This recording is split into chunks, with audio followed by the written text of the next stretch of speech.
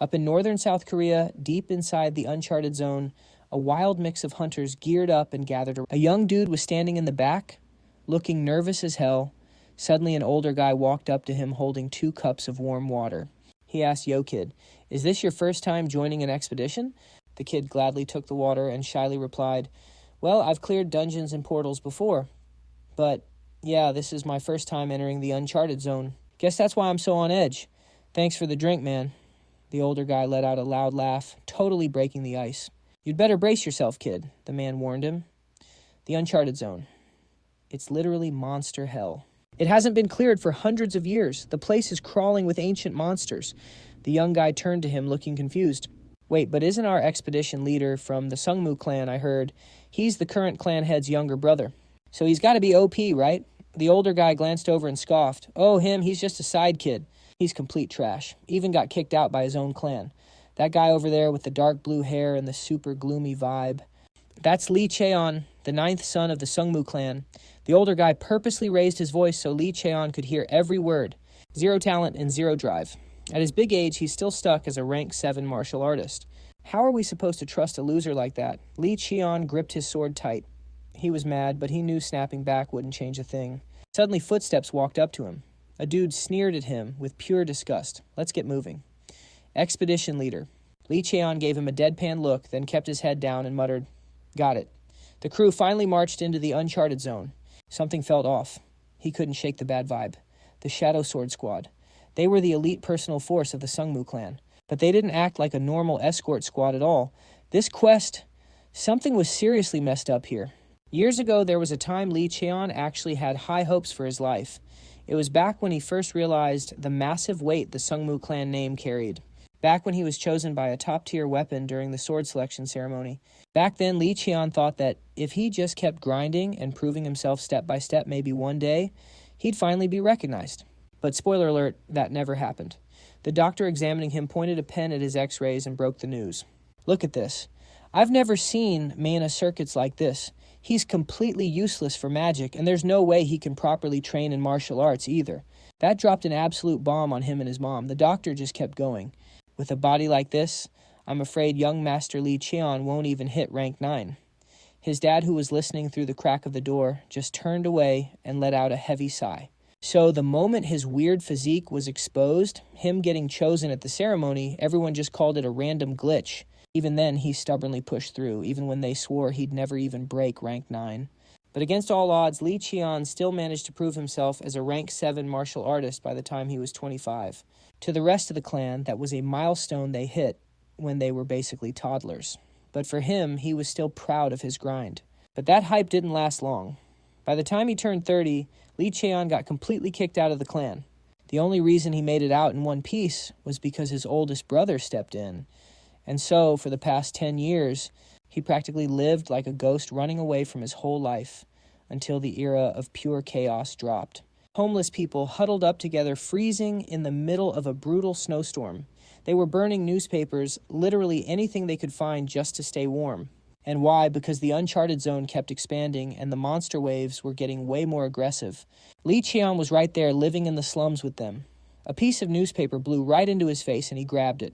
Cheon stared at the headline on the paper. It said that Prophet Jin had become a star in the sky. Plot twist. That was actually his father. The guy known as the absolute peak of South Korea's martial arts. The head of the Sungmu Clan had died, suddenly. Footsteps stopped right in front of him. 9th son, young Master Cheon. He snapped his head up in shock. It was the Sungmu Clan's Shadow Sword Squad. Cheon was totally confused. How the hell did they find him?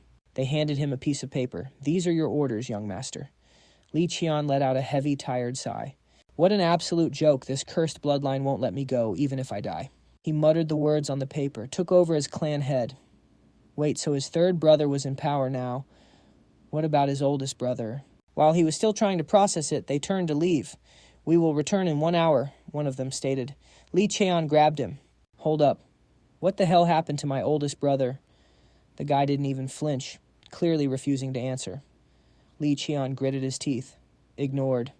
Again. Knowing he wasn't going to get an answer, Cheon pushed on. "I haven't held a sword in 10 years. Why the hell are you summoning a trash rank 7 martial artist like me to explore the uncharted zone? What's the actual point?" The guy just turned his head and gave him a cold stare. So, as the young master, Lee Cheon did the math in his head, refusing the order without a damn good reason that meant certain death. He shot back, "No, I accept." And just like that, they vanished without a single word. Lee Cheon could only grit his teeth, crushing the piece of paper in his hand as he cursed under his breath. Damn it all. Back to the present, the squad pushed deep into the unexplored zone. A young guy suddenly froze, staring at what was in front of him. He gasped, "Wait, are those ruins? What the hell is a ruin doing out here?" The rest of the group was just as shocked. No way. Who would have thought there'd be a perfectly preserved structure right in the middle of an uncharted zone? Sungmu Clan's men ordered everyone to move in. They crossed a rickety bridge that looked like it could snap at any second, and the whole vibe was just straight up creepy. A massive dinosaur-like skull and thousands of corpses just laying there on the damp ground. The young guy trembled in fear. Wait, is that the corpse of an ancient monster? Suddenly, the black sword shadow assassin's eyes lit up like he just struck gold. He signaled his crew to move in and finally execute their real plan. In the blink of an eye, the young guy's head hit the floor, chopped clean off by the black sword shadow. They didn't even hesitate, just diving straight into a total bloodbath. Among the group they dragged along, a terrified middle-aged man screamed, "What the hell are you guys doing?" One of the assassins casually wiped a streak of blood off his face and smirked. "Come on, didn't you guys already know that your fate was death anyway? You should consider dying for the family an absolute honor." And with that, he locked on to the man as his next target and dashed forward. But before he could even swing, a sword pierced right through his chest from behind. Lee Cheon had prepped for this, so he didn't even flinch. He demanded, "Who gave you the order?" Even with a blade through his chest, the guy calmly replied, "Orders from the master. Bring you all here and wipe you out as cleanly as possible." He raised his blood-soaked hand, grabbed the blade stuck in his chest, and with a simple twist, shattered the whole sword into tiny pieces. Broken. His face twisted into a crazed psycho smirk as the gaping hole in his chest started healing up insanely fast. God mode literally activated. He smirked, "As long as you trash don't put up a fight." Lee Cheon stared in pure shock, watching the fatal wound completely close up. Another guy couldn't just stand there and rushed in for a suicide attack against the sword shadows. But before he could even land a hit, the assassin kicked him so hard his whole body went flying. The impact sent Lee Cheon crashing to the dirt too. The assassin threw him a disgustingly cocky smirk.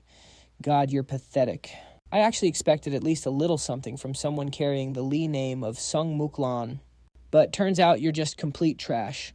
In a flash, he leaped straight at Lee Cheon, burying a brutal elbow right into his chest. Blood instantly spewed from Lee Cheon's mouth. And he wasn't done. He packed all his sick power into his leg and gleefully kicked Lee Cheon flying across the dirt. Lee Cheon's strength was draining fast. He's cooked. With his blood practically pouring out, he knew he couldn't just roll over. Hell no. I can't just die here like this. Lee Cheon stayed down, catching his breath as he frantically scanned the area for a weapon. Spotting a rusty, dull sword nearby, he desperately dragged himself toward it. He did the math in his head, a sword massive enough to take down a giant monster. Even if it's been rotting here for years, it's got to still pack a punch. But the absolute second his hand wrapped around the hilt, his jaw dropped at the madness that happened next. The literal sword he bet his life on, it just poofed into smoke the moment he touched it. Lee Cheon looked up in total despair. "Are you kidding me?" "Why?" The sword shadow assassin just casually strolled up behind him. He spat in disgust. "To think the mighty Lee bloodline has fallen this low. But hey, since you're a descendant of Lee after all, I'll send you off the proper way." His next move was a clean, merciless slash right across Lee Cheon's back. Lee Cheon collapsed in agony, his face going completely numb as he thought to himself, "Does the universe really not even want to give me one last chance? Am I really going to die out here my whole life, just struggling and running away? What a completely trash life." But wait, plot twist. That rusty sword suddenly reappeared. A weird black aura exploded across the area and fully wrapped around Lee Cheon's body. His last fading thought was just a desperate wish to be reborn. Scene shifted. A blinding light slowly faded in, and he heard a voice right beside him. "This kid. Is this Yu Jung's child?" As his blurry eyes finally forced themselves open, he was staring right at his late father. No way. He was just standing there chatting with the butler. His dad asked, "What exactly happened to Yu Jung?" The butler respectfully replied, "When we found her, she had already passed away." The butler stammered a bit, then just shut up. His dad shot an absolutely freezing glare right at him. Li Cheon's mind was spinning. Wait, didn't my dad die years ago? And why the hell does he look so young? Actually, not just Dad, the butler looked way younger too. Li Cheon reached his tiny hands up, wanting to see if they were actually real. But reality just gave him a massive slap to the face. Staring at his own chubby baby hands, he completely panicked. What the heck is this? Are these a baby's hands? His brain was totally short-circuiting. It was like he had literally regressed back in time. Is this really me? What the hell's going on? I swear I literally just died. Is this what the afterlife looks like? Wait, is this just my life flashing before my eyes? Taejin looked down and gave me a name. This kid's childhood name will be Li Cheon. Treat him like the other kids. Hand him over to a wet nurse and assign a few guys from the Shadow Sword Squad to guard him. Also throw him into the Iron Selection Rite alongside my 8th child. The butler gasped. My lord, right now. But the youngest isn't ready at all. Plus there's a gap of several months between them. Taejin stared dead at Li Cheon. Cold voice. It doesn't matter. Hearing that, I was absolutely stunned. After that, they just dipped, leaving baby Li Cheon all alone in the room. I let out a massive sigh of relief. They're finally gone. Classic dad energy. It's been a minute since I felt that kind of insane pressure. I wiggled my tiny baby hands trying to process things. Like, what on earth is actually happening right now? This feels way too real to just be a flashback. And that whole conversation, did that literally just happen? I don't want to believe it, but if that's the case, then no way. Holy crap. Did I just regress to the past? Plot twist. Fast forward a few months into his regression, and a massive day for the Sungmu Clan had finally arrived. It was the Iron Selection Rite. The clan's kids basically reveal their innate talents based on which weapon chooses them. Peak Manhwa logic. His dad got chosen by countless swords and became the absolute greatest swordsman of his era. His oldest brother, chosen by a sword, a magic grimoire, and a staff. Broken. Because of that, he got famous for having god-tier magic and sword skills. But this time, the main event is none other than Li Cheon dripped out in a shiny noble outfit. Honestly, I felt super awkward wearing this much drip. The maid was beaming, hyping him up. Oh my goodness. The young master looks absolutely adorable in his formal wear. And he's not even crying in such a strange environment. He is so incredibly mature. This was Li Cheon's wet nurse, Moon Gahwa. She hugged him tight and whispered softly, "Everything is going to be just fine, sweetie. Your path will always be wide open." I couldn't help but smile. To me, she was basically my real mom. But in my past life, and because my siblings were so ridiculously jealous, she got kicked out of the clan. She was the only one who stayed by my side until the very end, crying over my trash future. But this time, hell no. It's not going down like that. I swore to myself, I'm going to protect her at all costs. Just then, another servant walked up. "Young Master Li Cheon, everything is ready." Dad looked down at me with a faint smile. "Shall we head out?" Meanwhile, in another area, a man's voice echoed out. "My lord, everything for the Iron Selection Rite is fully set up," Taejin replied with a deadpan tone. "All right, let's move." A little while later, he and a massive entourage of servants made their way to the Iron Selection Rite. Stepping through the gates of the arena, dude, there were thousands of weapons lined up perfectly around the stage, with thousands of people crowding around to watch. Every single servant was holding a kid from the Sungmu Clan. The crowd in the stands started whispering about Li Cheon. Wait, is that the kid? The illegitimate trash they brought in from the outside sitting in the VIP section for this event was the matriarch of the Sungmu Clan, Bai Hwajeon. Next to her was the chief overseer, Lee Tae-hong. Then the eldest son, Lee Mi-jong. And finally, the third young master, Lee Gaeon-seong. The eldest son scoffed. He looked so totally pathetic. No one's ever participated in the Iron Selection Rite at such a young age, right, Gaeon-seong? Jeon-song rested his chin on his hand, looking completely dead inside. Yeah, pretty much. I literally have no idea where this thing crawled out from. But honestly, deep down, he was super curious. Taejin stepped up and officially kicked off the Iron Selection Rite. The first one up was Hwa. A cute little girl with short hair was placed on the stone seat. Taejin pulled out a tiny dagger and grabbed her hand. Then he made a tiny slice on her finger to draw blood. Hwa immediately started bawling her eyes out. A drop of blood trickled down onto the stone pedestal. Instantly, it turned into a streak of glowing light that shot straight toward one of the weapons in the stands. The crowd went absolutely crazy. No way. Don't tell me. Is that the ancient holy relic rank blade, the Azure Moth Sword? That legendary sword has been totally dead silent for generations.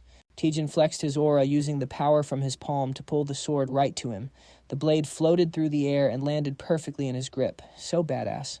Taejin picked Hua up and announced loudly, "From this moment on, the Azure Moth sword belongs to Hua." Everyone swarmed around her, cheering and hyping Hua up. "Madam, another absolute genius has been born into the family. What a glorious day for the clan." She laughed happily, thanking everyone around her. But suddenly, her smile totally dropped the second she heard the next name, Lee Cheon. The whole crowd started whispering again. "Wait, is it that kid? The bastard they dragged in from the outside." Someone else clicked their tongue in disgust. Why the hell would they even let a kid like that join the Iron Selection Rite? Taejin reached down, picked me up, and set me on the stone pedestal to start the ritual. He gently patted my head. And dude, his eyes were full of absolute trust. I was sweating a bit. The moment is finally here. In my past life, the sword that chose me was the Azure Sky Sword, a literal heavenly rank blade. So, what's going to happen in this life? My blood dripped down onto the stone. A massive burst of blue light started radiating from the pedestal, lighting up the whole area. But up in the stands, Baek Hwa-jeon looked like she was about to throw up. Taehong watched her every single move, thinking to himself, looking at my sister-in-law's face. She is seriously pissed right now, huh? I mean, he is the secret bloodline my older brother kept hidden for so long. Well, can't blame her, honestly. Man, that kid's fate is just tragic. Being branded an outsider. Surviving the Sungmu Clan is going to be brutal. Suddenly, footsteps crept up behind Taehyung. The old geezer stroked his beard, smirking. Seems the chief steward has taken a huge interest in an outsider. Taehyung felt disgusted, rolling his eyes internally. It's all because of these stubborn old fossils clinging to that outdated pureblood trash. The guy was Elder Cheon. Taehyung reluctantly bowed to the elder. The pureblood elder thought to himself, a guy whose true intentions no one can ever guess. Definitely a threat you can't ignore. Cheon leaned on his cane and asked, "Taehyung, is that the kid, the baby, the patriarch brought back?" He replied, "That's right, I heard the child was found and protected by the Shadow Sword unit." The old geezer looked baffled, scoffing. "I seriously cannot understand what the patriarch is thinking. An outsider brat with zero background and unknown parents is actually allowed to join the Iron Selection ceremony. Haven't those outsiders proven ages ago that they have absolutely zero right to take part in this ritual? I mean, the chief steward's own experience is the perfect proof of that, isn't it?" Taehyung gritted his teeth at the trash talk, trying his hardest not to snap. "What did you just say?" The old geezer kept his smug face, saying casually, "Oh my deepest apologies. It's just that the story of our dear chief steward coming from the outside only to be rejected by every single weapon during his Iron Selection ceremony. Well, an outsider will always be an outsider." He slammed his cane hard against the ground to trigger him. "You'd better know your place." Taehyung finally snapped, yelling back, "Don't push it if you keep spouting insults." Right in the middle of this intense beef, the main character's aura erupted, making both old men wide-eyed with shock as they stared. Down in the arena, a massive wave of blue light reacted way more insane than during the sword selection for Elder Hua. Cheon rushed to the railing to get a closer look. Literally not believing his own eyes, he gasped, What the hell is going on?" Taehyung shot up, grinning like crazy. "No way. How is this even possible? I'm seeing it with my own eyes, but it feels like a dream." A pure blue beam shot straight from the stone seat all the way into the sky right in front of tens of thousands of people in the stands. It lit up the entire zone. The weapons reacting to Lee Cheon started spawning one by one. First up, the legendary Blood Spirit Spear and the Iron Dragon Blade. Next were the Holy Relics, the Holy Sword Ma-A, and the Holy Thunder Ying-Long. The crowd went absolutely wild, screaming at this impossible event. It was completely broken. And get this, it wasn't just the ritual weapons. Even weapons that already had masters were reacting. The sword in the eldest son's hand was no exception. It was literally trying to rip itself from his grip to fly to Lee Cheon. The guy was completely stunned. How is that even possible? Myeongjong turned to his younger brother Gunsong. "Are you seeing this right now? Our youngest sibling seems to be way more talented than I ever imagined." He looked down at Lee Cheon, nodding in full agreement. No kidding, he's cracked. The audience around them was buzzing like crazy. There has to be some kind of glitch, right? There is no way an outsider trash could get this result. But the Iron Selection ceremony literally never makes mistakes. Taishin quickly stepped up to calm everyone down, standing silently before the massive crowd. He declared with absolute authority, "According to clan rules, all weapons chosen during this ritual belong to Lee Cheon. But This situation is way too complex to handle normally, so I am open to suggestions. Immediately, someone raised a hand. Let's hear it. Go ahead, Chief Steward, what do you suggest? Taehyung smirked like he just found the ultimate loophole. I don't think letting him keep everything is appropriate. The Iron Selection Ceremony is a sacred tradition of our clan. Therefore, let the young master personally choose just one weapon. Taishin totally agreed with the Chief Steward's logic. He snapped his fingers. Boom! Every single chosen weapon began floating in midair. Accepting the proposal, Taishin used magic to gently lift Lee Cheon off the stone seat and set him down on the arena floor. He wanted Lee Cheon to pick out his own weapon. The baby MC stared at the godly weapons, super confused. I don't get why everything is completely different from my past life. But hey, a buff is a buff. I am definitely going to exploit this to the max. With an eager face, he crawled past the divine artifacts, analyzing them like a pro. The sword carrying the bloodline of the true dragon Praha. The holy relic spear, white realm forged from a saint's body part to slay giant monsters. A 10,000-year staff, crafted from a branch of the world tree, the resting place of spirits. The spirit sword Sun Moon Star forged the exact moment the sun, moon, and stars aligned. Countless OP weapons are just begging me to pick them. But honestly, I don't need to think too hard. Lee Cheon locked his eyes on a specific sword and grabbed it. Taehyung's jaw dropped. It was the very sword that the founding ancestor of the Sungmu Clan had discovered in the primeval wasteland. But for countless generations, 0 people had managed to unlock its hidden power. It was completely shrouded in mystery, literally just gathering dust year after year. That sword was Black Knight. Based on its known stats, it wasn't even heavenly rank. But because it belonged to the founder, it was preserved like an absolute god-tier treasure. Literally, no one in history had ever been chosen by Black Knight. Was this really just a random, clueless choice by a baby Taishin used magic to pull Lee Cheon and the Black Knight sword right into his arms? His expression turned insanely serious as he muttered, or, is this the ultimate design of fate? Taishin raised the Black Knight sword high into the air. The announcer yelled it out. Lee Cheon chose the Black Knight. The ceremony was officially over, but up in the stands, Hwajin was absolutely salty about the results. That outsider Lee Cheon, he's a total pain in the neck, he thought. If he's going to be in my way, I'll just have to get rid of him. Flash forward 9 years, and our boy Lee Cheon was all grown up. He dashed to the door, yelling to his nanny, I'm heading out for afternoon training. Gahua rushed out in a panic. Oh my goodness, let me walk you there. They walked together since she was way too anxious to let him go off on his own. Curious, she asked him, Young master, there are so many other empty training grounds. Why do you always insist on going to Area 1? It's so old and run down. He just smiled and said, Because there's someone waiting for me there. Suddenly a loud shout came from behind them. No, that's completely wrong. That made Lee Cheon and Gahua turn around to look. Gripping the hilt that tightly is just going to wreck your hands. Now try a vertical slash one more time. It was little Hoa, the 8th daughter of the Sungmu Clan, training with her instructor. Lee Cheon peeked over and asked his nanny, That's the 8th miss, right? She panicked and quickly corrected him. You need to call her Big Sister Young Master. If someone hears you, we are cooked. Lee Cheon scoffed, thinking to himself, She's only 5 months older than me. What kind of sister is that? Meanwhile, Hoa was grinding hard at her training, but her master was absolutely ruthless. You have to swing the sword like it's a part of your own body. Try again. You need precise control or you'll just end up hurting yourself. One more time. Hearing that just made her blood boil. Furious, Hoa slammed her sword onto the ground and snapped at her master. Why are you nagging so much? Who cares how I grip it as long as I can pick it up? The poor instructor awkwardly tried to calm her down. Oh, my lady, I'm only being strict for your own good. Let's just take a breath and try again. Okay, I promise you'll nail it this time. Hua crossed her arms and pouted, but she did start to cool off. Lee Cheon pointed at the poor guy and asked his nanny, Who's the guy struggling to teach her? She replied, That's Baek Yi-hyun, the commander of the Black Pill faction. Lee Cheon stared at the two of them deep in thought before accidentally blurting out, a 9-year-old kid getting a high-tier master like that.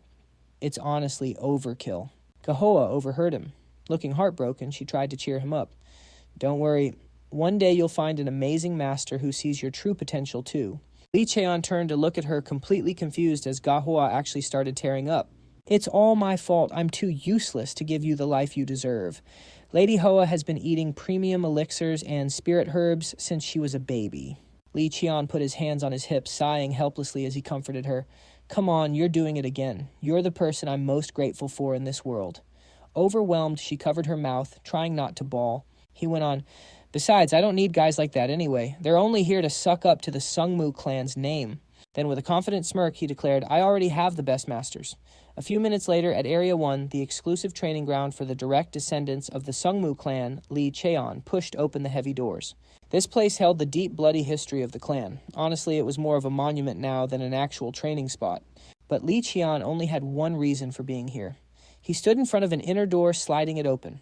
Because this room housed ancient weapons older than anything else in the clan's entire armory. Cheon scanned the room and boom, he spotted exactly what he wanted. He picked up an old sword, inspected it, and decided, yep, this is the one for today. Ever since he regressed to his second life 9 years ago, he had unlocked a massive, game-changing ability. And the most insane part about it, well, Cheon stood in the center of the room, took a deep breath, closed his eyes, and regulated his inner mana, letting his energy merge perfectly with the blade. Once he synced up, he completely became one with the weapon. That was his broken skill. Cheon could read the memories embedded inside any weapon. "You've got to build a rock-solid foundation," a voice echoed from the sword. "Whether it's a god-tier skill or a basic strike, the fundamentals are everything." Slashing downwards. Using the lingering memories trapped inside the blade, Cheon shadowed the exact movements to train. The weapon itself was his master, leveling him up step by step. Every technique and habit of its previous owner became his ultimate cheat code. Who needs a real instructor when you can just copy a legend? The older and more OP the weapon, or the more its master cherished it, the crystal clearer those memories became. Guided by the phantom master hidden in the worn-out blade, Cheon kept swinging. He was carving out an absolute, unshakable foundation for his swordsmanship. He was building a pillar of strength that would never crumble. After hours of nonstop grinding, he finally mastered it. The seven-star sword's first form, Stone Wind.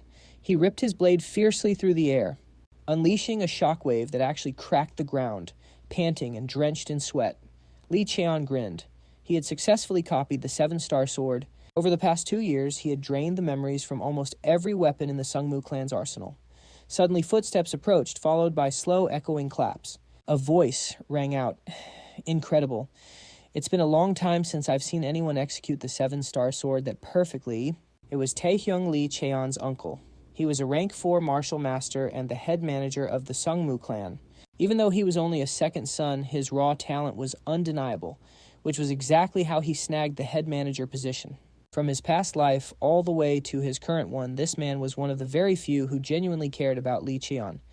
The boy bowed respectfully, happily, letting his uncle ruffle his hair. Taehyung laughed warmly and said, "Just call me uncle.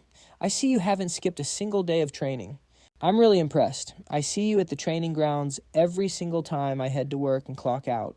Getting treated differently from your brothers must be really tough on you, but I hope you stay strong and pull through." Hearing that, he replied, "I'm perfectly fine, uncle. After all, I carry the blood of the Sungmu Clan, proving yourself with a sword that is the true meaning behind our family name. So I'll prove my own strength." He placed a hand on his chest and swore with sparkling eyes. Taehyung could really feel Cheon's absolute determination. He felt deeply saddened by the fate of a child like him being born as an illegitimate son. It was truly a pity. Taehyung fake coughed a few times to change the subject. "By the way, you're almost at the age for the naming ceremony, right?" He brought up an offer slightly late. "Before the naming ceremony starts, I want to be your master. So how about it? Are you happy?" Cheon felt a bit awkward but had to decline. "I'm super grateful, but I can't accept it." This made him go wide-eyed and yell, "What? Why not? Is it because you're not happy with me being your master?" It seemed Taehyung completely misunderstood him, so he explained, "No, it's not like that at all. According to the clan rules, taking a master before the naming ceremony is strictly forbidden. I don't want to put you in a tough spot, uncle." He tried to convince him. "But your other brothers are blatantly breaking the rules right now. Every single one of them is already using elixirs and inviting top-tier masters to teach them." Seeing Taehyung place a hand on his shoulder, he gently brushed it off and smiled brightly as he replied, "But just because no one else is following the rules doesn't mean I should do the same. Besides, like I said before, I want to prove my strength, all by myself." Taehyung saw the incredible maturity in him and marveled. Is this kid really just 9 years old? Those eyes look exactly like my oldest brother's. Cheon stared firmly at Taehyung, silently asking for his understanding. He immediately threw his hands up and burst into laughter. Seems like you have absolutely zero intention of changing your mind, huh? This stubbornness is exactly like your dad's. Taehyung ruffled Lee Cheon's hair vigorously. He was totally out of options. Man, what a headache. Is there really nothing I can do to help you? Sitting back and doing nothing just makes me feel way too guilty. Hey, if you need anything at all, just say the word. Lee Cheon's eyes instantly lit up. Thank you, Uncle. That's exactly what I was hoping for. He scratched his head, faking a shy reaction. Actually, I do have one tiny request. Taehyung was thrilled. Oh, really? Tell me, let's hear it. Lee Cheon grinned from ear to ear. I want to go on a tour of the secret vault's underground armory. This took him completely by surprise. And so, the very next day, a black car pulled up to the secret vault's facility. The guard signaled the vehicle to stop. He bowed and asked the people inside, "Excuse me, please verify your identity and your purpose of visit." The uncle flashed his ID card and answered clearly. Head manager Lee Taehyung here for a routine inspection. My companion is the youngest son of the Sungmu Clan, Lee Cheon, here for a tour. The guard stood at attention. Understood. Identity confirmed. Please proceed. The massive gates opened and they started heading inside. Lee Cheon looked around in awe, thinking to himself, time to turn on the innocent kid act. He spoke up. Wow, so cool. Is that really the secret vault? Taehyung looked at him through the car window and asked, Are you really that excited? Lee Cheon replied, Of course I am. The secret vault is where all the clan's greatest treasures are kept after all. And the exact thing I'm looking for is in there too.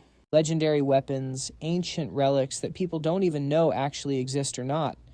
For those chasing after such wild myths, there is a very famous saying, literally, everything can be found inside. Stepping right into the main hall, which was absolutely packed with all sorts of different weapons. Taehyung and Lee Cheon continued making their way down to the underground level. He explained, the basement of the secret vault is where weapons are completely sealed away for various dangerous reasons. Lee Cheon slapped on a super hyped expression, and among them are those monster weapons that can literally devour their own masters, right? He chuckled. That's right. Seems like you know quite a lot, kid. Taehyung tried to spook him. If you just casually pick one up, both your body and your mind will be burned to ashes in an instant. Then he burst out laughing. So are you scared? This made Lee Cheon stammer. And not at all. Totally not scared. He continued, Don't worry, highly dangerous stuff like that is kept in areas we can't even access anyway. I've got some work to handle upstairs, so take your time and look around. Lee Cheon answered, Yes, uncle. He happily stepped right into the elevator, then waved goodbye to his uncle. Once the coast was completely clear, Lee Cheon let out a huge sigh and dropped the act. Man playing the role of an innocent little kid is not easy at all. Lee Cheon began his exploration of the secret vault's basement, also known as the weapon graveyard, a place sealing away countless weapons and relics. The entire reason he came all the way here was to find one specific weapon, infinity. It was originally a short sword, but when infused with mana, it could change its length, shape, weight, and even its properties completely at will. In his past life, Lee Gunseong found infinity right here in this exact vault, and thanks to its absolutely broken, overwhelming transformations, he earned himself the title Master of 1,000 Forms. It was all thanks to that title that the most promising heir, his oldest brother, was totally overshadowed by a third son like him, letting him steal the seat of clan head. After that, he tracked down and ruthlessly wiped out Lee Cheon, who was just trying to lay low. That was literally all the info he had. And to prevent his past life's tragedy from repeating, he had only one single choice. No matter how much time it took, he had to check every single item one by one. Lee Cheon channeled a jet-black aura right out from the palm of his hand. Determined to appraise every single weapon, he braced himself and thought, This time I am definitely snatching the infinite. Before Lee Gunseong does next, he tapped his fingers on the weapons one by one to check their stats. But after 20-30 minutes, absolutely nothing had potential. Lee Cheon sighed. He had been checking every single thing that looked like a short sword for an entire hour, but the infant, he snapped himself out of it. It has to be here. I haven't checked everything yet. He walked over to the display cases on the other side to scout them out. Suddenly, the moment his hand brushed the edge of the table, an ancient sword dropped. A rusty short sword clattered right in front of him. Seeing it, Lee Cheon crouched down and reached out to pick it up. He honestly didn't expect this blade to look so incredibly worn out. But right before he could grab it, the dark aura in his palm reacted violently. The sword started absorbing Lee Cheon's dark energy, making him flinch and yank his hand back. Lee Cheon frantically looked around. How could things get this messed up? In a split second, the black smoke spiraled out of control, flooding the basement, before sucking him right into the sword. By the time he got his bearings, he was standing in a completely different dimension. Li Cheon's mouth moved, trying to form words, but nothing came out. No way. He could not believe his eyes. The entire place was an absolute bloodbath, with corpses scattered everywhere and piled up into literal mountains. He stood up and walked around, thinking to himself, could this be the hidden memory stored inside the short sword? But this is completely different from the weapon memories I've read before.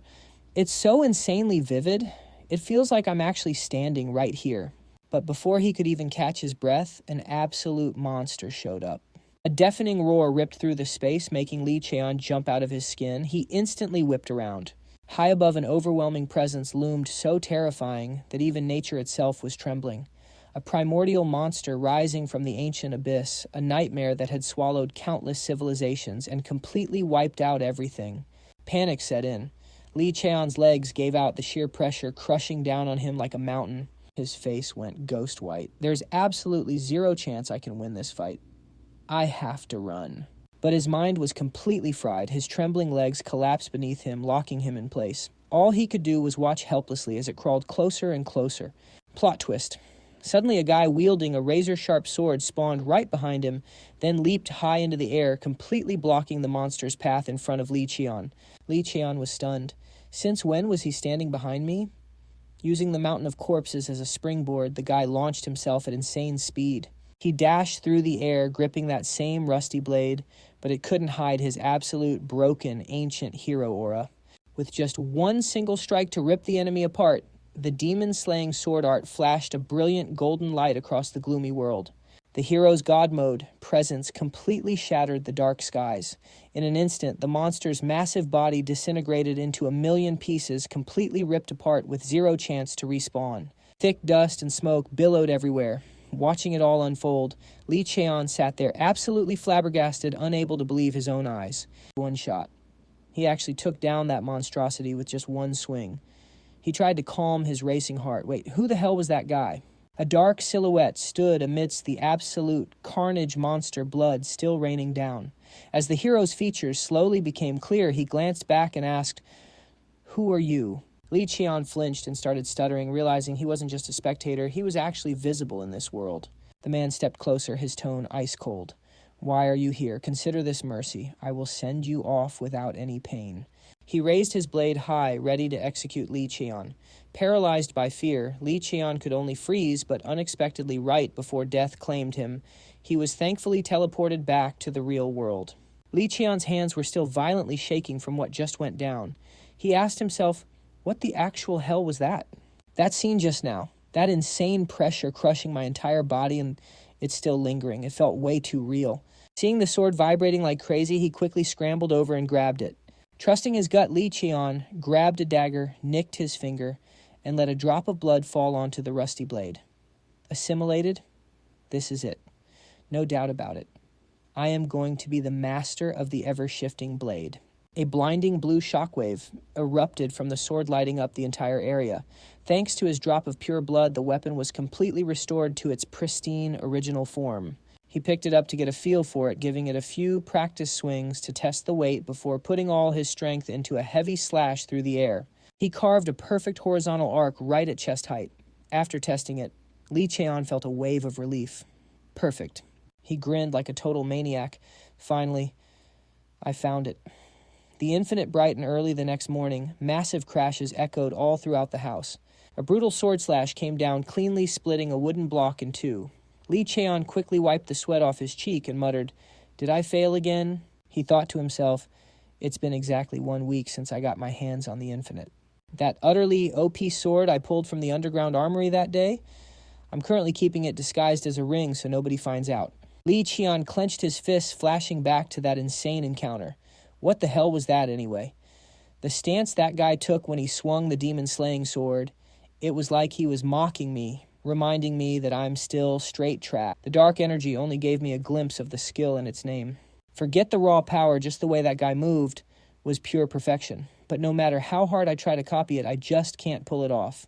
He smirked, looking down at the blade in his hand, before swinging it down with absolute force. Li Cheon smiled with unwavering confidence. Even so, I'm not in a rush at all. In my past life, I was just absolute trash that everyone looked down on. I wasn't even taught the clan's basic martial arts. It's just a single move, but this is my first time getting my hands on a high-rank skill. He let out a breath, absolutely determined. I can do this. I remember exactly how he moved in my memories, crystal clear, clearer than anyone else. Lee Cheon suddenly froze. Wait a second, that man... I'm not a full-grown adult like him. I'm literally just a 9-year-old kid. He stared at his tiny hands. If I just try to copy an adult's movements perfectly, there's absolutely no way I can unleash its full power. I need to adapt to this body. Just take it slow and natural. Gripping his sword, he took a stance. His face was pure determination as he gently closed his eyes. Lee Cheon adjusted the swing to fit his body, whispering to himself before bringing it down with a decisive smash. Boom. The massive strike carved out a huge crater, completely wrecking a chunk of the ground. Lee Cheon slowly lifted his sword out of the dirt. Staring at the damage he just did, he hyped himself up. Nice. Looks like I finally got the feel for it. He clenched his fist, totally locked in. Now I just need to figure out how to channel the mana, and I'm golden. But no matter how many times I tried to use the mana control from my memories, it felt like a massive piece was missing. I just couldn't recreate it. He let out a heavy sigh. Guess the only way is to keep testing it out. He was so dead set on his training that he completely missed the shadowy figure chilling by the wall right behind him. All right, let's run it back. Lee Cheon pumped himself up. Meanwhile, the figure was just standing there with a smirk watching his every move. As Lee Cheon went for another swing, the mysterious shadow suddenly dashed straight at him. She caught Lee Cheon's mid-air blade with her bare hand and called out, "Hey there, little guy." It made him instinctively snap his head around. "Where exactly did you learn that skill?" the girl asked. Lee Cheon was totally caught off guard. "Who are you?" he blurted out. Jet black hair, brown eyes. Wait, she's from the main bloodline of the Sungmu Clan. "Who are you again?" he asked, which actually caught the girl by surprise. "You really don't know who I am?" she asked before bursting into laughter. "Ah, fair enough. Makes sense you wouldn't know me. I barely ever show my face around here anyway." She stepped closer to Lee Cheon, her voice softening. "So what's your name, kid?" Still a bit flustered, he answered, "I'm Lee Cheon." She grabbed his tiny hand and gave it a shake. "Cheon, huh? That's a pretty unique name." "Oh, right, I'm Lee Gyeongwa. Nice to meet you." Lee Cheon's brain totally short-circuited. "Aunt Lee Gyeongwa." Suddenly his uncle's words echoed in his head. "Listen, kid, your aunt is a little different from the rest of us. Your grandfather just couldn't accept that." All the color drained from his face as the memories from his past life came rushing back. But pushing all that trauma aside, he suddenly found himself flat on the dirt, pouting and biting his lip in frustration. Gyeongwa stood over him, completely teasing him. You're pretty weak for a kid, huh?" Lee Cheon grumbled in his head. "Have you ever considered that maybe you're just stupidly strong?" Gyeongwa suddenly leaned in way too close. "So, kiddo, where did you actually learn that skill?" she asked, probing for answers. Lee Cheon blinked. "Why do you want to know?" Gyeongwa's voice spiked with pure hype. "Because that's an ancient martial art. Your awesome auntie here is absolutely, undeniably obsessed with ancient martial arts. That was the era when ancient monsters were running wild, right?" She cheerfully pulled a small notebook out from her collar and shoved it right in his face. "Since you like it so much, consider this a gift from me." Lee Cheon grabbed the notebook, flipping it over in confusion. A gift. His aunt was literally vibrating with excitement. "Yup, go on, open it." He squinted at the pages. This handwriting is straight up trash. So hard to read. Wait, is this magic? It's not just magic. There are martial arts records in here too. The level is insane. It's so high, I can barely even wrap my head around it. He realized right then the rumors about her were completely dead wrong. He suddenly froze as he flipped to a specific page. Gyeongwa, hovering right over his shoulder, excitedly pointed at it. "Oh, that one. That's ancient magic based entirely on mana circuits." Back in the day, she explained magic only used the body's mana circuits without even needing a mana core. But modern magic, it's all about stockpiling mana right in the heart. But honestly, can we really call ancient magic outdated? Lee Cheon stared at his aunt, absolutely mind-blown. That's a perspective I had literally never even thought about. Gyeongwa kept going. Honestly, the mana control skills from back then might actually be way more OP than what we have now. That's exactly why I've been researching amplification. Too bad the records are basically non-existent. Lee Cheon listened to her rant, his eyes glued to the notebook in his hands. He was stunned.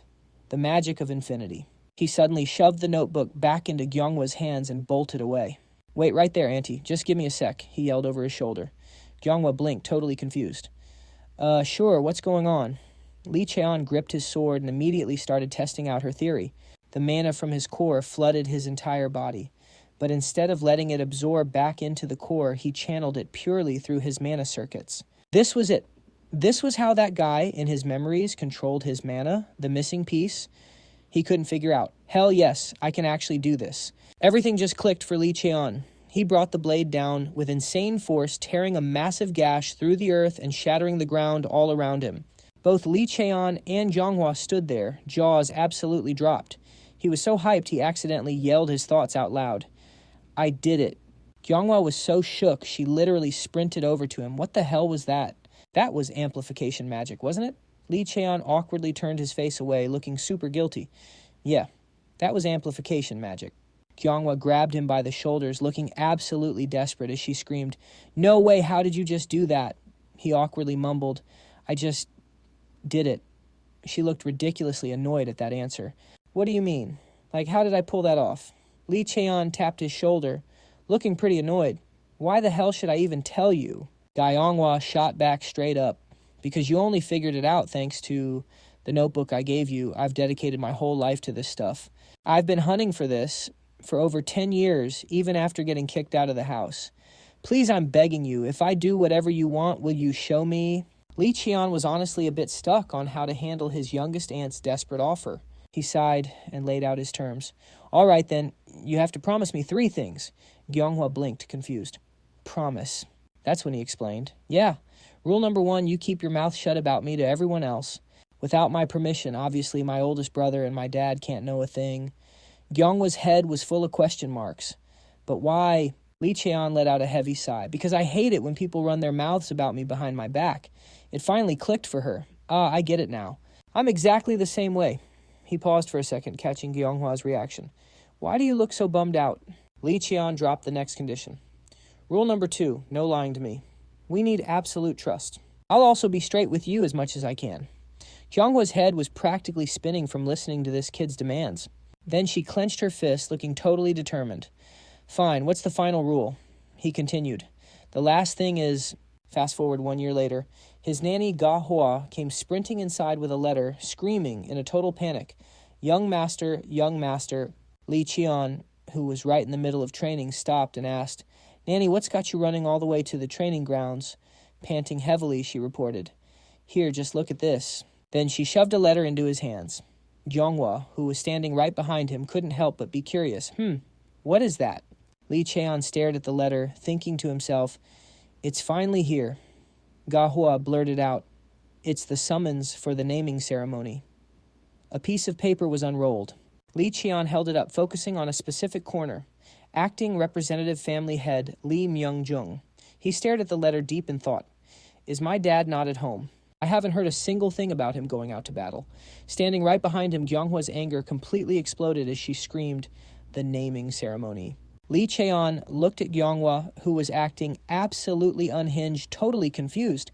Why are you tweaking out all of a sudden? Gyeonghwa stood there, aggressively brushing her hair back and yelling. We were just getting into the groove of things. This is the most crucial time. If you go to that naming ceremony, you'll be completely tied down. No way. Don't go. Just ignore it. While Gyeonghwa was throwing a massive fit, he was still lost in thought. It's been a whole year since I made that deal with Aunt Gyeonghwa. Since then, we've been grinding magic research together. Modern magic focuses on origin mana, while ancient magic relies on the mana path. Fusing these two systems together literally creates an entirely new kind of magic. And that's the absolute lifelong dream she's been trying to achieve.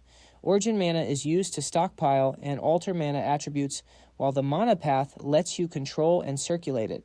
Thanks to that combo, my magic application is miles ahead of any other kid my age. Totally broken. Meanwhile, Gyeonghwa was still muttering right next to him. Can you seriously just not go researching magic? Is way more fun anyway. Her constant whining was starting to get on Lee Cheon's nerves.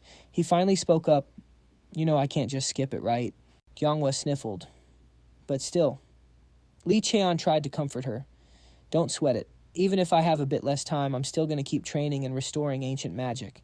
Hearing that Gyeonghwa's head snapped up in pure shock. How are you going to pull that off? The training schedule for the naming ceremony is going to be insanely brutal. Her question just made Lee Cheon smirk. he answered with pure confidence. I'll just do both at the same time. The very next day, training officially kicked off. Instructor Jiang-ut barked out, "First up, endure my magic attacks for 30 minutes straight." While talking, he glanced over the kids, thinking to himself, this batch hits different. Arcs of electricity crackled and danced, zapping right into their bodies. Normally, a kid like Lee Cheon, who had zero basic training, should have been instantly fried and knocked out cold. But nope. Bro was literally countering everything with his own magic. A deadly flash of killer intent shot from Lee Cheon's eyes straight at Jiang-ut, making the instructor jolt in terror. He panicked internally. This kid is literally testing the waters. He's watching the 8th miss to gauge his own level, all while forcing us instructors to step up and teach at a way higher difficulty. A 10-year-old illegitimate kid actually has the guts to pull a stunt like this. Jiang-ut stood there sweating bullets, just staring at Lee Cheon. Damn it? You're telling me that is just a side branch kid? Hell no. With abilities that cracked, calling him that is a straight-up insult. As a martial artist, I seriously need to check myself. This isn't just some basic prep for a naming ceremony anymore. This is my chance to go all out and pass down everything I know to this kid. After surviving a massive, grueling training session, Lee Cheon stretched his shoulders and strolled right out the door. Finally done. He flashed back to getting struck by literal lightning inside a glass chamber. This family's absolutely psychotic. Just to build up magic resistance, they straight up threw me inside a magic generator. Are you kidding me? Lee Cheon thought to himself, massaging his sore shoulder. Still, I really didn't expect that guy to be the one apologizing first. Somewhere along the line, the way people look at me completely flipped. He dragged his exhausted body outside. Whatever, I just need a damn break. Out of nowhere, a shadow blitzed him from the side, launching a sneak attack. But boom, Lee Cheon blocked the strike without even trying. The guy scoffed, "Hey, you illegitimate trash, step outside for a sec." He glared at Lee Cheon with pure venom in his eyes. Annoyed, Lee Cheon aggressively slapped the guy's hand away. "What the hell is your problem?" The dude jammed a finger straight into Lee Cheon's chest and roared, dripping with arrogance. "Watch your damn mouth. I'm the true heir, and you're just some illegitimate trash. Plus, I'm literally a whole year older than you." Lee Cheon found her so annoying. "I don't have the time to bicker with you," he snapped. He turned to leave, but seeing this, she screamed in a rage, gathering mana in her hand as she lunged at him. "Hey, don't you dare ignore me." Lee Cheon was actually caught off guard by her move. She's seriously using mana. He instinctively stepped back to brace himself. He was going to let it slide, but nah. Lee Cheon swiftly dodged Ho's punch, shifted his stance, and grabbed her right by the throat, lifting her into the air. He dropped a cold threat. "If you want to cry about it, go cry to your mommy." "Stop wasting my time, I'm busy." She stumbled back after he let her go, screaming with totally bitter resentment. "This is all your fault. Because you pulled off that crazy stunt at the awakening ceremony, I constantly get compared to you. Do us all a favor, know your place as an illegitimate rat, and shut up. It's so unfair. I'm out here losing sleep and grinding every single day while you're just born, completely broken. I didn't even want this, but my mom is faking." Suddenly, she clamped a hand over her own mouth. Lee Cheon instantly called her out. "Feels pretty good to blame someone else, huh? Like you said, I'm just the illegitimate kid. Does this status mean I don't even get the luxury of trying? You're losing sleep. Then just stop sleeping. Cutting out snacks still isn't enough to catch up. Then skip your main meals too." He smirked, provoking her. "If I piss you off that much, then use everything you've got to beat me down and force me to apologize, because that's the Sungmu family way." Hua stubbornly clenched her fists. "You arrogant little punk," she shrieked. "Fine. At the naming ceremony, I'm going to totally wreck your score. I'll force you to call me your big sister and make you beg on your knees. Remember this." Lee Cheon gave her a slight dismissive smile. Yeah, I'll be waiting." That afternoon, over at the exclusive training grounds for the direct bloodline in Sector 7, someone was walking in. The servant saw her and rushed over, bowing respectfully. Madame Huajian kept a totally deadpan expression. "Leave us. I need a word with my daughter." The servants quickly obeyed. "Right away, ma'am," they said, scrambling out of the room. Meanwhile, Hua was inside, sweating it out in intense training. "What exactly are you doing?" Huajian's voice made Hua jump and snap her head around. Mother flustered, she quickly bowed. I'm just training." Huajian stood across from her, her tone icy and strict. "I heard what happened. You actually let that brat overpower you?" She lectured her coldly. "I told you, if you can't suppress him, absolutely crush him. This is so disappointing. If you're only grinding this hard because you're scared of being punished, then just quit." Every single word stabbed right into her mental. Hua spoke up, trying to defend herself. I know what you think about my training, but I'm doing this because I want to... She gripped the sword behind her back tightly, her voice actually trembling. Mother. Hua-jeon stared at her dead-eyed and completely devoid of emotion. Is that so? Hua desperately tried to explain herself. I'm going to beat him, but not because you ordered me to. I'm doing it because I want him gone. I'll make my own choices. Hua-jeon just stood there, her face darkening. You let yourself get provoked by a literal nobody. Hua trembled, bowing her head as she clenched her fists. Hua-jeon leaned in, drilling the lesson into her head. You are the legitimate heir of the Sungmu family. You and that trash didn't even start at the same starting line. Beating him should be a given, and yet you let him get inside your head. She pulled out a small glass vial and held it out. This is dream illusion. It's highly toxic. If you can't outclass him, then step on him by any means necessary. Hua-jeon shoved the vial into Hoa's hands while she just stood there, completely stunned. That is the Sungmu family way. After handing it over, she turned and walked out. Meanwhile, back at Lee Cheon's place, Gahwa stared at the computer screen and gasped out loud. No. No way. This can't be real. Right there on the screen was the official ranking board. Lee Cheon grinned when he saw her reaction. Well, Nanny, are you finally going to stop stressing over me? Gahwa was so hyped, she pulled him into a massive hug.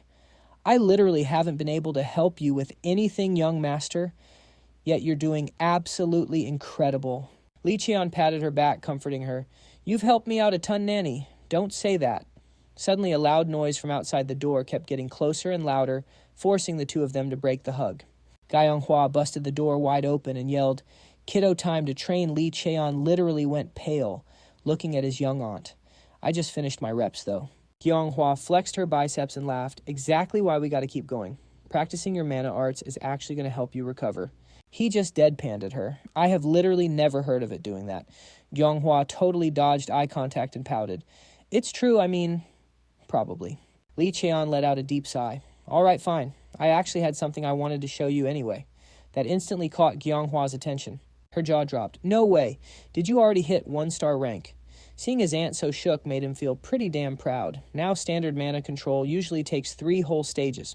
First is physical augmentation to hit the strong body stage. Next is shifting mana properties to unlock the Qigong stage. And finally, unleashing superhuman power through mana to reach the Qi Meridian stage. But his aunt's mana art was totally different. Even at just stage 1, it was completely broken, letting you do way more and unlocking extra hidden abilities. Because of that, her specific mana art system was ranked in levels called stars. Ga-young-hwa channeled her aura into Lee Cheon to check, completely blown away. Perfect. This is absolutely 1-star rank. Did it feel weird at all when you were channeling your mana circuits? I swear I thought it'd take you at least another year to pull this off. Lee Cheon shivered, hugging his arms as he complained, I actually just figured it out while going through the theory. Thinking back, that training method was literally psychotic. If I had messed up my mana control even a little bit, the balance between the mana heart and mana circuits might totally collapse, but honestly, you just gotta let it flow naturally. Mana is like water. It follows its own path. At the end of the day, our bodies are just vessels holding that mana. Ga-young-hwa stared at her hand, controlling the mana deep in thought. A vessel. She got super hyped. Kiddo, I think I can pull this off too. It will take some time, but I can totally do it. Lee Cheon stood next to her, just sighing to himself. Did she just have an enlightenment or something? Ga-young-hwa suddenly pulled him into a massive hug, praising him. Thanks, kid. You are my lucky charm. He was struggling, screaming in pure agony. Ugh, my ribs are gonna snap. Ga-young-hwa let him go and struck a pumped-up pose. Now time to hit the 2-star rank. He was sprawling on the dirt, totally wrecked. I almost died, he gasped. Ga-young-hwa spoke up again. You knew from the start that your 1-star rank hits different from the normal stage 1, right? Lee Cheon sat up deadpan. Yeah, I know. She asked again. So what do you think is your absolute best weapon? Lee Cheon thought for a sec before answering. My best weapon, I guess it is the sword. Ga-young-hwa immediately cut him off. Nope, I don't think so. That completely threw him off. Lee Cheon leaned in, confused. But you have never even seen me practice swordplay. She shot back confidently. Oh, I absolutely have. A few times when I had some free time, Ga-young-hwa scratched her chin, explaining, what I mean is you have got a talent that is way more broken than swordplay. Kind of hard to put into words, huh? Your greatest talent is actually mana arts. That totally sparked Lee Cheon's curiosity, the answer catching him completely off guard. She kept explaining, your talent for mana is just insanely OP. It literally outshines everything else. I have tried teaching my custom mana arts to tons of people, but no one could pull it off. Lee Cheon stared at the glowing spots on his body deep in thought. Before I regressed, I got clowned on for being absolute trash with mana. Gi Yonghua pointed right at him and declared, but for the current, you hitting 2-star is going to be a walk in the park. And if you conquer the 2-star rank, the naming ceremony will be literal child's play. She stated confidently to wrap it up. Gi Yonghua happily tried to drag Lee Cheon back into training. All right, now I am going to teach you the real techniques, so focus up. Yeah, he sat there laughing along. You got it, I am ready. Lee Cheon got up from the dirt, wondering, by the way, teach what is that thing next to you. Gi Yonghua glanced at the wooden box beside her with a super sketchy smile pointing at it. Oh, this. Boom! A projectile shot right past Lee Cheon's cheek, leaving a massive scratch before slamming straight into the wall. Gi Yonghua flashed a bright beaming smile. They are iron balls. She controlled 3 of them, explaining. You gotta learn how to release mana while moving. If you only use it standing still, your mana arts are pure trash. Alright, let's get this started. Gi Yonghua shot Lee Cheon a killer glare, making him realize he was totally cooked. The next day at the training grounds, Lee Yongguan stood there looking mad strict with his weapon making an introduction. I am the captain of the Blood Tiger Squad, Lee Yongguan. From now on, I will be instructing you in the secret arts of the Sungmu Clan. He pointed at the massive pile of weapons behind him. Pick the weapon you are going to use and bring it here. You have exactly 1 minute. Move it. Lee Yongguan's bark was so harsh, it had the 2 of them sprinting down to grab their gear. Hua sneaked a glance at Lee Cheon while he just stared at the weapon pile, groaning, You have got to be kidding me. Lee Cheon turned around, catching her confused stare, and snapped, The hell are you looking at? Got something to say, Hua quickly shot back. I wasn't looking. I don't have anything to say. She sneaked up and whispered, Hey, you use a sword too, right? Lee Cheon sighed. Nah. Hua watched in confusion as he walked off carrying a whole pile of weapons. Ah, but I literally saw you training with real weapons before. Lee Yongguan stood there staring him down, demanding, What the hell do you think you are doing? Lee Cheon answered right away, You told us to pick our weapons and bring them over.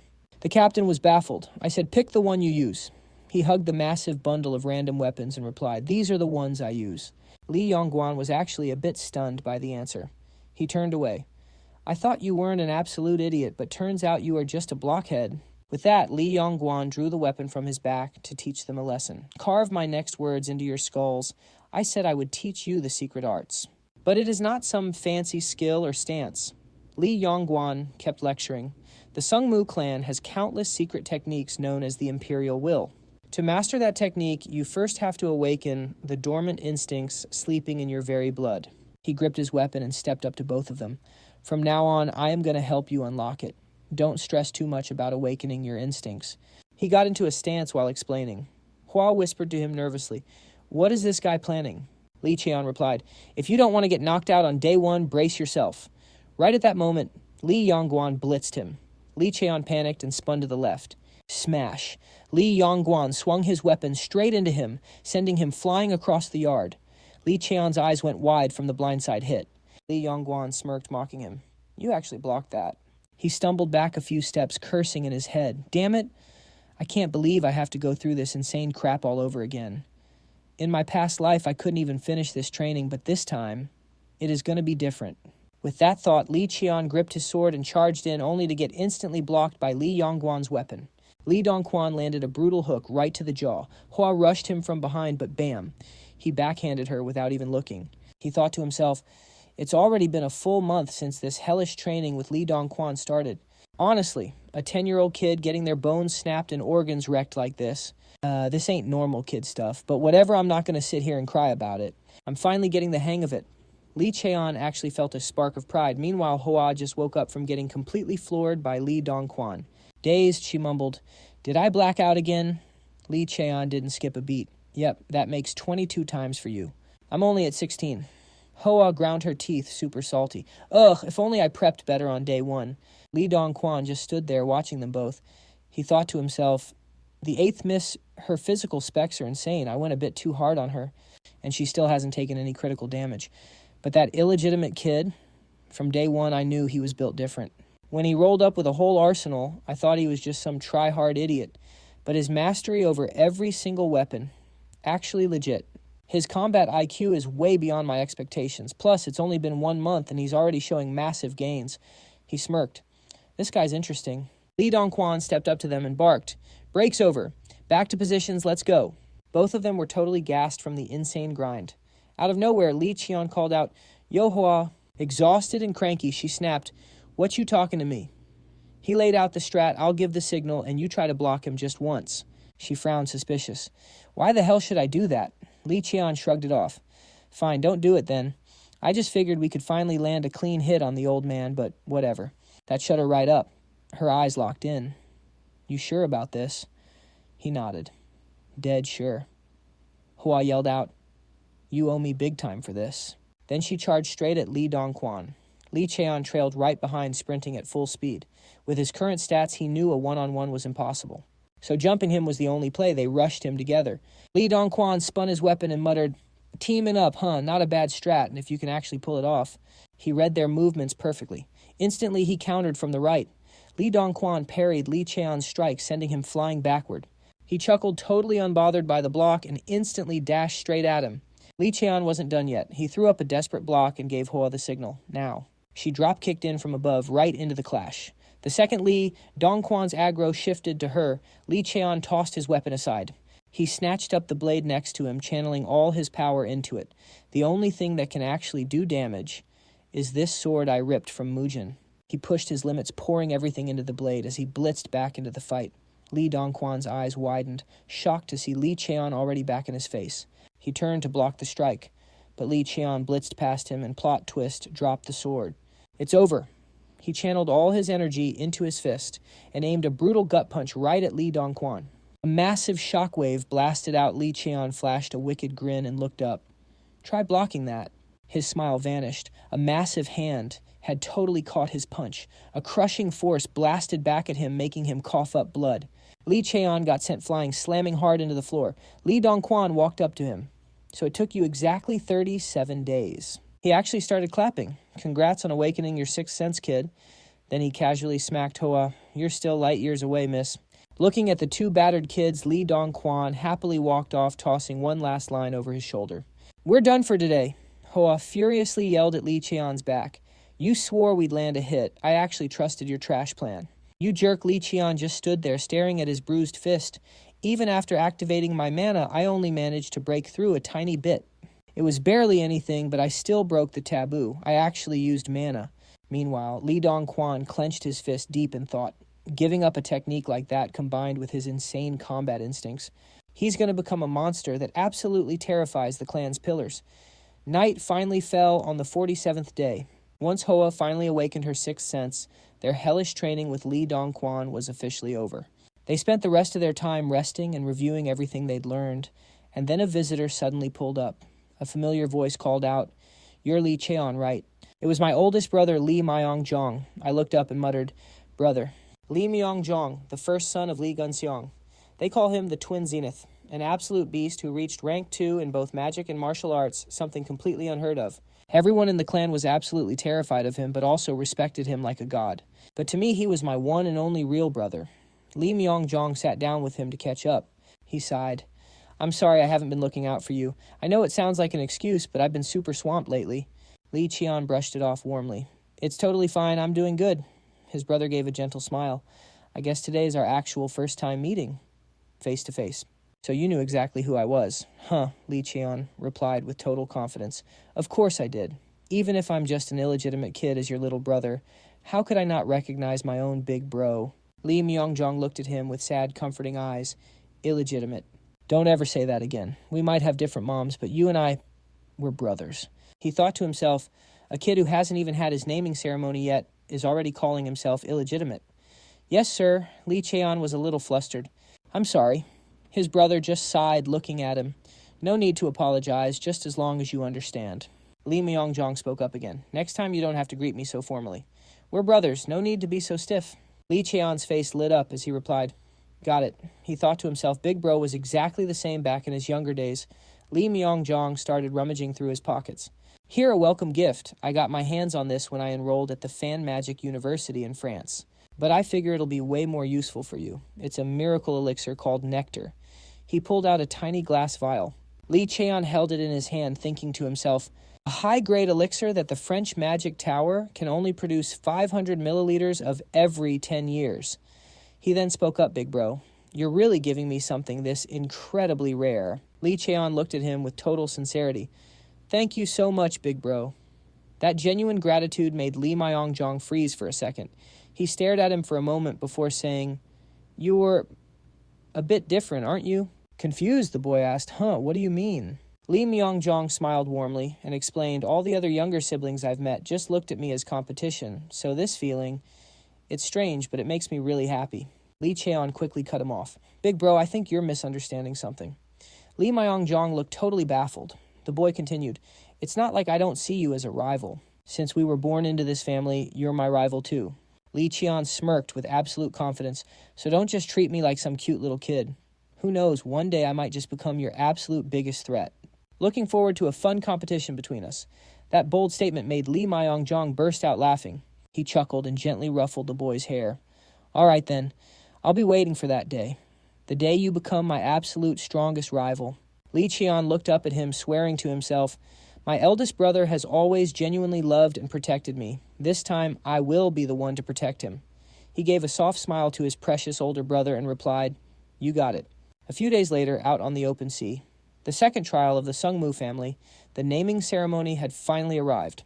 Familiar faces stood on the deck of the ship, heading straight for their destination, Red Blue Island. An island where the very color of the soil shifts depending on the density of mana in the air. For generations, this place has served as the ultimate testing ground for the Sungmu family's naming ceremony. As the ship slowly approached the island, the proctor's voice boomed out. I will now explain the rules for the naming ceremony exam. The young master and young lady must survive on Red Blue Island for 3 full weeks and prove your worth. The devices you've just been handed are GPS trackers. Unless it is an absolute emergency, you must keep them on your person at all times. The final stage of the exam will unlock 2 days after the 3rd week ends. The two of them strapped the trackers to their wrists as the briefing wrapped up. I wish you both the best of luck. With that, the proctor dipped, leaving the two of them alone on the island. Hua glanced over at Li Cheon. Hey, I need to tell you something. He just sighed. Looks like you finally made up your mind, huh? Hua tried to play it cool. What are you talking about? Li Cheon just shrugged casually. You've been trying to say something to me ever since training camp started. Caught red-handed. Hua stammered. How did you even know that? He gave her a deadpan look like she was an idiot. How could I not notice? Just spit it out, I'm listening. That totally threw Hua off, making her hesitate. She unbuckled her tracker, then gestured toward him. Take yours off, too. Put them all together over here. Li Cheon unstrapped his device and walked over. All right, they're down. What's the deal? Hoa quickly pulled out a tiny glass vial and held it right in front of his face. It's poison. It's called Illusion Dream. His eyes went wide in shock as she bluntly dropped that bomb. Hoa quickly explained it only works on kids under 15 years old. If it's exposed to the air for more than 5 minutes, it just evaporates. But once it gets inside your body, it completely blocks your mana circuits for a long time. Li Cheon's face instantly went dead serious. Who gave that to you, Hua? Just gave the vial a little shake. I have zero intention of telling you. And then without warning, she chucked it as hard as she could at a nearby rock smash. It shattered into 1,000,000 pieces. See that now there's zero proof. She threw it so fast that Li Cheon was left totally stunned. Hua confidently thumped her chest. I'm going to beat you fair and square. I don't need garbage like poison to win, so you'd better go all out and fight me at your absolute peak. Those words hit hard. Li Cheon couldn't help but feel moved. He cracked a huge grin. You didn't even have to ask. That was my plan all along. Hua looked fired up. Good. Her tone then shifted to a warning. Did you put your tracker back on? Don't go doing something crazy like rushing the center of the island when you don't even know the terrain. It's way too dangerous. Li Cheon gave a lazy smirk. Yeah, I know. Wait, are you actually worried about me? Before he could even finish, Hua snapped back, her face totally red. What? Worried? I'm just scared you'll go and get yourself killed somewhere out there before I even get the chance to crush you myself. Right in the middle of her rant, a massive roar echoed out, completely cutting them off. They both whipped their heads toward the dark forest. Hua threw one last look at him. Just don't die out there, okay? I'll be going now. She slung the bag over her shoulder and took off. Lee Cheon just stood there watching her fade into the distance, low-key bummed out. She's actually gone. Even so, he thought to himself, my real target isn't the outskirts of the island anyway. He was completely locked in. All right, time for me to move out too. Heading straight to the center of the red-blue island. Meanwhile, back in the monitoring room, the examiners were watching his every move. One of them spoke up, as expected, from the Sungmu Clan's 8th child. She already cleared her first hunting quest like it was nothing. Her monster kill count is absolutely insane too. Considering this has to be her first real combat, you don't just get instincts like that out of nowhere. She's cracked. Cheo Jiang shared his thoughts. It took her 47 days, I believe. Right then, Li Dongguan chimed in from the corner. That kid was never built like this before. Everyone thought she'd need at least 2 full months. She had talent, sure, but nothing crazy. Honestly, somebody just pushed her past her limits and triggered her awakening. Li Dongguan kept his eyes locked on Li Cheon's movements on the monitor. Cheo Jiang also noticed what the kid was doing right then. But seriously, what the hell is that brat even doing? Li Dongguan replied from behind, looks like he's looking for a place to camp. The whole room started whispering, running away like a scared little rat. What a coward. Living up to that Sungmu Clan bloodline. Just then a sharp voice cut them off. Shut your mouths. Li Myongjong spoke up. In a danger zone like this, securing a safe house first is the smart play. There is absolutely nothing to criticize here. The guy in the corner couldn't even argue, so he just awkwardly agreed. Ahem, yeah, you're right.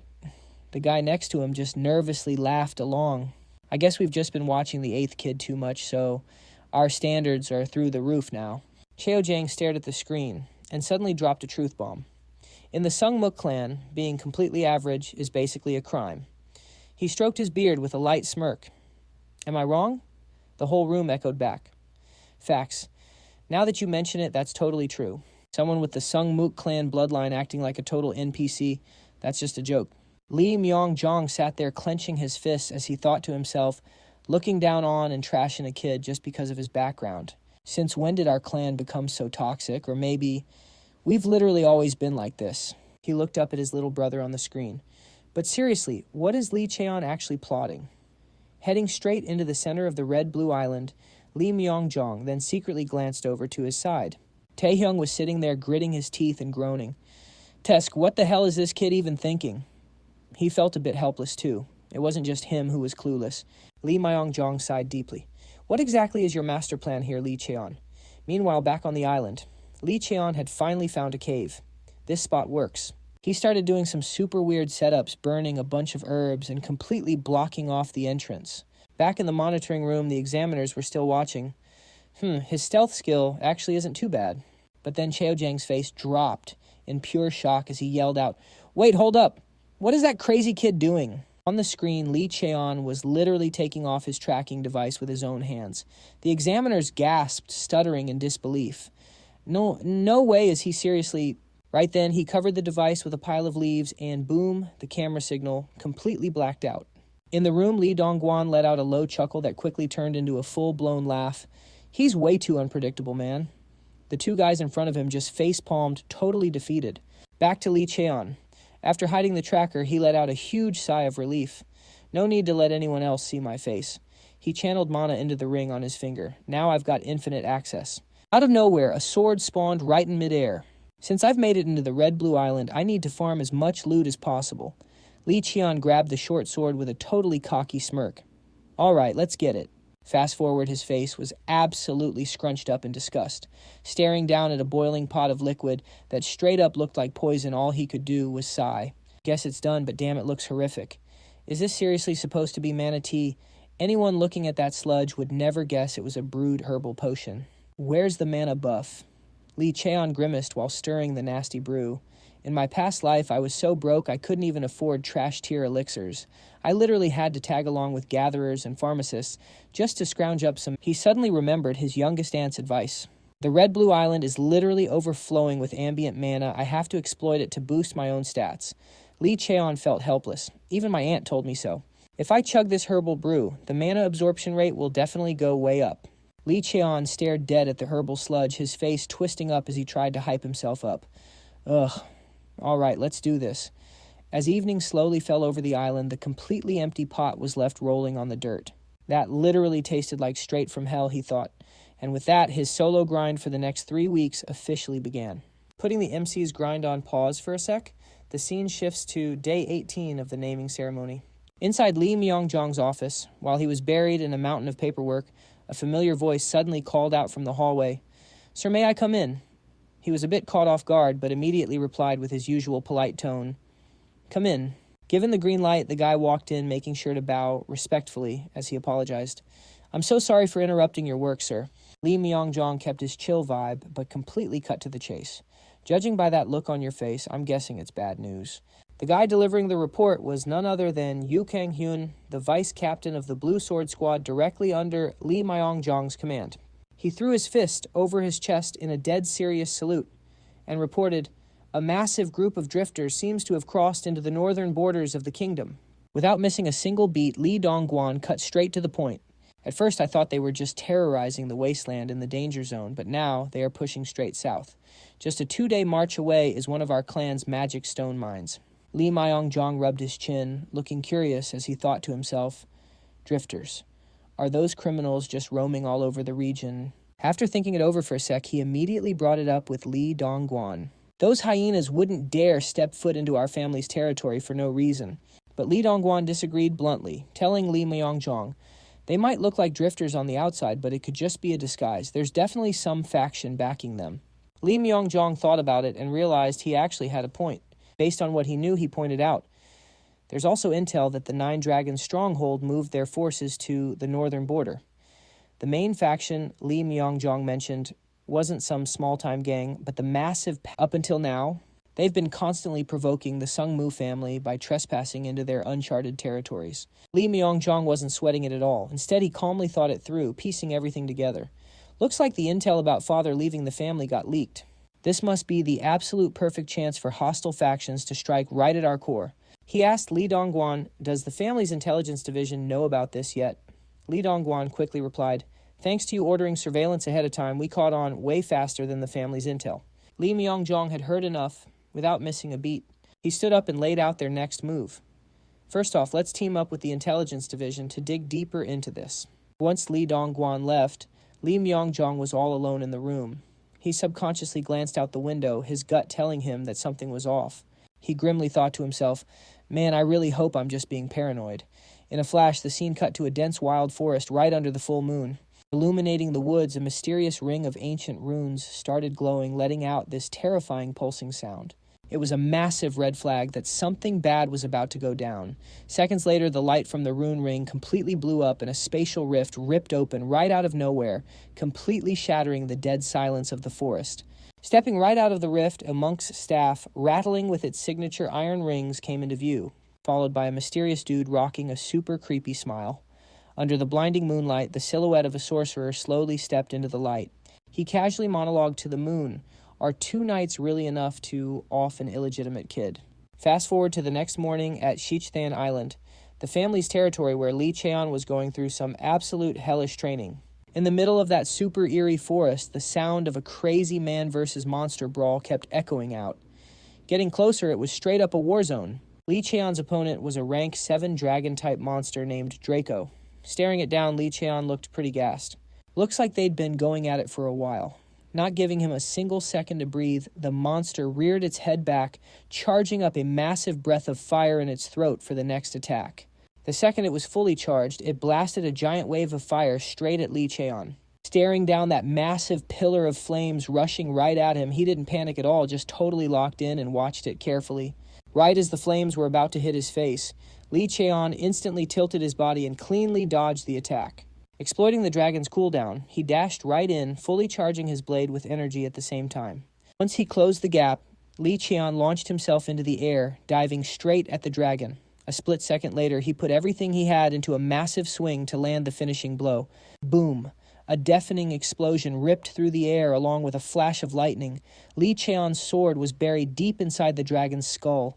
Its eyes rolled back, jaw dropped wide open, and it collapsed, forced to accept its fate as just another stepping stone for him. Taking out this dragon took way more out of him than Lee Cheon expected. After ending it, he wiped the sweat off his forehead, let out a huge sigh of relief, and muttered to himself, "Man, a dragon hit's totally different. If I were still back at the edge of Shichthan Island, I would have been one-shotted right from the start.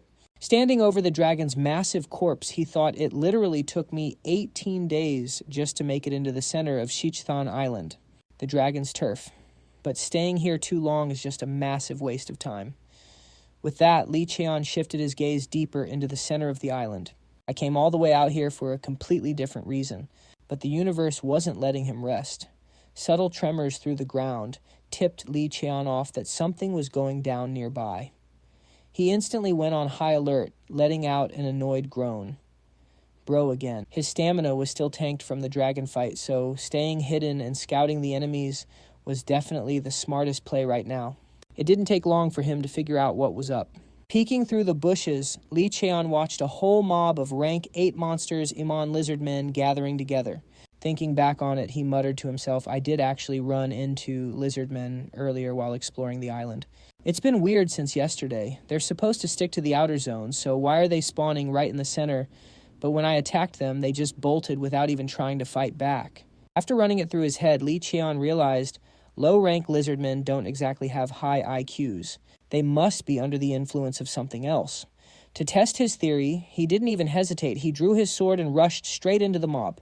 The lizardmen instantly caught the noise. Knowing they couldn't win this fight, they noped right out of there, bolting in the opposite direction. Watching the monsters scramble away, Li Cheon smirked, knowing his prediction was spot on. In a flash, he easily sliced the heads off 2 of those guys. But instead of finishing off the last one, Li Cheon just stood there, watching him run for his life into the forest. He thought, once could be a coincidence, but twice. Nah, I gotta track this guy. Time passed, and the sun slowly gave way, letting the twilight light up the woods. Every now and then, you could hear some ancient chants echoing out. Plot twist. It was none other than that shaman guy who stepped through the spatial rift earlier. Now he was just sitting there radiating this dark aura all over the place. He muttered, Man, the bloodline of the Sungmu Clan is absolutely freaky. Looks like he had been watching Li Cheon's kill streak on the island, making him gasp. How the heck did a mere kid take down this many monsters? But whatever, right. From behind, the last surviving lizardman dragged itself back to him. The lizardman was giving off the same eerie vibe as the shaman. Suddenly, it dropped to its knees right in front of him. The shaman kept coping, saying whatever, he's still just a brat. And boom, identity revealed. Nishizama Sogo, the beast tamer. In his hands was a beast egg with some unknown mystery power. He grinned like a creep. Such a greenhorn. Walked right into my trap because he lacks experience. While he was busy yapping to himself, he closed his eyes and muttered, Guess I won't even need to use that thing I prepared. Little did he know Li Cheon was already chilling in a tall tree nearby, watching his every move. Bro thought to himself, it was so obvious that I was already suspicious and, yep, it's a trap. Controlling monsters. Is this guy a tamer? But then he got confused. This is Sungmu Clan territory. How the heck did an outsider sneak into Red Blue Island? But then it clicked. Think about it. What if there was already a teleportation circle set up inside the island? If his guess was right, some traitor in the family definitely had a hand in this. Li Cheon let out a little chuckle. He pulled out the medallion he got when he first entered the island and muttered, Report to the clan and wait for backup. But bro instantly brushed that idea off. Now, by the time backup gets here, it'll be way too late. The intel on the mastermind will slip right through my fingers. He made the call. Then there's only one way. In a flash, he cast a stealth skill, completely blending his body into the surrounding nature. No hesitation. Li Cheon dove straight down, thinking I'm going to wipe out every trace of this guy. Going full try-hard mode, the second his feet hit the ground, he rushed the shaman. He knew waiting for the clan's backup would be way too late. The intel on who pulled the strings would totally vanish. If things were going to go south like that, Li Cheon only had one option left, step up and crush this guy himself. Just as his blade was about to swing down, plot twist, the protective shell on the beast egg in Nishizama, Sogo's hand straight up vanished. The whole thing started glowing. A second later, it let out an ear-piercing screech, totally snitching to the shaman that Li Cheon was right behind him. Catching the signal, Nishizama Sogo whipped around instantly. Looking totally spooked, he yelled, When the hell did you get here? Seeing his cover blown, Li Cheon got annoyed and thought, damn it, does this guy have a danger-detecting artifact or something? Lucky for Nishizama Sogo, he barely managed to block Li Cheon's sneak attack, forcing our MC to jump back and size up his opponent. Acting all smug with his intel, Nishizama Sogo scoffed at Li Cheon. The bastard child of the Sungmu Clan is actually stronger than I thought. Not backing down, bro, clapped back. Or maybe you're just pure trash, triggered Nishizama. Sogo instantly ordered his lizardmen, goons, to jump Lee Cheon. He screamed, "Shut your mouth, stop him." Lee Cheon quickly chanted, "7-star sword style, third form." Right as he said it, a sick blue aura wrapped around his blade. With just a few basic slashes clearing out those lizardmen was pure MC diff. Riding that hype and pushing forward, Lee Cheon suddenly sensed something sketchy and stopped. Out of nowhere, these red chains tightly wrapped around his whole body. Lee Cheon was stunned, thinking, "I can't move my body."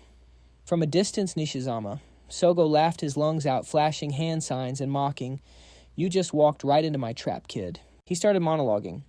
"This is a high-tier magic circle that totally locks down a martial artist's mana. Without your mana, you're just a useless brat. With that paralyzed body, get ready to meet your maker." Bro wasn't capping. A glowing red magic circle lit up right under Lee Cheon's feet, spawning those exact chains. Lee Cheon looked confused, asking, "Locking down my mana," but his brain was huge and he instantly figured out how to break out of that trap. His heart pounded, forcing raw magic to surge straight through his veins. Just like that, Lee Cheon's power spiked to a whole new tier. God mode activated. He roared, "I just need to use my mana circuits, let's go." Flexing right out of those chains, he effortlessly wrecked the fodder mobs charging at him. As for Nishizama, Sogo Bro took his eyes off Lee Cheon for 1 second to act smug, and bam, our MC teleported right in his face. Seeing Lee Cheon's broken power up close again, Nishizama Sogo started sweating bullets, totally terrified. Now Lee Cheon was standing over him like an absolute badass, pointing his sword and asking, planning to run away, "Nishizama." Sogo was panicking. "How the hell did you break a high-tier magic circle?" Lee Cheon wasn't having any of it. He cornered the guy and threatened, "Like I'd ever tell you. Your ugly mug has already been sent to my clan through the comms. Just surrender." Seeing he was backed into a corner, Nishizama Sogo let out a crazy smirk. "It doesn't even matter." A second later, leaving Lee Cheon completely shook, he screamed, "I'll just kill you right here and take back my freedom." Lee Cheon was stunned. Wait, what? Little did he know a dark shadow was quietly creeping right up on him. He's cooked.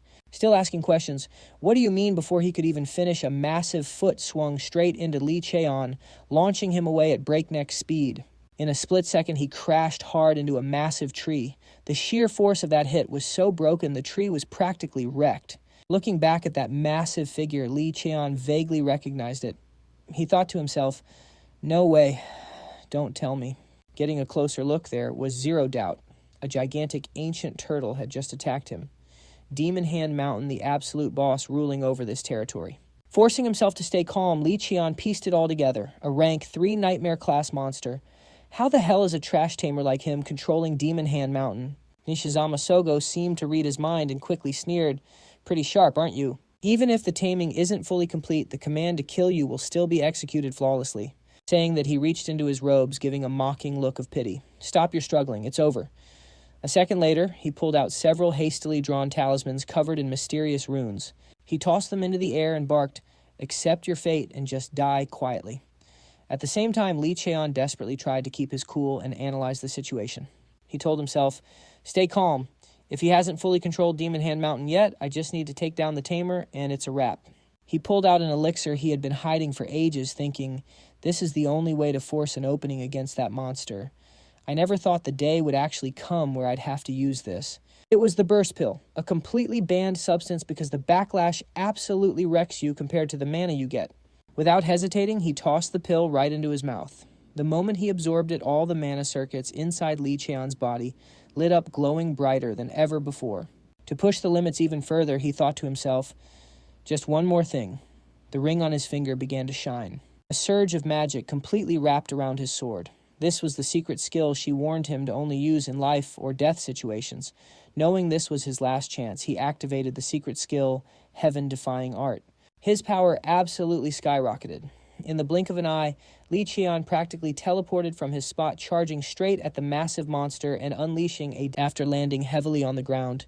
He assessed the damage. Even though its skin didn't have a single scratch, the impact still went straight through.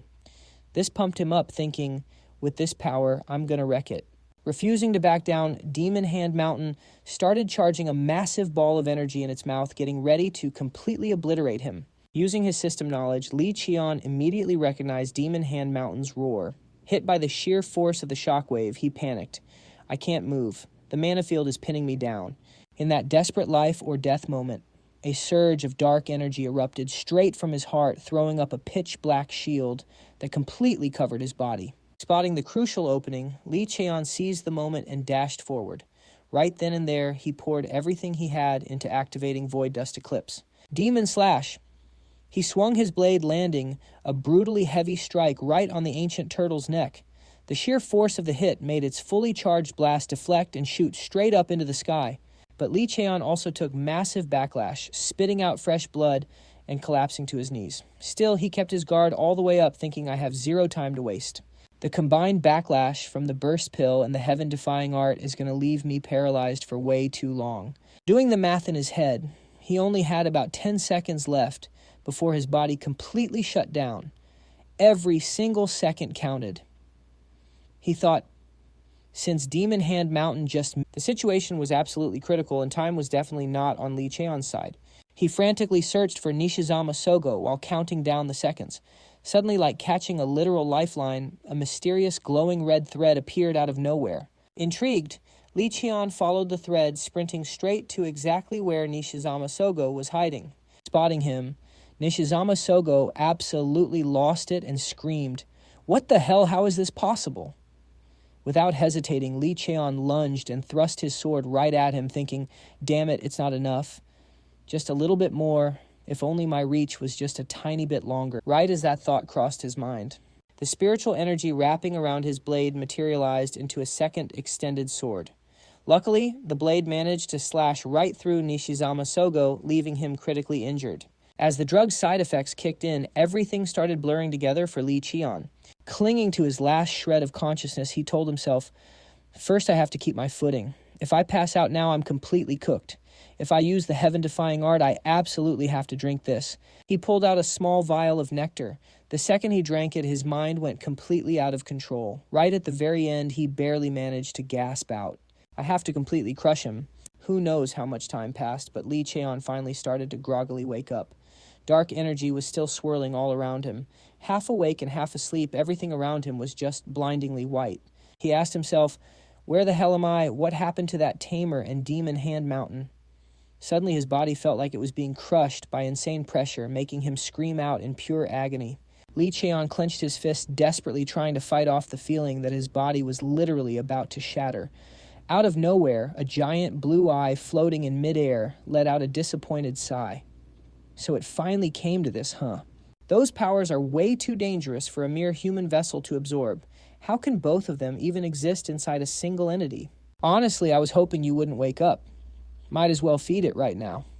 Saying that, the floating eye dropped a cloudy, glowing purple lump. Cheon forced himself to look up and instantly recognized it.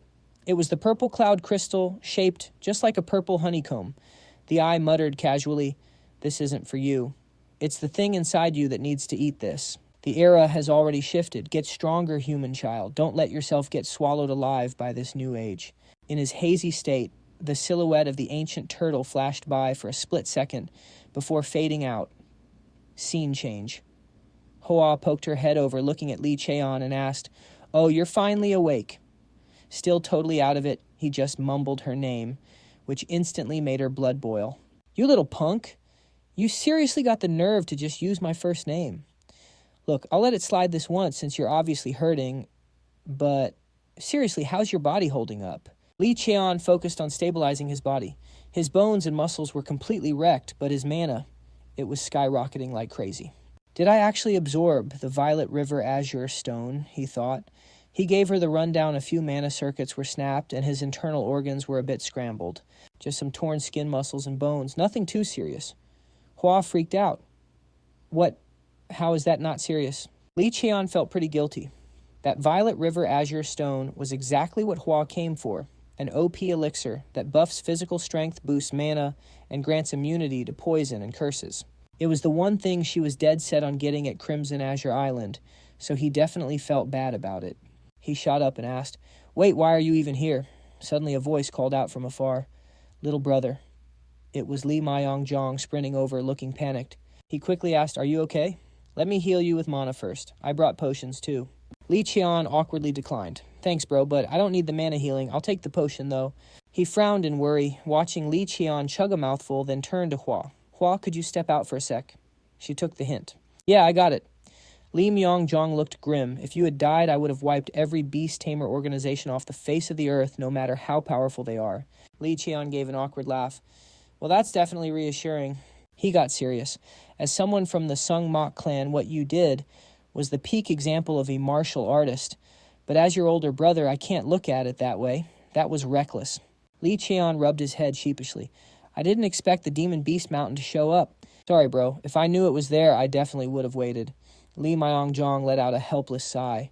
As long as you know the difference between confidence and being reckless, we're good. Li Cheon then made a proposal. Big bro, since I took care of the Beast Tamer, his intel belongs to me now. He held his head in defeat. I knew you were going to say that. That Beast Tamer used to be a semi-tier 5 sorcerer from Japan's Onmyo Bureau. Looks like he got exiled for trying to learn forbidden arts. The mastermind gave him high-tier talismans and magical artifacts, then triggered them while the Demon Beast Mountain was asleep. They wanted to kill you and make it look like a monster attack. Li Cheon was curious. You still haven't tracked down the mastermind. Li Myong-jong replied, he's basically on his deathbed right now, so it's hard to drag any intel out of him immediately. Hearing this, things started to click, so I wasn't the main target. They were aiming for you. He looked confused. Why do you think that he explained they wanted to wreck your reputation? Make everyone think you failed to spot an intruder and reacted way too slowly. He sighed in agreement. Yeah, that's exactly it. Guess we can't just play dumb about it. Li Cheon asked, are you doing okay, bro? He patted his head to reassure him. Nah, I'm fine. My rep took a little hit, but it's no big deal. I couldn't be away for too long, so I came back. Li Cheon quickly grabbed his hand and offered Juan to make a deal with me. Just say you predicted the Beast Tamer's break-in and ordered me to handle it beforehand. I'll play along. He thought to himself. That way, it won't look like he prepared for something even the clan's intel missed. But Li Myong-jong asked, wouldn't it be better for you if we just told the truth? Li Cheon dusted himself off and stood up. If everyone believes I pulled this off all by myself, they'll just get way more suspicious and on guard around me. That's why I'm calling it a deal. He nodded. True. A deal means we both get something we need. What do you want? Li Cheon laid it out. Just give me access to the martial arts library for 3 days and we're good. Li Myong-jong was impressed by his arrogant little brother. All right, deal. Thanks, little bro. The two shook hands seriously. Li Cheon smirked. No need to thank me. It's strictly business. He patted his shoulder. Even if I said no, you definitely had a backup plan for this, didn't you? Li Cheon played dumb. About that. Suddenly his phone rang. Looks like the Azure Sword Squad is calling me. I actually have to go now. Before leaving, Li Myong-jong tossed him a short blade. Li Cheon quickly caught it. He promised I'll keep this whole thing a secret. He gave a wry smile. As expected, you're not easy to deal with at all. A while later, Hua came back curious. Seems like the talk went well. Li Cheon threw on his jacket and replied, yeah. Hua kept asking, so which gate are you going to challenge in the testing trials? It's been 3 weeks, so it should be open by now. Li Cheon threw the question back. What about you? Where are you testing?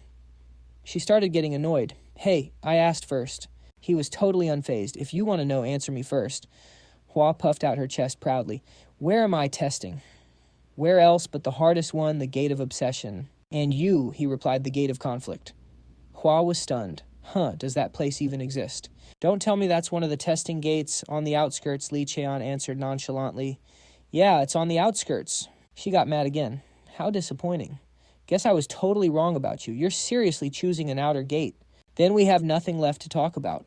She thought of them as rivals, even assuming he was better than her, since everyone just assumed the location determined the difficulty of the gate. They thought he picked an outer gate because it was easier, so Hua stormed off in a huff, and they went their separate ways. Not long after the sun started to rise, Li Cheon pushed deeper inside to find the gate. I don't remember exactly, but it should be right around here. Before the regression, this was the cave I stumbled upon by accident. It's also where I'll complete the second quest of the naming ceremony. The Hall of Strife. After searching for a hot minute, he finally spotted the cave. Li Cheon sparked a torch and pushed deep inside. Looked like a totally normal wall, but nah, it's never that simple. Next move, he drew his blade and smashed it right into the blocking rocks. Boom. The dust cleared and a massive gate revealed itself in the shadows. Li Cheon smirked. Found you. Without hesitating, he sliced his own palm, clenching his fist to control the raw power surging out. He slammed his blood-soaked hand against the door, pouring his energy into it.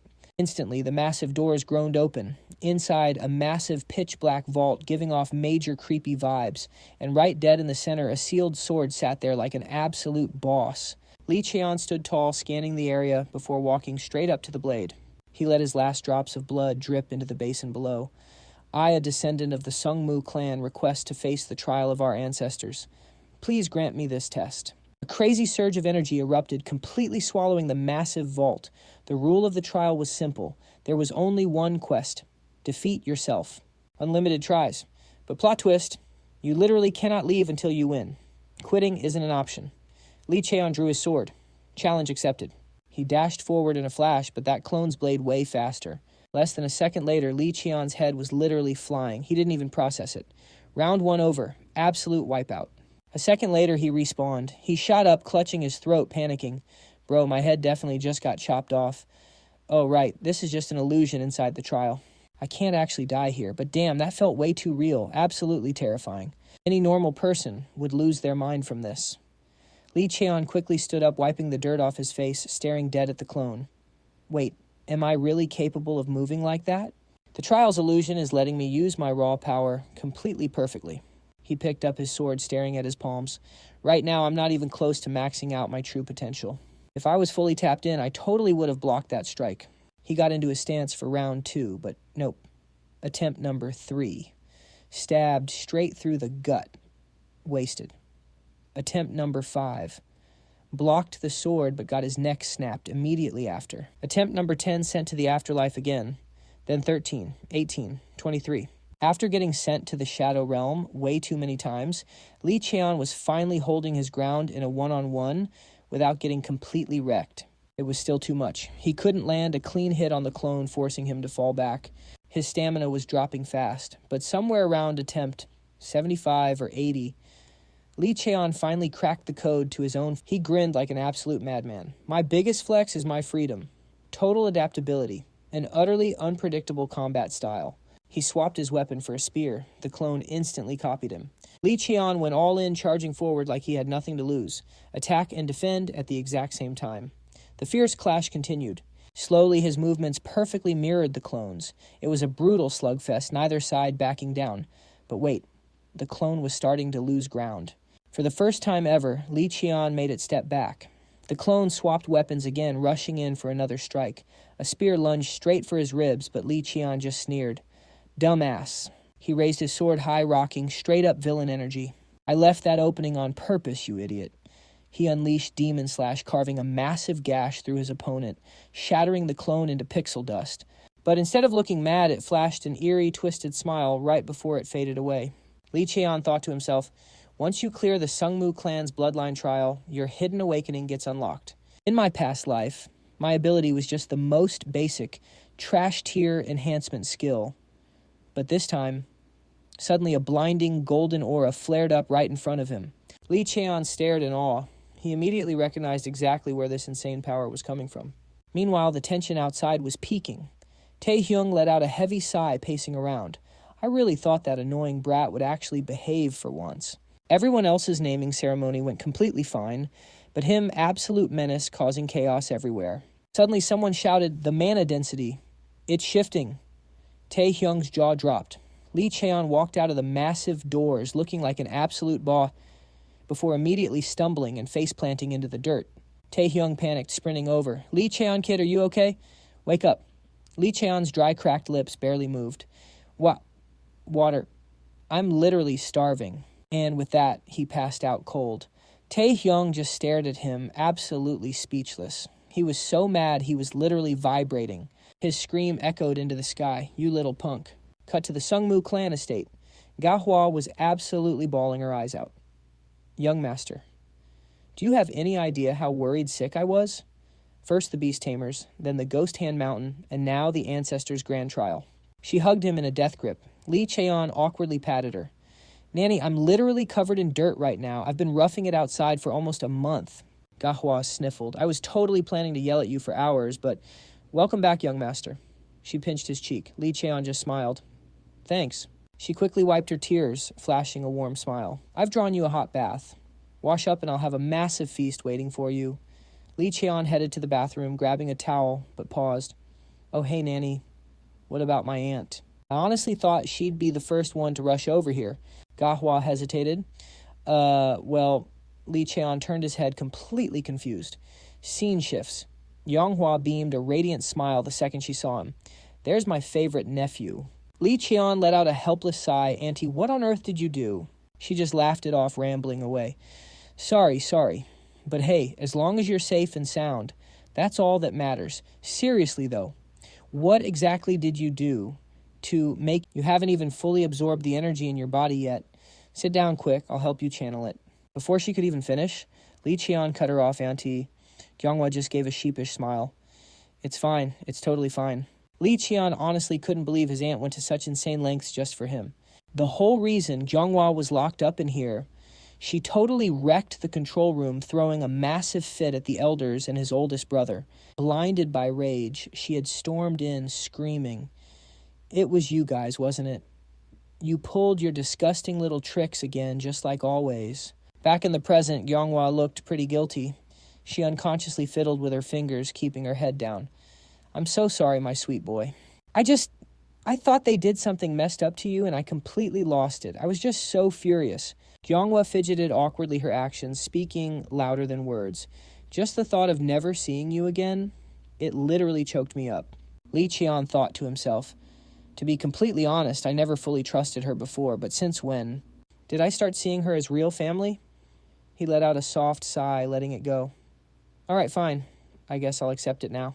As Lee Cheon got ready to leave, he made sure to tell her, I'll get you out of here soon. Just hold on a little bit longer, okay? His aunt waved her hands frantically, brushing it off. How are you supposed to do that? It's fine. Seriously, don't push yourself. Lee Cheon just gave her a completely deadpan, confident look. I'm not going to do anything stupid. You're going to be released soon anyway. See you next time. Scene change. At the airport, members of the Sungmu Clan were lined up in a perfect row waiting to welcome a massive VIP. Cheon finally made his entrance. He threw a dead serious, intimidating glare at everyone present. Hwajun bowed with absolute respect. Cheon acknowledged her. Sorry to keep you waiting, she replied smoothly. Not at all. The hot springs are fully prepared. Please enjoy a relaxing bath before your meal. Hwajun and Lee Cheon stood side by side. She looked a bit intimidated, but Lee Cheon, he was super curious, his eyes locked onto his father. Lee Cheon thought to himself, after everything that went down at the naming ceremony, I really thought I leveled up a lot.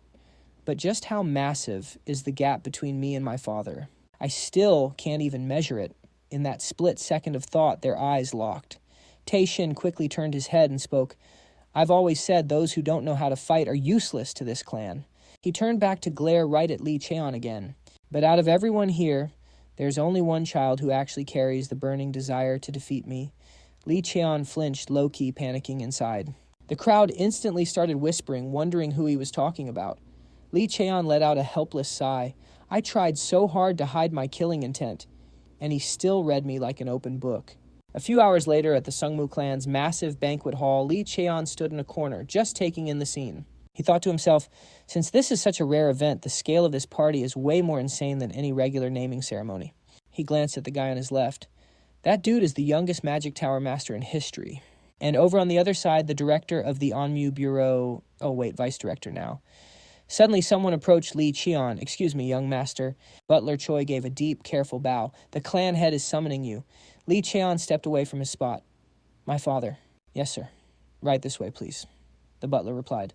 As he walked, Lee Cheon's mind was racing. What does the old man want with me in private? Man, I really hope I'm not cooked. A few minutes later, he arrived at the room. Lee Cheon bowed politely.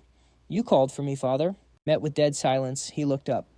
Plot twist, Tae-shin was sitting right there with his oldest brother, Lee Myong-jong. Two massive dudes just staring him down. The pressure was insane.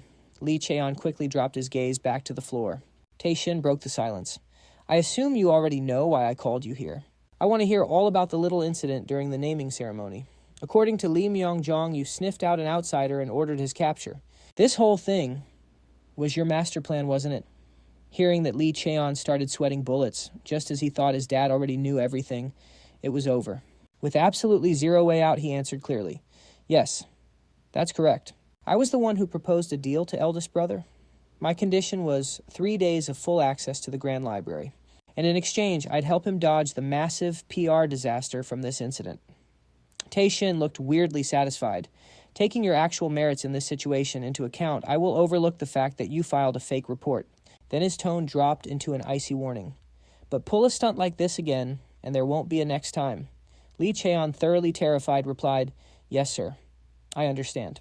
He then turned to Lee Myong-jong. "On the flip side, you will face an appropriate punishment. From now on, managing this banquet is your sole responsibility. Now get back to your duties." His brother thumped his chest and replied, "Yes, father. I'll get right on it." Then he walked out, not forgetting to flash Lee Cheon a friendly smile. Lee Cheon felt a pang of guilt, wondering if his oldest brother was actually going to be okay. Now it was just the two of them. Tae-shin continued, "Fake reports aside, the actual credit for this incident goes entirely to you. You will receive the exact reward Lee Myong-jong promised you. And finally, since you successfully cleared the trial of the combat gate," hearing that Lee Cheon's eyes literally lit up, he mumbled, "Wait, if that's the case." Scene changed to the banquet hall. Tae-shin stood up on the podium, his voice echoing over the crowd. "Thank you to all our esteemed guests for taking the time to be here tonight. I hope that our two children, the main stars of tonight's banquet, will be blessed with absolute glory on the path ahead. We will now resume the naming ceremony." He called Hwa to the front. She stepped up, confident, soaking in his blessing. "You were chosen by the Holy Sword. You will always shine like the sun, radiating light to everyone around you. Walk this brilliant path forever. I bestow upon you the name Sehun. It means eternal radiance." She beamed. "Thank you so much." Tae-shin then shifted his gaze to Lee Cheon, gesturing for him to step up.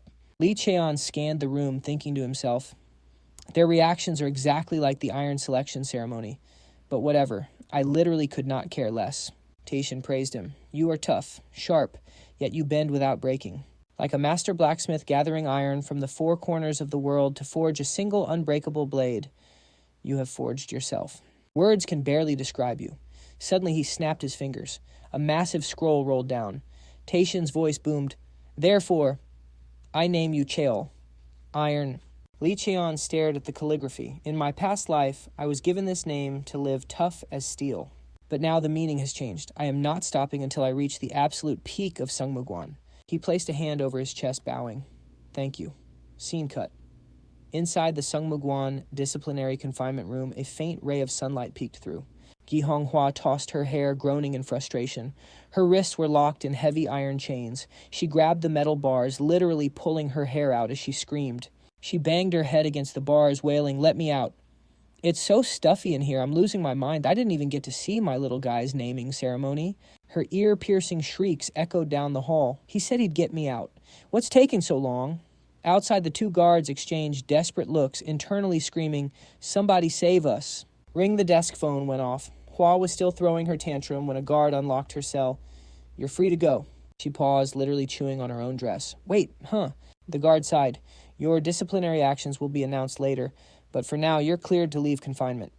Instantly, Hwa lit up. She kicked the door wide open and bolted. "Hey, stop kicking the doors!" The guard yelled from afar.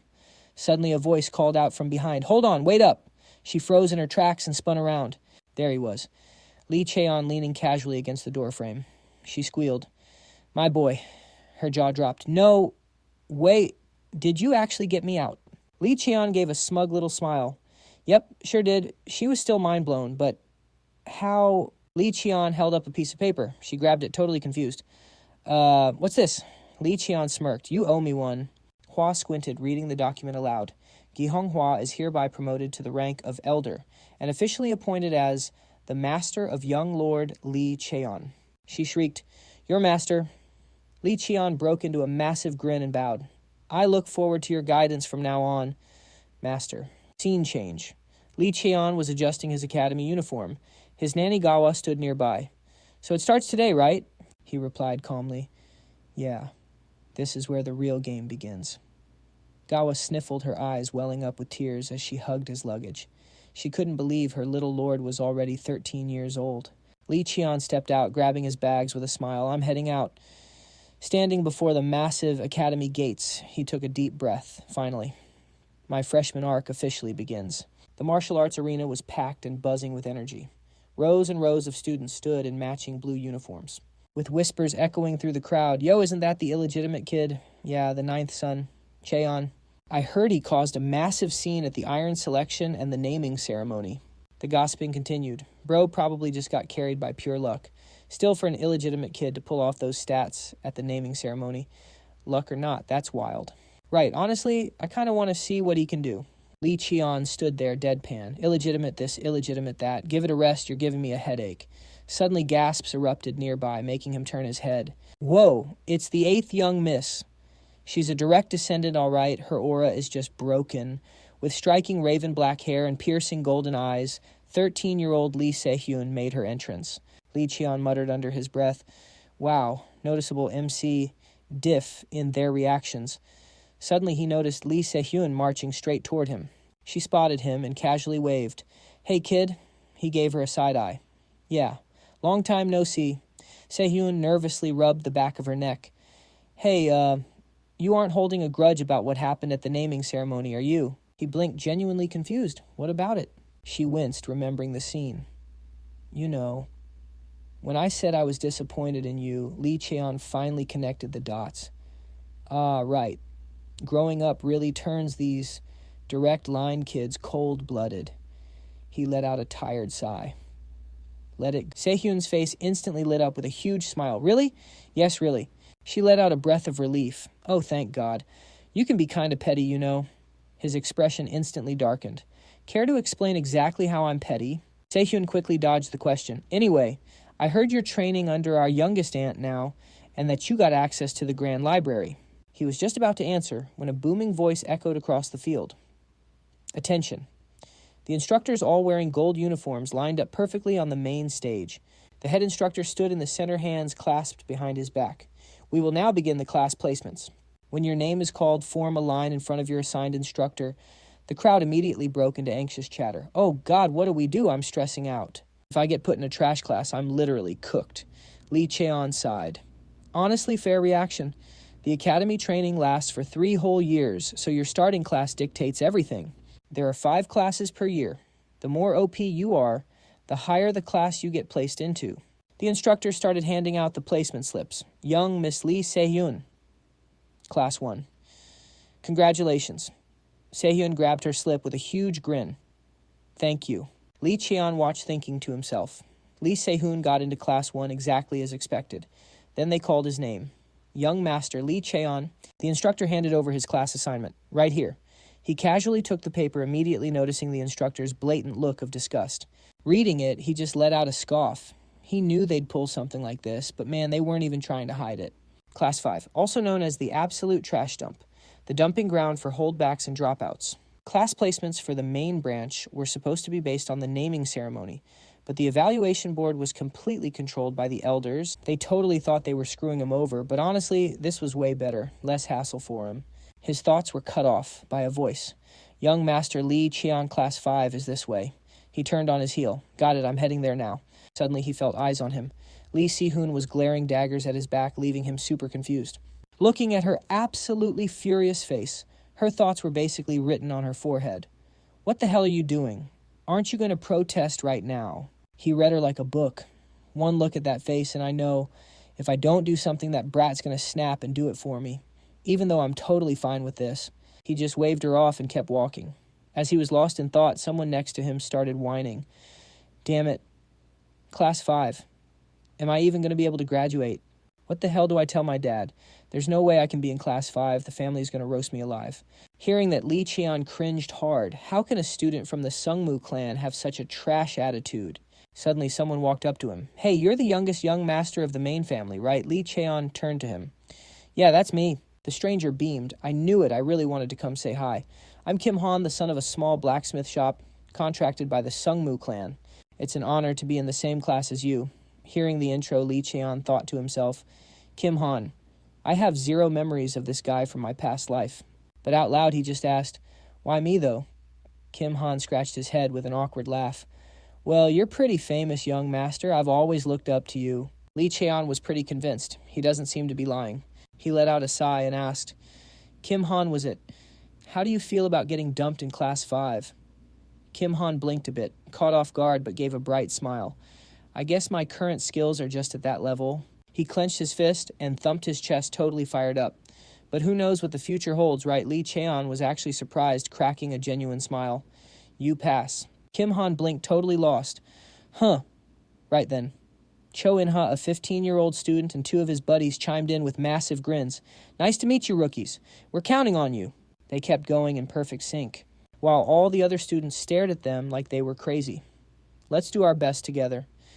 Yeah, if you need help with anything, just ask us. Just then, the instructor clapped his hands to get everyone's attention. All right, chit-chat's over. Listen up. Lee Dong-ho placed a fist over his heart. I am Lee Dong-ho, the instructor in charge of Class 5. Since we have new recruits joining us today, there won't be any actual classes. Just a quick orientation. I am also a rank 5 martial artist. Hearing the intro, Lee Cheon's memories sparked. He's still just as hyped and intense as ever. Back in my past life, he actually gave me private lessons because I was falling behind. Lee Dong-ho smiled widely. All right, that's it for the intros. In-ha, you take care of the rest of the orientation for the newbies. In-ha practically jumped at his name. Yes, sir. He scratched his head, looking a little awkward, and waved at the new kids. Man, this is kind of embarrassing, but since I've been held back 2 years in a row, I'm the second-year class rep.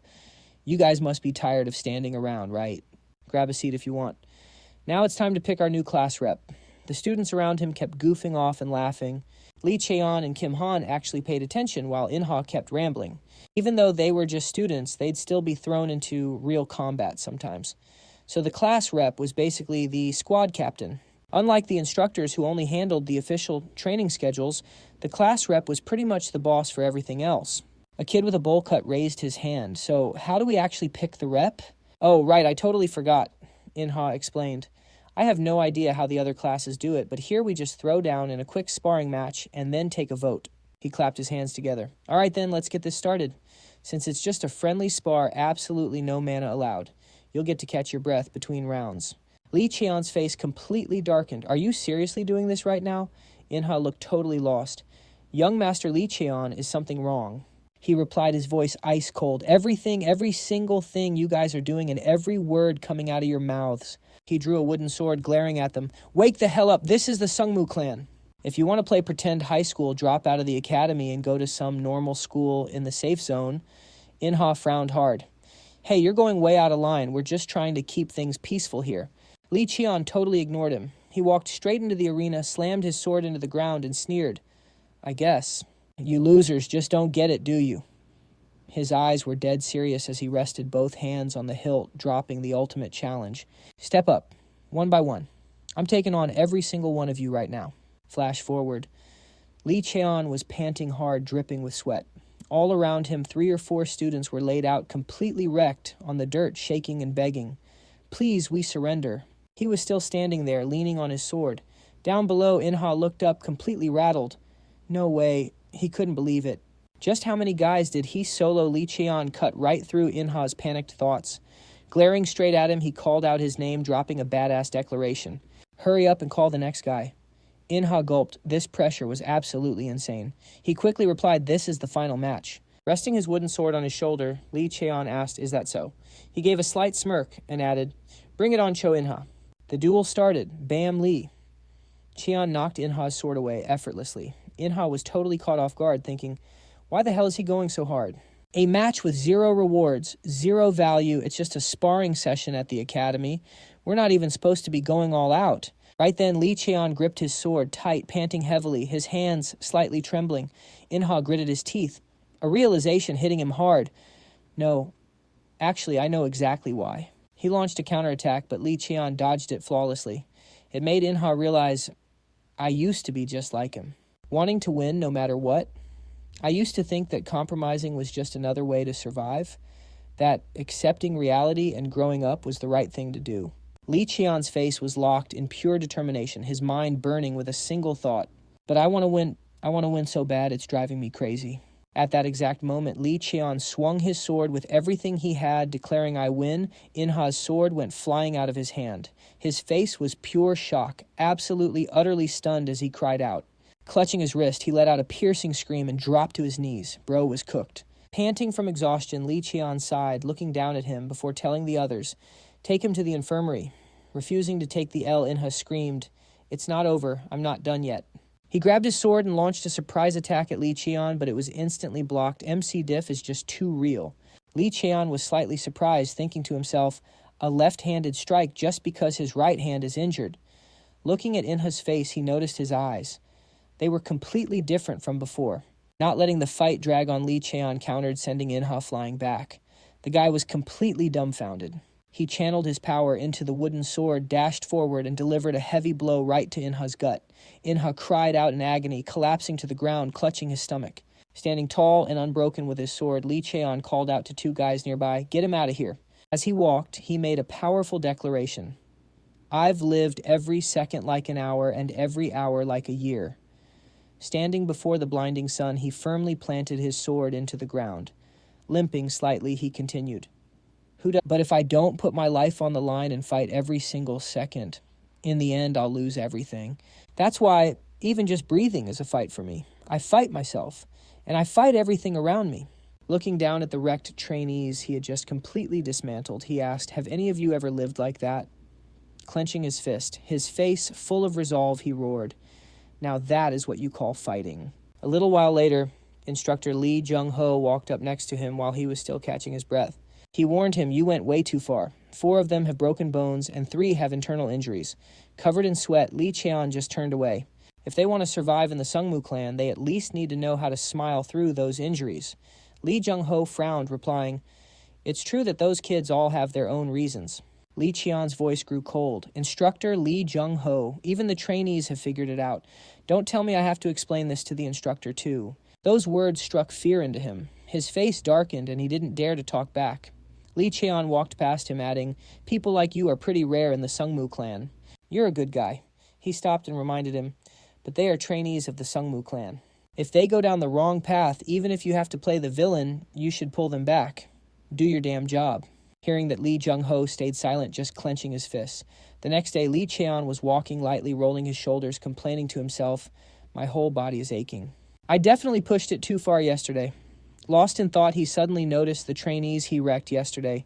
All of them had band-aids plastered all over their faces, staring at him with burning intensity. Lee Cheon quietly acknowledged it. Sure, some of them were harboring hostility or holding a grudge, but not a single one was hiding or looking away.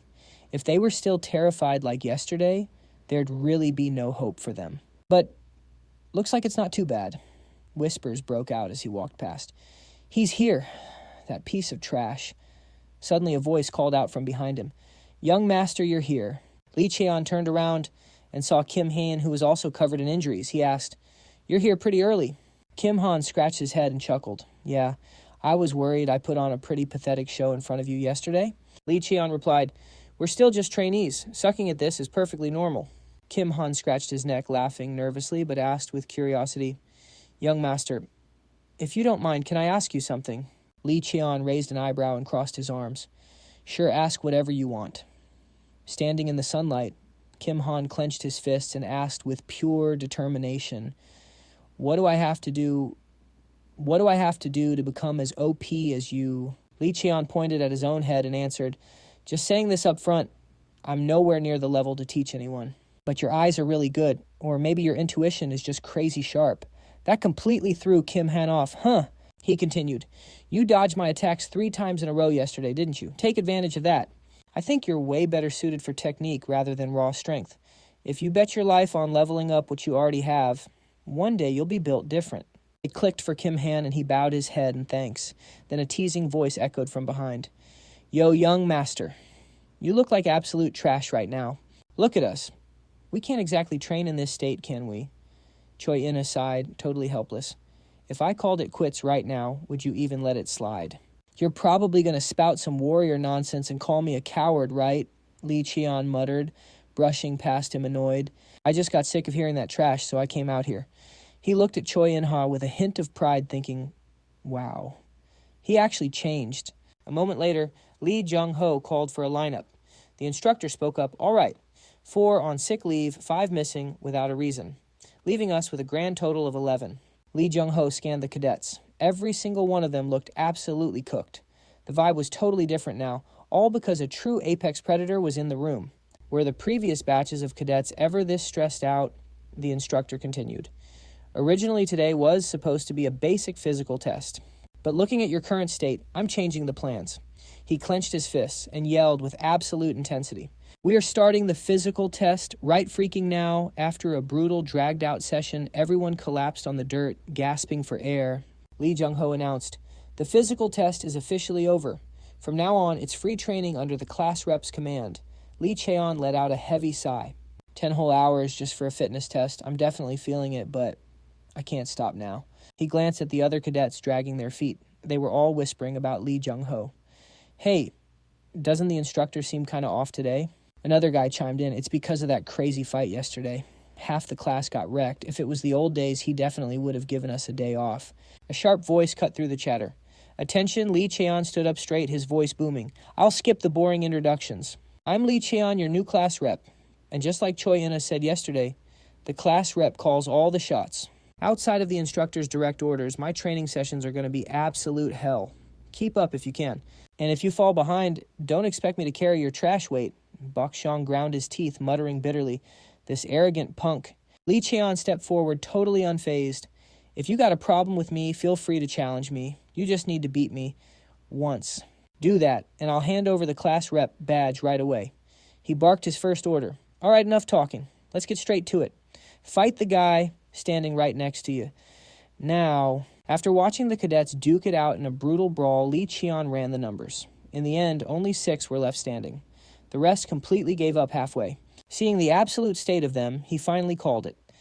"Stop, that's a wrap for today. Dismissed. Good effort." As they walked off, the cadets immediately started talking trash behind his back. "That freaking bastard. We're going through all this hell just because of him. Man, I seriously can't stand that arrogant jerk. What's even the point of this? Hell no, I'm not playing by his stupid rules." Kim Han raged, panting heavily. "Someone cut in. Just drop it." He sighed. "Honestly, I'm salty as hell too, especially seeing how exhausted he is right now. Yet we still couldn't land a single hit on him." The group turned to each other. "Hey, In-ha, what about you? You seriously miss goofing off like we did last year?" Choi In-ha caught his breath, looking miserable. "Yeah. Goofed off so much we literally got held back a year. Everyone lost it." "Wait, what?" Choi In-ha pushed himself up. "If I don't lock in and change right now, I'm really going to end up as a total loser for the rest of my life. Even if both my arms and legs get snapped in half, I want to give it my all just this once, bro. Are you being serious right now?" He opened up. "Come on, you guys already know. That youngest bastard.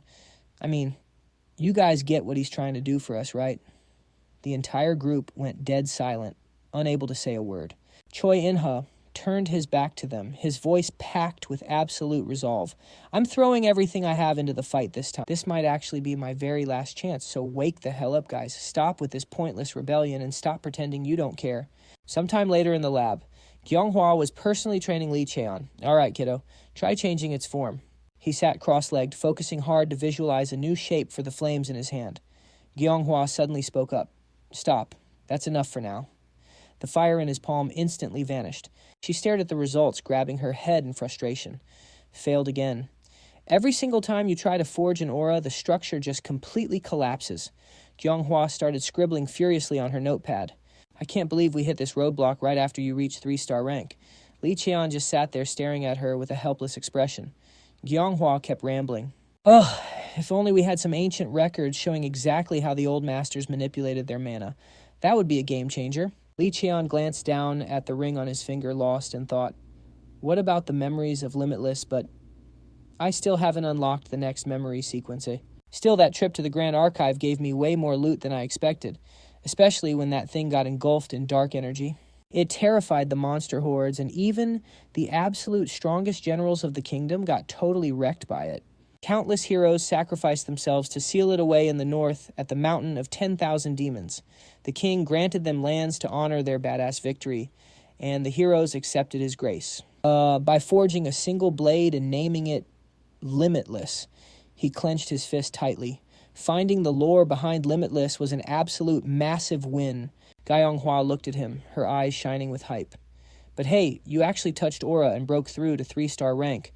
All on your own. That's genuinely cracked." She grinned widely. "This little bottleneck we're facing will blow past it in no time. Honestly, your amplification and transmutation skills are already practically maxed out." Lee Cheon buttoned up his shirt and replied respectfully, "Yeah, Thanks for always looking out for me and teaching me, Professor. Wanting to shift the focus, he quickly asked, oh, by the way, now that I'm 3-star rank, what's my next move? Gyeonghwa answered eagerly, you're going to learn how to manifest aura blades and unlock aura skills. But honestly, mastering that is going to take a huge grind. Suddenly she squinted at Lee Cheon, looking intensely curious. Hey, how's the cadet training treating you? You look exhausted 24/7. He sighed, his face completely deadpan. Just the usual. Gyeonghwa smiled, her eyes crinkling. Is that so? If it gets too tough, let your auntie lend you a hand. Lee Cheon looked skeptical. How exactly are you going to help? Gyeonghwa thumped her chest with absolute confidence. You'll find out soon enough. Just trust me. The very next day, Lee Cheon looked up with total helplessness, thinking to himself, the moment she said, trust me, I knew I was cooked. A woman walked in from outside as the instructor announced, today, we have a special guest lecture on magic. Everyone straightened their uniforms and stood at attention. This is Elder Lee Gyeonghwa, a lead researcher from the Sungmu Clan. A familiar face appeared. Lee Dongho quickly hyped her up. Everyone round of applause. Gyeonghwa stood there grinning from ear to ear. Oh, you're making me blush. She adjusted her glasses playfully. I hate dragging things out, so let's jump right into the lecture. Sitting in the audience, Lee Cheon looked up in awe. Looks like she's really starting to enjoy this teaching gig. A little while later, the boring part of the lecture wrapped up, and applause filled the room. Gyeonghwa smiled brightly. Now for the fun part, I'll be passing down the upgraded version of the iron wire skill developed by the Research Institute. Lee Dongho stood next to her, looking totally lost. Didn't the class just end? She immediately shot back. What are you talking about? The main event starts right now. Everyone sit up straight. I'm only showing this once, so you better pay attention. Lee Cheon was suddenly yanked to his feet by his youngest aunt. Startled, he thought, wait, what's going on? Gyeonghwa beamed with excitement. When direct descendants enter the academy, they usually get this kind of backing. But you didn't get anything, so your auntie had to pull some strings. Touched, he bowed deeply. Thank you, Auntie Gyeonghwa didn't stand on ceremony. All right, looking good. She chuckled, giving his shoulder a light shove. If the theory holds up, your power should double. Isn't that broken? Lee Cheon sighed helplessly. Yeah, you're the absolute best. Lee Dongho clapped to grab their attention. Listen up, everyone. From now on, we'll continue our sparring sessions by directly applying the magic that the elder just taught. Everyone pair up with a sparring partner. Behind Lee Cheon, a familiar voice rang out. Young master, spar with me. Choi In-ha stepped up, his face full of determination. Just a heads up, I won't go easy on you. He got into a combat stance, his voice dripping with confidence. The pleasure is mine. I'll even let you have the first strike. Furious, Choi In-ha let out a battle cry and lunged forward to attack. Watching from the sidelines, Gyeonghwa whispered in praise, damn, my boy is absolutely ruthless. Reminds me of myself back in the day. Suddenly, the sound of gossiping drifted over. Honestly, I can't stand that kid. It turned out to be a group of salty cadets. Sitting in a corner, they muttered, even if he gets treated like trash for being the second son, he's still built completely different from us. His physical stats are insane, plus he just awakened an ability. We weren't even on the same starting line. Another cadet chimed in, exactly. We've been grinding our gears off, but what does he know about struggling? Hearing this, Gyeonghwa marched right over. Hey, brats. The whispering cadets snapped their heads around in shock. Elder, you haven't left yet. She leaned in close, flashing a terrifying, menacing glare. Just now, were you guys talking trash about my precious student? The two cadets froze in pure terror, thinking that look on her face. They bowed their heads, stammering, well, we're sorry. We were way out of line. Furious, Gyeonghwa radiated a scorching heat as she asked them again. What do you think you actually know, daring to spout that kind of garbage about him? The two cadets were practically shaking in their boots. Please forgive us. Suddenly a voice cut through the tension. Isn't it true that the young master doesn't know anything either? Bok Seong scoffed with pure contempt. We've busted our asses just as much, but every single time we're treated like absolute nobodies. When you're put in different circumstances, obviously the results will be different, right? Gyeonghwa turned away, her tone ice cold. Are you really that clueless? Bok Seong looked completely baffled. Gyeonghwa kept her eyes locked on him with deep disgust. Yeah, honestly, you're better off not knowing. Because if you knew just how different a single day in his life is compared to yours, you'd realize your entire lives are nothing but child's play. Bok Seong clenched his fists and snapped back. What the hell is so damn special about that second son anyway? He gritted his teeth, his face twisted in hatred. All right, fine. I'll show all of you. A moment later, an announcement rang out. That concludes today's training session. Bok Xiong secretly glared at Lee Cheon, thinking to himself, see what's so different about him. They preach about struggling and grinding. But in the end, it's just God-given talent carrying his ass. The other cadets ran up to him and asked, you guys said you were going to tail that second son today, right? But is it really okay to just wander around the clan's estate like that? Bok Xiong replied with absolute certainty, we're disciples here, it'll be fine. Besides, it's not like we're heading into a restricted danger zone. That second son doesn't even live in the main family's quarters anyway. We can't let him keep stunting on us like this. Today I'm going to see it with my own eyes, Bok Xiong muttered, staring up at the sky with pure determination. It was already late at night. Bok Xiong and a few other cadets were nodding off while spying from the shadows. How long has he been in the research facility? It's already 9 p.m. One sleepy cadet rubbed his eyes. Ugh, Bok Xiong, let's just go back. The daytime training already has me dead on my feet. Another guy chimed in. Yeah, I'm completely wiped out too. One of them sighed in defeat. All right, whatever. Who even knows what that second son is doing in there anyway? Bok Xiong let them leave, but scoffed under his breath. Bunch of weaklings. Right then, Lee Che-ron stepped out, making him jump. He's out. He let out a breath, hyping himself up. Phew, let's get it. Seeing Lee Che-ron walk off, Bok Xiong secretly cheered. Finally getting to go home, but plot twist. He was shocked to see Lee Che-ron stepping right back into the training grounds. The exclusive zone for the main bloodline, there's no way he could get in there. Suddenly loud screams echoed out, catching him and the other cadets completely off guard. They looked at each other. What the heck is that noise? Are they training? One cadet was shaking. Bok Xiong, the youngest young master, is seriously cracked. Let's just drop this. He wasn't wrong anyway. We'll just grind hard like In-ha. Bok Xiong cut him off. I never skip my solo training either. There's literally zero difference. The two cadets exchanged awkward looks and stammered, sorry, man, we're heading back first. Bok Xiong was furious. What's the difference between me and that kid anyway? I swear I'm going to prove that I'm not wrong. Cutting through his thoughts, Lee Che-ron dragged himself out totally exhausted from training and started heading home. Bok Xiong kept stalking him from the shadows. Seeing Lee Che-ron finally walk through his front door, he secretly celebrated. He's finally home. Suddenly, a blinding light flashed from behind, followed by a loud shout. Hey, freeze! A patrol guard popped up, adjusting his cap, and blurted out, What the... Oh, just a cadet.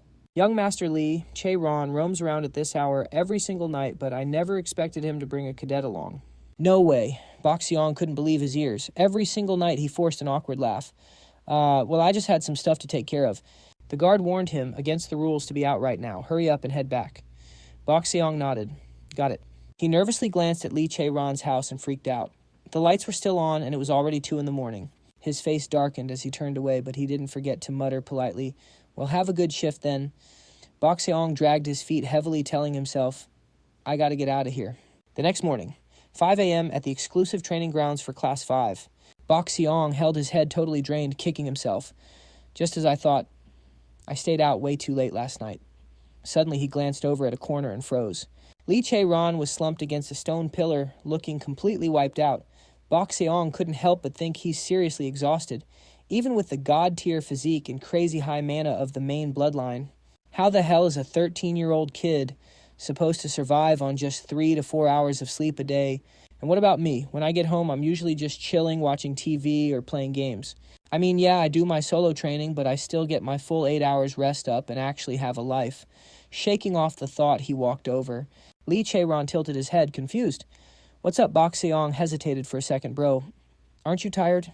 Lee Che-ron frowned, getting annoyed. Wait, so you were one of the guys stalking me last night? Bok Xiong panicked. Yeah, well, you're from the main family, so you get all the best buffs. Your starting stats are literally different. Lee Che-ron calmly cut him off.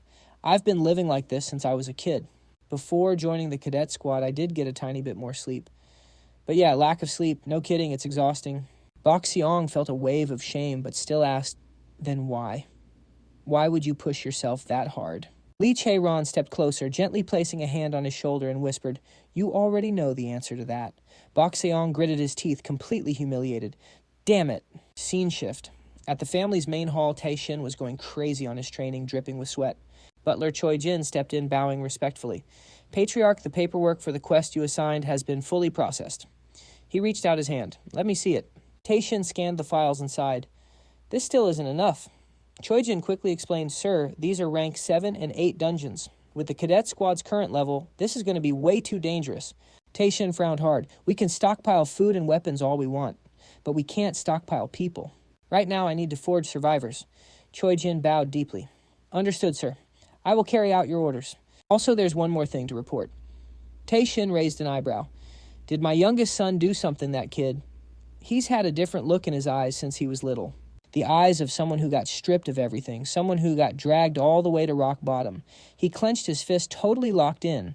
But leading people and actually changing them, that's a whole different ballgame." He then handed Choijin a stack of test papers, ordering him tweak the contents of this quest a little. "Coincidentally, my 8th kid is in the exact same batch. Let's raise the bar for the entire cadet squad." Choijin took the papers. "Yes, sir." "On it." Taishin smirked, genuinely entertained. "Let's see if that boy actually has what it takes to be a leader. I'll be watching him very closely this time." Back at the training hall for Class 5. Instructor Lee Dong-ho pulled up to check on things, like usual. The kids in the hall were grinding hard, training their guts out together. He was actually shocked. His cadets were going full try-hard mode. Wow, it's the weekend, and they're already out here this early. Guess I won't even need to force them to train anymore. One of the cadets spotted the instructor and quickly bowed. "Sir, good morning, sir." Lee Dong-ho nodded.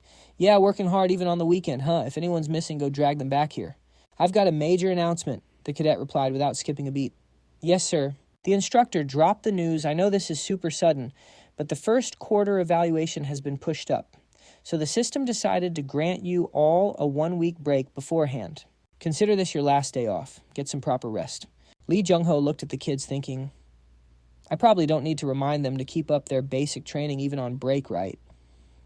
Then he announced, "I trust you all know how to handle yourselves. You've worked hard." The cadets shouted in unison. "Yes, sir." Lee Cheon rubbed his chin, wondering, a sudden vacation like this, is it really okay that the quarterly evaluation got bumped up? He turned to look at the cadets in confusion. "Why isn't anyone leaving?" Kim Han grinned. "We're all waiting on you, young master." Choi In-ha chimed in with a question.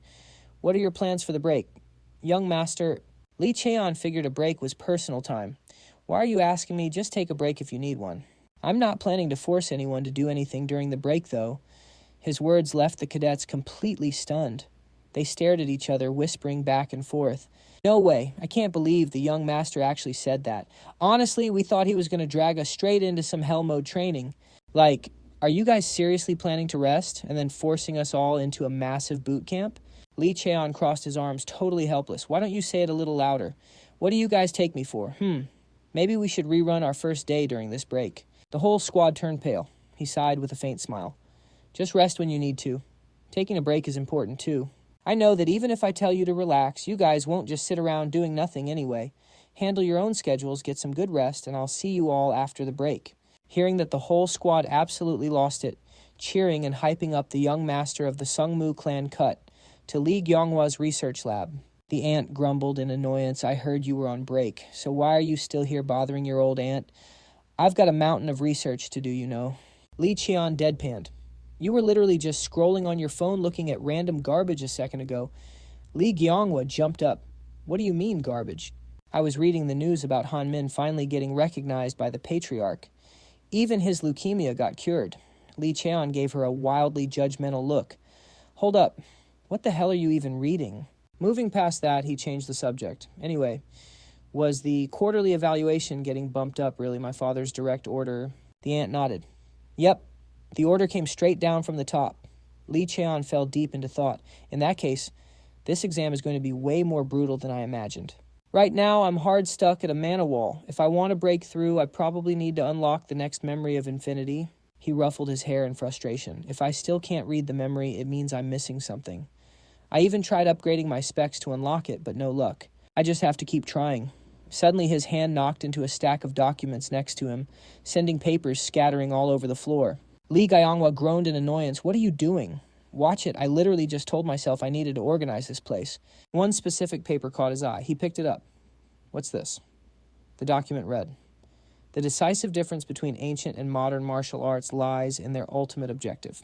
It can be deduced that during that era, humanity's combat techniques were entirely focused on slaughtering monsters. Their ultimate objective, Demon Bane, must be the same. The original Demon Bane was an absolute overkill technique. Lee Cheon suddenly shot up from his seat, making his aunt blink. "What is it, kid?" With a dead serious look on his face, he bolted for the door. "Auntie, I finally get it. I'll explain everything later. But I need to get to the training grounds right now." Papers went flying everywhere all over again as he dashed out. Lee Gyeonghwa screamed, "You damn brat." The second he hit the training grounds, Lee Cheon summoned infinity. He muttered to himself, "All right, now let's picture the target. Something absolutely massive, a monster far beyond humanity, a colossal beast. A technique that throws efficiency out the window, stamina-saving combos, dodging, blocking, all those flashy feints and moves without pure, raw, destructive power. Completely useless here. That is the true absolute purpose of Demon Bane." He surged the mana through his body and exploded upward, completely cratering the ground beneath his feet. Lee Cheon realized it now. The sole purpose of Demon Bane was to absolutely butcher monsters. Picturing the beast in his mind, he brought his blade down in a devastating vertical slash. Boom. A massive cloud of dust kicked up from the impact. He stood dead still, waiting for the dust to clear. A surge of pitch-black aura violently wrapped around infinity. He let out a hyped shout, "Yes, it worked. What's going to pop up now?" In a flash, he was instantly pulled into the spatial dimension inside infinity. Lee Cheon looked around in confusion. "Where am I? A training ground? It looks exactly the same as when I first unlocked infinity. Why does the POV always shift like this whenever I read infinity's memories?" He stood outside the training room doors, peeking his head inside. Is that the same guy from infinity's last memory? His speed is absolutely cracked, but then he noticed something crazy as the weapon changed forms. The aura shifted right along with it. Wait, it's not the guy changing his aura, it's infinity itself mutating the aura. The guy inside let out a heavy sigh. "You just changed the combat style again, didn't you? And hey, stop creeping on other people's training sessions." He was definitely talking directly to Lee Cheon, but his sparring partner didn't question it. Instead, he completely changed the subject. "Ever since you got that thing, have you named those techniques?" "Yet," he replied. "Not yet. Honestly, they're not even at a level where I can call them techniques yet." His partner chimed in. "Then let me name it. How about endless forms?" He nodded. "Not bad." Suddenly, the guy froze and glared at his partner. "Did you seriously drag someone else here with you today?" His partner looked totally confused. "Me? Hell no. Why would I do that?"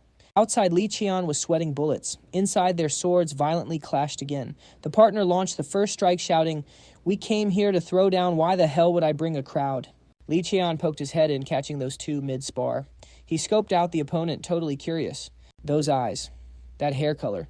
Classic Sungmu Main family traits right there. Boom time skip.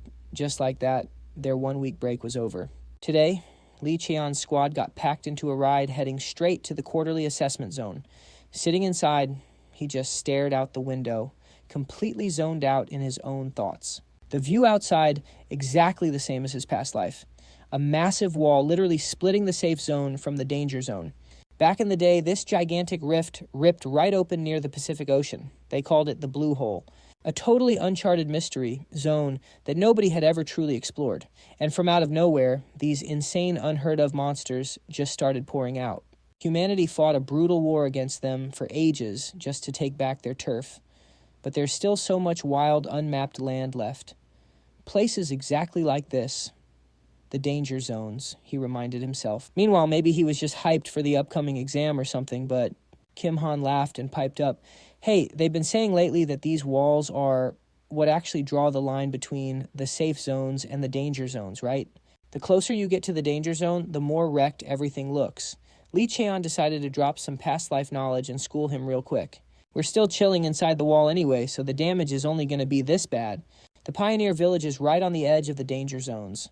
Their tech is literally in the Stone Age." Saying that triggered a crazy dark memory from Lee Cheon's past life. He had to live out there for a while just to lay low. Spoiler alert, it was absolute trash. In a flash, their ride blasted straight through the wall, crossing right into the wild, unmapped territory. Just like Lee Cheon said, the whole vibe out here was super grim, a total 180 from inside the walls. There was this eerie, pale blue mist just floating everywhere. Instructor Lee Dong-ho hopped out first, instantly warning the squad to stay on high alert. "Listen up. The zone we're stepping into is an uncleared dungeon. Fall in. We're setting up base camp right here. do your supply checks, and then the test officially begins. The escort guards are only here to lock down the base. From here on out, you're entirely on your own. But honestly, I'm not sweating it. As your instructor, I've got your backs as much as I can from here. Go out there and show me exactly what you're made of." The whole squad roared back, completely hyped up. Yes, Sir. Lee Cheon turned to his crew. "All right, I'm taking the lead from here on out. But just a heads up this exam, it's going to be a whole different beast. This is your last chance. If anyone wants to tap out walk away right now." His tone was dead serious. He squinted into the distance. The deep woods were absolutely choked with insane overlapping spider webs. Total nightmare fuel. Yeah, literally anyone with eyes could tell this quarterly exam was definitely not meant for your average rookie. The human-faced spider forest, a literal dungeon made of webs. Take one wrong step and those freaks would instantly lock onto you. And yet our quest is to somehow film a fully grown adult spider in the middle of this hellhole. Yeah, my old man definitely set this up, he thought to himself. But honestly, nobody in Class 5 was weak enough to back out. Choi In sighed with a little smirk. "Test me all you want, man. But there is no way anyone from Class 5 is just going to tuck their tail and run." Kim Han nodded. "Fact, young master, we all trust you." The whole squad was looking at Lee Cheon with absolute faith, catching him totally off guard. In his past life, he had never ever felt anything like this. Lee Cheon grinned, teasing them. "Since when did you guys get so smooth with the cheesy lines that got Park Seong blushing hard? That's only because you set the mood, young master." Lee Cheon just chuckled. "All right, message received. Nobody's quitting. Do one last comms check, secure your gear, and let's push into the forest." The crew shouted as one, "Yes, sir."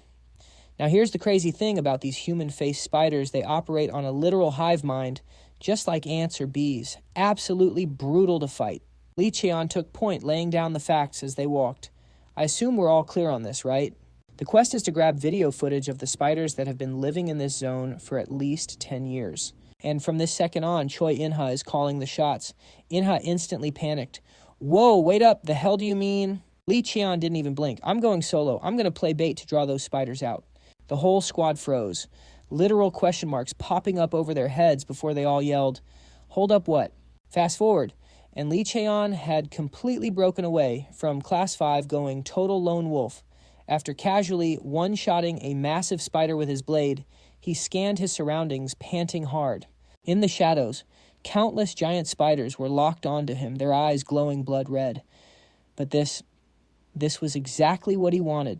Finally, the whole gang's here. Looks like wrecking a few of them to trigger their pheromones was totally worth it. See, human-faced spiders always drag the highest tier, most nutritious prey straight back to their nest to feed their larvae. And the fastest way to make them think I'm a 5-star meal, flex some absolutely broken power. Without missing a beat, he morphed his blade into a massive broadsword. Boom. He triggered the bamboo demon skill, slicing a lunging spider clean in half. That totally pissed off the swarm. They shrieked and rushed him from every single angle. Lee Cheon just smirked. He dropped his weapon, totally going limp and giving up. When he finally opened his eyes again, he was chilling on a bed of incredibly soft silk. Wait, am I inside a human-faced spider's cocoon? If so, plan secured. His stomach was doing flips from the poison, but honestly, not too shabby. He activated his stealth skill, cloaking his body in a blue aura, and morphed his weapon into a dagger. He slashed through the webs, wrapping him, plotting his next move. If this was their nest, the grubs had to be swarming right here. Slicing a huge gap in the cocoon, he peeked outside. He froze. Hold up. Why the hell are there so many food cocoons? No way they caught all these just today. They should have devoured these ages ago. What is going on? Lee Cheon narrowed his eyes. His face went dead pale. Just ahead, a massive cocoon hung in the air, suspended by endless webs and guarded by a whole squad of giant spiders. The cocoon was pulsing like crazy, like something was dying to bust out. Lee Cheon felt a tremor in his own chest. Was his dark aura resonating with that thing? Before he could even process it, the cocoon got ripped open from the inside. A massive, freaky leg pierced through, followed by a literal human hand. The boss finally dropped. It was a colossal spider, but from the waist up, a stunningly gorgeous woman. 6 eyes on her face, a rank 5 monster. The human-faced spider queen. "My sweet babies, you must be starving, aren't you?" she hissed. Lee Cheon held his breath brain working in overdrive. A rank 5 dungeon boss speaking human. Wait, no, her mouth didn't even move. The dark aura was translating her thoughts. Suddenly the queen lunged. She blitzed him, smashing her razor-sharp leg straight into his cocoon and sending him crashing to the ground. So much for stealth, he thought, dropping his cloak as the queen glared at him with pure bloodlust.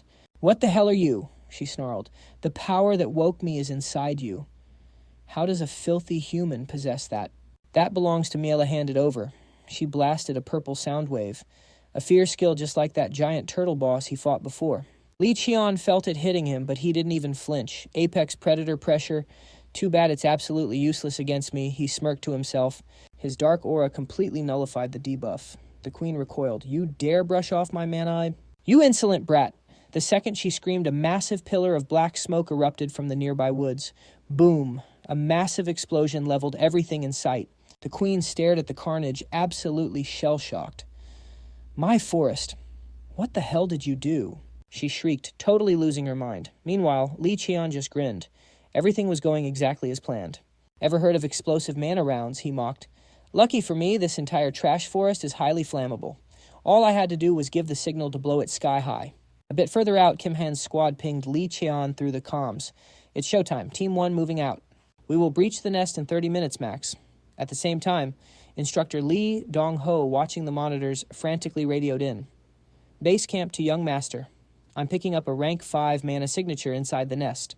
But before he could even finish, Cheon cut him off. "I am fine, just make sure you back up the cadets first." Back in the cave, the Spider Queen was completely losing her mind. She ground her fangs together, screeching at her mob. "My children go defend my forest." Then she locked her 6 eyes onto Cheon, her voice dripping with venom. "I'm gonna rip you apart with my bare hands, you arrogant little pest. You really think you can solo me? You think your pathetic little squad is actually gonna make it here? You are completely cooked." Cheon just scoffed. Plot twist. "You're the one underestimating me, boom." A blinding golden aura erupted around him. Cut to the cadets pushing forward. Cho In-ha was barking orders, telling everyone to spam those explosive rounds and draw the mob's aggro. Team 1 push, straight into the nest. We back up the young master and secure the escape route. Park Si-woong, sprinting right beside him, yelled, "Hold up." The boss room just threw a massive curveball, and we're still pushing. Cho In-ha didn't miss a beat. It's the young master's orders. We stick to the script. But despite the tough talk, he was sweating bullets praying in his head. "Young master, wait, please just hold on a little longer." Back in the boss room, the cave was literally quaking. Debris rained down as the Spider Queen spammed her attacks, but she was absolutely raging. Why won't you just die? How are you still standing?" she shrieked. Every single attack was whiffing completely. It was all thanks to his Demon Eye skill, an absolute cheat code that let him see the invisible flow of energy right before it hit. "Because I can read your mana flow, I can dodge the lethal hits," he thought. "But the stat gap is insane. I can't dodge everything perfectly. Lucky for me, this oversized bug just hatched. She's still getting used to her own hitbox. I've only got one shot at this." Chugging a health potion to patch his wounds, Cheon morphed his weapon back into a longsword. He triggered his martial aura, Thunder Strike. Instantly, the blade was coated in crackling black lightning. Zero hesitation. He dashed right at her, swinging with everything he had and launching a massive crescent moon slash straight at the queen. Kaboom! The entire cave shook. Caught off guard, the Spider Queen took the hit head-on, completely severing one of her front legs. But Cheon gritted his teeth. Damn it, it barely scratched her. Just as he thought. One-shotting through that insane armor was totally impossible. He watched the boss screech in agony. "It hurts. It hurts so much. I'll turn you into my slave. I'll rip that power out of your chest to heal myself, and then you're gonna suffer for eternity." She threw her hands up, blasting waves of blinding light. He didn't even know this skill. Cheon tried to dodge, but there were just way too many webs. One thread snagged right onto him. A voice echoed in his head. A massive brain-splitting headache hit him out of nowhere. He screamed in pure agony. The Spider Queen laughed, totally gloating.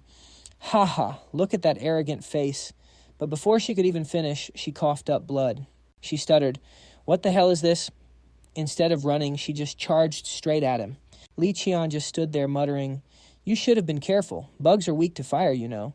The second he said that, a massive explosion went off right next to her, sending her straight to the afterlife. The squad of cadets that just arrived sighed in massive relief when they saw Cheon was safe. Kim Han said sorry. "We got delayed trying to clear a path." Cheon sighed and scolded them. "When we get back, I am putting you guys through special training." Kim Han turned pale and whined, Oh my god, bro, you are seriously saying that. Right now, Cheon declared, let us just get the hell out of this nest. Scene shifts to the instructor's grading room. The place was buzzing with chatter. Team 5 from the first years is behind schedule. They just got back 30 minutes ago. They didn't just ditch the quest like Team 4 did, they? Well, it makes sense. That was a special rank 6 dungeon, plus it had an anomaly. Lee Dongho opened the door and walked in. Sorry I am late. A lot of people got hurt. I had to get them to the hospital first. I will give the situation report now. He clicked a remote, pulling up an image of the human-faced spider. Team 5's quest was to record the adult spider's movements. But we spotted an anomaly, so we switched to gathering intel. Team 5 split into 4 groups and planted 132 explosive mana rounds. A guy cut him off. Wait a second, did I hear that right? You guys used heavy firepower. Lee Dongho nodded. That is right. We used 52 rounds during combat. 184 rounds in total. The black-haired guy slammed the table in a rage. Were you guys trying to level the whole dungeon? The quest was just to record a video. Do not tell me you blew up the entire dungeon and called it a success. Lee Dongho stammered. The quest was completed. Where is the footage? Play it right now, someone yelled. Before he could answer, the door swung open and Lee Cheon walked in. Sorry I am late. The gear got wrecked, so I had to restore the files. Here's the video. He handed the badge from his chest over to Lee Dongho. In the back, Lee Sehun was whispering, This psycho, is bombing a dungeon normal to you? Do you not think getting caught alive is a pain? Lee Cheon just replied, If you want to get the footage, this was the most guaranteed method. A moment later, they played the footage. The whole room sat there completely stunned. The black-haired guy rubbed his face in utter disbelief. No way. The report matches the footage perfectly. Dropping bombs inside a dungeon was literally like bringing gasoline to a house fire. He looked at Lee Cheon. You actually think this was a solid plan? Lee Cheon was overflowing with confidence. I picked the route with the highest success rate. If we stuck to the standard plan, would the cadets have even made it? I used every method possible to clear this. Rather than failing or just giving up, the Lee family only cares about results, right? Those words made the black-haired instructor narrow his eyes. He thought to himself, it was not an accident. It looked like a random variable, but it was perfectly calculated. That ninth young master has absolute faith in his own plans. The other proctors looked at each other, murmuring, the young master's strategy was way too extreme. We cannot really use this as a textbook example. It is tough to grade honestly, but since they cleared the quest and no one actually died, you could say it is a perfect score. Team 5 was the only squad to hit the max score in this evaluation. Time flew by. Cut to the Lee family head's office. Butler, Choi Jin, was reporting the exam results, 32 casualties. 78 severely injured, with many more taking minor hits. The contracts include a status transfer clause, so there will not be any legal blowback. Tayson nodded, not looking surprised at all, and asked, What is our compensation plan for the casualties this time? Choi Jin replied. We are covering all medical bills for the severely injured. For those with permanent, irreversible damage, we will handle them according to standard protocol. Tayson waved his hand. All right, let us move on to the progress report. Good work. Tayson flipped through the documents, scanning them over. Choi Jin clicked a button to bring up a video, continuing, Yes, sir. These are the files on every dungeon reported this time around. From Tayson's point of view, watching the footage, he remarked, This definitely leaves an impact. The human-faced spider forest is right inside the danger zone. Choi Jin chimed in, Yes, right on the northern edge of Gangwon province. The screen showed the Spider Queen ordering her swarm to attack Lee Cheon, but the video quality was absolute trash. Tayson complained, Damn, that is way too short. Choi Jin shrugged. According to the report, this was as much of the footage as they could recover. Looks like it was heavily messed with. Those words made Tayson pause for a split second. He took a sip of his tea, looking highly amused. He really is an interesting kid. Do you not agree? Choi Jin answered honestly, Clearing such a brutal quest with sheer willpower is definitely impressive. It is just, I am a bit worried. He completely brushes off basic tactics and strategy. Tayson agreed. So even you see it that way. Breaking the rules like that just proves how fearless he is. It is exactly because he fully understands the rules that he knows how to exploit them with such crazy moves. The fact that both cadets and instructors followed his plan without a single objection is proof of my youngest son's leadership. And no intel from the operation was leaked either. A totally flawless victory, and not just for this one. From now on, bump up the frequency and the difficulty of all the overall evaluations. Choi Jin bowed his head. Yes, sir. I'll take care of it. Tae-shin whispered, his eyes practically glowing with anticipation. Looks like the others are going to be keeping a close eye on our youngest from now on. A few months later at Class 5's specialized training ground, Kim Han was practically in tears. Young master, you do realize we literally... Lee Cheon blinked, totally clueless. Huh, yeah, that's exactly why I gave you guys a break. Kim Han let out a heavy sigh. Never mind, just forget it. Instructor Lee Jung-ho gathered everyone for an announcement. Listen up. I know the year-end evaluations just wrapped up, and you're all dying for a break. But do not forget about the promotion exam. I don't want a single person in this class getting held back. Are we clear? The whole squad shouted back in unison. Sir, yes, sir. Lee Cheon suddenly remembered something and smirked at Kim Han. Hey, during the last eval, you completely ran out of mana, didn't you? Today, you're memorizing spell chants. But first, physical training. The whole squad immediately locked in and started grinding. Watching their fire, Lee Cheon smiled to himself. They've definitely gotten tougher. Not just their bodies, but their mental game, too. They don't just break down when they mess up anymore. They've learned how to adapt and overcome. It had been almost a whole year since they started academy life. Aside from the ones forced to drop out, nobody had been expelled, and nobody had died. Suddenly, Lee Jung-ho walked up. Oh, there you are. Lee Cheon looked up, surprised. What's up, Lee Jung-ho gestured. The instructors are holding a briefing about the promotion exam. Lee Cheon nodded. Got it. I'm on my way. In the assembly room, Lee Si-hyun waved him over. Over here, sit down, we need to talk. She patted the empty seat next to her. The second he sat down, she gave him a side-eye. You actually did pretty well in this evaluation. But I heard Class 1 was absolutely cracked too. Lee Cheon gave a response that made Lee Si-hyun puff up with confidence. Obviously. Wait, no, that's not the point. She shook her head, dropping her voice to a whisper. Listen, you're going to be in massive trouble during this promotion exam. Sixth sister and seventh brother got called into mother's room, and lately there are rumors they've been going around secretly meeting with cadets. Lee Cheon immediately knew exactly what Madame Bong was plotting. But he wasn't sweating it at all. He just let out a dry chuckle. What are they planning to pull some dirty tricks during the exam? Lee Si-hyun scowled. Getting eliminated is one thing, but the terrifying part is we have no idea what they're scheming. You're only acting like this because you're a total weirdo. Sixth sister and seventh brother are ruthless, okay? Lee Cheon just crossed his arms, totally unimpressed. If this is supposed to be a warning, you're a bit late. That kind of trash behavior already started back during the midterms. He stroked his chin, running the calculations. Every single evaluation has been rigged. Garbage equipment, skipping training modules just to screw us over. I even heard someone tried to approach Bok Se-young recently. Lee Si-hyun clenched her fists. I already gave my class a heads up. This time I'm playing fair and square, and I am going to win. I'm taking first place just so I can force you to call me Big Sis, she declared, absolutely hyped. Lee Cheon muttered under his breath, Why are you so obsessed with making me call you that?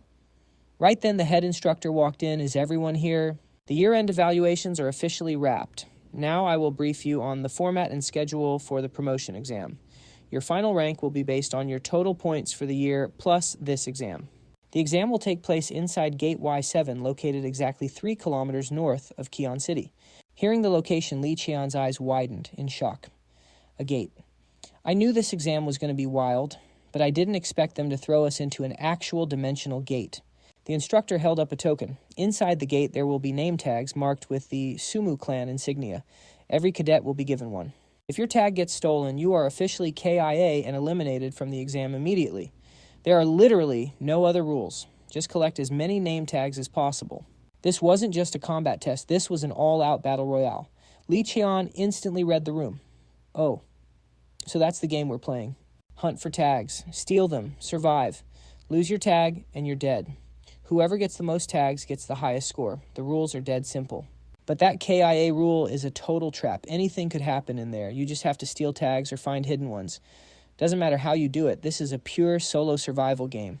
And there are even second-year cadets joining. Someone is definitely pulling the strings from the shadows. A dimensional gate is completely cut off from the outside world. For a despised, illegitimate child like me, whatever happens in there leaves zero evidence. It's the perfect setup to get rid of me.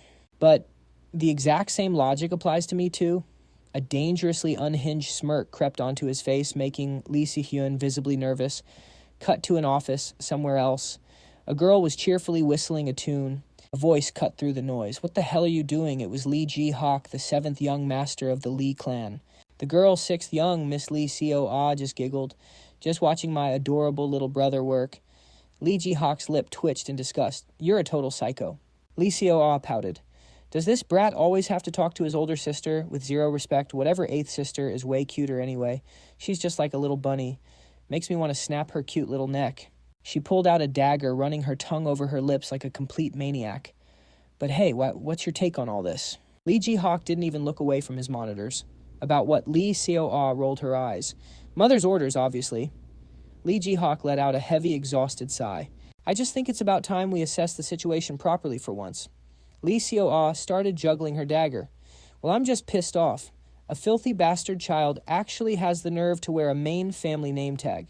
Strutting around, acting like he's higher status than the rest of us. Oh, I'm going to teach him a brutal lesson. And hiding behind our soft weakling of an eldest brother to boot, I'm going to remind that trash exactly where he belongs, Lee. Seo-ah gripped her dagger and slammed it straight through the desk. Time flew by. The final promotion exam had officially begun. This was the ultimate chance for the cadets to secure their spot in the next year. A ruthless battle royale for badges inside a stabilized gate. Kim Han stared down the two men, whispering to Lee Cheon. The dungeon's perfectly stable, so why is the security still this crazy tight? Lee Cheon calmly replied, probably just to keep the public chill, or maybe they're hiding some sketchy lab experiments here. He narrowed his eyes. Something was off. There were way fewer staff members than he expected. Do they think I'm blind and just doing whatever they want, or are the cadets really just this trash? Whatever, it doesn't matter anyway. Lee Cheon spun around to check on the cadets behind him. Is everyone ready to go? The whole squad shouted back, hell yeah, we are.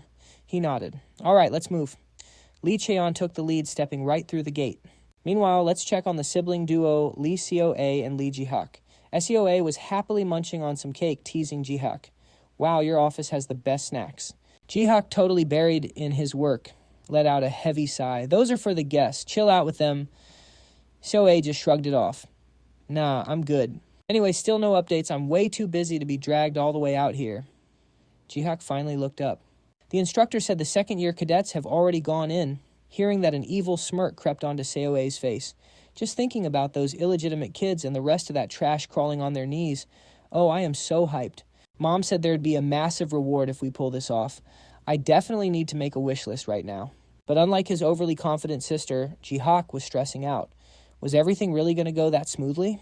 Even though he believed in their master plan, he couldn't shake off what their oldest brother, Lee Minggu, had warned him about. Watch your back, Ji-hak. The youngest isn't someone you can just walk all over. That's exactly what he said the last time they met.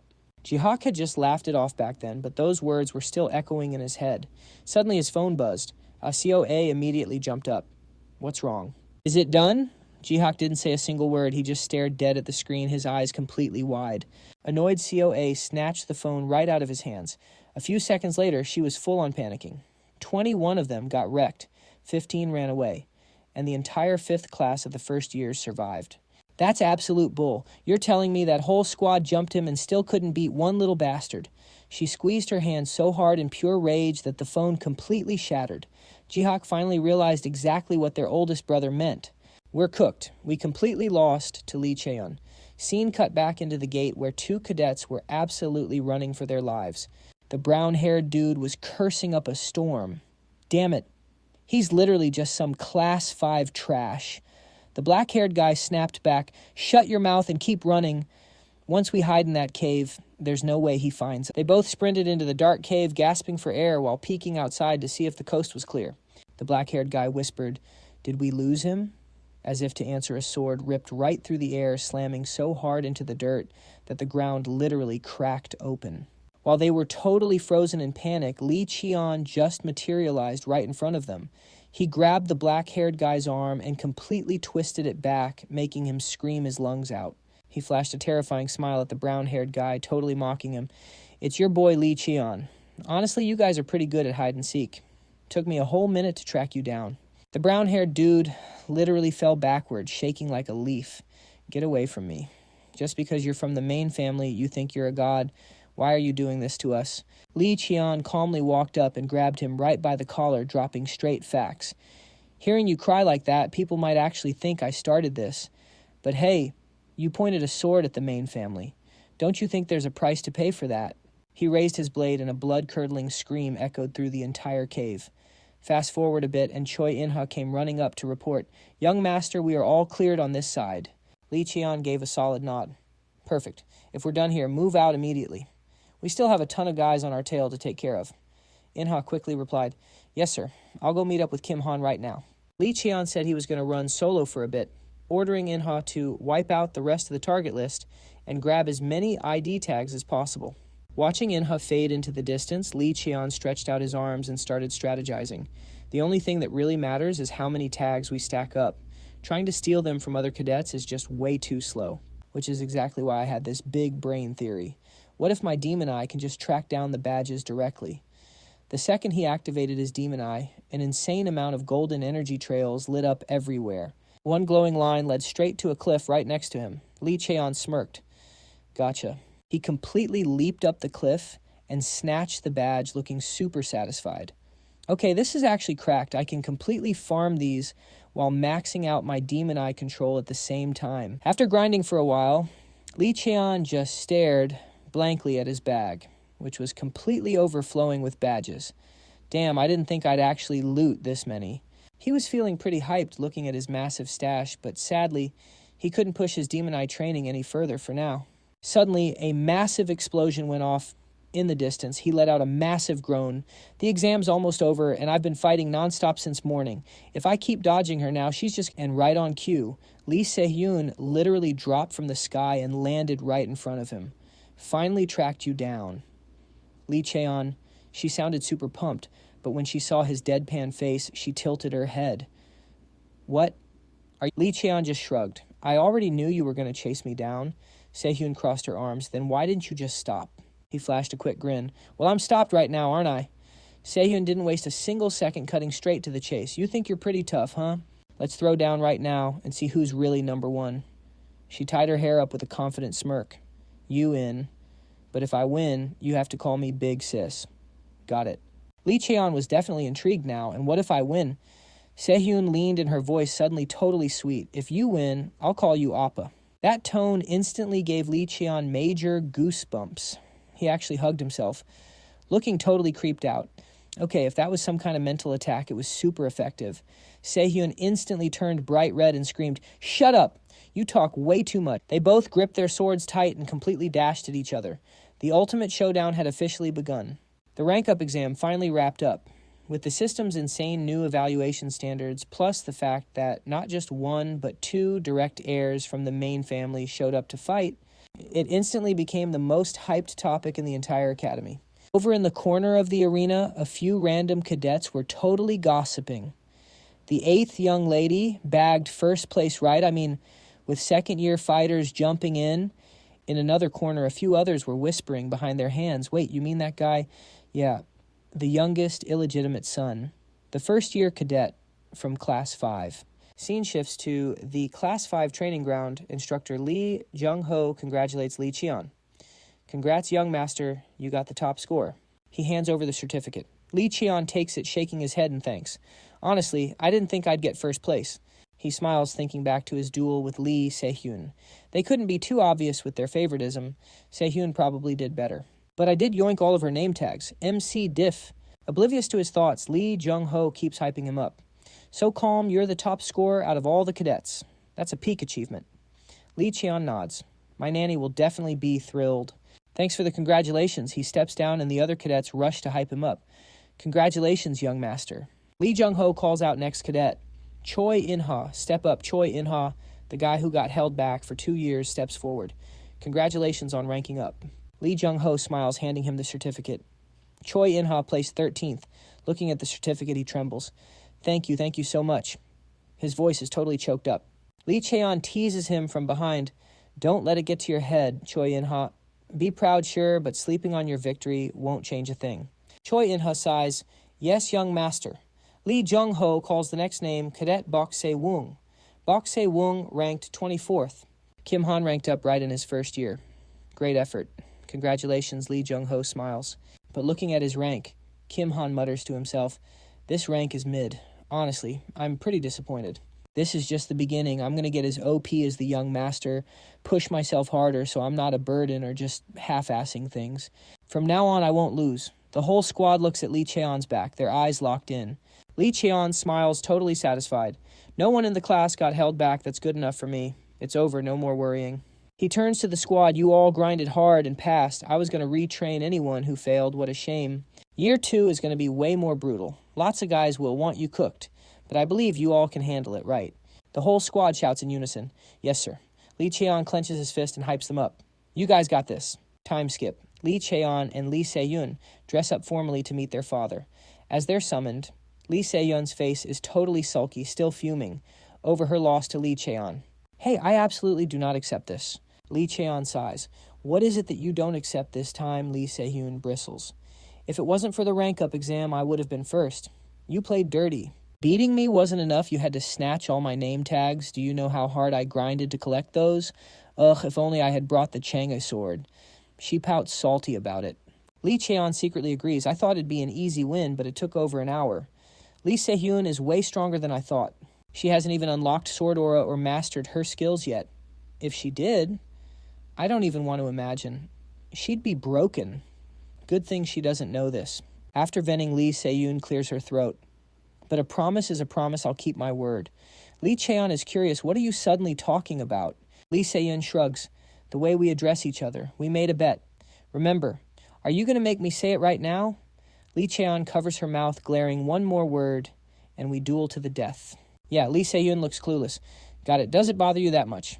Anyway, enough nonsense. Let's go. We're going to be late. Lee Cheon urges her, and she startles. Oh, right, let's go. The two speedwalk to the Patriarch's office. The moment they step in, they bow. Greetings, Father. Taishan turns around and nods. Come in.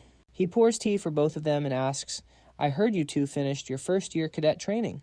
What did you see and experience? Lee Se-hyun hesitates, glancing at Lee Cheon. He thinks to himself, what the heck, why is she looking at me? Seeing Lee Cheon stay silent, Lee Se-hyun blurts out, I saw the true face of our family. That makes Lee Cheon choke and spit out his tea. Taishin looks amused. And what exactly is this true face? Lee Se-hyun replies, I understand the rivalry that comes from competition, but there are some things I just can't accept. I value fairness and honesty.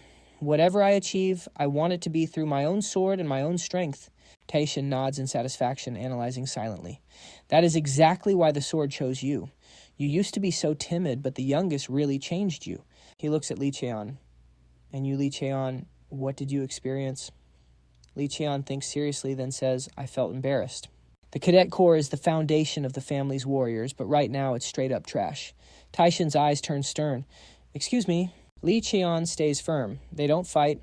They might be weak, they might lose, but giving up on fighting makes them unworthy of being the elites of the Lee family. I saw way too many cadets like that. The problem lies with either the instructor's competence or the training methods. He remembers everything he went through in Class 5. Taishin mutters softly, arrogant. But then he smiles, leaving both of them stunned, wondering if they're seeing things. Taishin advises them, it's admirable that you're building your own mindsets, but you must be careful. Once you sink into the swamp of prejudice, it's very hard to escape. His words make Lee Se-hyun's eyes light up. Lee Cheon is totally caught off guard, not expecting their father to personally give them advice.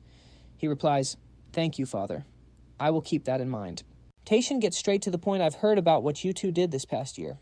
The exams might differ from a regular warrior's quest, but the core essence is the same. You both realized it was a test I set up, and you completed it with absolute dedication. I called you here today to give you a reward for a quest well done. Yes, sir. The unexpected reward makes Lee Cheon skeptical. Father is always strict about rewards and punishments. Giving us a reward for this, there's definitely a catch. Lee Se-hyun didn't even hesitate and threw his hand up. Dad, I want a top-tier chest plate, dragon scale. Taishin nodded. Done. I'll let the armory know. Pick it up tomorrow. Lee Se-hyun grinned. Hell yeah, thanks, Dad. Taishin looked over at Lee Cheon. And you, what does my son want? Lee Cheon already had his answer locked in. I want permission to enter the Heavenly Mount. Taishin and Lee. Se-hyun just stared at him, eyes wide. No way. Taishin turned fully to him. Wait, what exactly do you want? Lee Cheon didn't blink. I'm asking for permission to train in the Heavenly Mount. Boom. Room went silent. Taishin and Lee Se-hyun were literally jaw-dropped. Back in his room, Lee Cheon was packing his gear. Herbs, bestiaries, an iron pot, and alchemy tools. All set. Perfect. Got everything I need. He thought to himself. The Heavenly Mount is a spiritual zone. It doesn't just spawn magic herbs, it breeds spiritual elixirs.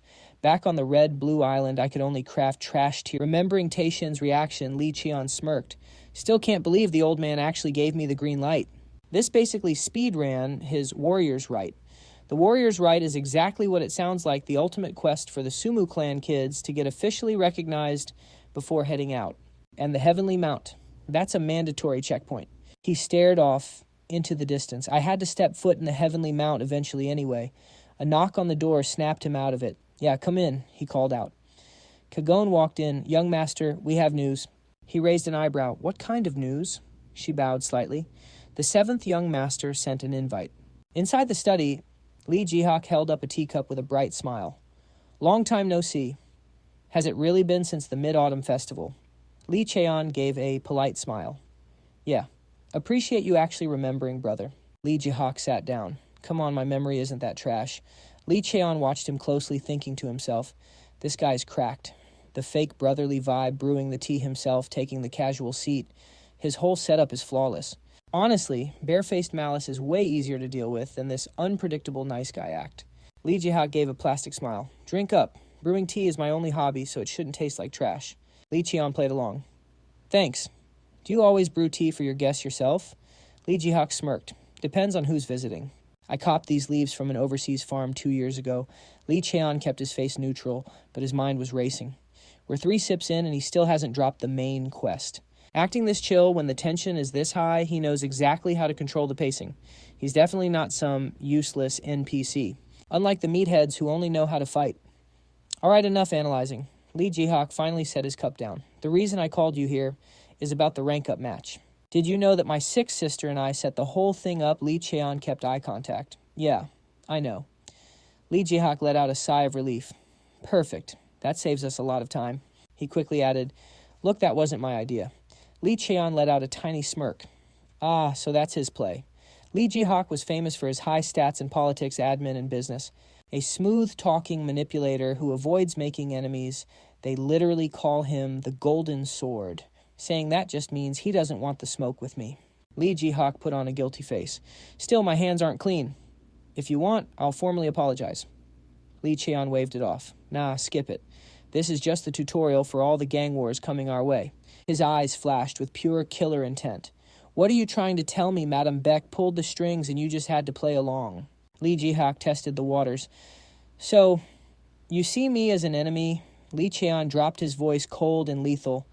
Someone messes with my people and pulls dirty tricks right in front of me. Yeah, that makes you a target. Lee Jihak's mind went into overdrive. How do I handle this? Do I strike first to avoid getting wrecked later? Or... He let out a heavy sigh. What do you want me to do? Lee Cheon leaned in, flipping the script. Show me some actual sincerity. I wasn't the only one taking damage from your little stunt. Lee Jihak chuckled softly to himself. This arrogant punk refuses the apology but demands a loot drop. Honestly, I respect the hustle. He reached out his hand. Deal. I'll send some decent elixirs to the 5th-year trainees and you'll get a proper reward too. Lee Cheon grabbed his hand with a grin. Damn, brother, you're too generous. I'll pretend this whole thing never happened. They shook hands, both smiling, both plotting. Lee Jihak laughed. Out of all our siblings, you and I vibe the most. Lee Cheon scoffed playfully. Really, I wouldn't bet on that. He stood up to leave. Lee Jihak threw out a final warning. Watch your back around our 6th sister. Unlike me, she actually despises you. Lee Cheon just shrugged it off. It's fine, I won't even be at the estate for the next year. He flashed a cocky, confident smile. Cut to another room. Lee Seo-a was on her knees in front of Madame Beck, her voice trembling. Mother, please let me explain. I didn't use the quest as an excuse to run away. Madame Beck didn't hold back. Shut your mouth. The sheer venom in those words made Lee Seo-a flinch hard. She glared down at her with pure disgust. You ran. That is the one thing absolutely forbidden for the Sungmu Clan bloodline. If you're truly my flesh and blood, that kind of cowardice is unforgivable. Lee Seo-a was literally shaking, but if I fix this right now, we still have time, right? Crushing that bastard is easy, Madame Beck scoffed bitterly. You really are clueless, aren't you? If it were that simple, I wouldn't have pushed you to this absolute edge. Those words hit Lee Seo-a like a truck. Madame Beck sneered, that illegitimate trash is heading to the Heavenly Mount for a whole year. If you tried to salvage it and failed, I might have listened. but you completely fumbled the chance and dragged the main family's reputation through the mud. If I ever see you acting this pathetic again, it won't end with just a slap." Madame Beck stormed out. Lee Seo slammed her fist down, screaming, "Damn it." Lee Jihak watched her with pure pity. Through the closed doors, Lee Seo was still screeching, "You bastard, I'm gonna kill you." Standing outside, Lee Jihak shook his head. Damn, Mother is absolutely ruthless. All this is just going to make Lee Seo dangerously obsessed with a comeback. He pondered. Between her and Lee Cheon, who holds the higher value? The future is going to be an absolute movie. Cut to the carriage. Lee Cheon sat there gripping his hands tight, looking up with a complex expression. Butler Choi-jin smiled. "Looks like we're heading the same way." What a stroke of luck. Lee Cheon was caught off guard, seeing a familiar face. "Butler Choi, what are you doing here?" The old man offered a warm, wrinkled smile. "It's only for a few short days, but I'll be taking excellent care of you, young master." Butler Choi-jin reassured him, "Please don't feel burdened by my presence." Still a bit dazed, young master Lee Cheon nodded. "Right." The butler continued. "First, I need to tend to the ancestral tombs. After that, I have a message to deliver to the Lord of Mount Cheonwi. I'm merely tagging along on the patriarch's orders." Hearing this, Lee Cheon relaxed and smiled. "I see. Well, I'm glad I won't be traveling alone." But inside, he was thinking, what a coincidence. But I highly doubt it's that simple. Even though his aura and presence felt completely like an ordinary civilian's, Butler Choi was absolutely not normal. He was broken. He was a core pillar of the family, holding a position even higher than the elders. The power gap between them, unimaginable, literal God mode. Choi-jin suddenly spoke up. "I heard you're stopping by Mount Sungwoo before heading to Mount Cheonwi. May I ask why?" Lee Cheon scratched his head. "I'm planning to visit the first patriarch's tomb. It's my first time leaving the estate, so paying my respects is the right thing to do." He mentally smirked. Perfect excuse. Flawless logic. Plus, letting everyone see an illegitimate son go out of his way to honor the ancestors definitely sends a message. Choi-jin beamed with satisfaction. "As expected of you, young master. Very wise. Many of the elders will definitely look favorably upon such a sincere display." Lee Cheon smiled politely. "Thank you for the kind words." But inside he was sweating. Bro read me like a book. He saw right through my plan. Choi-jin then asked young master, "May I share a piece of advice?" Lee Cheon kept his voice steady. "Of course, I'm all ears." The old man asked, "Do you climb mountains often?" Young master Lee Cheon shook his head. "No, actually. I don't think I've ever properly climbed one." Choi-jin chuckled warmly. "Ha ha, is that so? Well, it's quite the hobby of mine. Once I scaled an incredibly treacherous peak. There was no trail, so I had to carve my own path. If you were in that situation, young master, how would you conquer that mountain?" Lee Cheon answered, without hesitation. "I'd keep my head up, lock my eyes on the peak, and just keep pushing forward. That's the fastest and most direct way to the top." Choi-jin nodded, looking pleased. "Indeed, with that mindset, you'd reach the summit in no time." But then he added, "However, reality is rarely that simple. Sometimes you have to look back over your shoulder, or check the sides of the path. You need to make sure you're still heading the right way. If you just blindly charge forward, you'll end up lost, taking massive detours. The higher the peak, the more careful you must be." It hit Lee Cheon like a truck. Wait, is he talking about martial arts? Ever since his regression, he had been speed-running his new powers without properly absorbing them?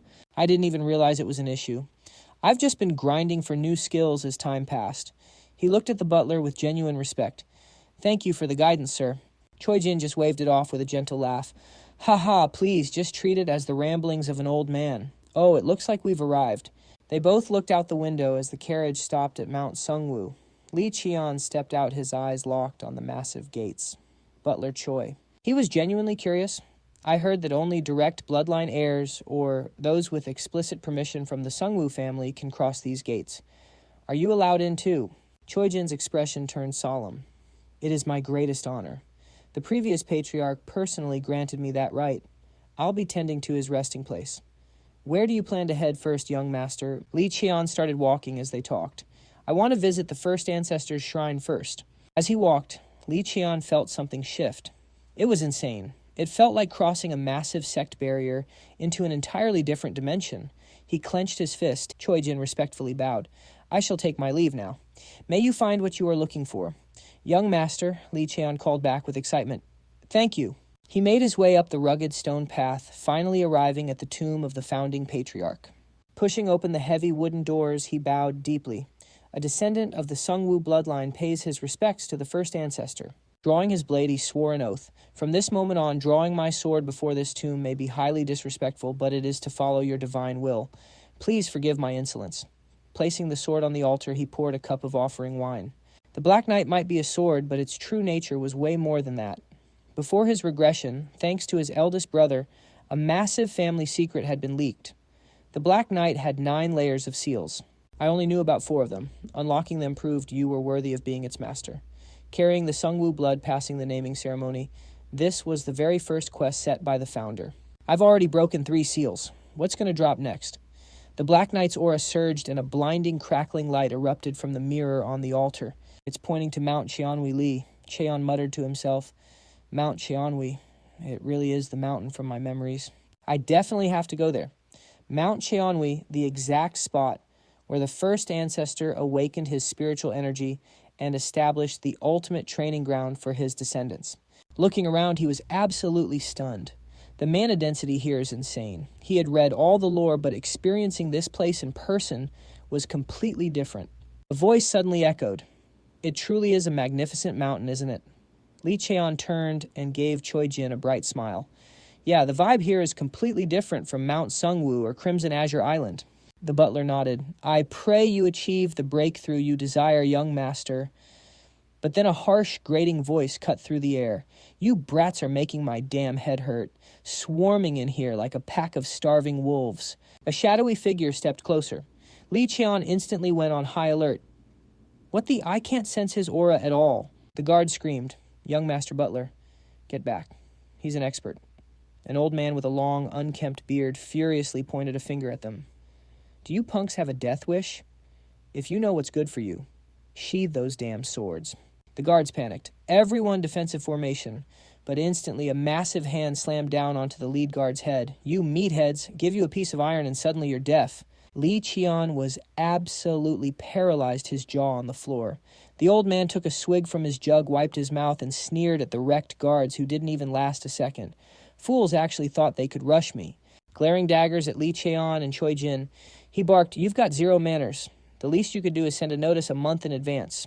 I told you last time. Showing up empty-handed without even a jug of booze. You really want to die that badly? Choi Jin just laughed pleasantly. I do apologize for that oversight. But don't you think you're being a little dramatic, sir? The old man grumbled furiously. You got a lot of nerve, talking back to me, brat. Li Cheon finally managed to speak. Butler Choi Jin let out a fake cough to clear his throat. My apologies, I almost forgot. Let me introduce you. This is the Lord of Mount Cheonwi. The old guy took off his glasses, eyeing Li Cheon. Him, he asked impatiently. The brat the family had dragged in from outside Butler. Choi Jin calmly replied, Yes, this is the 9th young master, Li Cheon. So you're heading up the mountain this time, the mountain. Lord rubbed his chin, chuckling to himself before hopping right up into his personal space. You caught a glimpse of my technique, didn't you? Li Cheon flinched. He totally didn't expect the old man to notice. He quickly answered, Yeah, I saw it. The mountain lord clicked his tongue. You've got that same aura as Tae Shin, but man, your scent is kind of off. Suddenly, Li Cheon's left eye started throbbing like crazy. He clutched it, groaning in pain. The mountain lord narrowed his eyes. Does this brat have some kind of freaky vision? Crazy that he immediately saw through the MC's secret. A stream of energy flowed from the old man, completely soothing the pain in Li Cheon's eye. Scene change. The mountain lord was chilling in his room, totally vibing with a bottle of booze, his face already flushed. Western liquor hits different. Man, weird woody smell, but so freaking good. Choi Jin gave a polite smile. I am glad it suits your taste, sir. Li Cheon watched them, thinking to himself, I don't know jack about alcohol, but that is definitely not cheap. The mountain lord slammed the bottle down. All right, spill it. What's your story? Sending a scrawny little punk like you into training. Your family must really hate your guts, huh? Li Cheon didn't even blink. I volunteered. The mountain lord gave a knowing, sly grin. Oh, is that so? Just by feeling the kid's energy, the old man already knew this was a kid locked in a death game with fate. Li Cheon sat perfectly straight, trying to figure out who this mountain lord really was. The illusions from that demon eye, plus the rumors about the keeper of the mountain. Back before his regression, this guy was definitely known as a dokebi. A literal dokebi. They predict the future, with eyes full of stars, seeing fates that are set in stone. The mountain lord leaned back and asked casually, "So you've got a whole year. What's your game plan?" Cheon used telepathy to drop a warning. "Just so you know, family head Cheon is listening to every single word you say." Cheon instantly froze. And just like that, the chat was over. The mountain lord scowled. "Damn it, I attract all the freaks. But this crazy kid, the second I mentioned the training grounds, he sprinted straight for it, and you just wait until I heal those weaklings, then you can pack up and leave with them." Cheon smiled brightly. "Thank you for letting us use the spirit water." The mountain lord suddenly got dead serious. "So why are you really here? It's not just a friendly visit, is it?" Cheon nodded. "I don't like beating around the bush, so I'll get straight to the point. Have you read the celestial signs yet?" The family head wanted me to ask. The glass of booze in the mountain lord's hand suddenly stopped midair. He gave a slow nod and set the glass down. "I read them, but I can't exactly say much." Cheon hit him with that smooth guilt trip. "Come on." A dokebi who just got treated to premium liquor would... The mountain lord slammed the table, totally triggered. "Hey, brat, was that supposed to be an apology gift?" Cheon just smiled. "I brought over 10 bottles, didn't I?" Defeated the mountain. Lord chugged the rest of the bottle. Damn it, I knew there was a catch. He slammed the empty bottle down, dropping the jokes. There's still a long road ahead. The heavenly gates have been open for a while now. Human power has hit its absolute peak, which means total chaos is coming next. Tell him not to rush things. Just let it play out naturally. Cheon smiled. "Understood. I'll pass the message straight to the family head." The mountain lord pointed an angry finger at him. "Man, if I had just won that stupid wrestling match, I wouldn't be dragged into this garbage." He suddenly switched the topic back to Cheon. "You seem pretty fond of that illegitimate kid. Aren't you worried?" Cheon stared deeply into his glass. "As a servant, my only loyalty is to the bloodline of the Sungmu family." The mountain lord scoffed. "You heard him say he wants to go in there, right? The kid is literally a complete noob." Cheon just smiled. "Just keep an eye on him for a bit. I guarantee you'll find him entertaining." Cut to the underground training grounds, Cheon stepped right out of the teleport gate. He couldn't help but marvel at the mountain lord's power. Honestly, it was mind-blowing every single time. A literal knot in a tree acting as a shortcut to the training grounds. And there was another entrance right where the old man was yesterday. "A dokebi's magic cave, huh?" Cheon muttered to himself. "Man, I've got exactly 1 year from now." Pulling out his dagger, he started listing his goals. Magic, the secret arts from Muji and Mujin, the evil eye, my own intuition, and the black aura. I'm going to make every single one of them mine. The goal, 1,000 reps. If that's not enough, I'll just keep grinding until it is. Meanwhile, back in his room, the mountain lord was sprawled out on the floor, lazily watching Cheon through a magic mirror. He looked bored, out of his mind. The kid was an absolute tryhard. He'd never seen anyone like this grinding until he literally passed out chugging spirit water to heal and then doing it all over again like some kind of self-torture. Snap. He turned off the screen, stared at the ceiling. No wonder his fate looked so pitch black. Bro was hard-coded to die young or live a cursed life. And yet, he totally flipped the script on his so-called unchangeable fate, even suppressing his a living being completely off the grid of destiny.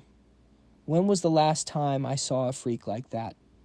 The mountain lord burst out laughing as Cheon popped into his head. Man, the bloodline really doesn't lie. 3 months later, the mountain lord was once again dramatically sprawled out on the floor. Cheon promised this would be entertaining. I am bored to death. I am so done watching this. What's so fun about watching a kid spam basic attacks? He rolled over grumbling. Other than asking for permission to pick herbs, he literally hasn't said a word. Hey, he's probably not dead yet. Suddenly, a super familiar shriek echoed through the air. The mountain lord instantly leaped up, taking a defensive stance. That's the cry of the spirit beast Bakai. Did something just breach the mountain? Snap! He popped the magic screen back open. I put up a barrier that's literally impossible. Don't tell me those family big shots messed it up when they were dropping off my food and booze. He stared at the screen and let out a massive yell.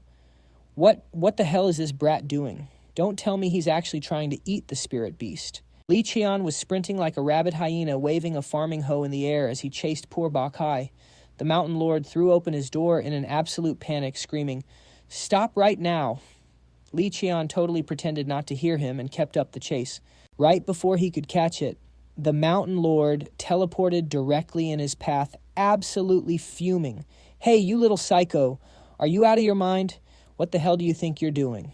Cheon was panting heavily. "Oh, hey, Mountain Lord. Long time no see. Mind stepping aside for a sec?" By the way, the MC was already 14 years old at this point. The Mountain Lord jammed an angry finger right in Cheon's face, totally going off on him. "How dare you try to jump my spirit beast right in front of me? I have lived a very long time, and I've never seen a brat as unhinged as you." Cheon blinked, totally clueless. "Wait, what are you talking about?" The Mountain Lord crossed his arms, completely exasperated. "That thing you were just hunting down with actual killing intent.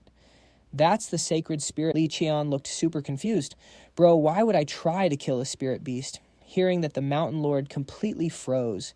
He stared at the kid in total disbelief, slowly noticing the woven basket and the farming hoe Cheon was carrying. He was beyond confused. Spotting Bakai, Cheon roared in anger.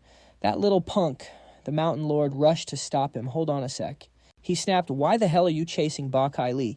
Cheon fired back. "He snagged my secret elixir." He threw out a quick, "I'll explain later," and bolted after it. The Mountain Lord couldn't stop him and yelled, "Hey, the spirit beast is hiding. How are you going to find it?"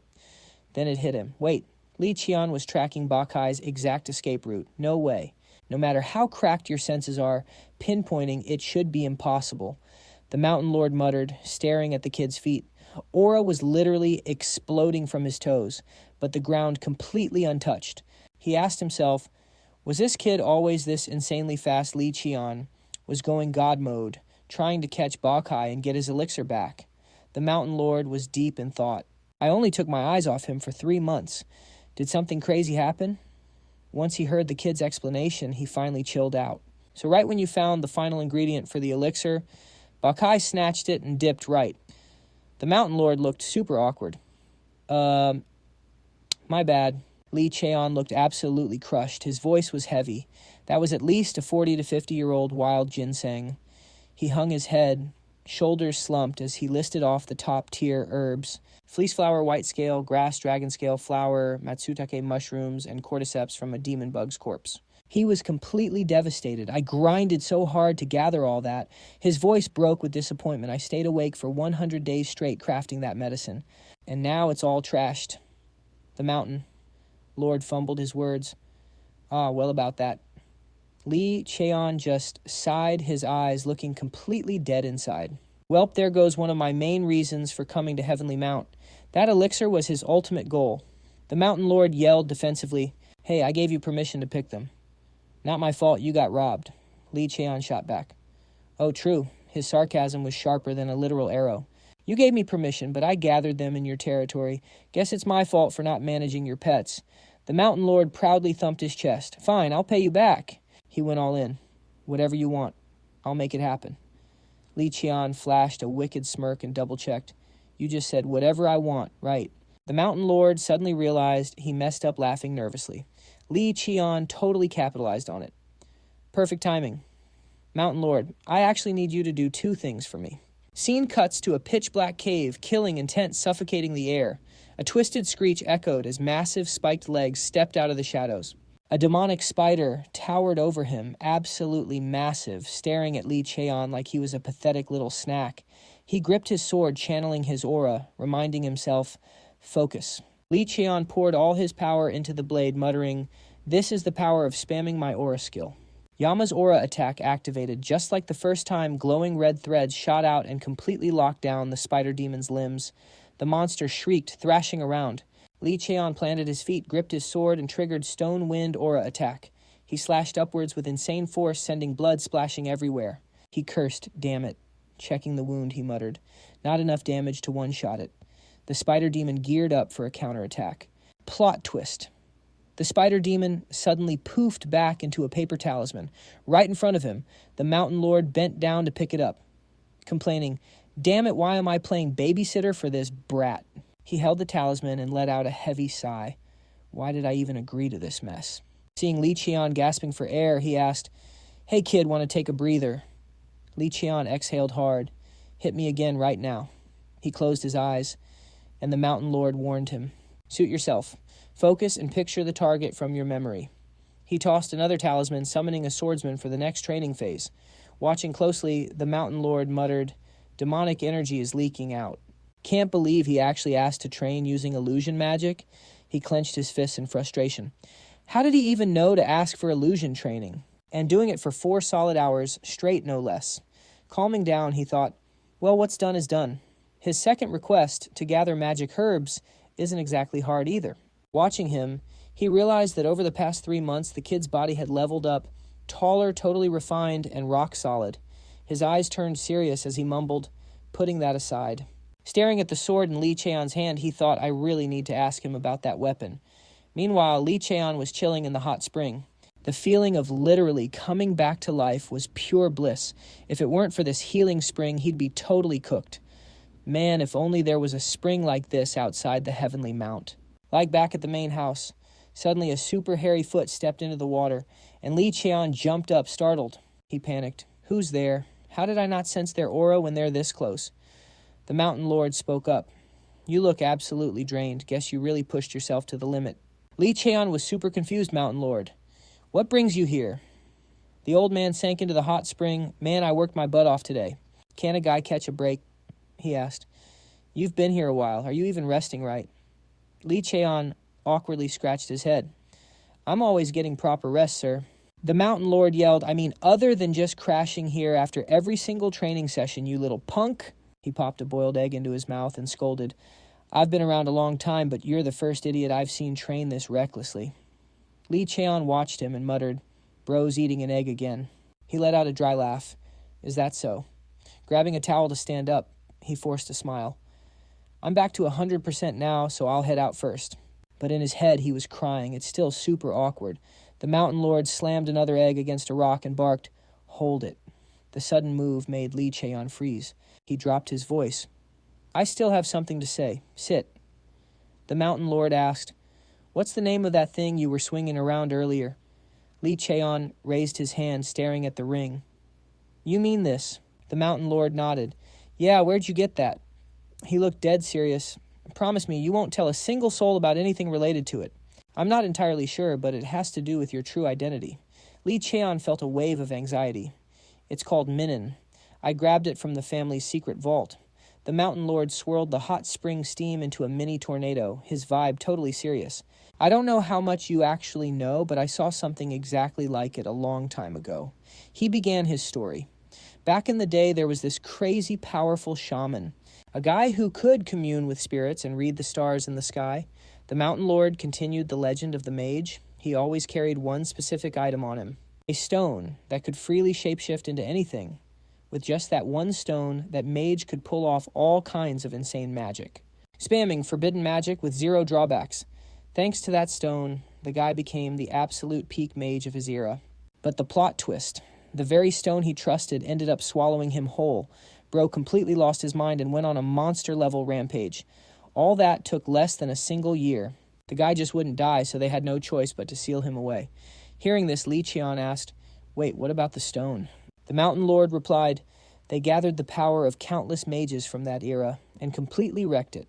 Lee Cheon rubbed his chin. That sounds exactly like a story I read back in Janggyeonggak. Then he looked up. Don't tell me. Was that mage sealed in a place called Minwisen? The Mountain Lord shook his head. No, he was locked away on an island way out east. Lee Cheon thought to himself, Then it's not the same story from the archives. That stone and Mujin, they're completely different things. But they've got to be connected somehow. The Mountain Lord kept going. Anyway, back to the story. I caught a really foul stench coming off that stone. And it's the exact same weird scent that's radiating off you right now, kid. Not human, not a beast, not even a spirit. The Mountain Lord busted out laughing. Haha, Mujin is a total anomaly. Nobody knows what it actually is. There are way better weapons out there. Why don't you just ditch this one? Lee Cheon narrowed his eyes. He's making it sound like a friendly suggestion, he thought, but the pressure he's giving off is absolutely suffocating. It feels like my heart is getting crushed. After a brief pause, he locked eyes with him. When I first awakened my demon eye, they told me I didn't need it either. And I told them this word for word. If this is the power I was given, I'll make it submit and use it as my own. The Mountain Lord cracked a grin. You arrogant little punk. You actually said that straight to Tayson's face. Then his voice boomed. Kid, you seriously think that thing is anything like the demon eye? Li Cheon didn't even flinch. Doesn't feel that different to me. Suddenly, the mountain lord shot up to his feet. Well then, you leave me no choice. His arm instantly flexed, whipping up a mini vortex of pure energy right in the palm of his hand. I'll just have to beat it out of you and take it by force. A massive, pitch-black mace materialized right in his grip. Boom! He swung the weapon straight at Li Cheon with insane force, but bro just stood there, didn't even try to dodge. Seeing this, the mountain lord growled, "Hand it over while I'm still asking nicely. It's been way too long since I swung a weapon, and I can't guarantee I'll hold back." Li Cheon just stared at him for a second, totally unfazed. "You're not going to do it, old man. Because if you do, you'll break your own oath." The mountain lord's ears twitched. He face-palmed and let out a massive sigh. A second later, a smirk crept onto his face. "So you figured it out, huh?" Li Cheon nodded. "Obviously. You swore an oath to the founder to protect this mountain and everyone training here. You were literally just testing my resolve, weren't you?" The mountain lord burst out laughing. "Ha ha ha! If you already knew, you could have just said so from the start." "You sly little punk," Li Cheon tilted his head. "So you're really not going to take it right." The mountain lord thought for a second. "Honestly, you're way better off fighting with your brain and that smart mouth of yours." Li Cheon cracked up. "Haha, I'll take that as a compliment." The mountain lord yelled back, annoyed, "I was insulting you, you little brat." Then Li Cheon asked, "But wait, why didn't you actually try to take it by force? You could have easily justified it as helping me." The mountain lord pointed a finger right at him. "Because that thing doesn't give off that twisted, cursed vibe like the mage's relic did. It probably isn't the kind of monster that eats its own master alive." Li Cheon glanced down at the ring on his finger. "Got it. Thanks for the heads up." Then he instantly flipped the script. "Anyway, let's put that aside for a second, old man." The mountain lord raised an eyebrow. What now?" Li Cheon flashed a huge, cheeky grin. "You literally just threatened a student with a deadly weapon, right? You're pretty stingy when it comes to compensation, you know that." Seeing this little punk trying to extort him, the mountain lord lost it. "You little piece of trash. What the hell are you trying to pull now?" Back at his dorm, Li Cheon pulled out a blade completely wrapped in a dark, ominous aura. Staring at the weapon, he muttered, "Man, I can't believe it actually took 3 whole months just to read Judo's memories." Before leaving the archives, he'd bagged 2 legendary blades from the Li family's 7th brother. One was the masterpiece Dagger Judo. The other was an insane high-rank sword Phantom Fox.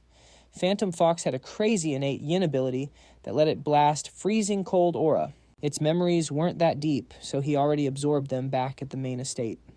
Glancing down at Judo, he thought time to test out Judo's real power.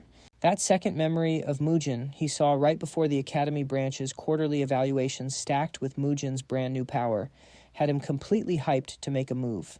He instantly activated the power of his copied weapon. The ring on his finger fired off a beam of neon blue light straight at the sword resting in the corner. The light coiled around the hilt and snatched it right into Li Cheon's hand. He caught it smoothly. So Judo's true skill is attribute transfer. Swapping between items, he gripped the sword in his hand and muttered, "Just copying the shape doesn't unlock the abilities. Maybe I can channel the power of the absorbed weapons using energy?" Since the seal at Mount Sungmu was completely shattered, he thought might as well check Hukia's memories right. He closed his eyes, diving deep into Hukia's memories. Before he cracked that seal at Mount Sungmu, this was his absolute limit. But the real deal starts right here. Suddenly a voice echoed out, "I'm sealing this sword. I absolutely won't let my descendants get corrupted by its power." Hearing that the guy in the white hood behind him asked, "Sealing it is easy, but are you seriously sure about this? If you do, it won't just let anyone wield it ever again." The guy in black replied coldly, "If they're not worthy, they shouldn't be using it anyway." The guy in white gave a slight nod. "Got it." Then he reached out his hand to seal Hukia. After carving a few runes straight into the blade, the guy in white spoke up. "The seal is fully set. As for the conditions of the seal," plot twist. The audio completely cut out for Li Cheon right there because the seal wasn't fully broken yet. The guy in white continued, "When the 3rd seal shatters, its true power will be unleashed. Are you cool with that?" The guy in black answered, "It won't make much of a difference anyway, so it's fine." He gripped the sword tight and said, "Even so. I still need to test this thing out." Staring at the insane aura wrapping around Hukia, Li Cheon thought, "No way. Is that the mana circuit running inside Hukia? That's literally as complex as a human's mana system." The guy in black swung the sword slicing straight through the air. Staring at the leftover sparks of mana, Li Cheon muttered, "The mana isn't just getting blocked, it's literally shattering." Then the guy in black added, I'm going to have to reinforce this seal just a bit more. Boom! Lee Cheon instantly got kicked out of Hukia's memories. He rubbed his head, fighting through a massive headache. Gripping the sword tight, he breathed out a power that straight up deletes mana. Who would have thought a weapon like this actually existed that's broken? Back to reality. Lee Cheon was still grinding hard in the training room. He dashed straight at the spider goblin, yelling in his head, "Iron or a strike." His sword flared up with absolutely massive energy, and he roared, "Lightning. 1/. Done." He absolutely wrecked that spider goblin. From outside, a voice echoed in, "Ha ha, not bad, kid. Did you seriously just pull that off?" Lee Cheon flinched and spun around. It was just the Mountain Master strolling over with his hands in his pockets, laughing out loud. "Ha ha ha, this is your very first win after that massive losing streak, right? Took you 7 whole months. Hearing that, Lee Cheon just smirked and replied, "Yeah, I know. Pretty sure I could completely wreck you at any time now, right?" The Mountain Master angrily turned his head away, muttering, "This little punk, he's totally mocking me." Then he asked, "So what's your game plan this time?" Lee Cheon stared down at his ring, which was glowing with intense blue energy, and muttered, "I think I'm officially done training." Hearing that, the Mountain Master cracked up and walked over, slapping Lee Cheon super hard on the back. "Ha ha, love that idea, guess it's time for me to chill too." But Lee Cheon was looking dead serious, making the Mountain Master raise an eyebrow. He replied, "Nah, I think it's finally time to take on the challenge." His eyes went ice cold as he placed a hand over his chest, his voice full of pure determination. The challenge created by the founder, the Bloodless Dream, the ultimate trial for the Lee martial arts family, completely amped up by goblin magic and the domain power of Mount Tianvi. It only picks the absolute most worthy to face it. That's one of the literal oaths bound to the Mountain Master. The Mountain Master watched him quietly before asking, "Are you totally sure you want to take on that challenge?" Lee Cheon didn't even blink. "Yeah, this is exactly what I've been grinding for." The old man pushed back. "The current you're definitely not strong enough to clear that challenge right now." Lee Cheon paused for a few seconds, then suddenly threw his hand up and said, "Then I guess I'm fully ready to step up." Lee Cheon, the absolute underdog, 9th son of the Lee martial arts family, declared it with zero hesitation. "Please allow me to challenge the Bloodless Dream." Hearing that, the Mountain Master grinned and reached out his hand. Lee Cheon grabbed it tight and said, "Thank you, sir." Without wasting a second, the two of them headed deep into Mount Tianvi. Standing right in front of a massive cave, the Mountain Master spoke up. "This is it, the entrance to the Bloodless Dream." Lee Cheon stared down into the pitch-black abyss of the cave, turned around, and asked, "Wait, isn't this just the cave that leads to your place?" The Mountain Master kept walking and replied, "Yep, sure is." Then he threw his hand forward. A massive surge of mana burst from his palm, slamming into the huge stone slab in front of them and fueling it with energy. Instantly, an insanely massive stone gate materialized right in front of them, towering over them both. He grinned cheerfully, turning back to Lee Cheon. "I'm sure you already know this, but once you step foot inside the Bloodless Dream, you literally cannot leave until the entire challenge is cleared. Now push the gate and step inside." Lee Cheon pushed the massive stone doors open and stepped inside. Out of nowhere, a blinding golden light blasted straight into his eyes, forcing him to shield his face. He muttered under his breath. To some people, he was literally the god of war. To others, he was a dragon slayer, or just an absolute myth from the legends.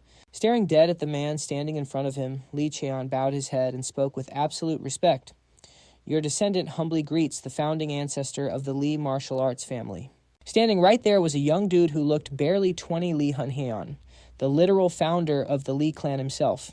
Seeing him standing there, Lee Cheon gripped his sword super tight and muttered, "His aura is completely overwhelming. It's like he's actually alive." In all of history, across every single generation, only a handful of people ever dared to challenge the Bloodless Dream. Victory condition. There's only one way to beat the founder at age 15. Lee Cheon closed his eyes and muttered, "First I gotta test out his power level." Suddenly his eyes shot wide open and he coughed up a huge mouthful of blood. Lee Hunheon had already closed the gap, landing a clean thrust straight through his chest before he even reacted. He let out a choked cry, collapsing to the ground and groaning, What even was that? Is it because my heart literally just got pierced? I wasn't even slacking. I've had my throat slit in the simulation before, but at least I saw that coming." But this time, aside from getting a massive hole in my chest, I have zero clue what just went down. He pushed himself up, staring at Hun Hyeon in disbelief. He didn't use any hidden skills or ultimates, not even a basic aura technique. Suddenly it clicked in Lee Cheon's head. He muttered, even my sixth sense didn't pick it up. Wait, did he just perfectly target my blind spot? He replayed the exact moment Hun Hyeon rushed in, but how is that even possible? He'd have to read every single one of my movements to pull that off. Does that mean his stats are just that broken? Shaking off the shock, he gripped his sword tight and pushed forward. Right then, Hun Hyeon raised his blade and an absolutely massive aura erupted, locking straight onto Lee Cheon. Seeing that insane pressure, he let out a bitter laugh. Haha, I swear I don't even know if winning against this guy is physically possible. But he still took his stance, bracing for whatever crazy attack was coming next. Meanwhile, back at the Lee family estate, a voice called out, Patriarch, we've got an update from the Heavenly Mount. Tae-sin calmly wiped down his sword with a cloth before replying, so the kid finally entered the cave. The man nodded. Yes, sir. The young master has been inside for 10 months now. Tae-sin kept wiping his blade, but honestly, he shouldn't have unlocked that skill level yet. That kid, he's never tasted actual defeat against Wizen, the dual wielder, or the Blood Lake Queen, or even that flashy curse user. Sure, his win rate isn't 100%, but he's never been completely crushed. His tone grew dead serious. In other words, he's never hit a literal brick wall. Do you know why the survival rate in the Bloodless Dream is under 50%? Without waiting for Butler Choi to answer, he dropped the truth. Because their mental state gets completely shattered when they run into the absolute wall known as Lee Hun Hyeon. So what happens to a kid who's never faced a wall like that when it's suddenly staring? That heavy question hung silently in the air. Cut back to the Bloodless Dream. Lee Cheon was sprawled in the dirt, completely wrecked after countless deaths. He let out a massive sigh, rubbing his temple as he thought, bro, did I really just get one-shotted again? He totally juked my senses, faked a frontal assault just to hit me with the real strike from the flank. A literal perfect counter straight into my blind spot. Did he really just download my entire attack pattern in a split second? He snapped up into a sitting position, staring at his violently shaking hands. It's been so long since I've felt this pure despair, just total helplessness and fear. Coming from a monster I absolutely cannot beat. He clenched his fist tight, forcing himself to snap out of it. But hell no, I am not letting myself break down here. He snatched his sword off the ground, started pumping mana into the blade, and muttered to himself, because nobody in this damn world knows this feeling better than me. When you've hit rock bottom, the only way left to go is up. With that fire reignited, he launched himself straight at Hun Hyeon. Every single death, every single strike gives me data. He hyped himself up. Meanwhile, Hun Hyeon was just standing there, cold as ice, completely unbothered. The founder gave one casual swing of his sword and boom, decapitated Lee Cheon like it was nothing. But even as his head fell, Lee Cheon's brain was working in overdrive. I'm finally starting to get it. The founder isn't using some insane god-tier cheat skill. His true power is just pure raw talent. He just knows the absolute perfect answer. In every single split second, his instincts automatically choose the most optimal move. That's the core of martial arts, just grinding every tiny fundamental, every basic stance, until it stacks up into an unbreakable mountain. I need to read the exact path of his blade. Suddenly a light bulb went off in his head. He muttered, a horizontal slash. From left to right, a smirk suddenly crept onto his face, which means before he could even finish the thought, Hun Hyeon instantly sent him back to the respawn altar. Time skipped forward again, out on that endless plain. The wind kept howling through the grass, mixed with the sharp clash of steel ringing out day and night. Slowly but surely, Lee Cheon started parrying Hun Hyeon's strikes like it was nothing. After 49 brutal attempts, he was finally going toe-to-toe with the founder. Seeing his progress, Hun Hyeon slightly backed off, gripped his hilt, and poured a massive wave of mana straight into the blade. He unleashed a vicious slash, but this time Lee Cheon effortlessly parried it. He smirked. Finally, I unlocked the true aura control. This fighting style is all mine now, unpredictable, and completely free. He slid back a few steps, hyping himself up. The one thing I've been missing this whole time was the absolute control to wield any weapon, executing every single skill perfectly, while keeping a totally... I finally get the true purpose of this bloodless dream. It's to shatter the wall, known as my own limits. Right after that, he morphed the sword in his hand into a long spear, pushing off the ground to dash straight at Hun Hyun. He pumped mana into the spear, a wild blue aura swirling around the tip. He muttered, "The power the ancestor lacked is right here within me, a power even I never realized I had." He remembered his aunt's words, "Your magical talent is leagues above the rest." "I would stake my honor on it." He smiled brightly. "Auntie, I actually did it." Instantly, a massive surge of mana spun around the spear tip at insane speed. It was the anti-key art Death Wind Strike. Gripping the spear tightly, he let out a roar, unleashing a brutal strike at Hun Hyun. Hun Hyun was forced to drop to one knee just to block it. Cracks spiderwebbed across his sword before it completely shattered into pieces. Lee Cheon dashed right past Hun Hyun, leaving a massive slash straight across his torso. He muttered, "The wall is crumbling." Meanwhile, at the manor, the Mountain Lord took a sip of his wine and mumbled, "It has been a whole month since that brat entered the bloodless dream, huh?" But before Taesin, not a single soul had passed that test in 100 years. And yet, less than 15 years later, another one actually shows up. Suddenly, the wine cup in his hand shook violently as the entire room began to quake. He jumped up and yelled, "What the hell? Did something happen on the mountain?" He immediately stood up, gasping. Could it be? In a flash, he bolted straight toward the heavenly peak. Just a few minutes later, he was standing right in front of the Bloodless Dream's gate. The door was as dead silent as usual. He muttered, "Did you actually clear the trial?" Right on cue, the giant stone door creaked open, sending clouds of dust pouring out from inside. Lee Cheon's face emerged through the smoke, flashing a bright smile. He stepped out and announced, "I am back, Mountain Lord." The very first thing he did was hit the hot springs to chill out after those brutal days of grinding. The Mountain Lord stood by the edge and asked, "Is that so? So how are you feeling now?" Lee Cheon just smiled and replied, "I absolutely never want to go through that hell ever again." The Mountain Lord burst out laughing, "Ha ha ha.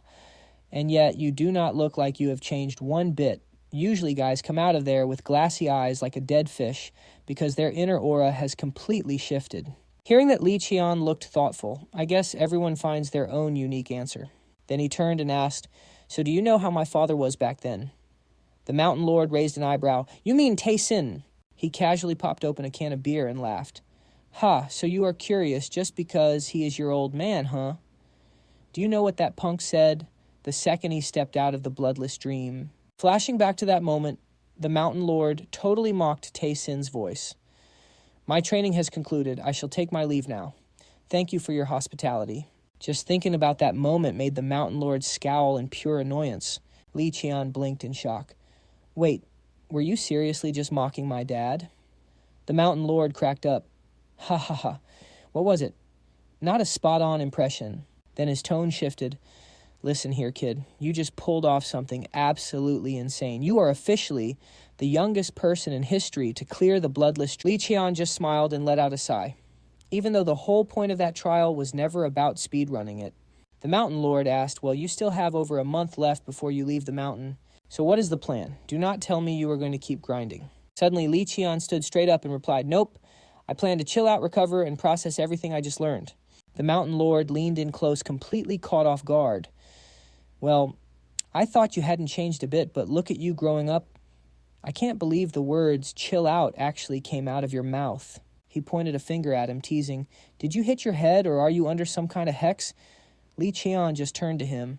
"By the way, Mountain Lord." The Mountain Lord blinked. "Huh." Lee Cheon got straight to the point. "It is time to collect my reward now, right? You didn't forget. You used that to blackmail me, did you?" The Mountain Lord's face instantly darkened. "Hey now, kid." That was Lee Cheon. Immediately cut him off. "Relax. I am not going to ask for anything crazy." Hearing that the Mountain Lord grumbled, saying that just makes it sound way more terrifying, Lee Cheon held his ground. "I just want to borrow that goblin mace of yours." The Mountain Lord nearly jumped out of his skin. "Say what?" He angrily pointed straight at Lee Cheon and snapped, "You crazy brat, that is not something a normal human can just swing around. You probably won't even be able to lift the damn thing." Completely unfazed, Lee Cheon replied, "It is fine. I just want to touch it for a sec. That shouldn't be a problem." "Right." The Mountain Lord paused, thought about it for a second, and let out a huff. "I wouldn't say that." He rubbed his temples in sheer frustration. "Damn it. Fine, I will lend it to you. But mark my words, kid, you are not going to be able to do jack with it." The next second, a massive surge of mana erupted from his palm. The goblin mace materialized, gleaming in a heavy silver gray. Staring at the weapon, the Mountain Lord muttered, This beast was carved straight from a star fragment and fused with the soul of a goblin, hence the name Goblin Mace. He handed it over to Li Cheon and warned, "You get it for exactly 1 hour. Push your limits too hard and you will end up 6 feet under kid. Watch yourself." Li Cheon gently took it with both hands and thanked him. But the absolute second he held it, a crushing weight slammed down on his entire body. The mace slammed straight into the ground, smashing a massive crater into the earth. Stunned, Li Cheon gasped, "Huh." The Mountain Lord wasn't surprised in the slightest. He just burst out laughing. "Ha ha ha ha, I told you. Even I can barely lift that thing." At that moment, Li Cheon's eyes went completely dark. He gritted his teeth, struggling to rip the mace out of the dirt. The Mountain Lord just waved him off and turned to leave, tossing one last remark over his shoulder. "Just mess around with it for 1 hour." Li Cheon lugged the massive mace into the training room. After a brutal session, he burst out laughing. His laughter echoed through the room. "Ha ha, I finally moved the damn thing. Had to use my mana just to budge it an inch." Rolling his aching shoulder, he stared at the mace and muttered, "And this isn't even its final form. A weapon that can summon thunderstorms, wipe out mountains, and split the sea. If this thing gets fully unsealed, it's basically a walking natural disaster, right?" he thought to himself. "This is the exact reason I borrowed this goblin mace." Suddenly, a surge of dark aura erupted from the palm of his hand. The black aura completely swallowed the mace. He wondered if my dark aura recognizes this as a weapon. Can I just absorb it? Or do I need to clear some specific conditions first? Only one way to find out. Suddenly a voice echoed deep inside his head. "Humph. You stubborn brat, why do you keep pulling stunts like this?" A sharp pain pierced Li Cheon's heart, forcing him to clutch his chest and drop to his knees. Clenching his fists, he thought I got a read on it. Just hearing its voice was enough to completely blast me away. But if I can read its memories, then I can definitely absorb it. And once I do, that means I can wield a weapon no human could ever touch. At that thought, Li Cheon's face lit up with excitement.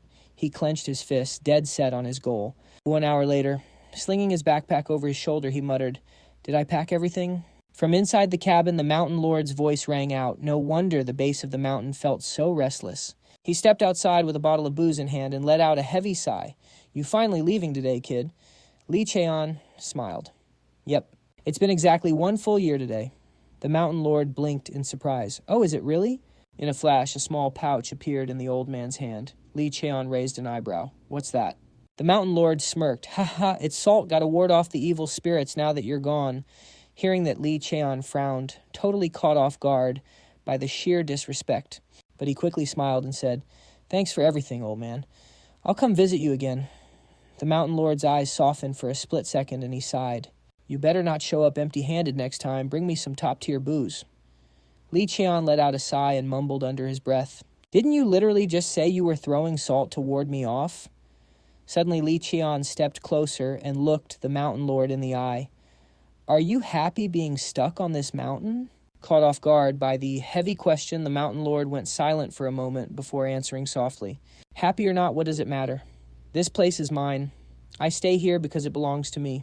Simple as that. I might look trapped, but I still go out every now and then. Did you really think all those snacks and booze just magically fell from the sky?" He sighed, turning his back and waving a hand dismissively. "Anyway, stop bothering me. Get out of here so I can get some peace and quiet." From behind him, Li Cheon called out, "It might not be today, but one day I'm going to get your name back for you." The Mountain Lord snapped his head back in pure shock. "How the hell do you know about that?" Li Cheon just gave a knowing smirk and stayed quiet. Right on cue, his ride arrived. He hopped into the car, leaving Mount Cheonwi in the rearview mirror. Sitting in the back, he finally muttered, "I'm going to be relying on your power from now on." Watching the car drive off, the Mountain Lord stood high on the peak, deep in thought, before letting out a chuckle. "Ha ha ha. How did that brat even find out? What an absolute freak. Long, long ago, there was a goblin that wreaked absolute havoc across the world, until one day a certain man finally captured it. But instead of killing the beast, the man just let it go.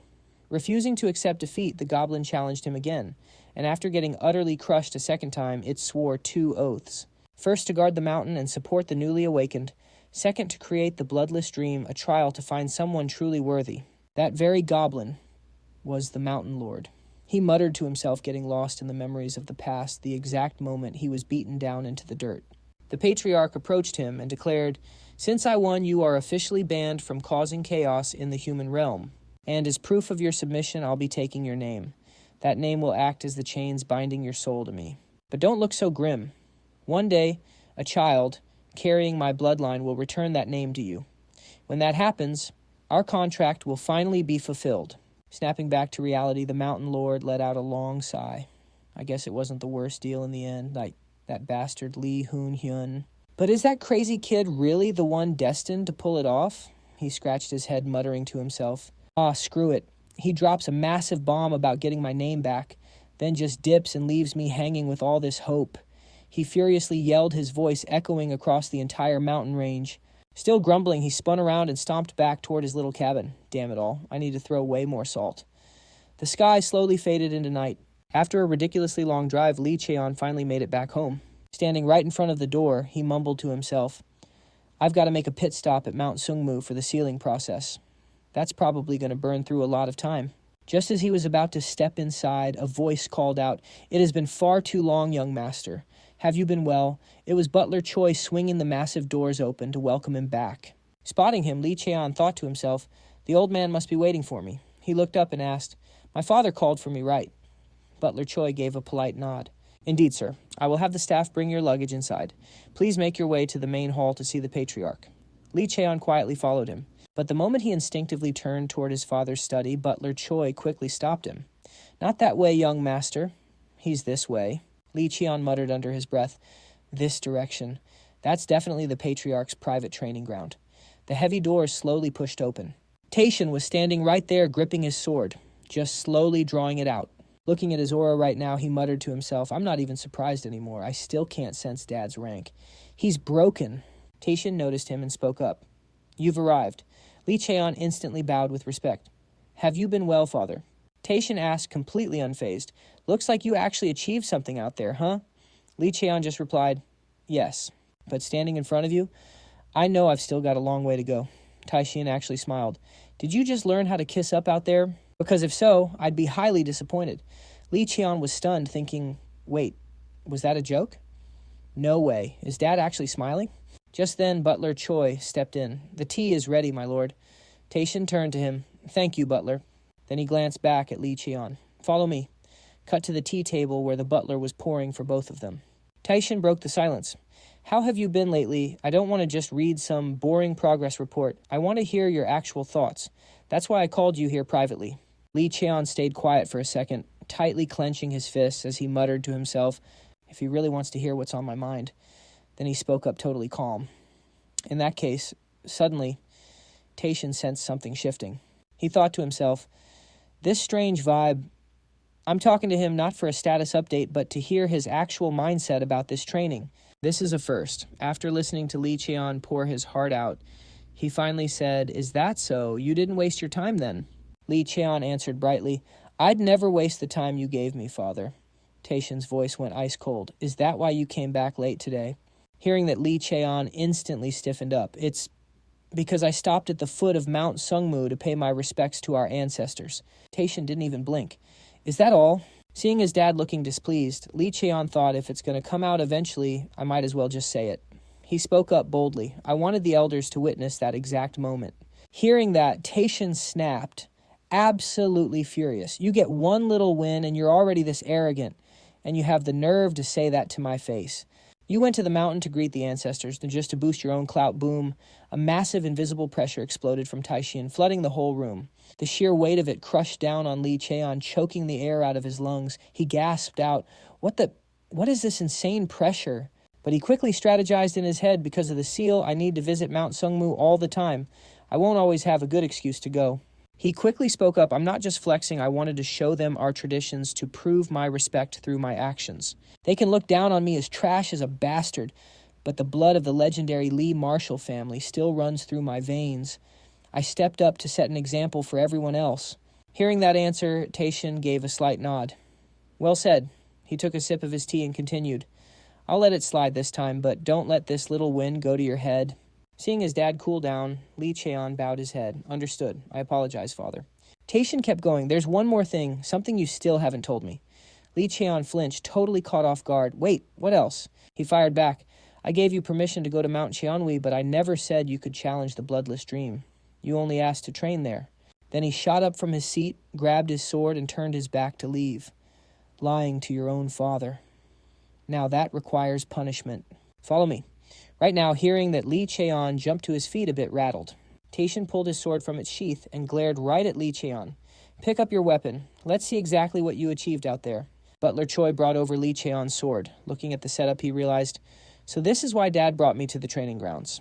He was planning to test me from the very start. Taishin locked in. Show me what you're made of. Lee Cheon reached out for his sword, Black Knight. Just as his fingers grazed it, he pulled back for a second, muttering, he already knows everything, doesn't he? Then he gripped the hilt, surging his mana straight into the blade.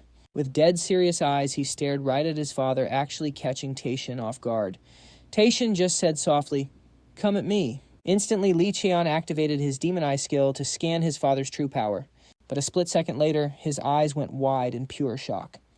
No way I can't sense a single thing. No mana, no aura flow. Nothing.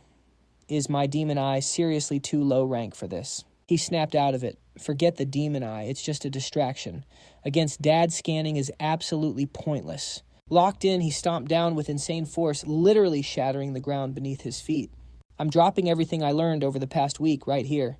He unleashed his skill, Mujin First Form. Flash torrents of mana infused with wind water and lightning completely wrapped around the blade. He gripped his sword, his gaze totally locked in a sharp glint flashing in his eyes. Then moving at terrifying speed, he launched a devastating strike straight at Taishin.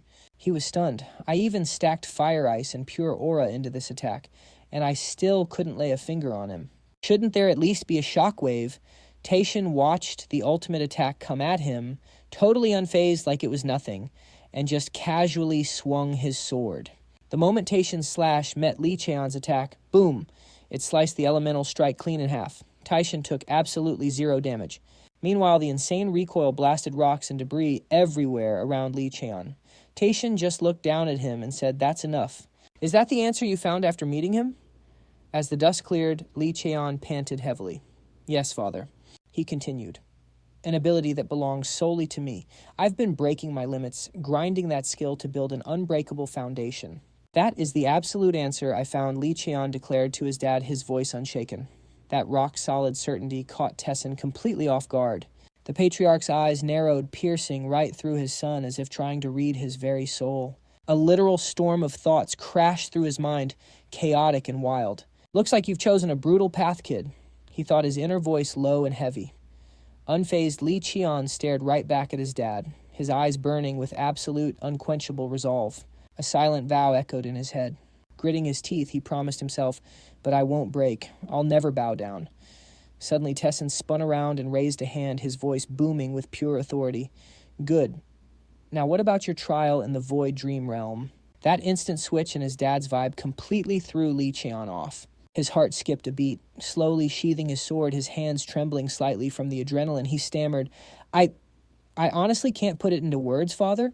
Tessin stepped closer, dropping his voice to a dead serious tone, carving every single word into his son's brain. If you can't explain it, then it isn't truly yours yet. He turned smoothly, tossing his blade to Butler Choi, then locked eyes with Lee Cheon again. Be real with me. That last strike wasn't your ultimate skill, was it? Lee Cheon froze. It felt like every secret he had was just laid out in the open. He clenched his fist tight, nails digging straight into his palms. Looking down, his voice heavy with frustration, he muttered, Yes, I know. Tessin gave him a cold, piercing glare, but deep down it held insane expectations. Then he turned his back and started walking away. His voice was calm, but every word hit like a ton of bricks. You entered the Void Dream Realm without permission. If you ever show me a trash performance like that again, there will be hell to pay. Hearing that dark tone, Lee Cheon felt the terrifying pressure like a literal blade pressed right against his throat. He instantly bowed, his voice shaking. I'm deeply sorry, father. Out of nowhere, Tessin spun back around, studying him. So what's your next move? Lee Cheon snapped his head up, his eyes practically glowing with insane determination. Taking a deep breath, he said, About that. I have a request to make, father. Tessin gave a slow nod. Speak. Lee Cheon stepped forward, his voice dead serious, every word heavy as stone. From now on, I will join the Academy's 3-year program. But as you already know, my rank completely outclasses a normal cadet. Tessin frowned, cutting him off with zero patience. Get to the damn point. Li Cheon clenched his fists, his palms literally sweating from the intense pressure. He spoke up without hesitating, sounding like a warrior making an oath. I want to experience the real world. Please, Father. Let me begin my martial artist's journey. Hearing that Tessin turned his body, a mysterious glint flashing in his eyes. So, from the very moment you arrived at the heavenly mountain, this was your end goal. Li Cheon gave a firm nod. Yes, Father, exactly. He kept going, his voice deep but completely fired up. But more importantly, I want to completely level up my raw power. Tessin kept his cool, but there was a lethal warning in his tone, trying to clear multiple quests at the exact same time. That greedy habit is going to act like a noose around your neck one day. Li Cheon bowed his head humbly. I'll carve that into my memory. His mind was racing like crazy. Was that genuine dad advice or a death threat? Mid-step Tessin completely froze. When he spoke, it sounded epic, like he was reciting an ancient legend. Ah, yes. The martial artist's journey, the absolute final boss challenge every direct heir of the ancient Li clan must face. Zero help from the clan. Just pure solo grinding until you come of age, then returning with achievements so massive that nobody dares to question you. He let out a soft sigh, staring off into the distance. But 15 is insanely young for this. Most don't start until they're 17 or 18. Then he looked at his son, and for a split second, pure pride flashed in his eyes. This kid, he's built different. You can't trap him in some normal system. He just solo proved he's got the raw stats of a rank 5 martial artist. The other kids are definitely going to be on high alert now. After silently weighing the options, Tessin locked eyes with Li Cheon, his voice dripping with absolute authority. All right, I give you permission to begin your journey. The second he heard that yes, Li Cheon's heart practically exploded with pure hype. He clenched his fist behind his back. Let's go, I did it. But instantly Tessin cut the celebration short, his voice dropping an octave. But you have to clear 2 conditions first. Cut to the ancient Li clan's administrative hub. The moment he spotted his nephew walking in Lee Tae-hyung's face, lit up with a massive, beaming smile. He walked straight up shamelessly, squishing Li Cheon's cheeks with a totally wholesome, loving vibe. Did my favorite nephew work too hard today? Caught totally off guard by the skinship. Li Cheon mumbled, his face turning beet red. Hello, uncle. Have you been doing well? Lee Tae-hyung burst out laughing, his voice echoing loudly through the room. When am I ever not doing well? Looking at how much of a badass Li Cheon had grown into, he couldn't hide his crazy pride, giving the kid a solid pat on the shoulder. Haha, look at you. You're the one who grew a ton. Don't just stand there, grab a seat. Yes, Li Cheon nodded slightly, his voice soft. Thank you, uncle. As soon as they sat down, Lee Tae-hyung turned to him with a warm tone. Want something to drink? Li Cheon shook his head with a quiet sigh, a hint of exhaustion on his face. No, I'm good, thanks. I actually just ate with my nanny. Remembering how she forced him to eat a feast meant, for 5 or 6 people, he furrowed his brows and groaned inwardly. Oh my God, my stomach is literally going to explode. His nanny, standing right beside him, wouldn't stop nagging. Eat a little more, dear. Young master. Oh my, it looks like there isn't enough food. Li Cheon could only raise his hands with an awkward smile, practically begging. No, really, it's fine. Please stop, I'm so stuffed. Hearing the story, Lee Tae-hyung burst into a hearty laugh, his eyes twinkling. Ha ha, yep, that's your nanny. All right. But when his gaze accidentally met Li Cheon's, he realized the kid was studying him. Li Cheon frowned slightly, his voice full of concern. By the way, you look totally exhausted, uncle. Lee Tae-hyung flinched, rubbing the back of his neck with an awkward chuckle to hide it. Haha, just been swamped with work lately, that's all, but inside he was thinking I hit it so well. How did this kid notice? Li Cheon suddenly changed the subject, his tone turning serious. Actually, I have a gift for you. Hearing that, Lee Tae-hyung's eyes went wide, sparkling with curiosity. A gift. For me, Li Cheon smiled. He placed a hexagonal wooden box on the table. A rich, sweet fragrance instantly filled the air, making the whole room feel incredibly soothing. He spoke softly, but with a hint of pride. It's nothing crazy, but this is an elixir I crafted myself. It'll give a massive boost to your vitality and mana control for the next few weeks. Lee Tae-hyung happily reached out to take it, his eyes lighting up. My nephew is the only one who looks out for his old uncle. Let's take a look. He popped open the box. Inside sat a silver pill, giving off a scent just like a pine forest after a heavy rain. He muttered deep in thought, this scent is magical. Li Cheon smiled, brimming with confidence. Even the mountain goblins admitted this is top-tier stuff. Lee Tae-hyung was intrigued. Mountain goblins, Li Cheon nodded encouragingly. Go ahead and try it, uncle. Without hesitating, Lee Tae-hyung picked up the elixir, inspecting it for a moment while thinking, if even the goblins hyped it up, it's got to be insane. He tossed the pill into his mouth, his eyes full of anticipation.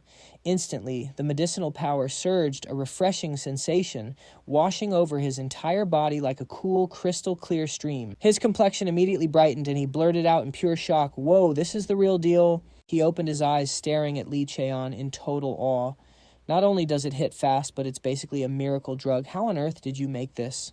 Lee Cheon gave a small nod, smiling. Yep, exactly. I still remember the recipe. And it turns out even the rarest ingredients have substitutes. Lee Tae-hyung snapped the wooden box shut, his tone turning dead serious. If that's the case, don't tell a single soul. Keep this a total secret. When you're older, this is going to be useful in more ways than one. Lee Cheon smiled, his heart warming at his uncle's concern. He always puts me first, just like always. Got it, he replied with deep respect. I'll be counting on your help when the time comes, uncle. Lee Tae-hyung burst out laughing and ruffled his hair, his voice booming. Haha, is this punk trying to use his old uncle? Fine. I'll have your back when you need me. Suddenly, he sobered up, looking right at Lee Cheon.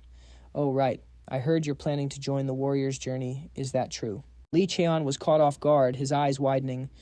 Wait, you already know. His uncle nodded, his voice dropping low. This journey is going to be brutally competitive. You won't be able to escape the rumors that you're getting special treatment.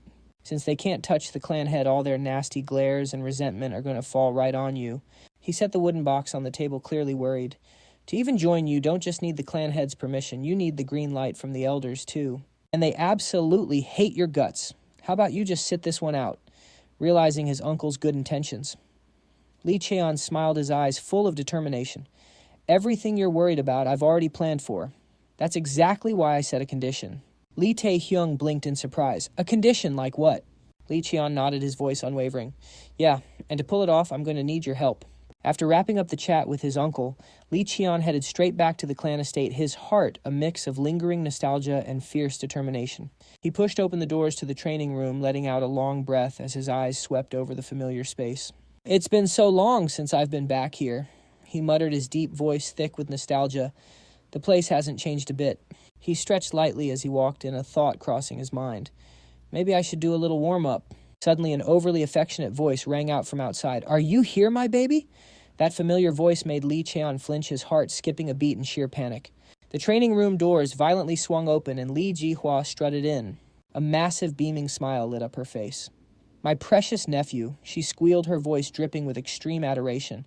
But a split second later, her eyes flared up like literal fire, blazing with fury. She pointed right at Lee Cheon and screamed, You little brat, you were supposed to come see your auntie first. Before he could even react, she grabbed him by the collar, her voice furious but laced with a dramatic whiny pout. You ungrateful little punk. Faced with his aunt's absolute unhinged energy, Lee Cheon panicked, stammering out a defense. I was busy with stuff. How was I supposed to come right away? But Lee Ji-hwa seemed to know everything, cutting him off sharply. I already know. You went to see your second uncle first, didn't you? After struggling to escape his aunt's aggressive hug, Lee Cheon was panting heavily. Rubbing his neck, he muttered miserably, Oh my God, I literally thought I was cooked. He tried to compose himself, explaining gently, It was just for work. Auntie Lee Ji-hwa looked away, scoffing arrogantly, Why do you always talk back to me?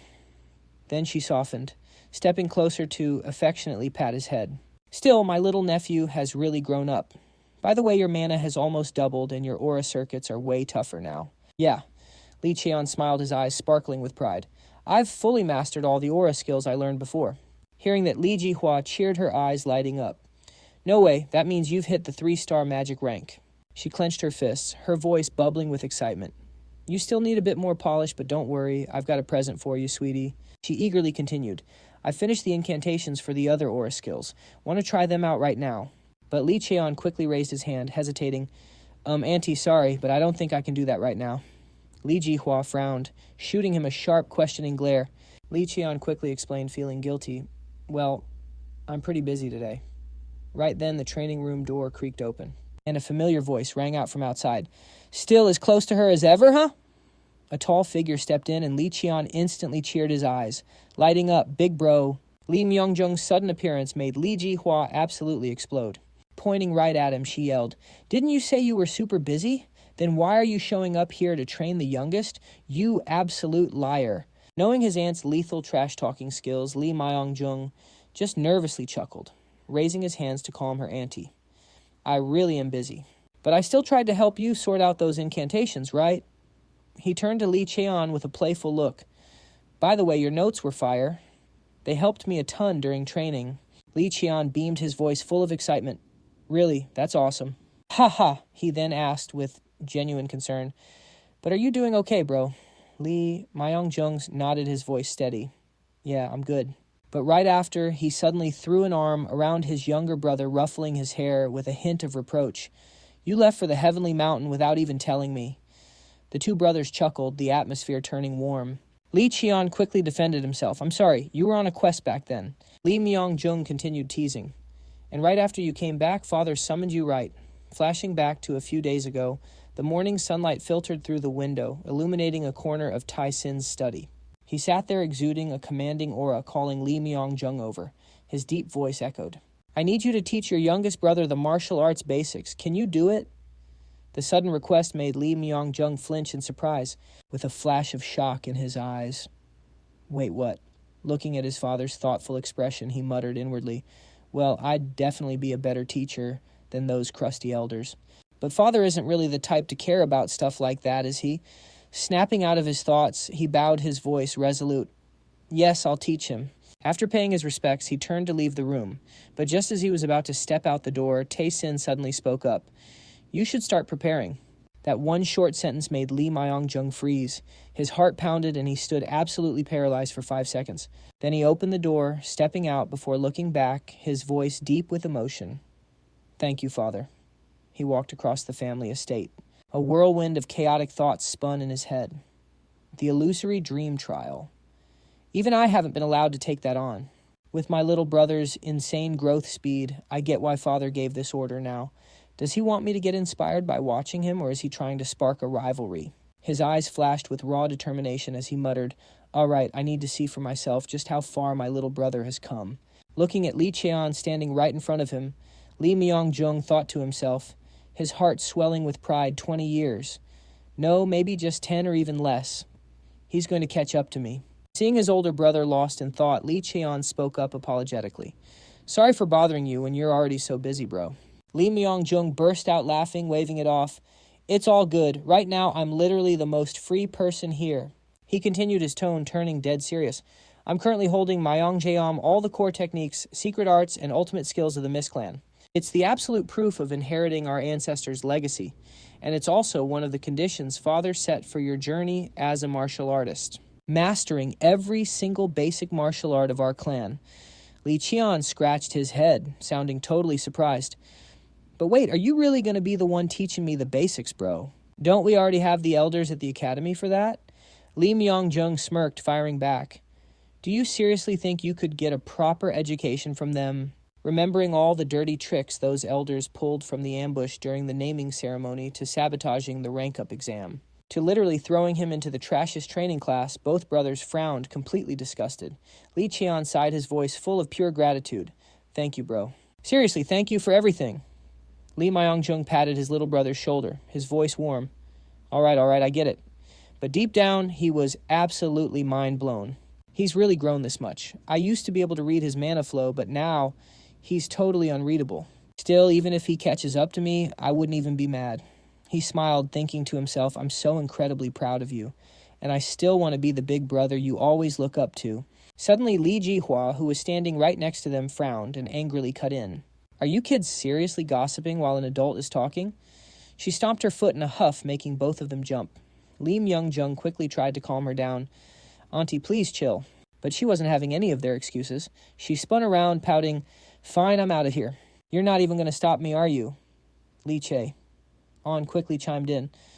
We're literally seeing each other at dinner tonight, right? Auntie Lee Ji-hwa puffed her cheeks and turned back.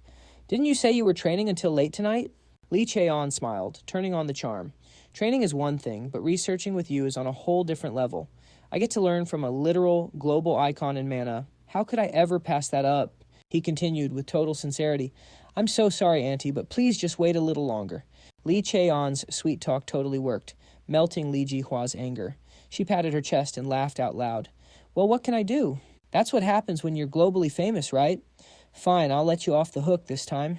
She turned to leave, waving her hand without looking back. I'm only leaving because I'm so forgiving, totally not because my drama is about to start, Lee Che.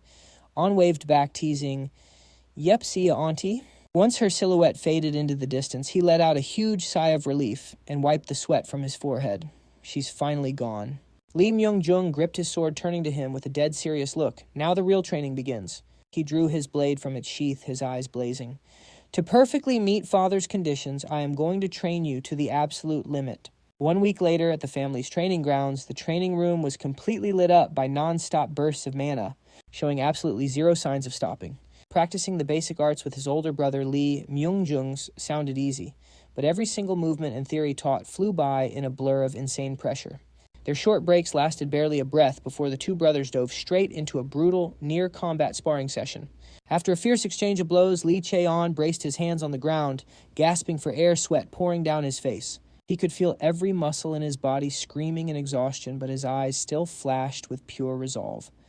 Lee Myung-jung walked over, giving an encouraging smile. His voice warm but strict. I've always believed that, rather than just passing down knowledge through words. Carving it directly into your body means a whole lot more. You're watching with your mana eyes, right? Then move, like you actually mean it. Catching his brother's provocation, Lee Che. An gritted his teeth, his eyes flaring with fiery determination. He slammed his hands into the dirt, forcing himself up, planting his feet as solid as stone pillars.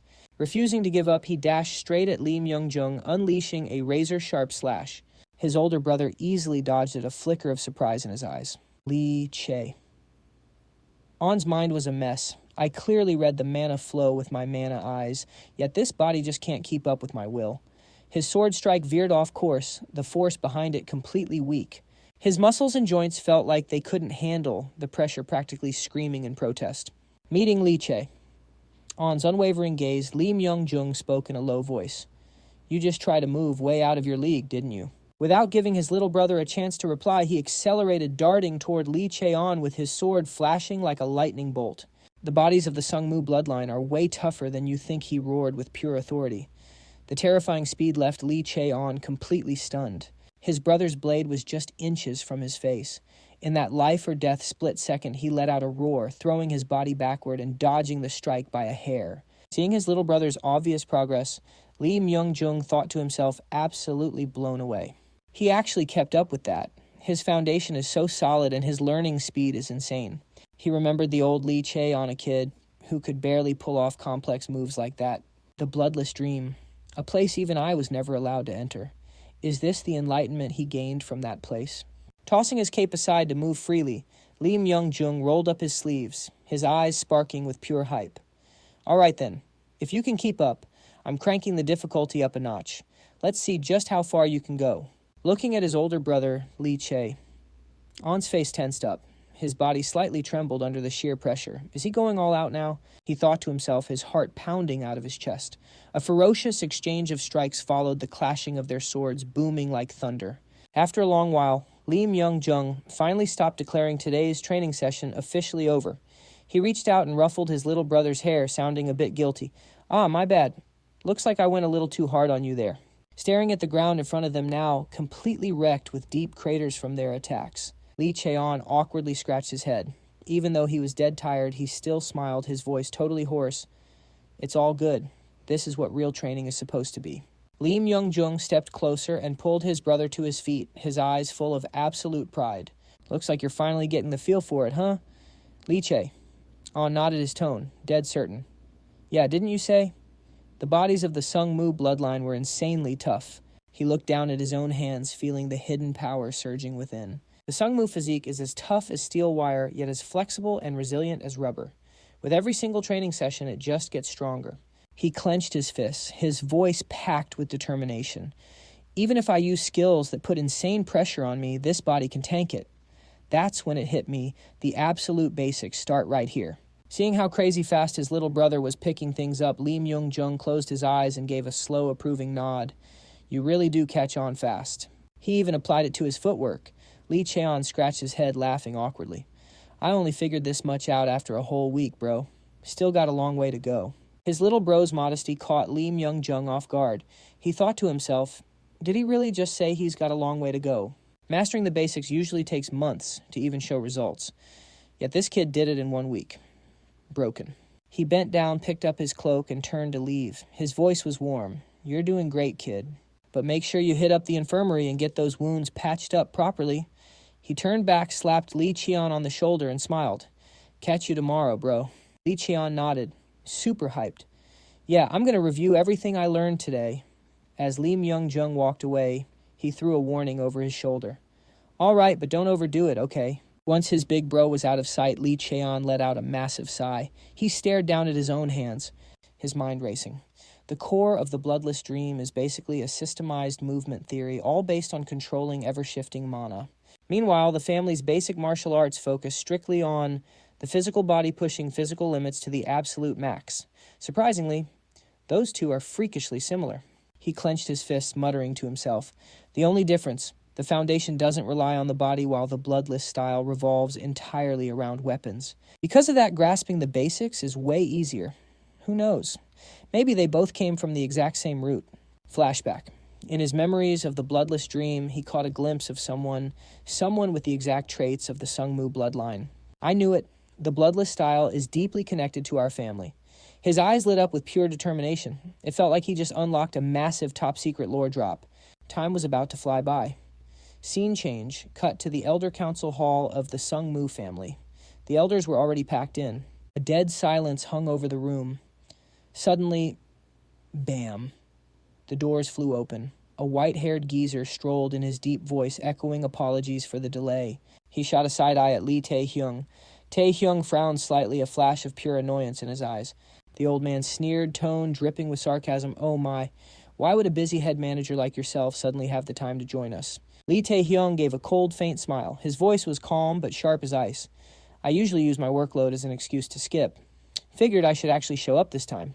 The head elder slowly walked over to his seat, took a sip of his tea, and replied, Is that so? Then you must have heard about the warrior's path for the youngest kid from the branch family. Instantly, another elder slammed his fist on the table, absolutely furious. Of course we have head elder. A totally green, arrogant brat being allowed to take the warrior's path. What an absolute joke. And on top of that, he's just some filthy branch family trash. Another elder pounded the table, totally heated. I heard that cocky little punk actually had the nerve to go straight to the patriarch. He claimed that since he survived the heavenly mountain, he should just be allowed to pass. The head elder gently set down his teacup, totally unfazed. It seems you all are completely misunderstanding the situation. The patriarch hasn't made his final call yet. He told the elder council to discuss and make the decision. Hearing that, the elders let out a huge sigh of relief. Their eyes lit up. A long-haired elder chimed in. So, the power is entirely in our hands. Another elder clenched his fist, grinning wickedly. Then it settled. We just reject him flat out, and that's that. The head elder stroked his beard and chuckled. Ha ha ha. It's not that simple. The patriarch stated that this kid already possesses the combat power of a rank 5 warrior. Plus, he cleared the bloodless dream. There's literally zero valid reason to reject him. He paused, his sharp eyes scanning the entire room. If we want to block this branch family trash from wrecking our traditions, we need a bulletproof excuse. So, gentlemen, who's got a strategy? The moment he finished, a hand shot up. Lee Tae-hyung stood up, his voice dead calm. I'll take this one. Lee Tae-hyung had never picked a side when it came to elder council politics. Never. He was strictly neutral, always playing the pristine, untouchable card to avoid getting his hands dirty in their shady deals. So seeing Lee Tae-hyung actually pull up to this meeting, every single elder in the room quietly exchanged suspicious glances. They were all thinking the exact same thing, so he's here to back the kid, because in their eyes, both of them were absolute trash. Lee Tae-hyung swept his icy gaze across every single face in the room. He smirked faintly, thinking to himself, the thoughts of these old snakes are clear as day. He knew exactly what they were scheming, but his face was completely unreadable. Inside, a literal storm was raging, but on the outside, calm as a totally still lake. The 3 trials meant for the direct bloodline of the Sungmu family were absolutely brutal. The fated choice, the ceremony, and the warrior's path. Only those who clear all 3 get recognized as high-ranking members of the family. They unlock insane privileges, the right to attend, the right to vote in major councils, and they even get treated with the exact same respect as an elder. But for these geezers obsessed with pure bloodlines, accepting a kid like the youngest son was straight up impossible. Hell no. They looked at him like he was a stain, a total outsider, demanding a spot that didn't belong to him. Lee Tae-hyung sat there lost in thought, his fingers interlaced tightly. Suddenly he made a slight move, pulling a small glowing item from his sleeve. His eyes narrowed as a wild thought crossed his mind. Don't tell me. Did that kid really bring me this divine elixir just to ask for this? He let out a soft sigh, muttering in his head. Man, Lee Cheon, I really don't know what to do with you. Is this really the right move? But then, like he just made up his mind, his hand shot up. His voice echoed through the dead silent room. May I speak? Lee Tae-hyung's sudden move left the whole council completely. Head Elder Lee Cho-kang, sitting right at the head of the table, raised an eyebrow. His eyes flashed with surprise. He leaned forward, his tone soft, but totally giving away his curiosity. Does the chief manager have something to share? Then with a mocking smirk, he kept going. I heard you and that little punk are pretty tight. Lee Cho-kang's words sliced right through Lee Tae-hyung's pride like a damn knife. He cursed under his breath. This bitter old geezer. But outwardly he kept a chill smile and replied calmly, with how hard the kid works, how could I possibly hate him? But then he paused, his sharp gaze sweeping across every single person in the room. I think things are going way too far this time. Lee Cho-kang raised an eyebrow, a spark of amusement in his eyes. Too far, you say? Exactly, Lee Tae-hyung, replied, his voice deep and firm. The kid has the proof, but we can't just throw tradition and protocol out the window. The youngest needs to learn that he can't just do whatever the hell he wants. Hearing that, Lee Cho-kang let out a sneer like he just found an opening to attack. Ha ha ha ha ha! And here I thought the chief manager didn't give a damn about things like tradition or protocol. Lee Tae-hyung felt a surge of pure anger flare up in his chest, but he choked it down, flashing a faint smile. It's not that I don't respect their importance. I just want to avoid unnecessary drama. Being a progressive guy, I believe handling things too rigidly only leads to a complete disaster. Lee Cho-kang closed his eyes deep in thought. When they snapped open, his piercing glare locked right onto Lee Tae-hyung. So what's your big plan? Lee Tae-hyung fired back, instantly oozing confidence. If the council doesn't have a reason to reject him, we just make one. Honestly, it's not that complicated. The youngest still hasn't proven himself. Lee Cho-kang frowned, sounding totally skeptical. Didn't the clan head already confirm he's got the power of a heavyweight warrior? Lee Tae-hyung smiled, his eyes glinting with cunning. But can the clan head actually announce that in public? That question made Lee Cho-kang freeze, his hands clenched into tight fists. His eyes hardened as he stared dead at Lee Tae-hyung. A heavy, suffocating silence filled the room. Before he finally spoke, voice thick with suppressed rage. Well then, inside his head, Lee Cho-kang's thoughts were spinning. You vicious little bastard, fine, have it your way. After weighing it out, Lee Tae-hyung boldly declared, I say we just give the kid a chance to prove himself. Lee Cho-kang was slightly taken aback by the idea. He turned to him, full of doubt. A chance, you say? You don't mean a duel? Lee Tae-hyung nodded, not breaking eye contact for a second. Exactly. With everything he's pulled so far, there's no way he'll back down. That line sent the elders into a buzzing frenzy. Lee Cho-kang looked back at him and asked, So, who does he fight? Lee Tae-hyung answered, without missing a beat, voice calm but loaded with hidden meaning. Wouldn't the last guy who finished the warrior's journey be the perfect match? But the seventh young master, Lee Myung-jung, would absolutely never agree to it. He's just not cut out for this kind of thing. He paused, a sly, wicked gleam in his eye. So, what about the sixth young master, Sella? Lee Cho-kang stroked his beard deep in thought. Sella, if things go south, we can always slap some limits on him. Lee Tae-hyung nodded, piggybacking off that. Spot on. Madam Beck mentioned the sixth young master has some serious beef with the kid. A duel would settle everything. After mulling it over, Lee Cho-kang let out a laugh, his eyes lighting up. I gotta admit, this approach isn't half bad. What do the rest of the elders think? The crowd around them nodded along. One elder spoke up, I think it's a solid plan. Another chimed in, works for me. Hearing the consensus, Lee Cho-kang proudly announced, if the main elders are on board, I have 0 objections. Then this meeting is officially adjourned. As Lee Tae-hyung turned on his heel to leave, a deep voice rang out from behind him. You did good today, Chief Manager. He spun back around, locking eyes with head elder Lee Cho-kang. The old man stepped closer, a cryptic smirk on his face. Looks like I misjudged you. What made you flip sides so fast? Lee Tae-hyung smiled, keeping his tone light.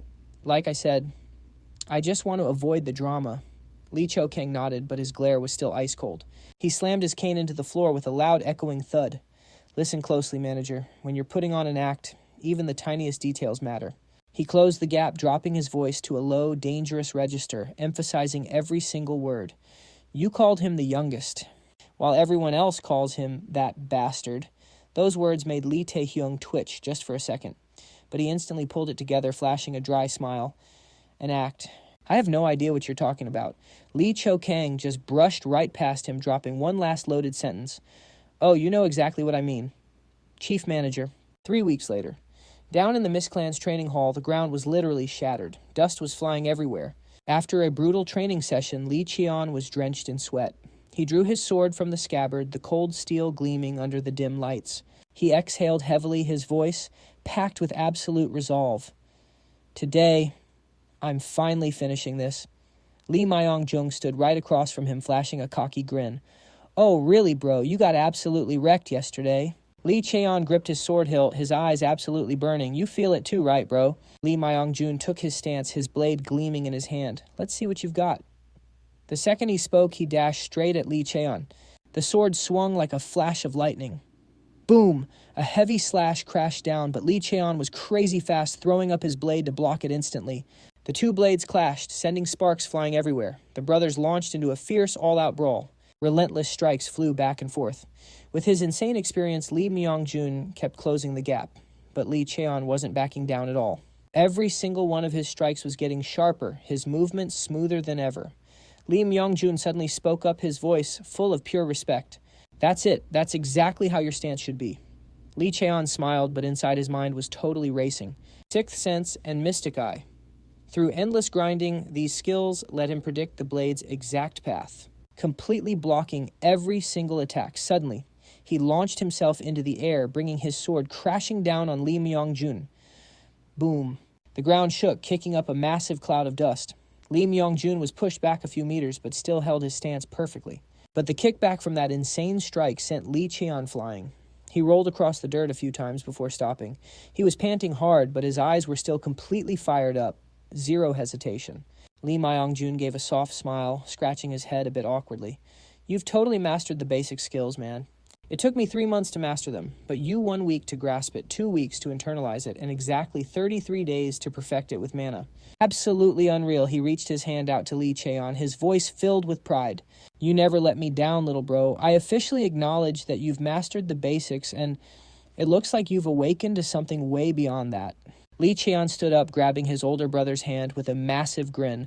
Man, I really can't hide anything from him, he thought to himself. Yeah, he replied confidently. I've been upgrading my footwork. Lee Myong-jun patted his little bro's shoulder, laughing out loud. Need some help with that.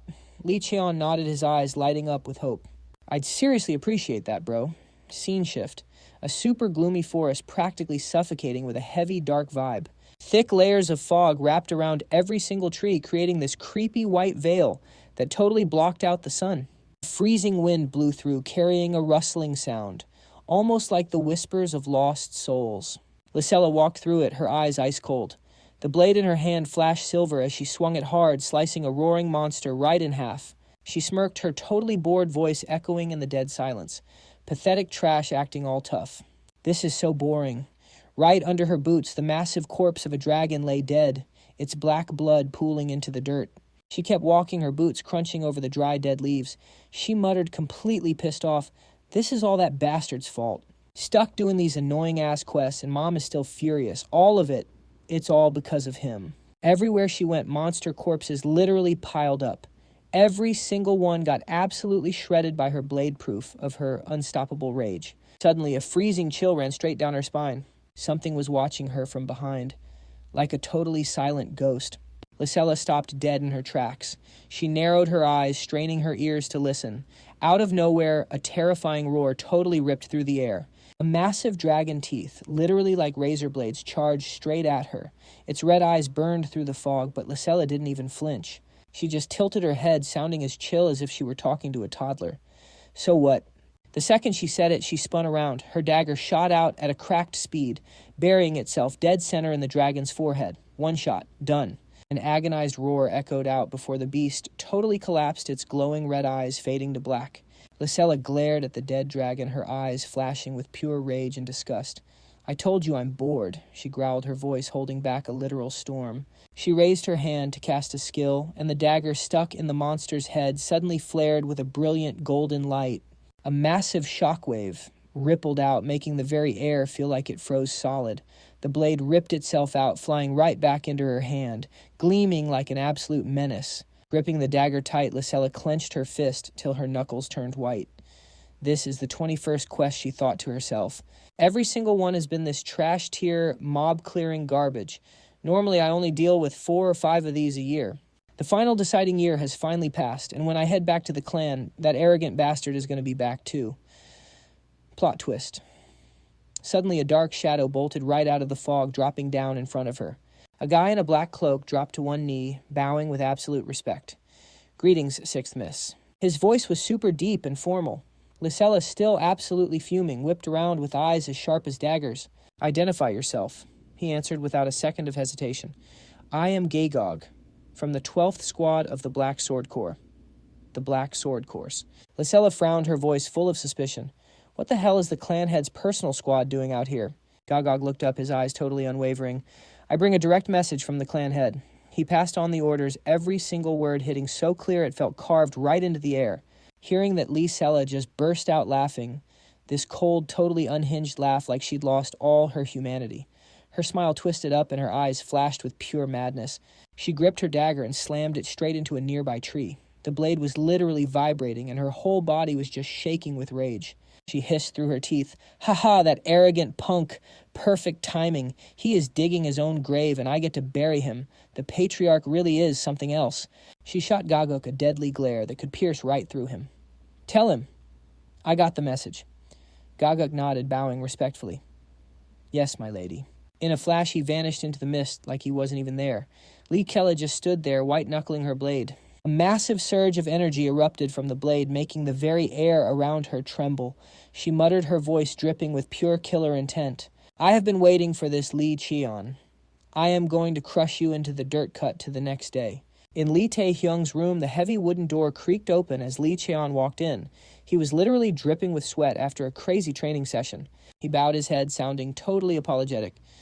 "Sorry I am late, uncle. Training went a bit longer than I planned." Lee Tae-hyung, chilling in his armchair, looked up with a warm, welcoming smile. "You made it. I heard you already maxed out all your basic skills. What else is there even left to train?" Lee Cheon wiped his face with a towel and gave a slight smirk. "Yeah, there are still a few things I want to test out." He took a seat right across from him, looking totally relaxed, but his eyes were completely locked in. Lee Tae-hyung nodded, getting totally serious. "The official schedule just dropped, so we need to talk strategy." Lee Cheon smiled, his eyes literally glowing with confidence. "If the official notice came out, I would have just come right to you, uncle." Hearing that, Lee Tae-hyung let out a deep sigh, turning to him with a heavy tone. "Are you seriously not stressed about this?" Lee Cheon just shrugged it off, totally unfazed. "Why would I be stressed? Everything is going exactly according to plan." He paused, his eyes lighting up as he talked about his strategy. Father actually gave the green light for the warrior's journey. But he threw in 2 conditions. Number 1, max out all basic martial arts. Luckily, thanks to my big bro and grinding non-stop, I knocked that out in record time. As for condition number 2, he paused, his gaze turning razor sharp, convince the Council of Elders. "I can use absolutely any method I want, but if I cannot win them over, the journey is completely off the table. With your current status, yeah, messing with the Elders' business is a massive headache." Lee Cheon nodded, a sly glint in his eye. "So I decided to just create my own luck. I set up a duel with the 6th sister, and I need you to pull some strings to make it happen. The Elders literally will not have any excuse to say no." He paused, deep in thought. "Basically, I am forcing their hand so they have to let me go." Flipping the script is just part of the game in politics. Honestly, this whole setup is a test in itself. Lee Tae-hyung just sat there thinking. The whole room went dead silent. Then out of nowhere, he busted out laughing, completely shattering the tension. "Ha ha, I swear I do not get how you are so chill about this." Lee Cheon just smiled, sounding way too confident. "Because I know you have already got everything set up perfectly." Lee Tae-hyung shook his head, looking genuinely worried. "That is not what I meant, kid. That girl... I heard you two absolutely hate each other. Knowing Lee Sella's personality, even if this is just an exam, there is zero chance it ends peacefully. Why would you pick a fight with her of all people right now? Lee Cheon tightened his fists, his voice low but completely absolute. I owe the sixth sister a debt, and it is time to collect.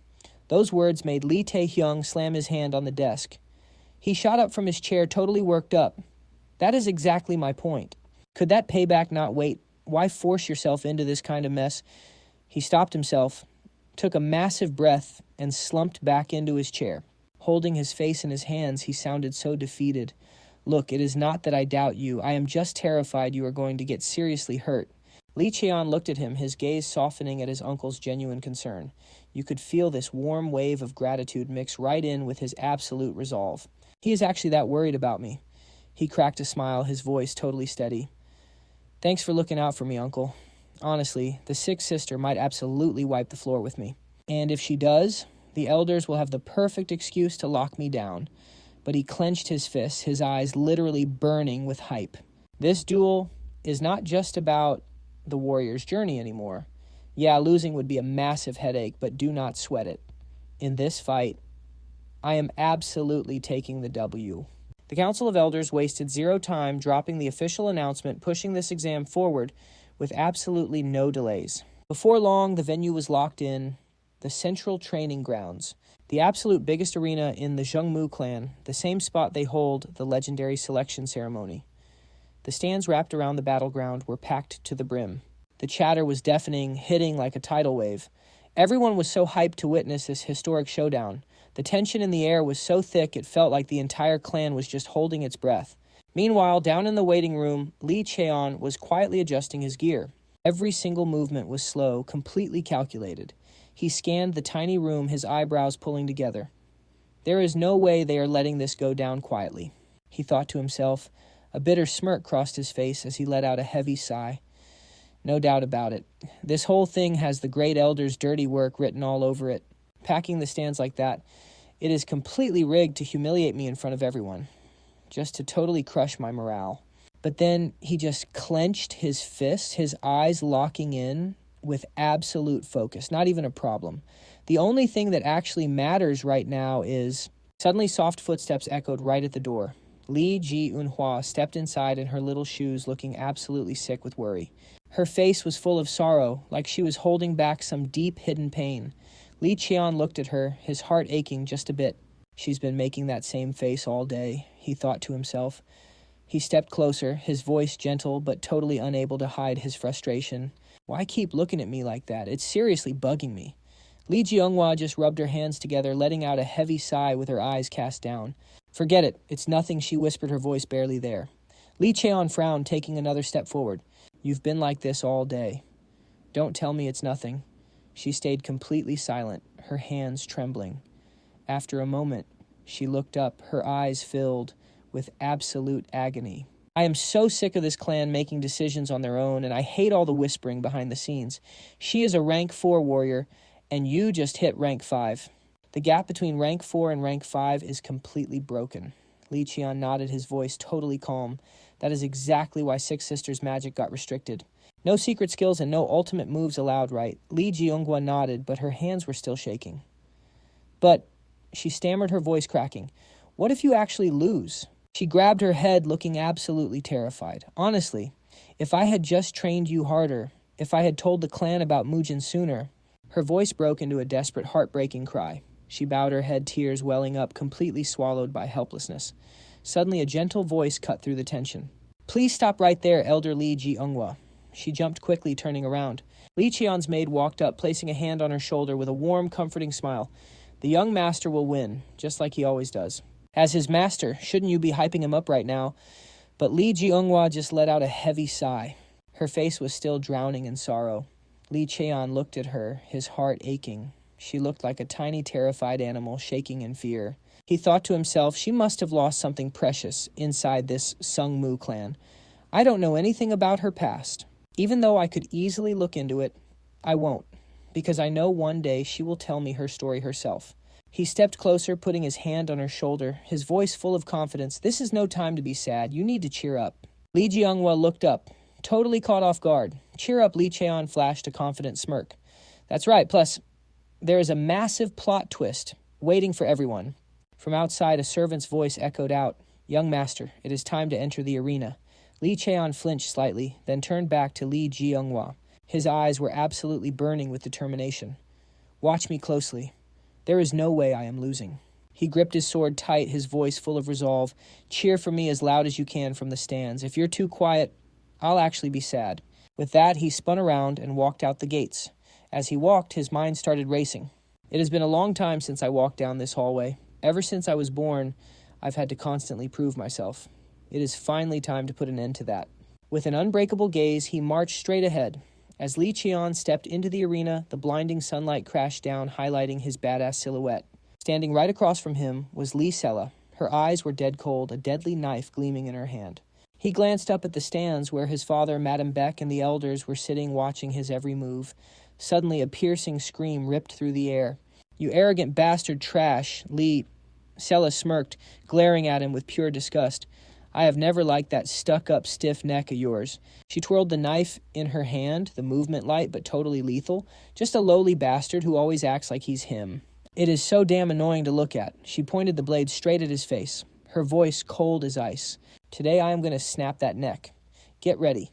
Lee Cheon just nodded, his eyes perfectly calm. "I am really looking forward to it." "Sixth sister," a referee raised his hand, his voice booming across the arena. "The duel between the 6th young miss and the 9th young master officially begins now. Ready." The second the command echoed out, both of them gripped their weapons tight. The air literally froze. Lee Cheon closed his eyes, taking a deep breath. The moment the ref yelled, "Begin," his eyes snapped open, flashing with a blinding golden light. The sign that his demon eye skill was activated, but in just a blink of an eye, Lee Sella vanished out of thin air. She popped up right behind him fast as a ghost.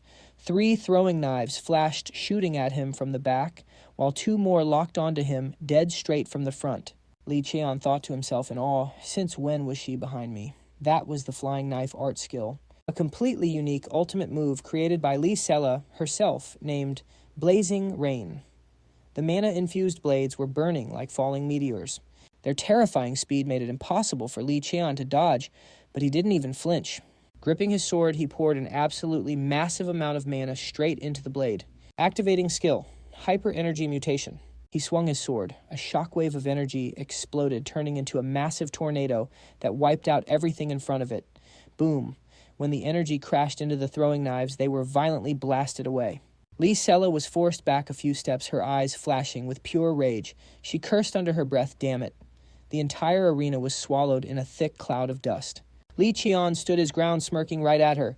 "I've heard a lot about Six Sisters' miraculous throwing knife ultimate," he said, his voice totally calm but dripping with challenge. "But honestly, it's not as impressive as I thought." Hearing that, Lee Sella gritted her teeth, completely losing her mind with anger. She whipped out 2 more knives, glaring at him with a murderous look, and screamed, "You are cooked!" And just like that, she dashed forward in a flash, unleashing a relentless barrage of attacks straight at Lee Cheon. As she attacked, she scoffed in her mind, "This arrogant little brat dares to talk big. I am going to wreck you." Going head-on, she spammed her throwing dagger skill. A massive swarm of daggers materialized around her, shooting toward Lee Cheon at blinding speed. Faced with this deadly barrage, Lee Cheon did not even flinch. He thought to himself, "Sixth Sister's movements. She is straight up moving like an acrobat, controlling this many blades at once, striking from completely unnatural blind spots. That is a broken skill you can't pull off without god-tier reflexes and battle IQ. But that is exactly what I baited her into doing." With that thought, he launched himself into the air, charging straight at Lee Seola to counter. He swung his blade, deflecting the incoming daggers, then unleashed a brutal horizontal slash aimed right at her face. Lee Seola's expression darkened. She barely dodged that lethal strike. Gripping his hilt tightly, he activated the Muujin-style first form, Demon Piercer. A colossal surge of energy erupted from his blade, crackling with violent lightning. He leaped high into the air, bringing down a devastating slash right at the top of Lee Seola's head. Her eyes widened in shock as she braced for the impact, thinking, "This is bad. This is seriously bad." In a panic, she crossed her twin daggers, trying to block the strike head-on. The moment the blades clashed, a terrifying shockwave exploded violently, shaking the entire arena. Dust clouded the air. As the smoke cleared, Lee Seola stood there looking completely battered, grinding her teeth in rage. She cursed internally. He pulled his punch at the last second, by stepping back right on impact.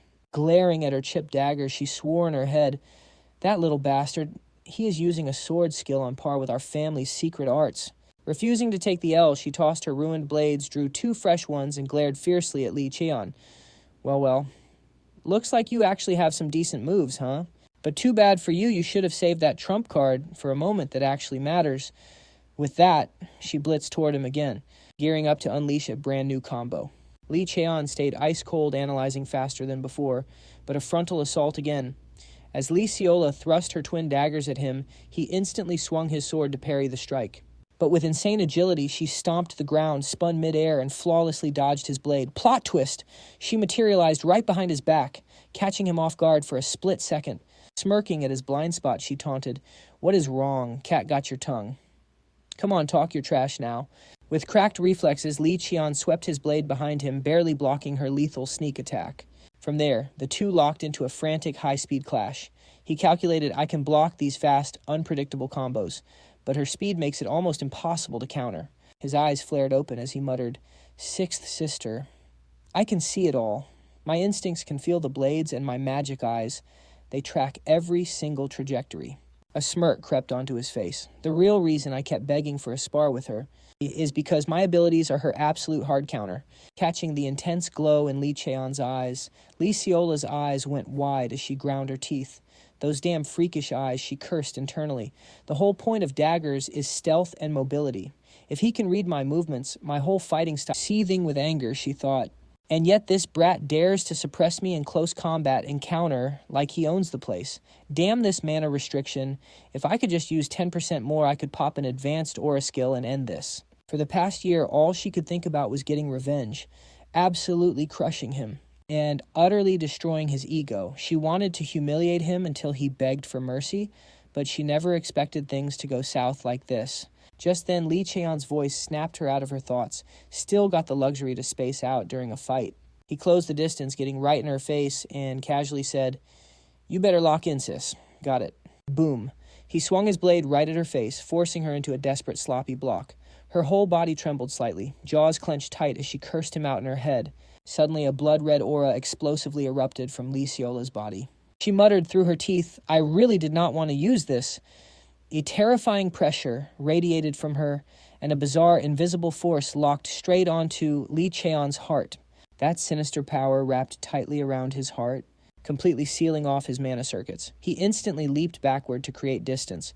Seeing his quick reaction, she gave a sinister smirk. "Oh, so you actually have a brain. Without your mana, you are just a piece of trash." Glaring forward, Lee Cheon analyzed the situation. Psychic abilities. So this is Six Sisters' psychic power. The ability to warp an opponent's mana circuits and completely paralyze their control. If your mana is stronger, you can resist it. But if it is not, even if you see it coming, you are cooked. She glared at him and screamed, "It is over for you." But right at that moment, a brilliant blue mana suddenly surged through his veins. He smirked inwardly, but there is one massive detail Sixth Sister does not know about this specific mana. Lee Seola's eyes bulged in absolute shock. No way, how the hell is he still using mana? By now, an overwhelming blue aura was radiating from him, completely enveloping his body. He grinned to himself. "My mana technique is built completely different." Lee Jehua sat in the stands, her hands visibly shaking, muttering that everything was going to be okay. "Everything's going to be fine. My nephew's a literal prodigy." She stared blankly, trying to convince herself in her head. "This time won't be like the others, but what if he gets pushed to the edge again? What do I even do?" Suddenly a voice cut through her panic. "Yo, he's totally fine." Two guys nearby were whispering. "I didn't expect him to grow this much. His foundation is absolutely cracked." Someone else chimed in. "Bro, what even is that skill? Isn't that one of the Sungmu Clan's ultimate mana arts?" The first guy replied, "Rumor has it, the kid's an illegitimate son. And get this, he's only 15. Hearing that, Lee Jiwa immediately locked her eyes back on the arena. Down there, Lee Cheon's gaze was dead serious. He dashed in, unleashing the Thunder Aura technique, slashing straight at Lee Sela. But she was way too quick, easily sliding back to dodge it. Giving her zero time to breathe, he popped his Yama skill, firing off a massive barrage of aura blades straight at her. Mid-dash retreat, the aura instantly wrapped around her body, freezing her in pure shock. He He didn't stop there. He stacked his hurricane skill, charging in and slashing right through the very aura that was binding her. Watching this, Lee Jiwa's eyes went wide. Wait, he used hurricane to slice straight through Yama. Thunder, Yama, hurricane. Those are the exact aura skills him and I created together. All her anxiety instantly washed away. Clenching her fists, she stared straight ahead and yelled, "That's right, you've got this. You're an absolute genius." Lee Cheon's insane combo literally shattered the arena floor, kicking up a massive cloud of dust and debris. Lee Sella was absolutely stunned. No way, my skill definitely sealed off his mana pool. So how the hell is he still using Mana Lee? Cheon stared right at her, muttering to himself, "There's one thing you don't know, Sixth Sister. My mana technique is built different. I only need my mana circuits to run it." With that, he flared up a massive burst of mana and shouted, "Here I come!" He closed the gap in an instant. Her eyes went wide. He's way too fast. He swung his sword, aiming a blazing fast strike right at her face. Biting through the pain, she threw up her daggers to block, but the sheer force of the blow sent her skidding back dozens of meters. Regaining her footing, Lee Sella was literally shaking. "Damn it," she cursed. But before she could even process it, Lee Cheon was already diving in from above. He brought his sword down like an absolute meteor, aimed straight for her head. Somehow she still managed to block it. Glaring at him, she gritted her teeth. "No freaking way. I refuse to get pushed back like this." Suddenly, her eyes froze in sheer panic, cold sweat dripping down her face. She glanced up at the stands. Her mother, Madame Baek, was watching the fight with a terrifyingly intense glare. Even though she looked completely calm, that cold composure made Lee Sella tremble in pure fear. Snapping back to reality, her entire body flared up with a blazing red aura. Staring daggers at Lee Cheon, she screamed, "This is all because of you, you illegitimate trash." Feeling the insane power radiating off her, Lee Cheon muttered, "That mana is absolutely cracked. She's forcing it all out. Like, does she not even care about her injuries?" Lee Sella summoned her tactical daggers again. It was like they came alive, swirling smoothly around her like they had a mind of their own. She threw her hand up and screamed, "Secret art, meteor strike." Pointing straight at Lee Cheon, she shrieked, "I'm gonna kill you." Up in the stands, Lee Tae-hyung instantly jumped to his feet. Clenching his fists, he roared, "That's a total rule violation. Stop this right now." But it was already too late. The daggers were shooting straight at Lee Cheon at insane speed. He didn't even flinch. His eyes glowing, he tightened his grip on his midnight sword as a massive wave of mana completely engulfed the blade. He let out a soft sigh, dropping into a defensive stance. As the daggers rained down on him, he parried every single one of them. Watching him, Lee Sella screamed, "What the hell are you even swinging at?" But a second later, her face completely froze her expression, doing a full 180. Down by Lee Cheon, every single one of her daggers slammed into the dirt the moment he swatted them away. He thought to himself, "There's one absolute truth. When mana scatters into the air, it returns to nature. Mana is infinite, it never truly disappears. But my ancestor's sword Midnight is a blade that literally slashes and deletes mana." After just a few swings, every single one of Lee Sella's daggers was completely grounded, scattered all around him. He stared her down, flashing an insanely confident smirk. Looking down at his arm, which was shaking violently from the impact, Lee Cheon thought, "I didn't think she'd actually pull out Meteor Strike. But hey, I still pulled it off. With my current stats, there was no way I could block Meteor head-on, so I just used Midnight to sever her mana strings. Linking the dagger with my magic eye lets me see the mana flow, but pulling both off takes absolute focus." Snapping out of it, he stared dead at Lee Sella as she stepped up. "Your turn." Meanwhile, Lee Sella was stunned, thinking, "No way, is he really going to use that move again?" She instantly jumped back to create some space. "If I keep my distance, there is no way he can cast it." But Lee Cheon literally did not care about the distance. He took his stance ready to drop his ultimate skill. Seeing that Lee Sella cursed in her head, "What the hell, he is still attacking from all the way over there," he just smirked. The Cheok Ma was literally created to slaughter monsters. Distance was never an issue. Fully charged, he dashed forward and brought his sword crashing down. He roared Solar Eclipse. Cheok, the slash carried a massive god-tier power, absolutely wrecking the ground beneath them. It blasted straight toward Lee Sella. Facing that insane attack, her eyes went wide. Oh shit. Boom. A massive explosion rocked the arena. Debris flew everywhere, completely blinding the stage in smoke. When the dust finally settled, a huge crater was left behind, literally splitting the whole arena in half. After the attack, Lee Cheon covered one of his eyes, muttering to himself, "My eye hurts this much. Did I push the magic eye past its limit?" But he quickly realized it is not over yet. The Cheok Ma was a direct hit, but I need to end this right now. Suddenly out of the smoke, a dagger shot out, flying straight for his head. Luckily, it only grazed his thigh, leaving him completely caught off guard. He stumbled, almost collapsing, but barely managed to keep his cool. He stomped hard into the ground to catch his balance. Out of nowhere, Lee Sella dashed through the smoke, her blade aiming right for him. He panicked. Six sisters way too fast. This is bad. He reacted just in time, kicking off the ground and sliding back to dodge. But she kept pushing forward. They both came to a dead stop.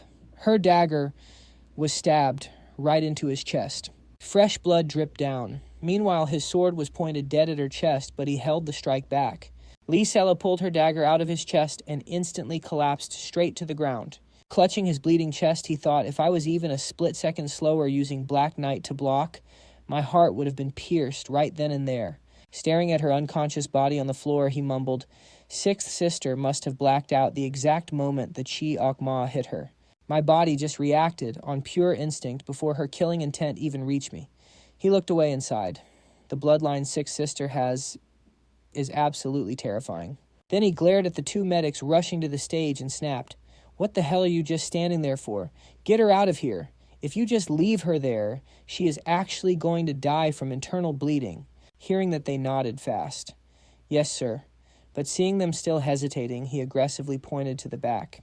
They finally snapped out of it and ran over to give her first aid. With the fight officially over, Lee Cheon looked straight ahead. He thought to himself, "To all the clan warriors, the stubborn elders, and all my half-siblings, this is a huge slap in the face to everyone who thought I would lose just because I am an illegitimate child." He clenched his fist and raised it high, absolutely pumped. "I proved everyone wrong." A single clap echoed out, making him flinch. He looked up at the stands. It was his father clapping and praising that insane performance right after the entire stadium just erupted, going absolutely crazy cheering for his win. Aunt Ji Young-hwa's eyes were wide open in shock as she screamed, "My nephew is the absolute goat you are, him Lee Cheon. I knew it. I knew my boy would pull it off, ha ha ha." Seeing her totally lose her mind, Gawa, standing next to her, tried to pull her back. "Elder, please, calm down." But she didn't care at all, just kept screaming, "My nephew is Peak. My nephew is Lee Cheon." Hearing that made him blush out of pure embarrassment, and he quietly face-palmed. The clan heads walked up with Tae-shin taking the lead to praise him. Well done. But standing in the back, Lee Cheon's eyes dropped, looking a bit down. He watched everyone and muttered in his head, "Father doesn't seem that thrilled. He has literally never praised one of his kids in front of other people before." Tae-shin looked dead at him, thinking this kid specifically picked Lee Sella and set up this entire stage. He chose her, his sixth sister, and controlled the entire flow of the match with his own strategy. She was the one opponent he completely hard-countered. Sounds easy on paper, but out of everyone here, how many could actually pull that off? He spoke up with absolute authority. "You have proven yourself. Therefore, I officially recognize your right to walk the path of a warrior." Hearing that, Lee Cheon immediately bowed. "Thank you, father." But right after, he froze up deep in thought. Noticing that Tae-shin asked, "You look like you have something else to say." Realizing his dad read him like a book, Lee Cheon smirked internally. "It is time." He looked up with total confidence. "Just as you said, father. I really can't hide anything from you." Tae-shin kept his eyes on him, his voice deep and loaded, completely aware. The kid was holding something back. "Speak, my son," he said quietly, his gaze piercing right through him. Lee Cheon glanced up at Madame Beck, his eyes instantly turning ice cold. A million thoughts were racing through his head. Officially, the reward for this quest was just getting permission to join the warrior's path. I wasn't supposed to get anything else from father. To him, that was more than enough. He gripped his hands tight, trying to hold back the insane emotions boiling over after an entire month of planning. He took a deep breath, his voice ringing out firm but fiercely determined. "Then allow me to say just one thing." Every eye in the room locked onto him. Time itself seemed to stop waiting for the words this kid was about to drop. Lee Cheol placed a hand on his chest, his voice deep and radiating power. "I've reached a high enough level to graduate early from military training. Father, you saw it with your own two eyes." He paused, his gaze sweeping over the crowd before continuing, his tone even more absolute. "I went to Mount Chunwi. I cleared the Blood Dream quest. If father is the one deciding before the Council of Elders, then I have to announce my reward in front of them too." He clenched his fist tight, his voice echoing through the entire hall. "I've proved everything. Met all the conditions. Does the council really not believe me? That you seriously have to test me for absolutely no reason." His words were sharp as a blade aimed straight at the great elder. The old man's eyes went wide, momentarily shook by the kid's sheer audacity. Not backing down, Lee Cheol kept going, his voice dropping low but heavy with pressure. In this match, Sixth Sister took heavy damage. The fact that she's even standing right now is an insane feat. He stared right into the Great Elder's soul, dead serious. In his mind, he was thinking, anyone would feel like they're getting totally suppressed by these elders. I'm only 15. I'm allowed to be a little hot-headed, maybe even a bit disrespectful. If I don't speak up now, when will I ever get the chance? Taejin saw the tension spiking and immediately turned to Lee Cheon-jung, his voice low but dripping with absolute authority. Head Elder, care to answer the question of our youngest child? Lee Cheon-jung lightly clasped his hands together. He pondered for a moment before flashing a warm smile, his tone gentle but laced with venom. It seems there's been a bit of a misunderstanding here. The matter of joining the warrior's path is always decided by the Elder Council. The family rules are crystal clear. They don't discriminate between legitimate or illegitimate children. Surely the Elder Council wouldn't deny our own clan's laws. Hearing this, Lee Cheol muttered in his head, absolutely disgusted, and yet you still go out of your way to drop the word illegitimate right here. I literally never even brought up my status. He took a deep breath, his voice echoing with pure anger. Is the Elder Council really turning the family rules into an absolute joke? Lee Cheon-jung stroked his beard, smiling back. Of course not. But stepping onto the warrior's path at such a young age can lead to unpredictable dangers. Not letting him finish, Lee Cheol cut him off instantly, his voice razor sharp. Then why did it have to be Sixth Sister? Everyone knows she's way more broken than me, and older too. Without waiting for an answer, he kept firing back, his voice growing even more defiant. I read the official notice. It clearly states my examiner has to be someone who just returned from the warrior's path. So shouldn't Seventh Brother be the one standing here? Even if it wasn't him, there were plenty of other warriors to choose from. Watching from the sidelines, Lee Tae-hung sighed, a sneaky smirk playing on his lips. He thought to himself, this cheeky brat building a whole stage just to back the elders into a corner. Well played, kid. Freaking genius. He shifted his gaze to Lee Cheon-jung, still thinking, did you actually pick Sixth Sister? From the very beginning, just to set up this exact moment. Plot twist. Facing the heat, Lee Cheon-jung calmly replied, we simply thought Sixth Sister was a better fit for this quest. Lee Cheol tightened his grip, his voice unwavering. If that's the case, there was no need to make it so public. You should have just set up a private match. Kept things completely behind closed doors. He paused, his eyes turning ice cold. So I want to hear the exact reason why the Elder Council decided to run a test like this. Those words were a total checkmate. The Great Elder's face visibly stiffened. The room went dead silent. Realizing things were about to cross the line, Tae-jin stepped up, his voice harsh. Enough. He shot a glance at Lee Cheon-jung and continued, the head elder is a senior of this clan. I get that you're hyped up after the match, but this is way out of line. Lee Cheol immediately put a hand over his heart and bowed, respectfully, his voice dropping, yes, I apologize. But he quickly followed up, his tone totally unyielding. But just letting it end like this isn't right. Tae-jin looked over at Lee Cheon-jung, his deep voice packed with hidden meaning. Great Elder, what are your thoughts? Lee Cheon-jung's expression darkened. In his head, he was seething. An illegitimate kid just completely wrecked me. I'm cooked. After a moment of thought, he walked toward Lee Cheol, his voice echoing out. I must admit, there are parts of this quest that are hard to justify. The Elder Council should grant him a reward. Lee Cheol bowed his head, his voice sincere but rock solid. I'm sorry for being disrespectful, but I only did what I had to do. I don't expect some insane reward. He just wanted what he actually deserved. Those words made the whole room drop dead silent. Everyone was stunned, especially the Great Elder. Cut to a few days after the match. Lee Cheol was lying in his room, an arm draped over his forehead, staring up at the ceiling with sad eyes. He thought to himself, I never thought I'd actually miss Mount Cheonwi this much. Everyone had him on lockdown. Lee Tae-hyum barked furiously. And just where do you think you're going, kid? Lee Myung-rung gave a gentle smile. You really think you're fully healed? Meanwhile, Kwon Ga-hwa, with tears welling up in her eyes, scolded, You're not going anywhere until you're 100% recovered.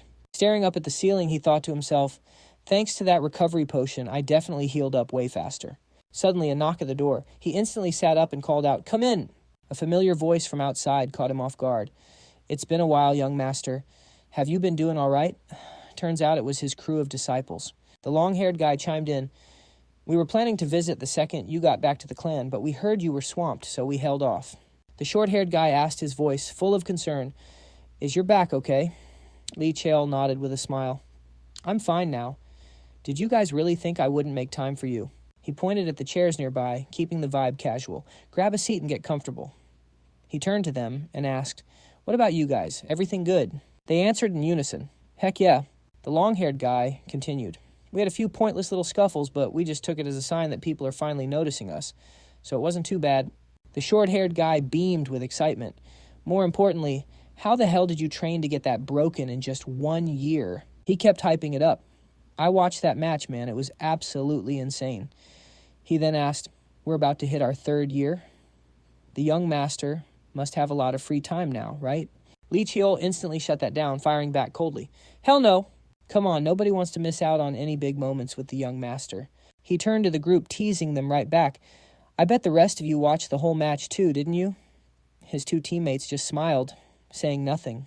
The blue-haired guy spoke up, my bad, young master. I was planning to swing by right after practice, but I ended up running late. The long-haired guy backed him up. He's always grinding for exams, so he's been super busy. Lee Cheol smiled softly. It's totally fine. No need to apologize. Then his tone turned serious. Kim Han, you didn't slack off just because I wasn't around, did you? Kim Han frantically waved his hands. Nah, no way. Looking at how much his disciples had grown, Lee Cheol let out a quiet sigh of relief. He thought to himself, they really have matured a lot. Bo Xiong and Ina had already been scouted as trainees for the Blood Guard and the Skybow Squad. Those are the 2 most elite units in Sungmu Academy. The 4 top-tier divisions like theirs are collectively known as the Grim Reaper Squad. Kim Han decided to join the Gakmoon faction training in sword arts at the Blade Division and hidden weapons at the Reflex Division. Mastering both at the same time is no joke. He heard that half of the 5th-year class got scouted too, which was seriously impressive.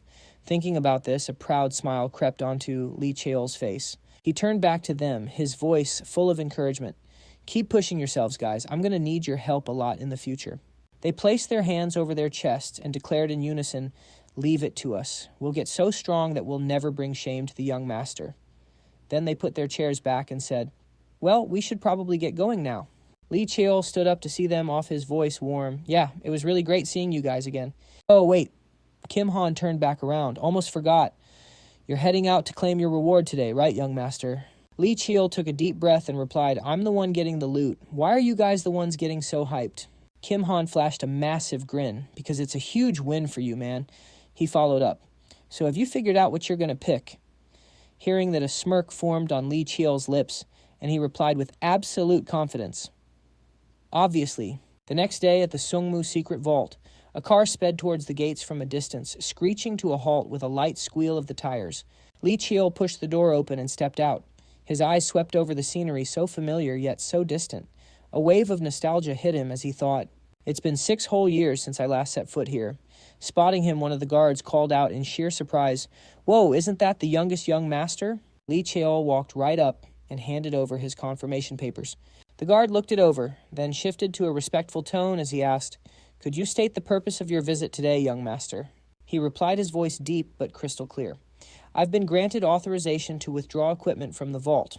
The guard double-checked the documents and gave a firm nod. Understood. Your paperwork checks out. You're cleared to enter. They opened the heavy gates and gestured inside, signaling him to go through. But right as Lee Cheol stepped through the gate, a sudden voice made him flinch. Young master, the guard continued, his voice thick with emotion. Your performance in the trial this time, it seriously moved me. The guard next to him happily chimed in. I'm going to put in the work and grind just as hard as you, sir. The 2 of them cupped their hands in a deep salute. It caught him completely off guard, leaving him stunned for a second. But then a satisfied smile touched his lips. He thought to himself, this is literally the first time in my life I've been greeted with this much respect. Up until now, all he ever got were glares of pure disgust, people treating him like trash. He looked back at the 2 guards, his voice totally sincere.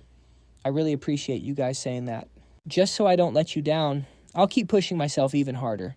He continued inside, a massive surge of pride and raw determination burning in his chest. The secret vault was jointly managed by the Administration Bureau and the Council of Elders. The Administration Bureau handled all the maintenance and upkeep, while the authority to actually deposit or withdraw any gear rested solely with the Council of Elders. Because of that, he straight up demanded compensation from the head of the Elder Council. Flashing back to the arena from the other day, Lee Cheon announced loud and clear, I only did what had to be done. I'm not asking for some crazy reward. I just want the items I picked during the iron selection ceremony back then. Hearing this, Lee Cheol-jung immediately snapped back, his voice dripping with attitude. Didn't you already pick a weapon and strap it to your hip back then? You only got one weapon that day, and now you want to claim them all. Lee Cheon didn't even flinch. His voice cut like ice. According to the rules, the weapons picked during the iron selection ceremony. I heard you can claim the rest of them later. Am I wrong about that, head manager? He instantly shot a look at Lee Tae-hyung, who was standing in the back, totally looking for backup. Lee Tae-hyung smirked, thinking to himself, "What a clever kid," he replied in a steady voice. "All right, that is correct." Historically speaking, people were allowed to claim their remaining weapons later on. The patriarch already agreed to follow that precedent. Hearing this, Lee Cheol-jung let out an awkward cough. Grudgingly, he muttered, "Now that you mention it, I guess that's true." But in his head, Lee Cheol was scheming. We just need to toss him a couple of decent items that fit his rank. Handing out a few weapons won't hurt the Elder Council at all. That's definitely what they're thinking, right? He cracked a sly smile. If the head of the Elder Council agrees to my request in front of all these guests, the weapons in the secret vault are officially mine. No takebacks. He looked straight at Tae-shin. His tone was respectful but firm. "Father, do I have your permission to do this?" Tae-shin paused for a second, then stepped closer, his deep voice echoing, "Permission granted." Those items were destined to be yours anyway. Hearing that, Lee Cheon immediately bowed with a hyped grin. "Thank you, Father." Tae-shin continued, his voice heavy with hidden meaning. "Of course, as long as you prove you're worthy to be their master, the elders will gladly hand." Lee Cheon thought to himself, he's him, classic father. Even the head of the Elder Council didn't catch my scheme, but Father saw right through it. Plus, he smoothly took the Elder Council's side just to wrap this whole thing up. Tae-shin spoke up again. "Decide which weapons to pull from the vault and hand them over to my youngest son." Cut back to the present. Inside the elevator, heading down to the secret vault, thoughts were still racing through Lee Cheon's head. I get to pick 4 masterpiece rank weapons. Normally, there is no way the rewards would be this OP, but with Father backing me up, they wouldn't dare try any funny business. He knew he was only allowed on floors 1 through 3. Floor 1 is just normal rank trash, not even worth a look. I need to pick out stuff that's actually going to be useful for this journey. Stepping into the massive weapon room, his eyes scanned the gear as he muttered, "All right, let's take our time and see what we've got." A weird dark smoke flared up around his hand like it was guiding his choices. Scene switched to Lee Myong-jung's office. After securing his new weapons, Lee Cheon went straight to see his older brother. Lee Myong-jung looked at him with a smile and asked, "Are you heading out already?" He nodded, sounding totally locked in. "Yeah, everything is 100% ready to go." Lee Myong-jung gave a soft chuckle. "Spring is honestly a great time to start a long journey. You couldn't pick a better season." Then he asked, "Did you say your goodbyes to everyone?" Lee Cheon replied, "Yeah, except for Uncle, since he's away on business. I couldn't catch him. And man, it took forever to calm Auntie down." Hearing that, Lee Myong-jung cracked up. "Ha, yeah, I can totally picture that." Then his tone got serious. "So, did you go see Father?" Lee Cheon smirked, sounding a bit playful. "Yep, he threatened me just like always." Lee Myong-jung looked confused. "Threatened you?" Lee Cheon's voice dropped. "He told me that since I caused such a massive scene, if I don't come back with results that impress him, I'm cooked." Hearing that, Lee Myong-jung busted out laughing. "Haha, okay, that actually sounds kind of terrifying." Then he let out a soft sigh and asked, "Have you heard the news about Sixth Sister?" Lee Cheon's face darkened, his tone turning heavy. "Yeah, I heard she was sent into closed-door training. Even while she was recovering, Sixth Sister woke up and threw a massive fit. Once she healed up, the madam forced her straight into martial arts isolation." Lee Myong-jung nodded, his voice dead serious. "Normally, no one's allowed to mess with your training journey, but at least for now. Sixth Sister won't be able to come after you for revenge anytime soon." Lee Cheon went quiet, clenching his fists, clearly stressed out. He looked up, his eyes full of sincerity. "Bro, can I ask you for a massive favor? While I'm out there grinding, please look after my people for me. They probably won't dare come for me directly, but going after the people I care about, that's too easy for them. In my past life, that's exactly how I lost my nanny." Lee Myong-jung nodded without a second thought. "Say less. I got it. Your nanny will stay right here. Nobody would dare lay a finger on her while she's under my roof." Hearing that, Lee Cheon stood up, his voice filled with absolute resolve. "I swear I'm going to pay this debt back." Lee Myong-jung just smiled back. "I'm your big bro. Of course I've got your back. I'll be waiting for you to come back from this journey." Lee Cheon clenched his fists, grinning. "Yes, sir. Consider it done." 15 years since he came back. The places he needed to hit up the gear he had to get. The people he needed to meet, all of it was heavy on his mind. This was his first time stepping out of the clan completely off the leash, finally having time that actually belonged to him. Slinging his bag over his shoulder, Cheon looked up at the crystal-clear spring sky, a smirk creeping onto his face. He made a silent promise to himself. It all starts right here. Meanwhile, at the Sungmu Clan estate, Madame Beck was chilling, sipping her tea in the soft weekend sunlight. She set her teacup down. Her eyes instantly went ice-cold, voice sharp as a razor. "Report." From the shadows of the nearby woods, a dude in a black cloak stepped out. He bowed deeply, his voice totally respectful. "Forgive me, my lady. I've completely lost his trail." Madame Bayek's face went dark, her eyes practically shooting fire. "Give me the details, now." She spat the order out. The cloaked guy kept his head down, voice shaking. "I lost him the second he stepped into a crowded street." It looks like he knew he was being tailed from the very beginning. Hearing that Madame Beck slammed her hand onto the table, absolutely furious. What kind of trash excuse is that? Even if he changed how he looks, his specific mana signature shouldn't change, right? The cloaked guy rushed to answer, totally panicking. Among the gear he scored from the duel, there seems to be an item that alters both his physical appearance and his mana signature. At this point, tracking him is pretty much impossible. Madame Beck flinched, her eyes narrowing as her voice dropped. "He's just a 15-year-old illegitimate brat, but he actually shook off a shadow blade that I trained myself." She stared at the teacup on the table and scoffed, totally disgusted. "If you trash can't even handle a simple job like this, then he definitely knew we were coming." She paused, her ice-cold glare locking onto the assassin. "I wanted to stay one step ahead of his plans, and you clowns lost him in less than a single day." She leaned in, eyes dead cold. "Monitor all the intel networks. The second you spot anything suspicious, tail him immediately."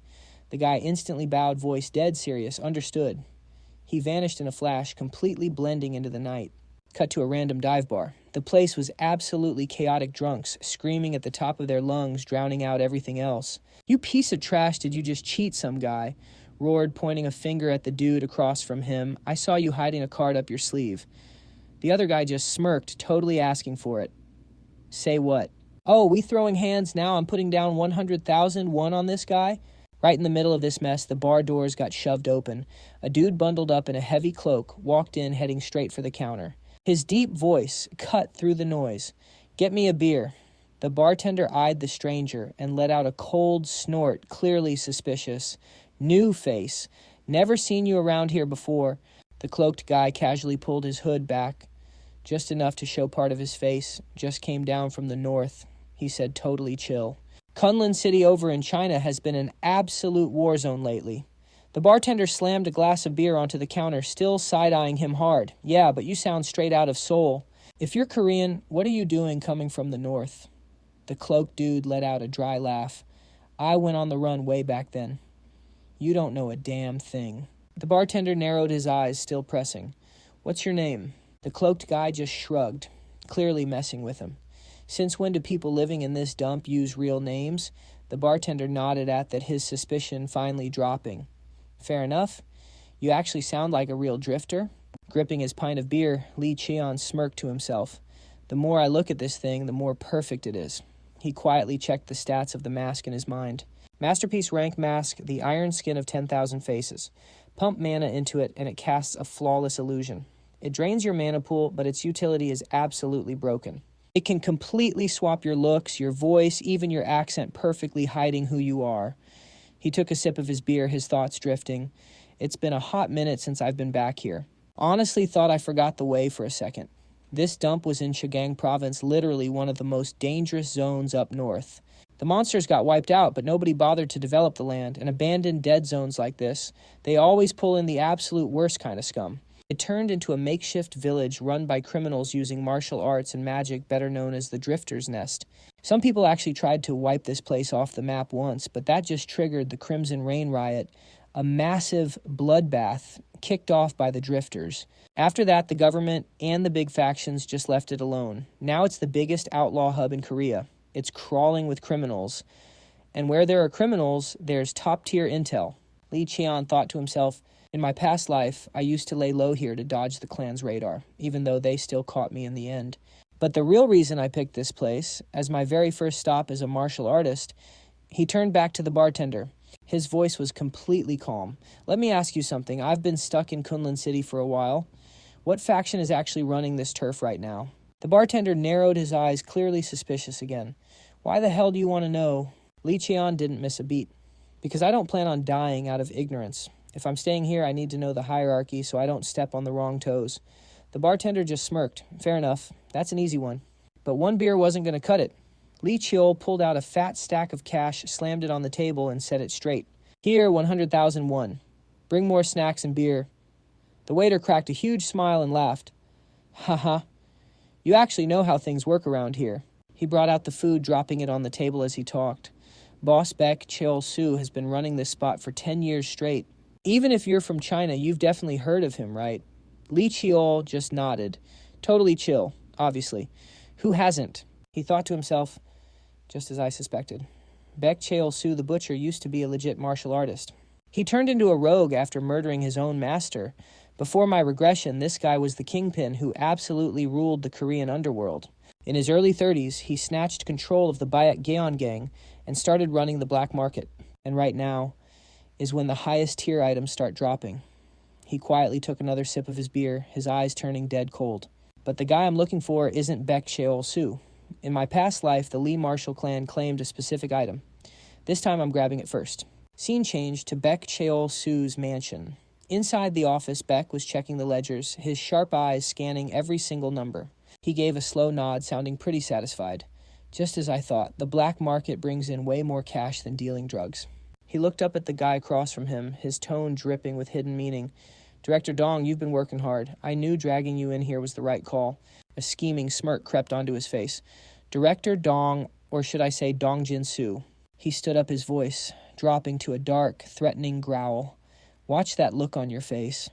I already told you I'm not forcing you to stay here. If you can handle the consequences, you can walk out whenever you want. Hearing that, Dong Jin-soo physically shook with fear, forcing a stiff, awkward smile. I'll be careful, boss. Beck Cheol-soo burst out laughing. He turned around, putting on this totally fake caring voice. Good boy. You look way better when you smile. Director Dong, you went to a top-tier school and you're making a ton of money. All thanks to me, right?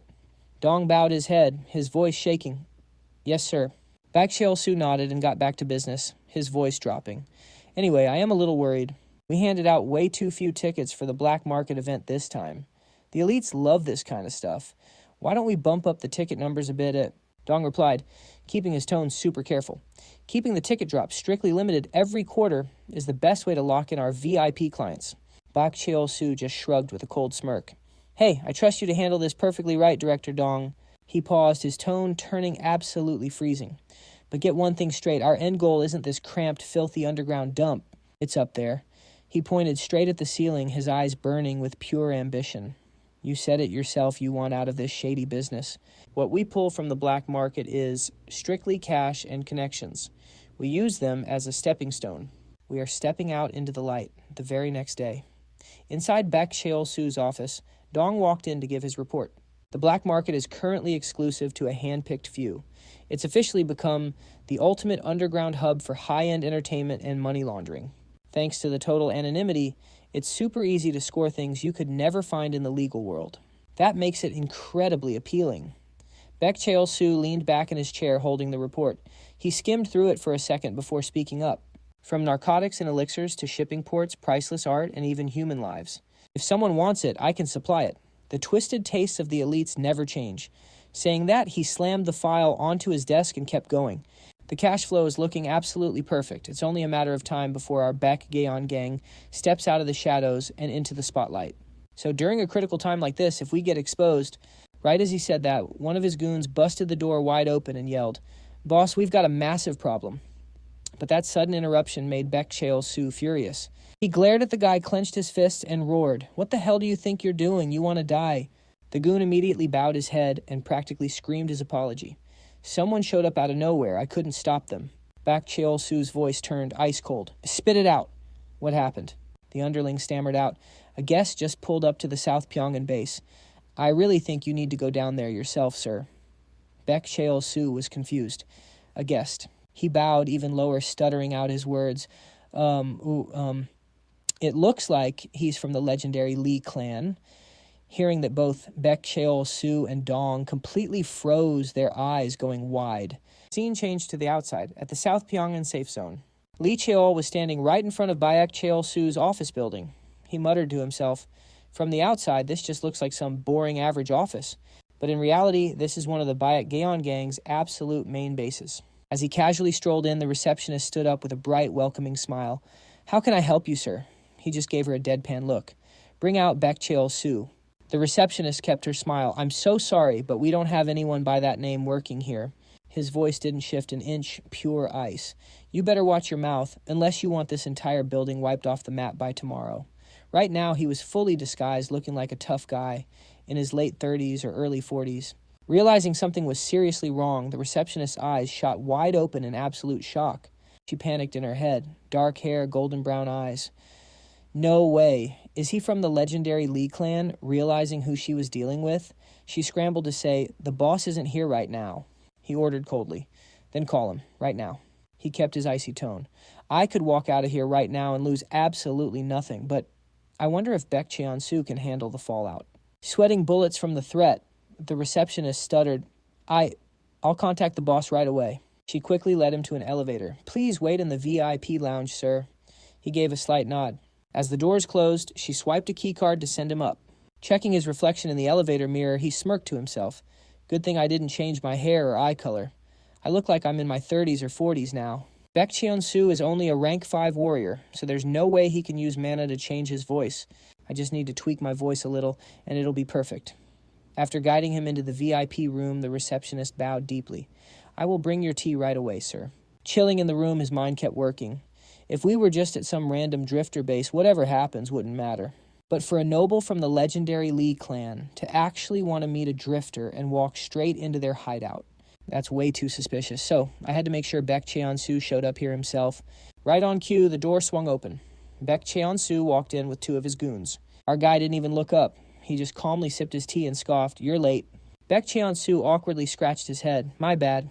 It was quite a drive. But the second I heard you called, I rushed over as fast as I could." He kept talking. "More importantly, what brings you here?"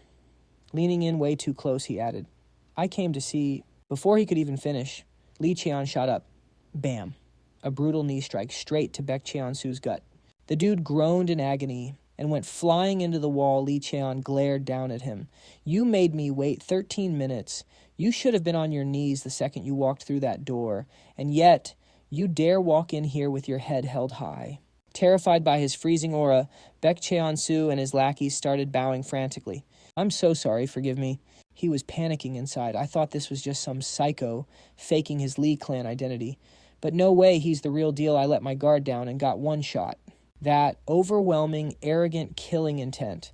It's the signature of their bloodline. He's definitely from the main branch, or at least a very close side branch. Realizing he was cooked, he instantly flipped his attitude and groveled. "It is an absolute honor to meet the flesh and blood of the legendary Lee clan." He held out his hand to introduce himself. "I am Baek Cheon-soo. I manage the Drifter Syndicate and all operations here." Lee Cheon totally ignored his hand. "Seems like you're running quite a fun little operation here." Baek Cheon-soo looked confused. What do you mean by that, sir?" He kept going. "Word on the street is you're running a pretty bold black market. A street rat from the 10 great sword sects who was supposed to rot in the shadows, but instead you're plotting to use it to step into the light. You're using the black market to farm wealth and connections, aren't you?" Bro really thought his master plan was flawless. Baek Cheon-soo was stunned that Lee Cheon saw right through his entire scheme. He lowered his voice. "If my operations have offended the clan, I deeply apologize." Lee Cheon just shook his head. "That's not why I'm here. My master has his eyes on you. He wants to start a little project using your network." Baek Cheon-soo swallowed hard.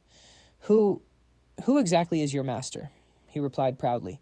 "He carries the purest blood of the legendary Lee clan, the one most worthy of the throne. Out of everyone I serve the 7th son of the Lee clan, Lee Ji-hak.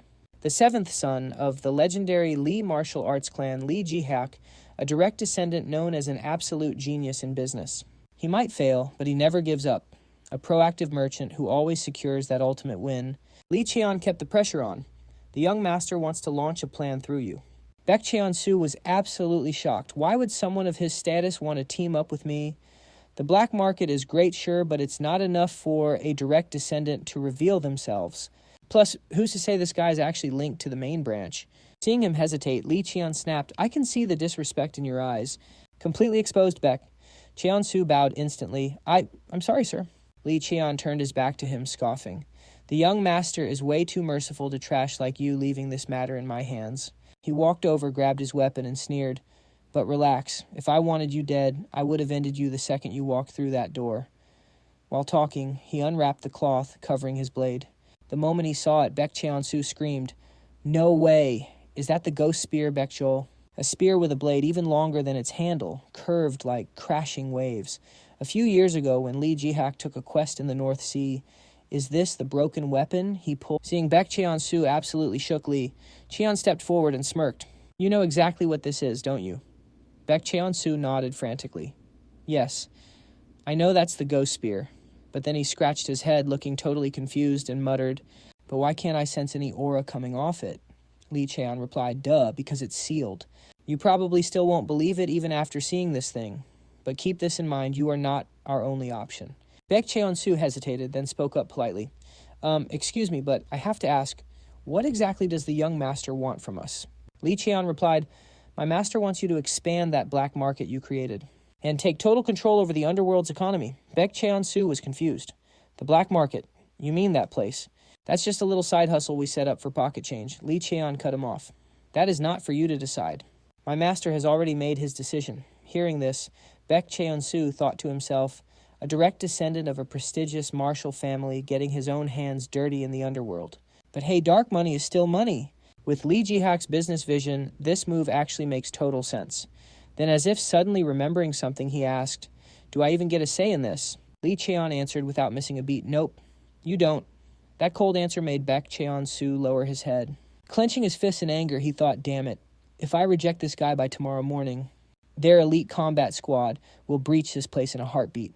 The second that name dropped, my answer was already locked in. I'm literally playing right into Lee Ji-hak's hands. Lee Cheon slammed his hand on the table and continued, "However, if you're willing to be my master's loyal dog, well, that changes everything. You will become the chairman of an elite corporation, an untouchable empire hiding in the shadows of the syndicate. And of course, my master will back you up 100%. Hearing the massive pie Lee Cheon was painting for him, Baek Cheon-su gulped and spoke up. "So what do I need to do?" Seeing his eagerness, Lee Cheon said, "Hold your horses. We'll check the materials later." When he left, an incredibly heavy silence filled the room. Baek Cheon-su started overthinking a subordinate of Lee Ji-hak, the seventh brother of the legendary Lee Marshall family. The demon spear is the weapon Lee Ji-hak claimed in the North Sea, but I still can't fully trust this. Then he turned to Jong and ordered, "Hey, Director Jong, go verify this." Jong was skeptical. "Up until now, haven't we purposely avoided clashing with the elite Lee family? If we're hiding some kind of scheme..." Before he could even finish, Baek Cheon-su cut him off. "If he's really Lee Ji-hak's guy, then we're good. But if he's a fake, then we just did the Lee family a huge favor by catching him. And if he's just a nobody, we just figure out what to do with the demon spear for the upcoming black market event." In total contrast to Baek Cheon-su's confidence, Jong looked deep in thought, like he wanted to say something, but just gave a slight nod and replied, "Understood." Cut to a super luxurious room. Lee Cheon widened his eyes a bit, looking around. A VIP suite. They really know how to treat a guest. He had just been set up in one of the syndicate's top-tier rooms. Dropping down onto the sofa, he let out a sigh and smirked. "They're definitely sweating bullets right now." I laid out 3 conditions. The first was selling the demon spear just to see if they've got the chops to handle an item that broken. That's how I'm testing their competence. Anyway, the demon spear I handed them is just a fake forged using Mujin. The real demon spear, a weapon that literally devours everything, was sealed away by the 7th brother a long time ago. No matter how hard Baek Cheon-su inspects it, he won't find a single flaw. Not even the clan's secret techniques can decipher it. Plus, I'm the only one who can even wield that weapon since I bound it with my own blood. Even if I lose the Mujin, I can just recall it using my Swordmaster skill. Even if it's miles away, I can summon it right back to my hand. Because I infused my mana deep into it, I can recall it whenever I want. He continued, "The second condition is auditing their ledgers." Baek Cheon-su hesitated, but he'll have no choice but to hand them over. "The final condition is their client list. I need all 3 to wrap this up perfectly. Bro is probably stressing out right now over my demands." And for a smart guy like Baek Cheon-su, that makes things even more of a headache. Suddenly something clicked. He rubbed his chin and muttered, "That guy standing next to Baek Cheon-soo, I swear I've seen his face somewhere before, but that shouldn't be possible." The next day, after grinding through preparations, Baek Cheon-soo and Jong showed up at Lee Cheon's room. The moment they walked in, Baek Cheon-soo checked in on him. "Here we are. I hope the suite is to your liking." He stepped closer and added, "I trust you had a good rest." Glancing over at him, Lee Cheon asked coldly, "Is everything I asked for ready?" Baek Cheon-soo nodded eagerly. "Yes, sir. I brought all the documents you requested. Would you like to review them right now?" Lee Cheon gave a nod. "Let's see them." Baek Cheon-soo pointed to Jong beside him and introduced him. "This man handles pretty much all operations in my business network. It'll be way easier if he presents this to you." Right on cue, Jong stood straight up and spoke apologies for the late introduction. "I am Director Jong." As he spoke, he handed over a stack of files and continued, "This is last year's revenue breakdown, and here is..." Staring at the man in front of him, Lee Cheon thought to himself, "Wait, Jong. Don't tell me. He's Jong Jisoo. I remember him perfectly from my memories before I regressed. He was literally known as the ultimate mastermind. And a tongue sharp as a blade. This guy's the mastermind behind the Lee Gun-xiang trio. When the boss passed away and the turf war for the throne got bloody, he was the one backing the trio. Even the top dog couldn't handle Jong Jin-soo. His left arm is still completely scar-free. No doubt about it, he's him. The Baek Gon gang blowing up like this, all thanks to Jong Jin-soo. Sure, Baek Cheon-soo runs the muscle and the underground cash flow. But pushing their operations to the surface and expanding the black market, that was all Jong Jin-soo's doing. Still, it looks like he hasn't teamed up with the trio just yet. How should I play this?" Snapping out of his thoughts, Lee Cheon locked eyes with Baek Cheon-soo. "What's your plan for the Baek Gon Baek Cheon-soo?" Smirked. "I'm launching it the day the black market opens. It's strictly invite only for verified VIPs, so you don't need to stress about security, sir." Lee Cheon pushed further. "And when exactly does this black market open?" "In 3 days," he replied. Lee Cheon didn't hesitate. "Then I'll be there in person. But first, I want a sneak peek at the inventory." Baek Cheon-soo was shook. He stammered, "You want to attend yourself, sir." He quickly made excuses. "Well, the stash is kept a bit far from here, and the location isn't exactly luxurious. It's really not suited for a VIP like you, sir." Lee Cheon cut him off cold. "I already know the stash is at the Drifter's warehouse." Boom. Both Baek Cheon-soo and Jong Jin-soo froze, absolutely panicking. Watching them sweat, Lee Cheon smirked. "Did you seriously think I wouldn't know that?" Realizing Lee Cheon was playing chess while he was playing checkers, Baek Cheon-soo clenched his fists in frustration. "Then, allow me to escort you myself." He stood up abruptly. "Shall we head out now?" Lee Cheon gave a slight nod. He casually brushed past Jong Jin-soo, who was scrambling to pack up his files. After a short trip, they finally pulled up to the stash house. Baek Cheon-soo played the host. "Every single item going into the black market is locked down right here." He gestured toward the entrance. "After you, sir." The moment he stepped inside, Lee Cheon was low-key impressed. A massive warehouse. Security so tight even a master thief wouldn't dare try it. Fully loaded with magic circles and defensive barriers. Pretty cracked for a bunch of drifters. Right as they were about to enter a secure room, Baek Cheon-soo turned around. "What would you like to see first, sir?" Lee Cheon completely shut him down. "I wasn't asking you." He pointed straight at Jong Jin-soo standing in the back. "Looks like this guy is the one who actually runs things around here." Baek Cheon-soo's eyes instantly darkened. "What exactly do you mean by that?" Seeing him drop the act so fast, Lee Cheon was slightly surprised but kept his cold, badass tone. "Do I need to repeat myself? I hate wasting time. One guide is more than enough." Swallowing his rage, Baek Cheon-soo forced a nod. "Understood." Jong Jin-soo stepped up to the plate. "Then I'll walk you through our inventory." "Right this way, sir." They walked into a perfectly organized vault. Jong Jin-soo gave the tour. Floor 1 is mostly herbs, fine art, and magical artifacts. And over on that shelf, Lee Cheon's eyes locked onto something. "No way. They actually have this here. Illegal narcotics banned alchemical ingredients. They even had monster drops and experimental boosters." After letting Jong Jin-soo finish his pitch, Lee Cheon just shook his head. "Nah, not interested in this. Where do you stash the ancient documents or hidden cultivation manuals?" Jong Jin-soo nodded. "We have those, of course. Things like stone steelies and ancient tablets are locked up on the second floor." "Shall I show you the way?" Lee Cheon nodded. The second they hit the second floor, Lee Cheon scanned the room. Suddenly, something caught his eye, making him freeze. Bingo.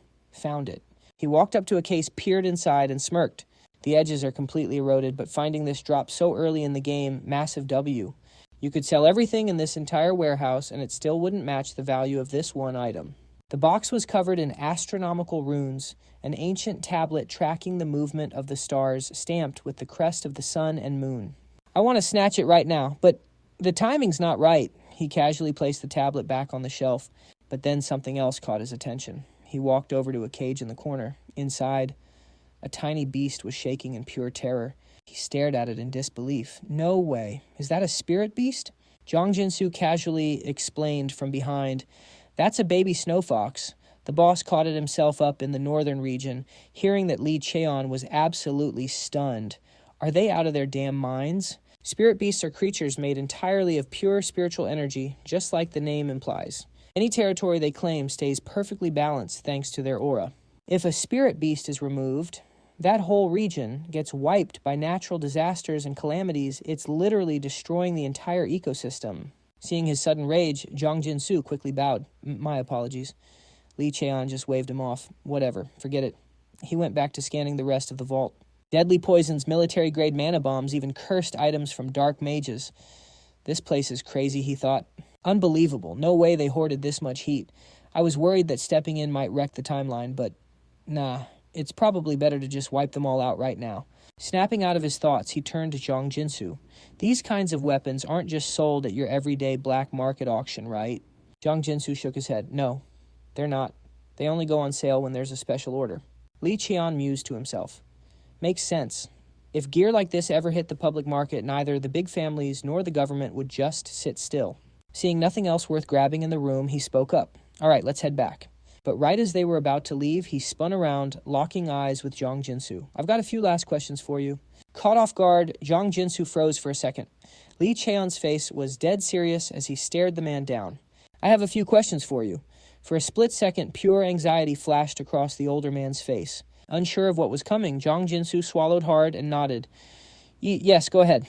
Lee Cheon paused for a brief moment, analyzing every line on Jin-soo's face as he spoke. Are you left-handed? The question caught Jin-soo completely off guard. He blinked in surprise. The shock faded fast, and he quickly nodded, looking a bit embarrassed. Yes, I am. The next question hit even harder. Working with all those thugs, it seems like you haven't learned a single basic self-defense skill. Hearing that Jong Jin-soo's arms dropped to his sides, his fists clenching tighter than ever. Satisfied that he was hitting the mark Lee Cheon pressed on. Is there a reason for that? Realizing he couldn't hide it anymore? Jong Jin-soo finally answered. It's a congenital disease. He looked down at his own trembling hands. Because of it, I can't cultivate mana. Looking at the face in front of him, the exact same guy, despite the years and the slight changes, Lee Cheon quietly confirmed his suspicions. The expressions matched up perfectly. This was exactly the Jong Jin-soo he remembered. Taking it all in, he watched the timid man bow his head, genuinely curious now. Really then, why are you working under Baek Cho-soo? You don't exactly fit in with this crowd. Do you have some special reason for following a guy like him? The question made Jong Jin-soo visibly uncomfortable. He stayed completely silent. Lee Cheon broke the tension. You don't have to tell me if you don't want to, but this might be your first and last chance. Right then, the veins on the sides of the older man's forehead were bulging with stress. Jong Jin-soo lowered his head, stammering as if the words were physically choking him. I have a daughter. Those words hit like a truck. The answer was way beyond anything Lee Cheon had expected. Jong Jin-soo continued, his face twisted in pure grief. But my illness, it passed down to her, and it's much worse. It's a super rare condition, so treating it is almost impossible. The only medicine that actually helps is banned in this country. I can't get my hands on it. Every word tumbling from the man's mouth left Lee Cheon frozen in place. He just stood there listening. That's how I found out about him, the man went on. Through the CEO of the company I used to work for. He was spilling secrets he had kept buried deep inside for years. I made a deal with Chairman Beck. I'd work for him, do his dirty work, in exchange for the meds and the cash. He had traded away his entire soul for his kid, a little girl living on borrowed time. So that's it, Lee Cheon thought. What started as simple money laundering and speculation had turned into a death grip around Jong Jin-soo's neck, chained down by the lie that it was all for his daughter and his career. Even though he felt sorry for them, his suspicions only grew deeper. How could Jong Jin-soo be so sloppy? He threw out one more question. So, you were planning to backstab him? That question struck Jin-soo like lightning for the second time. He stammered, why would you... Yeah, you were ready to betray Baek Chosu, weren't you? The question echoed in the room. Realizing he hadn't misheard, Jong Jinsu flinched hard. His face grew wildly tense. Jong Jinsu's voice cracked as it went up a pitch. What are you even talking about? He blurted out. Facing the older man's desperate panic with ice-cold calm, Lee Cheon answered. The ledgers and the client list, they're way too detailed, like unnaturally detailed. His words carried crazy weight. No matter how much of a snake Baek Chosu is, he would never order you to keep records like that. Jong Jinsu bowed his head like he was begging for his life, stammering out an excuse. I just wanted to be thorough with what you asked me to do. Cut the crap. 3 short, absolutely brutal words. Jong Jinsu's face completely crumbled, unable to hide the sheer terror and panic anymore. Reading the man like an open book, Lee Cheon pressed on. You couldn't have pulled files like that out of thin air, not unless you had them prepped way in advance. He flashed back to the exact moment Jong Jinsu slammed that folder down in front of him. So, why, if the job was already done, why insist on writing every single dirty detail down and keeping it on you? He remembered his dad always teaching him to be careful. That was exactly why he had such a broken instinct for numbers. Before the reset, he used to handle insane admin work, so reading regular ledgers took him literally half a second. But the documents Jong Jinsu brought, they weren't normal. They were way past that reckless, completely exposed, and painfully detailed.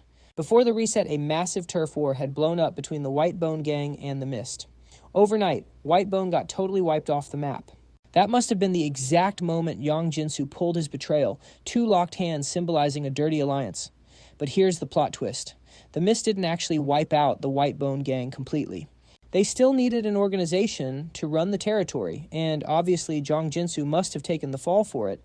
It wasn't hard to picture the absolute hell he got tortured through. Even a cornered worm will squirm, maybe driven by pure hate or some shady deal. He grabbed the hand. Realizing he couldn't hide it anymore, Jong Jinsu dropped to his knees. I am so sorry, he begged, bowing and slamming his forehead against the floor in pure desperation. Please, don't tell Chairman Beck about my daughter. Looking at the groveling man, he thought to himself, was this really the guy they called the brains of the third team? If history played out exactly like before, he was the guy I had to take out right now. The punishment he had in mind for Jong Jinsu wasn't just letting him kneel there with both his hands perfectly fine. He actually pictured chopping one right off. He thought it over for a second, then spoke up quietly. All right, in that case, I'll make you a little offer. Hearing that, Jong Jinsu snapped his head up. Pure confusion flashed across his face. But meanwhile, somewhere else in that exact same building, a tiny light bulb flickered dimly. Plumes of smoke drifted lazily through the air, swirling in the low light. The old man sat dead still in his chair, chain-smoking cigarette after cigarette while waiting for those 2 to come back. He shot a glare at the door they walked through earlier. Still zero movement. His face hardened. Paranoia started creeping in.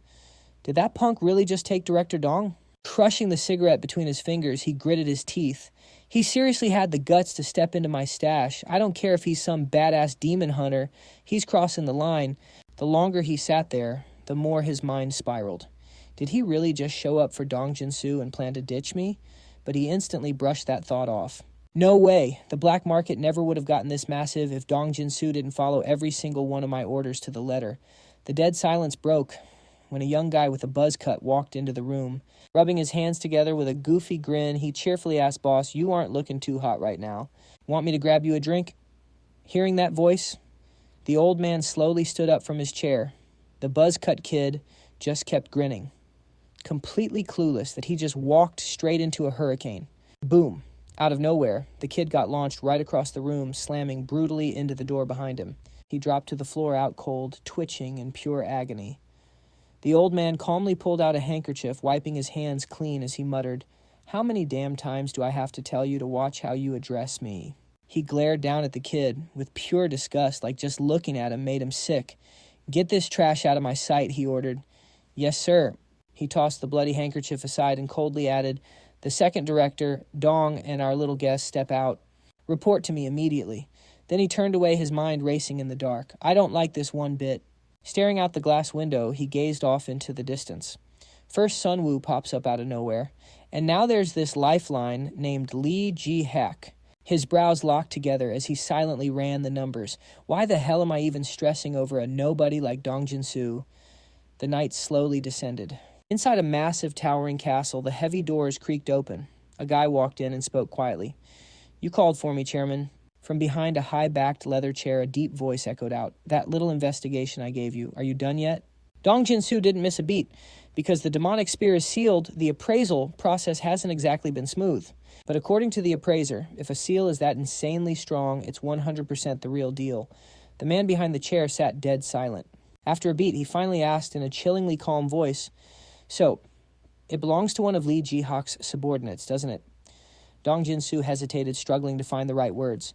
Then after a heavy silence, he finally spoke. "Through a few clients, I asked around. I only heard that young Master Lee Ji-hak is aggressively expanding his business. He's always been insanely ambitious about scaling his enterprise." The man gripped the armrest tight and slowly stood up. His movements honestly seemed to lack the sharp edge they used to have. Turning around, he slicked back his hair, radiating this calm, absolute authority. "What do you really think?" he asked, his voice ice cold. Director Dong looked way less sharp than he used to. The chairman growled out an accusation. "So, at the end of the day, you found absolutely nothing, didn't you?" Dong Jin-soo turned pale as a ghost at that. Hands stuffed in his pockets, Baek Cheol-soo stepped forward with slow, heavy steps. "I absolutely hate keeping useless trash around me," he spat. He stopped dead in his tracks right in front of Jin-soo and smirked. "Now tell me, did you seriously think the little breadcrumbs you dug up were things only you could find?" Suddenly Baek's whole tone flipped. It went way softer, but sharp as a damn knife. "How's your daughter doing?" he asked. Dong Jin-soo's fingers clenched into white-knuckled fists behind his back. Baek Cheol-soo let out a nasty mocking laugh. "The meds are almost running out, aren't they?" His voice was dead calm as he dropped the bait. "I've got a little offer for you." The split second those words hit the air, Jin-soo's face tightened. Pure stress etched into every single feature. Flashback. A few hours ago, the guy sitting across from him had mapped out a whole plan. "I'm going to totally wreck the black market, and obviously wipe Chairman Baek off the map too." That guy had slowly peeled off his mask, showing his real face, to set that plan in motion. He said he was going to use his own sponsor. No, wait. Eventually, the face of Lee Cheon was staring right back at him. The guy's voice was rock solid. "I'm planning to use my older brother." Cut back to the present. Dong Jin-soo was sitting half swallowed by the shadows. He swallowed hard, like he was fighting a war inside his own head. A heavy, suffocating silence dragged on. Finally, Jin-soo forced his head up. His voice was totally shaking, but completely locked in as it echoed in the freezing room. I have something to report." Early the next morning, the city woke up under a pale dawn, seen straight through the crystal-clear windows of a massive skyscraper. A guy was quietly watching two figures roll up from below. Lee Cheon, rocking a disguise right now, was looking down from right behind him. A voice rang out. "For security and absolute secrecy, the black market's location changes every single time." Baek Cho-soo and Jong Jin-soo kept walking and explained, "The market's location is only sent to ticket holders at midnight the night before. If you lose it, you're out of luck. No replacements." Baek Cho-soo rubbed his hands together, totally kissing up as he spoke. "We've set up the barriers and guards. Everything is perfectly prepped." Lee Cheon shot a sideways glance at the guy behind him. Observing him, it was obvious. Even though they were just a stray gang, their tight organization was definitely all Jong Jin-soo's doing. His gaze shifted back to the window. Lee Cheon's eyebrows knit together for a split second, but then he found the whole scene totally ironic. "Even I can spot the holes from up here." He thought to himself he could confidently say that because of Baek Cho-soo's absolute incompetence, Jong Jin-soo never got to show his true potential. If that guy had just trusted Jin-soo more, this black market would be way bigger by now. While Lee Cheon stayed quiet, Baek Cho-soo kept going. "That is completely possible. After all, the entire northern slum is under my control." He even declared with this inflated pride, "I can guarantee my ultimate loyalty to your cause, sir." Then Lee Cheon suddenly spoke up his words, freezing the guy mid-sentence. "You're loyal." Baek Cho-soo shot a dirty look at Jong Jin-soo behind him. "Unlike some other people, I don't care if the job is clean or dirty." He said coldly, "Whatever needs doing, I'll get it done." Watching from the sidelines, Lee Cheon quietly judged the whole exchange. He was wary of Jong Jin-soo, he thought, so he's still salty about being cut out of the warehouse ops. The corner of his mouth twitched up slightly. "Even better. I actually prefer it this way." Right then, Baek Cho-soo pointed in a certain direction. "The auction is about to start." "All right, let me lead the way," he offered. Lee Cheon nodded. "Fine." Passing by the guy, he added in a low voice, "I'm not trying to draw any attention once we're inside. Don't stick too close to me." Baek Cho-soo bowed his head slightly. "Understood." A moment later, they arrived at the auction hall, a massive space neatly divided into different zones. VIP guests were chilling in private rooms looking down at the main floor. Lee Cheon ditched his disguise but slapped on another mask that covered half his face, then leaned back to watch the crowd downstairs. The host was just getting ready to show off the first item. Scanning the audience, Lee Cheon's eyes locked onto a balcony where two guys were sitting arrogantly with their legs crossed. He scoffed internally. An illegal black market auction, and they're acting like absolute royalty. Looking over at another section, he started analyzing the guards. They're all rank 5 or 6 martial artists. The inner QE of the White Bone sect is stronger than I thought. He concluded that they were probably there to monitor things, not protect them. Right at that moment, steady footsteps echoed through the hall. Even before the speaker stepped out, a voice boomed, "Honored guests." The stage lights flared up, locking onto the auctioneer down below. "Today we have gathered only the absolute rarest of treasures," he announced with practiced hype. "I'm sure many of you have been dying for this day. Once you see what we've cooked up, I guarantee you'll be blown away. So let's not waste any more time. Let the auction begin." Up in his private room, Lee Cheon lounged comfortably in his chair, looking totally unbothered as he listened. Down below, the host gestured to his side. "Our very first item, an ancient spellbook." A spotlight hit the podium. Resting on a silk cushion was a stone tablet shaped like a turtle shell, absolutely covered in dense ancient text. This tablet perfectly recreates an ancient magical script. The host explained starting price, 10 million. He declared with pure hype. A nice, easy warm-up, right, folks? Lee Cheon watched calmly, narrowing his eyes just in case something was off. He thought, "I'll use my magic eye to get a better look." Down below, the host's voice kept echoing. The so-called ancient spell tablet. It was literally just trash, an old relic dressed up to look mysterious. Whatever, he thought lazily. I wasn't planning on bidding on anything anyway. And just like that, item after item got paraded across the stage. After a long stretch of bidding, the final item was finally announced. With a knowing smirk and a super mysterious tone, the host declared, "The moment so many of you have been waiting for, the final treasure of tonight's event." He dragged out his words for dramatic effect. As the backstage crew carefully brought out a massive wooden chest covered by a cloth. Step by step, they hauled it dead center on the stage. Raising his voice, the host announced, "Even though we've seen some absolutely insane items tonight, nothing compares to the value of this one. Ladies and gentlemen, this is a relic personally recovered by Lee Ji-hoon, the 7th son of the Sungmu family, straight from the distant northern sea." With a sharp motion, he grabbed the edge of the cloth and whipped it off in one smooth pull, revealing the item inside. The 100-ring demonic spear. The crowd below instantly lost their minds. "No way. That's actually the 100 ring. It looks exactly like the one in the papers." Shock and disbelief rippled through the crowd. Murmurs filled the room. Up in the VIP lounge, Lee Chae-ron snapped his attention to the sudden commotion. A smirk crept onto his face as a pale blue aura sparked around his fingertips. "It's starting," he thought. "Guess I should get ready too." Cut to the surveillance room. Every single second of the live auction was flashing across the massive monitor screens. Bak Cheol-soo kicked back in his chair, crossed his arms, and smirked. "I've been here plenty of times, but man, I've never seen it on this massive of a scale." Young Jin-soo stepped up to report, "I've DM'd the VIPs. Let them know tonight's auction's going to be a little extra special." Bak Cheol-soo let out a cold laugh. "Good boy, Director Young." Leaning in, he dropped the boss tone. "Once this wraps up, joining the Sungmu Syndicate is the obvious next step for you." "Ain't that right?" He tilted his head, voice dripping with sarcasm. "Looks like Director Young finally got his groove and passion back. Once you're holding Sunwoo's leash, you can finally play hero and do all that noble crap you've been dreaming about." Young Jin-soo just stood there in dead silence, fists clenched, biting his tongue. Seeing him hold back made Bak Cheol-soo's ego skyrocket. "Young Jin-soo, I don't care how hard you squirm, you're always going to be right under my thumb. The exact dirt you despise. Look at you rolling in it like a pro. Guess you're praying Sunwoo is your golden ticket out of here." He leaned back, absolutely disgusted by him. "But bro, did you seriously think it'd be that easy? Once your hands are dirty, the stain spreads. You can scrub all you want, but that filth, it ain't never washing off." Bak Cheol-soo knew exactly what Lee Ji-hyuk was playing at. He wasn't just hyping up this black market's potential. The guy wanted total control over the entire underground economy. Besides, Director Young already confirmed it himself. That guy was one of Lee Ji-hyuk's top dogs. If tonight's master plan actually goes off without a hitch, Baek would have the ultimate puppet string to pull. Thinking about it, he chuckled to himself. Big brain moves only. He had it all calculated. Suddenly, one of the monitor guys started freaking out, straight up panicking. Beck instantly scowled. The hell is going on? He couldn't even stay in his seat. He shot up. I said, what the hell's going on? The security guy choked out breach at the north wall gate. We've got bogeys incoming. Literally seconds later, boom, the whole room started quaking like something just leveled the damn building. The second the dust settled, Beck grabbed the security guy by the collar and roared, "What the hell is happening?" The guy was stuttering hard. I don't know. They ain't cops. They ain't any government black ops I've ever seen.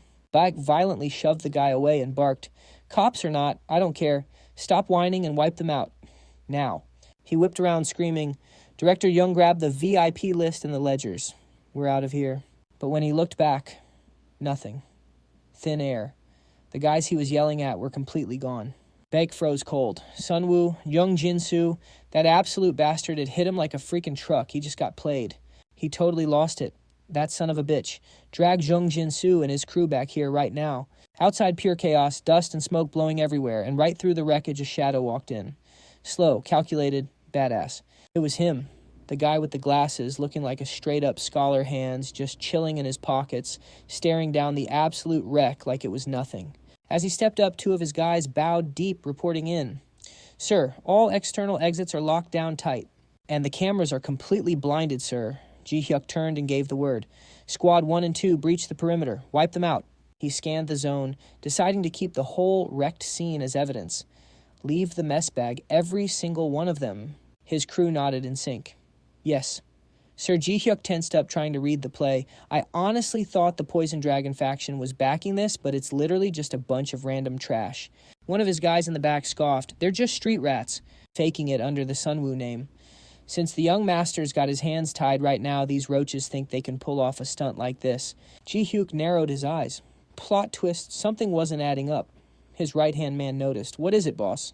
Ji-hyuk had a bad feeling about this. This whole mess involved the 3-kill blade, and the intel came from 2 totally separate sources. He needed to dig deeper. The trade company boss and the Iron Sword Guild both found crumbs of this intel completely on their own. Ji-hyuk nodded slowly. "Makes sense. The trade company is tight with the White Bone sect, so no duh the leaks would reach them." Then it hit him. He saw right through the scam. Somebody totally hijacked the Iron Sword Guild's name just to spoon-feed this intel right to his lap. His subordinate gasped. "Wait, so someone deliberately baited the young master out here?" Ji-hyuk smirked. "Bingo." The guy connected the dots, eyes wide. "So, you're saying the Poison Dragon faction set up a massive trap, like they'd break the 3-kill seal and snatch it just to bait you into the kill zone?" The subordinate checked the live feed. "But, sir, the 3-kill blade is still fully sealed, and the Poison Dragon faction 0 movement on their end. Wait, the intel's tampered with." Ji-hyuk's face went dark, calculating exactly who stood to gain from this. Suddenly his eyes lit up. He figured it out. His subordinate looked confused. "What is it, boss?" Ji-hyuk just waved it off. "Oh, it's nothing." He let out a relieved breath. "It's that kid." Ji-hyuk crossed his arms, his face turning dead serious. If this setup hadn't been exposed, who knows what kind of mess we'd be in. But now that it's out in the open, the ones behind this are going to pay a heavy price. Down on the stage, the host was still sweating into the mic. "Hello, please hold on a second. We are verifying the situation. Ladies and gentlemen, just sit tight." Up in a quiet VIP corner, Lee Cheon slowly stood up. Just as expected, he handled it flawlessly. He looked down at the chaos through the clear glass window. Then he raised a hand. Channeling a surge of blue mana, the sword sealed inside the display case started shaking violently. The host's face went completely pale. Boom! A small explosion blew up out of nowhere, all triggered by Lee Cheon. The sword shattered its glass cage and flew straight up into his hand. The crowd went absolutely feral. "Get him." "The artifact is stolen." Guards swarmed in from every direction. "He's armed." "That guy's got a weapon, take him down." Lee Cheon instantly activated his 9-yin ancient skill. A bright blue aura shot out, tightly binding the guards. He lifted them straight into the air. "Damn it." Then he tilted his head and muttered, "I'm a little busy here." Moving like lightning, Lee Cheon dashed forward. The auction was heavily guarded, but slipping past them was a joke. The real problem was if Baek Jo-soo showed up himself. Mid-sprint, Lee Cheon suddenly stopped, a smirk creeping onto his face. "You got here fast." The guy standing in front of him was panting heavily. Lee Cheon just tilted his head. "So are you ready, Dong Jin-soo?" He started laying out the master plan. "I'm going to use my older brother to wipe out this entire black market." Dong Jin-soo froze, his mind racing. Wait in air. Since when did Lee Ji-hyuk have a little brother? Then the realization hit him like a truck. A guy who literally just started martial arts but was leveling up at a cracked speed. Now he knew exactly who he was dealing with. The ninth heir of the Sungmu Clan, the youngest son, Lee Cheon. Lee Cheon's voice suddenly cut like ice. Whether you accept this or not doesn't change a damn thing. The intel has probably already reached the Golden Sword Guild. If my brother shows up, Fire White Bone is cooked, and you're going down with them. Instead of chasing Baek Josu around, wouldn't it be smarter to take out the guy actually running this black market? Jinsu looked completely lost. Why are you telling me all this? Lee Cheon smirked. Didn't you just say it yourself? It's an offer. He paused, a glint of pure amusement in his eyes. I'm still deciding whether or not I want to save your life. Then dropping his voice dead low, he laid it out. Forget Baek Josu. Follow me. Jinsu had his own condition. Just one thing. Promise me one thing, he practically begged. I'll do anything, just protect my daughter. No, heal her. Please cure my little girl. Jinsu had already decided to throw his own life away for her.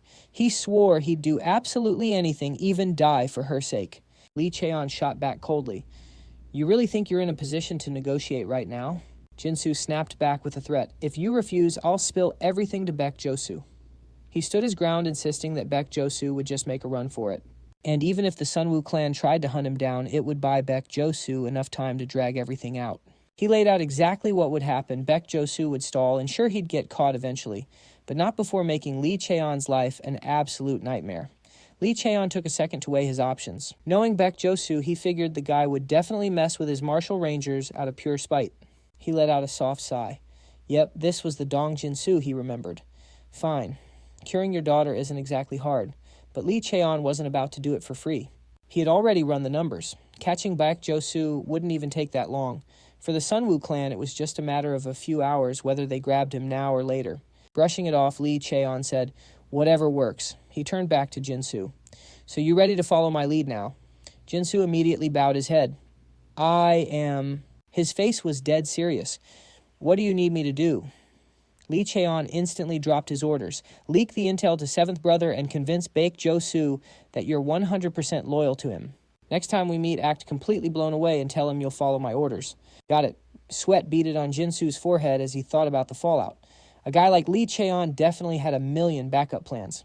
Mustering his courage, he nervously asked, If I end up betraying you, do you have a way out? Lee Cheon glanced back, his expression totally unreadable. Hey, what do you think? Then he picked up his pace. All right, let's move. He tossed out his final orders as he walked away. Smoke and dust were already rising all over the city. Dong Jinsu chased after him, yelling, Young master. He finally caught up, dropping his voice to a whisper. The items you asked for are all right here. Seeing Lee Cheon's intense look, Dong Jinsu quickly gave the rundown. The gold has all been converted into physical bars and stashed in the warehouse. The crypto is all loaded onto this flash drive. He handed over a file folder and the USB. Lee Cheon popped the briefcase open and scanned the contents. Realizing some files were still missing, he shot a look at Dong Jinsu. What about the stone tablet I asked for? Dong Jinsu pointed off to the side. It's right over there. He led Lee Cheon straight to a storage unit. From the outside, the warehouse looked like absolute trash, but the inside was perfectly organized. Once they stepped in, Dong Jinsu pointed. I left it in that box right there. Lee Cheon carefully popped the box open to check the stash. A few seconds later, he hyped it up. So good. This is definitely the real deal. He turned around and asked, Are the papers, files, and ledgers all set? Dong Jinsu answered honestly, Yeah, of course. Lee Cheon grabbed the briefcase and warned him, Keep this safe. That's going to be your lifeline. He also stressed about the previous letter, and that letter I gave you absolutely has to be sent out. If you don't handle it right, they're going to think it's just a confession to save your own skin. Dong Jinsu promised to take care of it. Don't sweat it, I'll get everything done perfectly. Lee Cheon said his goodbyes. I'm heading out now. As he spoke, a thought flashed through his mind. What if the Golden Shot Legion members come raid this place? He hadn't even finished his sentence when a massive explosion went off outside. Boom! The very next second, something flew straight at them at insane speed. The warehouse doors got completely wrecked by the massive blast. Through the thick smoke, a voice echoed out, You scamming rats, it was Baek Joshua. He strutted in, flashed an arrogant smirk, and screamed, You dare try to take down the legendary Baek Joshua of this world? Smoke was still covering the warehouse. Lee Cheon wasn't looking for a fight, calmly saying, Just leave, man, it's over for you anyway. Baek Joshua clearly wasn't backing down. He pulled his knife with a brutally twisted laugh. Yeah, we'll see about that. The next second, Baek Joshua drew his blade from its sheath. He hesitated for a beat, then yelled, but he fixed his combat stance and spat bitterly. I'm not going down alone tonight with this grudge. He didn't stop charging in while roaring, I'm going to tear you both apart. Thinking fast, Lee Cheon shoved Jong Jin-soo out of the way of the slicing blade. He roared furiously, Director Jong, you bastard. As Lee Cheon summoned his sword, Baek Joshua screamed at Jong Jin-soo, his voice dripping with rage. You ungrateful prick, did you forget I saved your daughter's life? And now you betray me. His eyes narrowed as realization hit. So that's how it is. I was wondering what kind of trick you were pulling. Turns out you changed your face. No wonder you sound like a damn kid. Hearing that Lee Cheon couldn't help but silently praise his opponent. Figuring out that much from just a few clues, this guy was seriously not someone to mess with. Fueled by pride and pure rage, Baek Joshua lunged again, screaming, Die, you piece of trash. His knife strikes were fast and dead on. But Lee Cheon dodged every single one.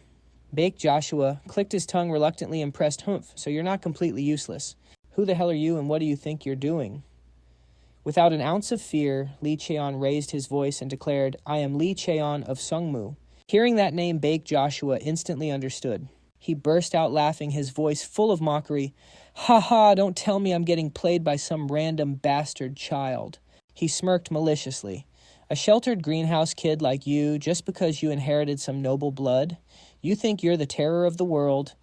Getting looked down on like that made Lee Cheon grind his teeth in pure irritation. A greenhouse plant from Sungmu. If Sungmu was a greenhouse, the whole world would have burned to ashes a long time ago. Finally, he decided to teach this guy a lesson. Waving his hand with a provoking smile, he called out, You gonna fight with your mouth? Bring it on, Beck.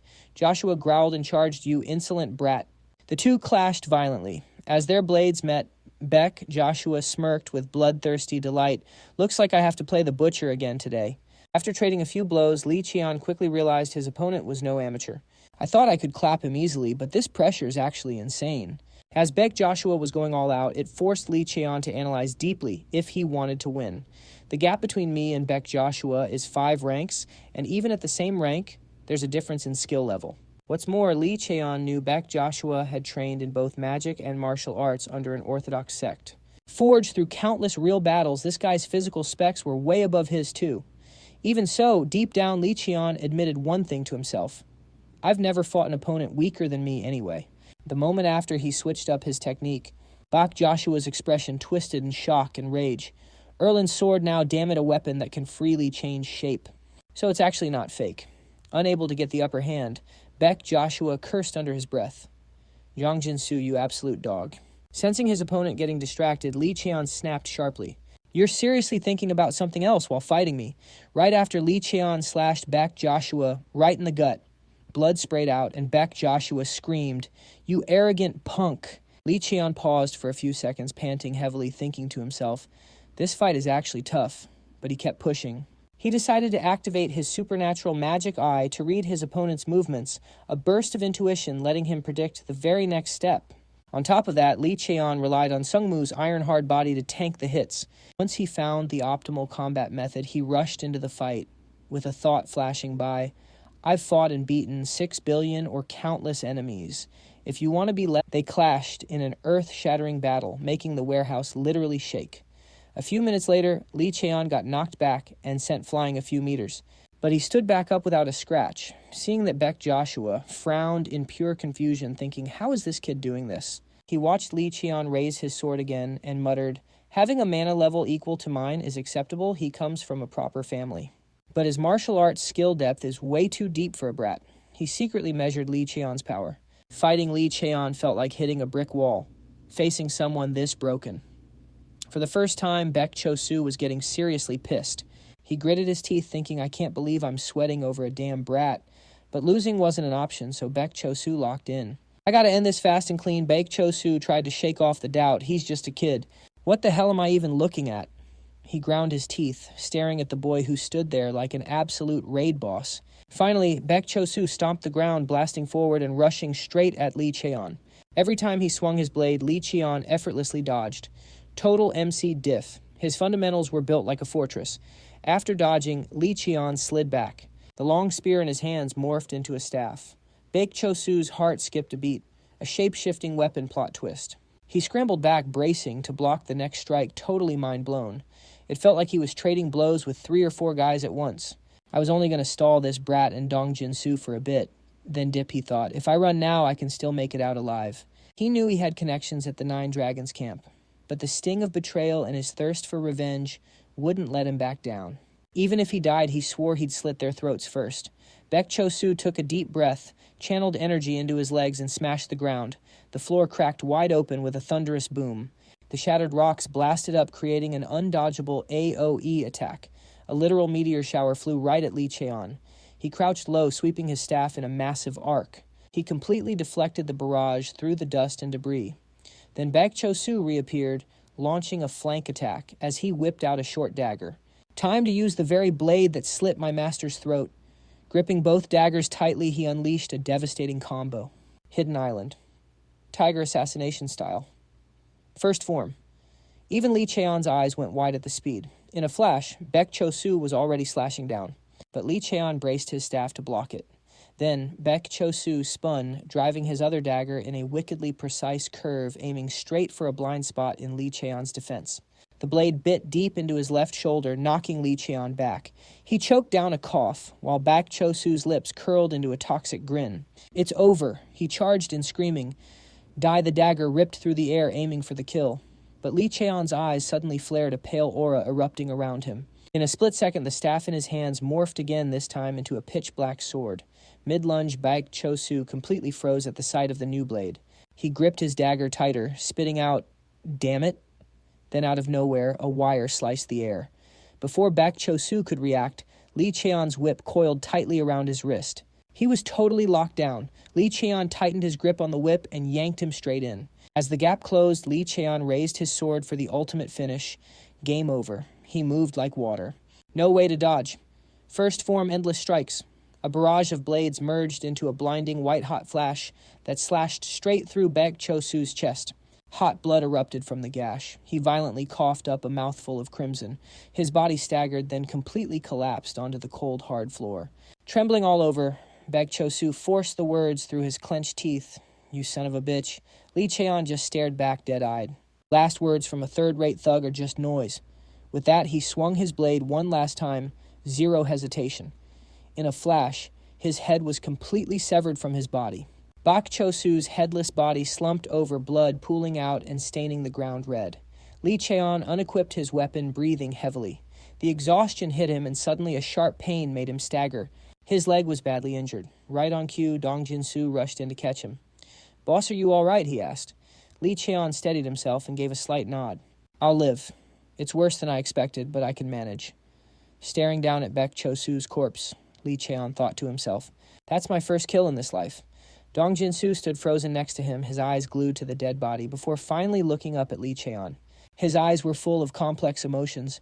"He's only 15, he muttered. "Barely older than my own daughter," looking back at the brutal fight. Dong Jin-soo couldn't even hide his awe. The power Lee Cheon just flexed was honestly terrifying, especially knowing Baek Cho-soo wasn't just some random mob. He gave a deep bow and said, "I seriously can't thank you enough. Boss Lee Cheon." The corner of Lee Cheon's mouth curled up. "No need for thanks. I only did it because there's something I need to take." Dong Jin-soo hesitated for a second. "So what's my next move?" Lee Cheon replied, genuinely impressed. "Love the hype, but let's wrap this up first." Then he dropped a line that caught Dong Jin-soo completely off guard. "Go take care of your daughter. Our deal starts after she's safe." Dong Jin-soo felt a lump in his throat. Lee Cheon hadn't forgotten their original promise. He was absolutely certain now this kid was totally different from scum like Baek Cho-soo. A rare, genuine smile spread across his face. Whenever Lee Cheon reached out again, Dong Jin-soo swore he'd happily be his right-hand man. Suddenly, a deafening explosion ripped through the building. The entire room violently shook. Lee Cheon glanced toward the blast and muttered his deduction. "Looks like the Whitebone faction is throwing their final death throes." Dong Jin-soo clutched his briefcase tight, his voice filled with worry. "With things blowing up like this, can you make it out safely? You definitely shouldn't leak your identity." "I've already secured the files in the briefcase." Lee Cheon grabbed the bag and gave a single nod. "Yeah, don't sweat it." He reassured him with ice-cold calm. "I'll dip out the second I see an opening." Mentally, he was already calculating his route. The Golden Shot Legion definitely lived up to the hype. Their marksmanship was no joke. But with my Silver Mirage and 10,000-volt Thunderstep, it'll be a breeze. Right as he was scanning his brain for exit routes, Dong Jin-soo chimed in. There's an underground passage, he quickly explained. There's a water channel running right under the facility. It's tight, but just enough for one person to squeeze through. Then his voice shifted into pure, unwavering loyalty. He added, I will lead the way, sir. Lee Cheol's lips curled into a smirk. So the guy finally made up his mind. He remembered their last deal. Jung Jin-soo knew damn well there was no backing out once the deal was struck. This guy was seriously honoring his promise to the very end. Looking at his eyes now, compared to before Lee Cheol could see the shift, all that fear and helplessness completely replaced by raw, genuine determination. A massive wave of satisfaction washed over him. Before the regression, they called me a once-in-a-millennium genius, and now I have got Jung Jin-soo. Finally, Lee Cheol spoke up. All right then, I am leaving it to you. Jung Jin-soo gave a solid nod. Yes, sir.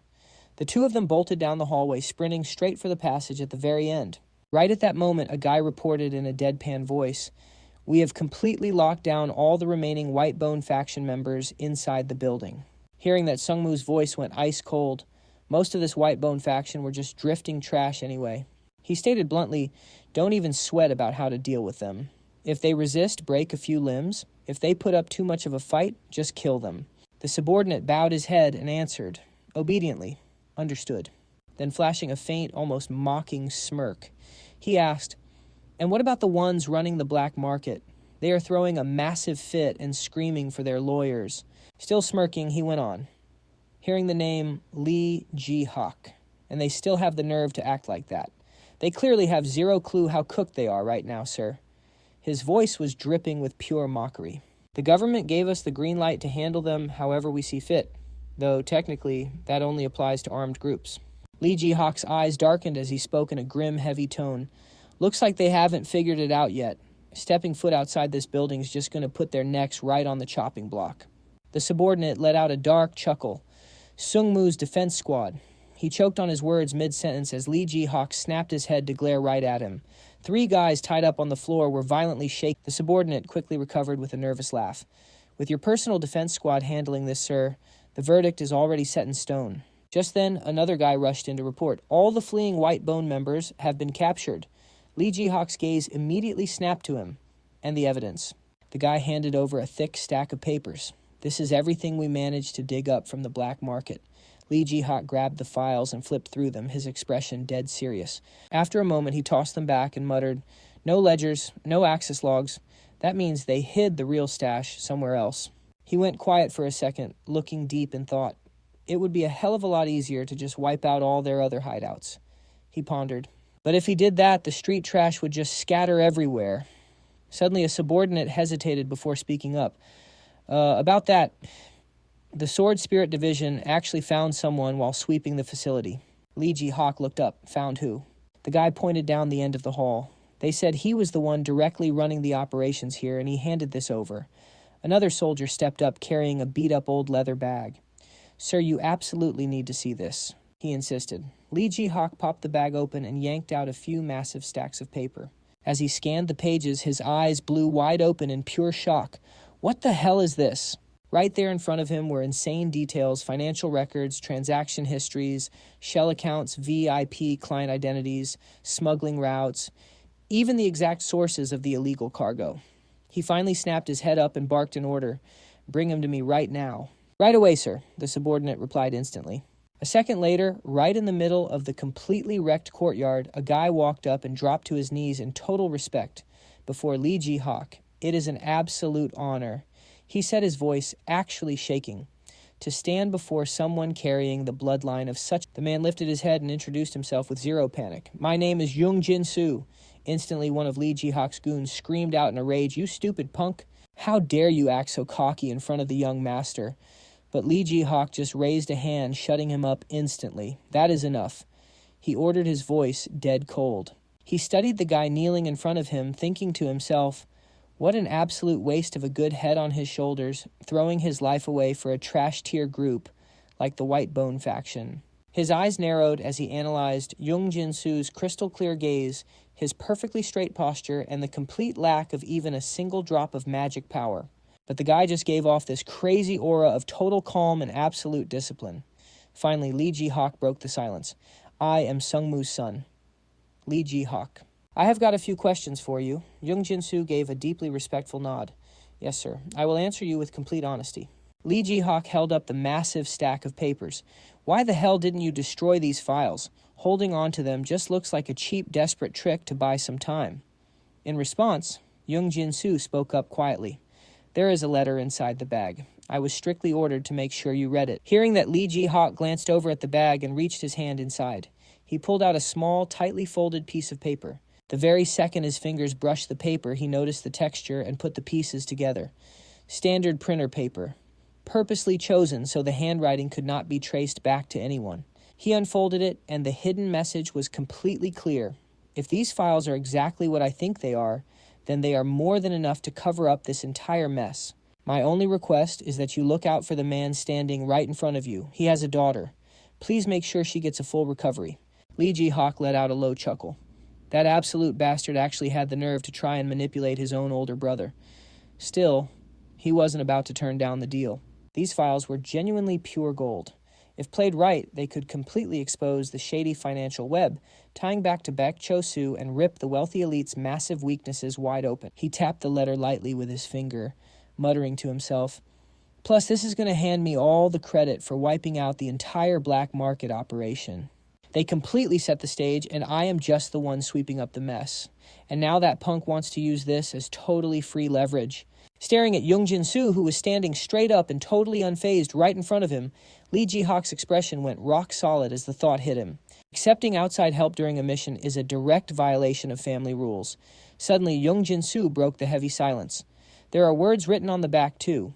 Lee Ji-hawk blinked in surprise, then quickly flipped the page over. The back's covered in messy handwriting, basically just a P.S. note. Don't tell me you lost focus before the meal was even ready.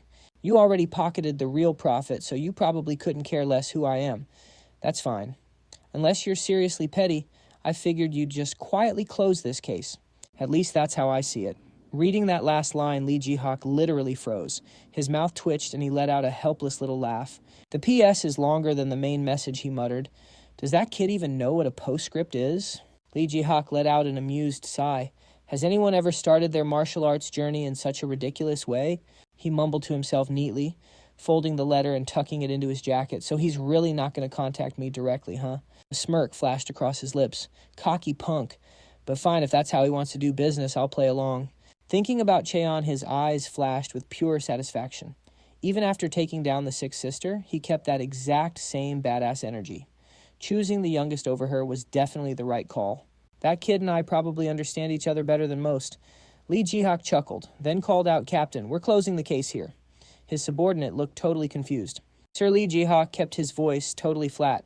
"When the officials from the relevant department get here, hand everything over and write up the final report. There's hazardous material, so make sure they handle it carefully." Outside, the city was still smoldering under a thick cloud of dust, but with those documents secured, the cleanup was going to be a breeze. He turned around. "Dong Jinsu, you're Dong Jinsu, right? I'll be taking temporary responsibility for your safety." He smirked before walking away. "You should be thanking the guy who sent you that letter." Scene switch. We're in Cheon's room. The young dude was sitting cross-legged on a chair, completely locked in silent meditation. Waves of energy radiated from his body, filling the whole room. A soft hum. Suddenly, a weird stinging from his shoulder wound snapped him right out of the zone. His eyes snapped open, memories of his fight with Baek Cho-soo flashing through his mind. That was one hell of a valuable experience. With his hands still clasped together, he thought, "It's been a long time since I used infinity. But this is the first time I've actually used it on a human," he realized, instantly analyzing everything with his usual crazy precision. "I used it once, while training with the coach out in the Midlands, and another time sparring with my old man. But I've never gone all out against a fighter on my level or stronger without holding back." A soft aura started rising from his body, glowing faintly in the morning light pouring through the window. Thinking back on the results of that fight, it was mostly thanks to Baek Cho-soo being a cocky idiot and making mistakes, he pondered. But honestly, even if he didn't, I'm confident I still would have wrecked him in the end. He stretched his arms and stood up. The floorboards creaked under his weight. On this martial arts journey, actual live combat, that's what really matters. Up until now, every fight was just holding back, tied down by all these rules. Cheon let out a small smirk as he threw his shirt back on. Seeing how quiet things are, it looks like the elder already agreed to the deal. His gaze went dead serious. "All right then. He muttered, his voice rock solid with resolve. Time to call that guy out. Cut back to Seoul, South Korea, where traffic was absolutely buzzing through the streets. Under a perfectly clear, crisp sky, down a quiet little alleyway tucked between some small local eateries, Cheon stopped in front of a super modest-looking house and looked up. He stared at the building for a second, thinking to himself, not even a single sign. Looks way more like someone's private house than a restaurant. After a brief pause, Cheon slowly pushed the door open and stepped inside, walking right up to the front desk. Keeping his voice totally chill, he said, "I have a reservation under the name Dong Jin-soo." The receptionist instantly lit up. "Yes, of course, please allow me to show you to your room." Without another word, Cheon followed the young woman down the hall to a private room. A moment later, the sliding door of a private room opened. Inside, the middle-aged man who had been waiting stood up, immediately bowing with total respect. "You've arrived, sir." Cheon stepped inside, glancing around. "Gotta admit, I wasn't expecting a place like this." The guy gave a polite smile and explained, "This is a dedicated space for those who prefer absolute privacy for their conversations. Nothing said inside here will ever leak past these walls." Noticing the man cover his mouth to hold back a chuckle, Cheon raised an eyebrow. "What's so funny?" he asked. The man quickly cleared his throat, getting his composure back. "Please forgive me, it's just... seeing you in person now, it really hit me just how insanely young you are." "Young master." He studied Cheon, closely lost in thought. "I guess it's your background in the Sungmu Clan that makes you carry yourself with so much maturity, but up close as you really just have the face of a kid." A flicker of pure shock crossed the man's face as he kept analyzing him in his head. "A kid? He's literally just a kid." After staring for another second, the man spoke up again, his voice oozing with total admiration. "But your eyes, your presence, it doesn't feel like I'm talking to a child at all." Suddenly, all the crazy memories of what he had witnessed came rushing back. He literally couldn't hold it, and mumbling in absolute awe. A 15-year-old kid somehow managed to recruit Lee Jihak, the Golden Swordsman of the Sungmu Clan, captured Baek Chosu, and literally wrecked the entire black market. After a brief, heavy pause, the middle-aged man offered a deep bow, his tone completely genuine. "First off, I want to express my absolute gratitude. Both my daughter and I owe you our lives, young Master Lee Cheon." Cheon calmly took a sip of his tea, keeping his response cool and measured. "No need to go that far. It was just a transaction." But the man wasn't having it, his voice shaking with raw emotion. "Just offering that deal in the first place was an absolute lifesaver. If you hadn't stepped in, I'd still be chained down as Baek Chosu's dog." Cheon saw how stubborn the guy was being and let out a soft sigh. "So how's your daughter doing now?" The man gave him an update. She wasn't at 100% yet, but she was doing way better. Cheon gave a short nod, while the man just kept endlessly hyping up the Sungmu Clan's medical center. Cheon looked like he was barely paying attention, just shrugging it off. "Sounds good to me." The man hesitated for a second, then went totally serious. "Young master, you kept your word. Now it's my turn to keep mine." Those next words actually made Cheon pause for a second. "I'll do whatever you ask. Just tell me what to do." Seeing the guy so dead serious, Cheon couldn't help but tease him a bit. "Bro, you make it sound like I'm about to order a hit or something dirty." The man panicked and protested. No, I didn't mean it like that." Cheon's faint smile showed he was just messing around. "All right, relax, I know," he said. He reached into the bag he always carried around, and with a measured tone, he said, "First of all, I need a few favors." He dropped a file folder and a USB drive on the table. The guy was visibly stunned. "This," he stammered, "aren't these the files and USB you took that day? Why are you giving them back?" Cheon calmly explained, "I just borrowed them for a quick look." He pushed the documents back toward the man. "I'm leaving this in your hands to handle carefully. I'm going to need to use those funds in a lot of places." Cheon added. The man just stared, total disbelief and anxiety written all over his face. His hands gripped his knees tightly as he asked, Why would you trust me with this? This money doesn't even have an owner anymore. Aren't you worried I might just take off with it?" Cheon hit him back with the exact same cold, deadpan seriousness. "Why are you planning to run?" The man frantically shook his head. Cheon's voice hardened. "Obviously, I don't trust you blindly. You haven't given me a single reason to trust you yet. Just look at your current situation." He paused, calculating his next words. Dong Jin-soo was tied down by two massive things. Speaking up, Cheon laid out the cold, hard facts. First, the ongoing mana treatment for your daughter. Second, your ties with the White Bone faction. Thanks to his deal with Brother Seven, he had finally gotten his freedom. But if he even thought about backing out, Cheon could dig up his past and chain him right back up in a heartbeat. Cheon's assessment dropped like a death sentence. Does that answer your question?" The man bowed his head slightly and replied, "Yes, sir." Then Cheon suddenly dropped a line that completely caught him off guard. "But even so," he said softly, "I still can't trust you. Not truly. Not yet." Then reaching out his hand with a calm, totally sincere smile, he continued, "But I really hope that one day I can trust you with all my heart." Those words hit deep, echoing right through the man's mind and soul. How amazing would it be, he thought to himself, if we could actually trust each other without any strings attached or messed up circumstances? He stared down at the open hand waiting in front of him, still struggling to wrap his head around it. What exactly did Cheon see in him to be able to speak so openly like that? Thinking about the insane contrast between Cheon and his old boss, Baek Cho-soo, the man dug deeper into his thoughts. "I honestly thought he was just another Baek Cho-soo, the kind of guy who grabs onto someone's weakness just to bleed them dry.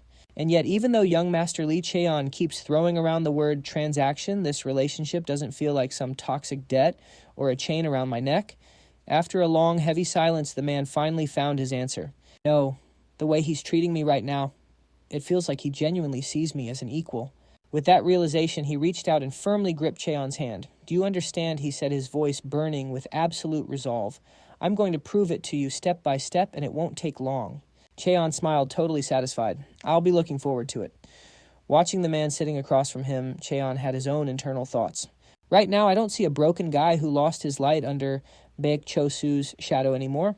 I see someone with the exact same fire as Song-ji." Seeing Cheon grab his bag, the man quickly asked, "Where are you heading next?" Sir Cheon's answer was short but carried serious weight. "Heading south."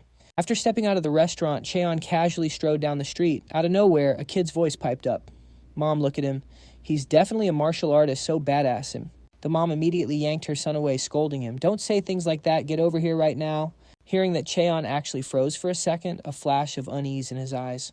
"I thought I hid my aura perfectly, but I guess something still leaked out." He quickly brushed the thought away and kept walking.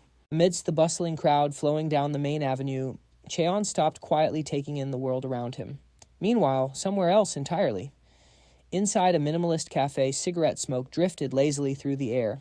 A woman with chestnut brown hair was casually smoking a cigarette. Just as the waiter set down her coffee, she let out a low, sudden sound of surprise. Her eyes locked onto something outside the window. "Oh, what do we have here?" she muttered, her voice dripping with amusement. "Looks like I just found a seriously interesting toy." The cigarette was still burning between her fingers as a bewitching smirk spread across her face. Stats like that, I've literally never seen numbers that high before. Cutting her thoughts short, she gracefully stood up and made her way toward the door. "Let's go see who this guy really is." As her face caught the light, her eyes suddenly flashed with this insane, almost supernatural charm, sharp, deeply curious, and completely dangerous. Her voice carried a thrilling note of excitement as she whispered, "It's these eyes." At that exact moment, Lee Cheon was sitting with his legs crossed inside a luxury train cabin. Resting his chin on one hand, he held a bank book in the other and muttered to himself, "So the deposit is sitting right around 100 million. That's more than enough to cover the upfront operating costs." Cheon looked up, thinking to himself, "Gotta hand it to Dongjin-soo. Thanks to him, I get to travel in absolute comfort." He snapped the book shut, his mind already running through calculations. His talent is already proven. For now, I'll just let him off the leash and see what he can do. A massive plan was starting to take shape. If Dongjin-soo can pull off the same level of competence as Seo-jong did in the past, he'll be totally capable of helping me build a rock-solid support base. Lee Cheon's eyes glinted with calculation. Making sure people know I've got a heavy-hitting faction backing me up. Yeah, that's an absolute must right now. So far, my luck and my cover stories are holding up perfectly. Since I've literally got future knowledge on my side, the playbook is wide open. But from this point on, I have to be way more careful about how I use intel from my past life. His thick brows subconsciously pulled into a slight frown. Everything I do from now on just needs to look like a massive brain play based on solid logic. The announcement speaker echoed. Lee Cheon sighed and slowly stood up. I've got to take care of my own business first before worrying about Dongjin-soo. The afternoon sun blanketed the train station as the black-haired dude took slow, long strides through the crowd. Lee Cheon glanced at the sea of people around him. He finally made it to Gyeongju in the North Gyeongsang province.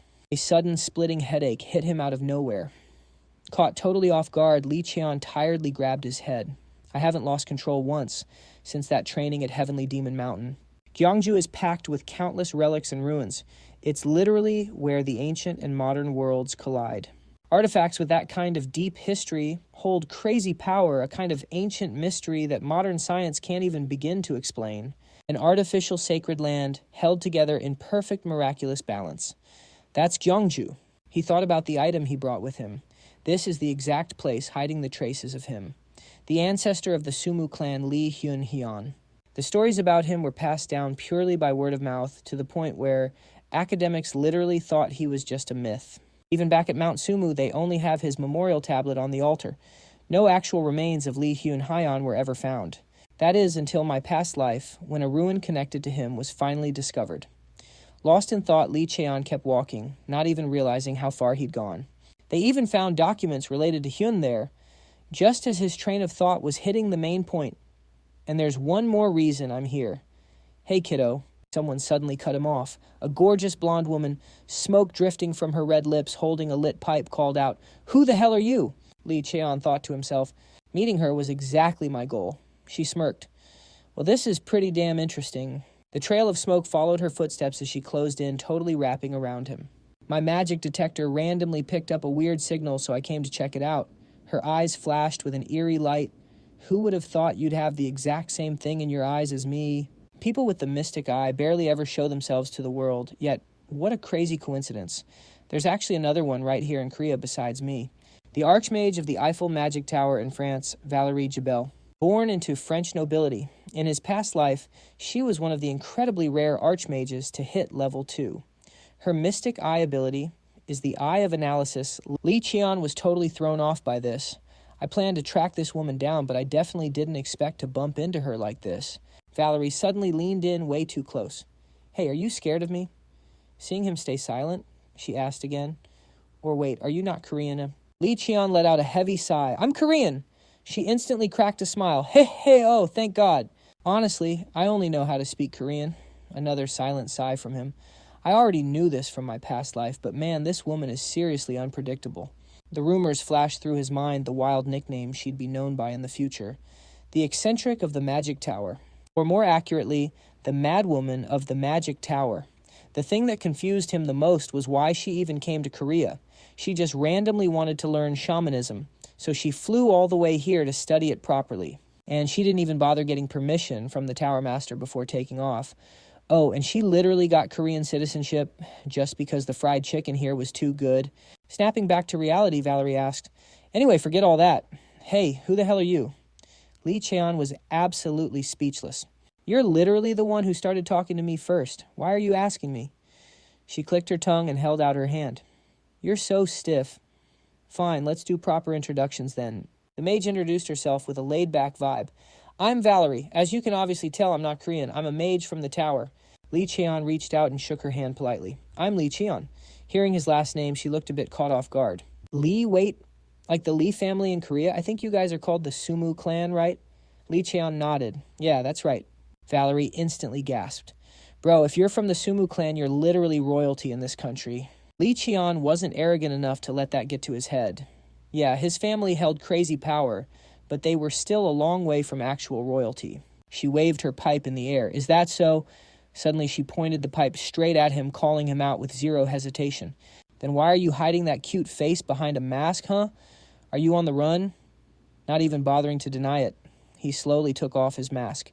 His mystic eye's properties are exactly like mine, and he even awakened it way before I did. Not that it's too surprising, though. She smirked. Not too shocking, really.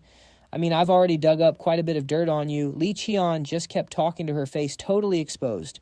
Because I've already seen eyes exactly like yours. Valerie's interest instantly piqued. I've literally never heard of anyone in the Sungmu Clan having a mystic eye. So, what kind of broken ability do your eyes have? Lee Cheon thought to himself. Why the hell would I just expose my own skill to her? She narrowed her eyes into a playful smile. My eyes are the Eye of Analysis. They can read and break down literally any object or phenomenon into straight-up data. What about yours? Looking at that expression, Lee Cheon was completely at a loss for words. The mage's supposedly harmless smile was still there, but the vibe in the air was definitely shifting. Well, guess I don't have a choice then. In a split second, her eyes shifted color and her voice dropped dead serious. I'll just have to dig it out for myself. An insane aura exploded. Lee Cheon's eyes reacted to the sheer power, and actually changed color. He dropped to his knees, covering his eyes. "What the hell are you doing?" he snapped. Seeing him in pain, Valerie immediately softened her tone. My bad. I was just super curious. But it's so weird. I couldn't read a single thing." Seeing the dark-haired boy still glaring at her, the mage tried to coax him. "Aw, don't be so mad. As an apology, I'll tell you something actually interesting." She flashed a fake smile. "In exchange, chat with me for a while, yeah." The sun was already setting, casting a faint golden glow into the massive corner apartment. Valerie and Li Cheon stopped in front of a rundown villa gate. He looked at it suspiciously. "You said we were getting coffee." "Here." Li Cheon scoped out the area, thinking to himself, "Bro, this just looks like a totally normal abandoned house." But Valerie didn't care. She just laughed. "All right, let's go in." The moment she said that, a faint red light washed over Li Cheon, completely freezing him in his tracks. He quickly analyzed it. That feeling just now, it felt exactly like a monster's dark arts. Valerie noticed his reaction and asked, "Oh, you picked up on that. You felt it even without using a magic eye." "Wait, have you learned magic?" He replied calmly. "Nah, I haven't." "But with a vibe that weird, why are you so surprised?" I noticed. She quickly explained, "Because unless you're an MT level like me, there's zero chance you'd even feel it." He frowned, connecting the dots. MT. Does she mean the Magic Tower Master of the Fafan? Magic Tower, Michael Geo. You literally can't feel it unless you're at that insane level. Wait, she's actually reached that rank. Li Cheon let out a breath to calm himself. "I've dealt with something similar before." Valerie rubbed her chin, lowering her voice. "You're built different. Even if you've been through it before, a normal person still wouldn't sense a thing." A dangerous glint flashed in her eyes. "Unless you've pushed your magic training to the absolute limit." He gulped nervously. I knew this felt weirdly familiar. He went totally pale, remembering that crazy flower lady Gigi. She acts exactly like my aunt. The trauma flashed in his mind. Gigi wearing flowers, waving at him with a creepy smile. "Let's go, little guy. Time for some fun training." Li Cheon shook off the PTSD and asked, "So, is this teleportation?" Valerie gently pushed the door open, explaining calmly. "Well, I am filthy rich, but I'm not quite at that level yet." She stepped inside, looking completely smug. She bragged, "To be exact, I used my mana and internal energy to link a spatial tunnel." The dusty, rundown exterior suddenly vanished, revealing something completely different inside. "Come on in." Without hesitating, he quickly stepped inside. Total plot twist from the trashy outside, it was a spotless, perfectly organized shop. Li Cheon locked eyes with the shopkeeper. He stared curiously, his mind racing. Not human, no vital signs at all. I can only sense pure mana. Valerie saw his confusion and immediately answered that right there is a golem, a literal machine powered by a mana core. From here on out, it's my personal workshop. You're going to see a lot of crazy stuff. She flopped onto a chair, totally chill. "Want to grab drinks first?" He dropped his bag and placed his order. "I'll take a hot tea." Valerie snapped her fingers to call the golem over. "Cool, I'll get a lemon soda." Li Cheon asked, probing, "You can just build a whole cafe setup inside your workshop." Valerie shrugged casually. "I wanted that authentic cafe vibe, but going outside is just too much of a hassle." She took a drag from her cigarette, blowing out the smoke. "Man, I have so many things I want to ask you. I don't even know where to start." Li Cheon raised an eyebrow. "And what makes you think I'd actually answer you?" She smirked. "Wow, so stingy." "All right then, how about this? I might look laid back, but my intel is top tier." First off, she lowered her voice, holding up 3 fingers. 3 questions. We each ask 3 and take turns answering one by one. How's that sound? The 3-question exchange. Valerie's signature magical ritual. She was infamous for proposing this game whenever her intense curiosity wasn't fully satisfied. This unique spell she created eventually became the ultimate trademark of the legendary mage Valerie. But just swapping questions is boring as hell. She raised her voice, clearly hyped. "So I'm going to spice it up with a little magic game of mine." Hearing that, Li Cheon took a sip of his tea. Just like the rumors, he thought to himself. Then he answered without missing a beat, "Hell no, I pass." Her eyes went wide in pure shock as he laid it out for her. "I literally just met you today. Why would I care enough to ask you anything?" She stammered, totally thrown off. "Wait, you're not curious about my eye?" Li Cheon hit her with the facts. "I didn't even have to ask. Someone literally went out of their way to spoil it for me earlier." Even so, he slowly set his teacup down, looking intrigued. "Still, this game does sound pretty fun. Let's set some stakes. Winner gets to make one absolute demand. Do that and I'm in." Valerie repeated, raising an eyebrow. "A demand? You literally just said you had 0 questions for me. What the heck are you going to demand? His expression turned dead serious. I'll figure that out when I win. He smirked. It's not every day you get a free favor from a top-tier mage with her own private workshop. She thought about it for a second, reluctantly lifting her magic wand. I don't love the sound of that, but fine, you're on. The rules are super simple. A blazing red aura exploded from her wand, completely locking down the entire space. Her face lit up with pure, unfiltered hype. All right, from now on, we each get 3 questions and 3 answers. The glowing red light swirled together, sparking into a tiny, intense flame. She laid out the rules. You can ask whatever you want. Literally anything. Same goes for the answers. You can tell the truth or you can straight up lie, but the catch is you got to guess if the other person's answer is fact or fiction. Whoever guesses right the most wins, and the loser. They have to answer the winner's 3 questions in brutal detail. She gave a little smile, trying to lighten the mood. Super obvious questions are banned, though, like asking my age or gender. He immediately caught on and asked, but how do we even prove what's true or false? She tapped her temple. This is a high-level mind spell. It reads your subconscious brainwaves. Even if the loser tries their hardest to hide the truth, the magic forces them to spill everything naturally. A blinding light condensed right over Valerie's chest. Her voice dropped completely serious. On my honor, as a mage, I swear to play completely fair. No cheap tricks, no cheating. The moment she said that, the glowing sphere shattered right above their heads. That was a mage's vow. If I break it, my mana is gone forever. She placed a hand over her heart, fully committing. Now do you believe I won't pull anything shady? He just gave a slight nod. That was exactly what he was waiting for. Valerie snapped her fingers. Let the games begin. Glowing red orbs floated above them. The tension in the room skyrocketed as Valerie stared Lee Cheon down. Lee Cheon kept it polite. You can go first. Valerie smiled playfully. All right, let's start off with an easy one. Her eyes flashed an eerie, mesmerizing purple. She stared right through him and asked, your mystic eyes, what exactly can they do? He closed his eyes for a second, calculating. Wow, right out of the gate, she goes for the one thing he wanted to hide the most. But he shot back without missing a beat. I have an ability very similar to yours. The second he spoke, one of the flames above his head vanished. Valerie shot up from her seat, totally stunned. Wait, what? What the hell is that supposed to mean? Can I make that my second question? She let out a frustrated sigh and backed down. Fine, whatever. Your turn. Wasting 0 time, Lee Cheon fired back. Why are you so obsessed with my eyes? She paused, thinking for a split second before giving a firm answer.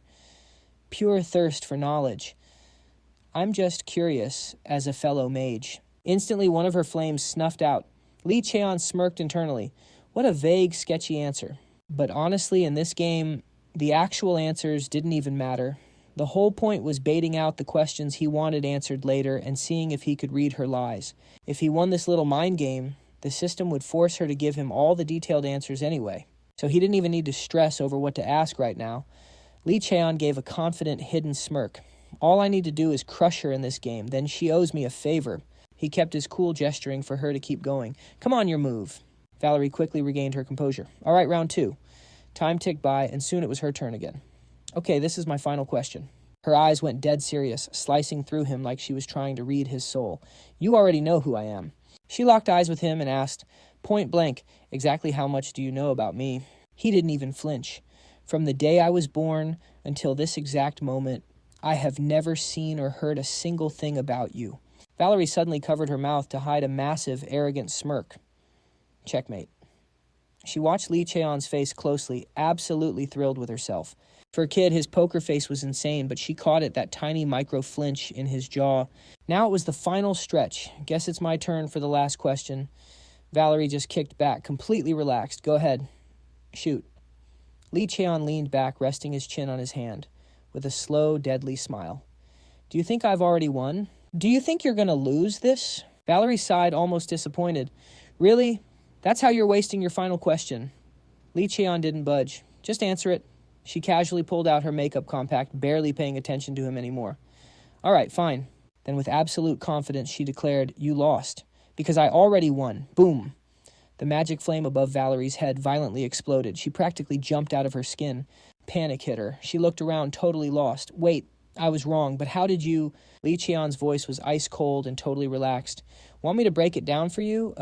He leaned in fully in control. First question. You said you were curious about my eyes purely for the sake of knowledge. That was actually the truth. Then he dropped the hammer. But your second answer, straight up, Cap, you lied. Valerie's eyes widened in absolute shock. The MC diff was real. Lee Cheon just stared her down, thinking to himself, the 3 questions game is literally a mind magic spell. He took a slow, arrogant sip of his tea and added, and as for the final question, that became a lie too, because the one winning right now is me. The room went silent. Valerie deflated, completely defeated. I'm cooked. I lost. A deal's a deal. I'll answer your questions first. She took a breath and started spilling the lore. To answer your first question, I also possess the mystic eyes. I've been researching them my whole life, but the data on them is basically zero, and finding someone to team up with who actually understands it, nearly impossible. When it came to the next secret, Valerie clamped up, looking super uncomfortable. Lee Cheon let out a sigh and decided to throw her a bone. If it's too personal, you don't have to force it. Honestly, he didn't care about digging up every single detail. An innate magic ability was deeply personal to a mage, so her freezing up made total sense. Valerie's head snapped up, totally stunned. Wait, for real, you're actually letting that slide. Lee Cheon casually dropped his request. Instead, let me ask you for one more favor. She immediately crossed her arms over her chest, getting super defensive. What exactly are you trying to ask me for? He instantly furrowed his brows, looking absolutely disgusted. Seeing that look on his face, Valerie quickly backpedaled. I was just joking. No need to look so mad about it. Lee Cheon tried to keep his cool and explained, Nah, it's not that. You just reminded me of someone exactly like you, so I overreacted a bit. So what's your play here? Hearing that she rubbed her head and let out a defeated sigh. Fine. Guess I don't really have a choice to say no anyway. Valerie calmly declared, Well, game over then. She stood up. Let's head deeper into the workshop. We'll talk about this favor of yours there. As she walked past Lee Cheon, Valerie gave a strict warning. Don't touch a single thing, just stay right behind me. Then she led the way and opened the door. Valerie led the way, showing off her turf. This is the core of my workshop. Lee Cheon looked around, genuinely blown away in his mind. Unlike that cafe, this was definitely where a real mage lived and worked. He turned to her, kind of curious. I heard mages usually never let outsiders step foot in their workshops. Valerie smirked, totally full of herself. Yep, you're absolutely right. Just one accidental touch on a barrier or magic circle and boom, it's a total disaster, right? But since I'm literally a genius, that's not an issue here. Take a seat right over there. Lee Cheon just gave up and sighed. Sure. Right after she leaned in, totally intrigued. So what's this big favor you need? He pulled out a stone tablet. His tone shifted, dead serious. I need you to decode this stone tablet, and obviously keep everything you find out completely off the record. Seeing it, Valerie slipped on her gloves, thinking to herself, a stone tablet. Ancient artifacts are a bit of a headache, but I've totally got this. She picked up the tablet to take a look, but suddenly a flash of purple lightning shot out, striking right at Valerie's eyes. It completely blocked her analysis. Valerie took the hit and grabbed her eyes, barely managing to gasp out. This thing is an insanely ancient artifact. It's from the 3rd or 4th century at the very least.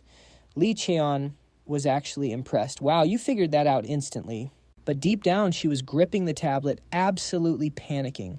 This is cracked, an artifact this freaking old. I was almost cooked. The image of him from earlier, along with his casual words, flashed through Valerie's mind. The more she thought about it, the more pissed she got. With a relic like this, the least he could do is give me a heads up. This thing is literally thousands of years old. I almost had to redraw every single magic circle in this workshop from scratch. And here I was bragging about being a genius. It took her a few seconds to compose herself before she spoke up. Let me take another look. Once again, Valerie's eyes glowed purple. She studied it deep in thought. This doesn't look like something from almost 2,000 years ago at all. Valerie locked in, intensely analyzing the tablet. A moment later, she rested her chin on her hand, completely focused. I can track the movements of the sun, the moon, and how the stars align. But that's it. Valerie thought to herself, totally frustrated. If this was just some ancient text or a basic cipher, I would have cracked it instantly. She turned back to Lee Cheon, probing for answers. It looks like it's recording Eastern astronomy. Dates and a few basic symbols. Seriously, what exactly is this thing? He answered, totally unfazed. It's a map. And it's also a key. Hearing that, Valerie let out a sigh. Yeah, this is definitely going to take me some time to decode. Seeing her reaction, Lee Cheon spoke up. So while we wait, can I drop my second request? She agreed without missing a beat. Sure. Outside, the sky was already turning to dusk. with the last rays of sunlight beaming through the glass windows into the room. After hearing Li Cheon out, Valerie repeated it, looking completely caught off guard. Your second request is for me to tell you about the magic eye. He nodded, adding, if it ends up benefiting both of us, even better. Then he calmly asked, by the way, does your workshop have a training room? I mean, a mage definitely needs a place to practice, right? Instantly, Valerie's face lit up with pure arrogance, totally ready to flex. Obviously, every workshop has a training zone, though mine is just a little bit bigger than your average one. Li Cheon just stayed quiet, thinking to himself, wow, humble brag much. For a mage's workshop to be that massive, her skills and her bank account must both be peak tier. He asked nonchalantly, so you're loaded, huh? Valerie gave him a weird look. Wait, you seriously didn't know I'm literally from an ancient noble family? Then she smirked triumphantly. Anyway, that was your second request, so no backsize. Li Cheon helplessly corrected her. Good grief. A man is as good as his word. Okay, I get it. Valerie couldn't care less. She channeled her mana and said, all right, let's get straight to it. Try opening your magic eye for me. He actually listened, closing his eyes to activate his magic eye. The next second, Li Cheon's eyes snapped open and a sharp glint of light flashed from within them. The moment he opened his eyes, he instantly saw countless illusionary magic circles spinning right behind Valerie. Li Cheon flinched with a sharp gasp, his face twisting in obvious pain. He grabbed his face and dropped to one knee, seeing that Valerie panicked. Hey, what's wrong? Li Cheon forced out an explanation. Ugh, it's nothing. There are just way too many magic formulas in this room. It made me kind of dizzy. She looked thoughtful for a second. Then a look of sudden realization hit her. Hold up. No way. Don't tell me you can actually see every single magic circle and spell formula in this place. Li Cheon admitted it and slowly stood up. Yeah, my eyes can read the flow of energy and see things that are normally invisible, though it's a bit tough to control. Valerie wanted to double check. First off, can you deactivate those magic eyes? Then she suggested, tell me more about how they work. Do they give you clairvoyance, or can you just see mana? Li Cheon made it clear I don't have X-ray vision, but I can predict the enemy's movements or spot hidden auras, for example. Valerie looked super skeptical. Do you have any idea how insane that sounds? She pointed right at him. If all of that is true, then your eyes aren't just some basic magic eyes. There are literally 0 magic eyes in the world that can see that much stuff. Absolutely. Looks like this is going to be a long story. Let's head back to the lab first. Inside the lab, a hot cup of tea sat on the table. Valerie gave him a heads up. Before I explain, you need to know one thing. Magic eyes and the mind's eye are 2 completely different concepts. He confirmed I know. Then she went on a whole rant. And another thing, magic eyes might seem like they just buff your vision, but that is totally not the case. Even if they manifest through magic, what magic eyes actually see are still just images that a human brain can process. Hearing that, Li Cheon awkwardly scratched his head. My bad, but could you dumb it down a bit? Korean is seriously way too hard. Valerie tapped her fingers on the table. What I mean is this. After that, she had to talk a ton, constantly waving her hands around, just to get him to understand. She popped a cigarette in her mouth, looking annoyed, as she recalled, and that is exactly why magic eyes are way more special than any other ability. People have actually done fMRI brain scans while magic eyes were activated. The exact moment magic eyes trigger, blood flow to the brain spikes, and your nerves go into extreme overdrive. Li Cheon finally got it. No wonder it hurts so much when I can't control them. She emphasized, exactly. Since you're processing sensations that humans aren't meant to have, your brain just overloads. Valerie said thoughtfully, magic eyes are seriously that dangerous of a power. Until now, there hasn't been a single pair of magic eyes with mixed abilities. But right now, just how many things can your magic eyes actually do? Valerie stared at Li Cheon with razor-sharp eyes.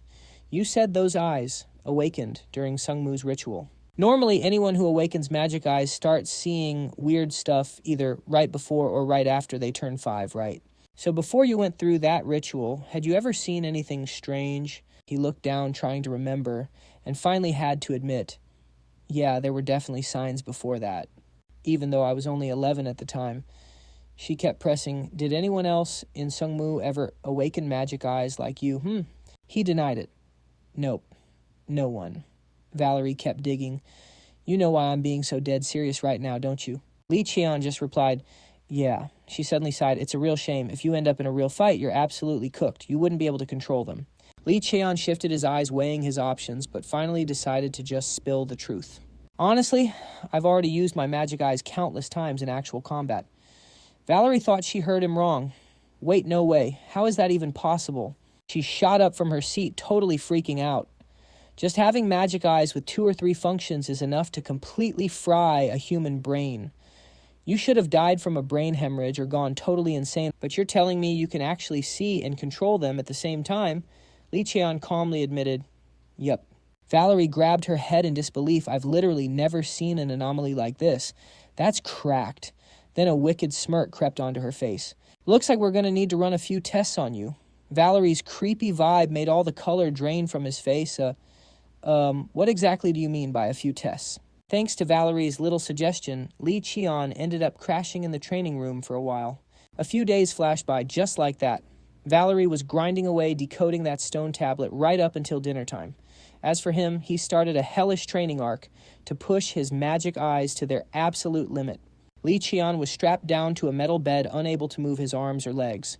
Arcs of lightning sparked around him, making him grind his teeth in pure agony. Finally, the machine beeped, signaling the end of the test. Cheon was totally out of it, practically about to pass out. Like, it was manageable at first, but the difficulty was seriously ramping up. He had flashbacks of what she did, just to test how much direct stimulation he could actually handle. She literally shoved these completely chaotic blocks of mana right into his face. That psycho smile of hers was pure nightmare fuel. Come on now, just a little bit more.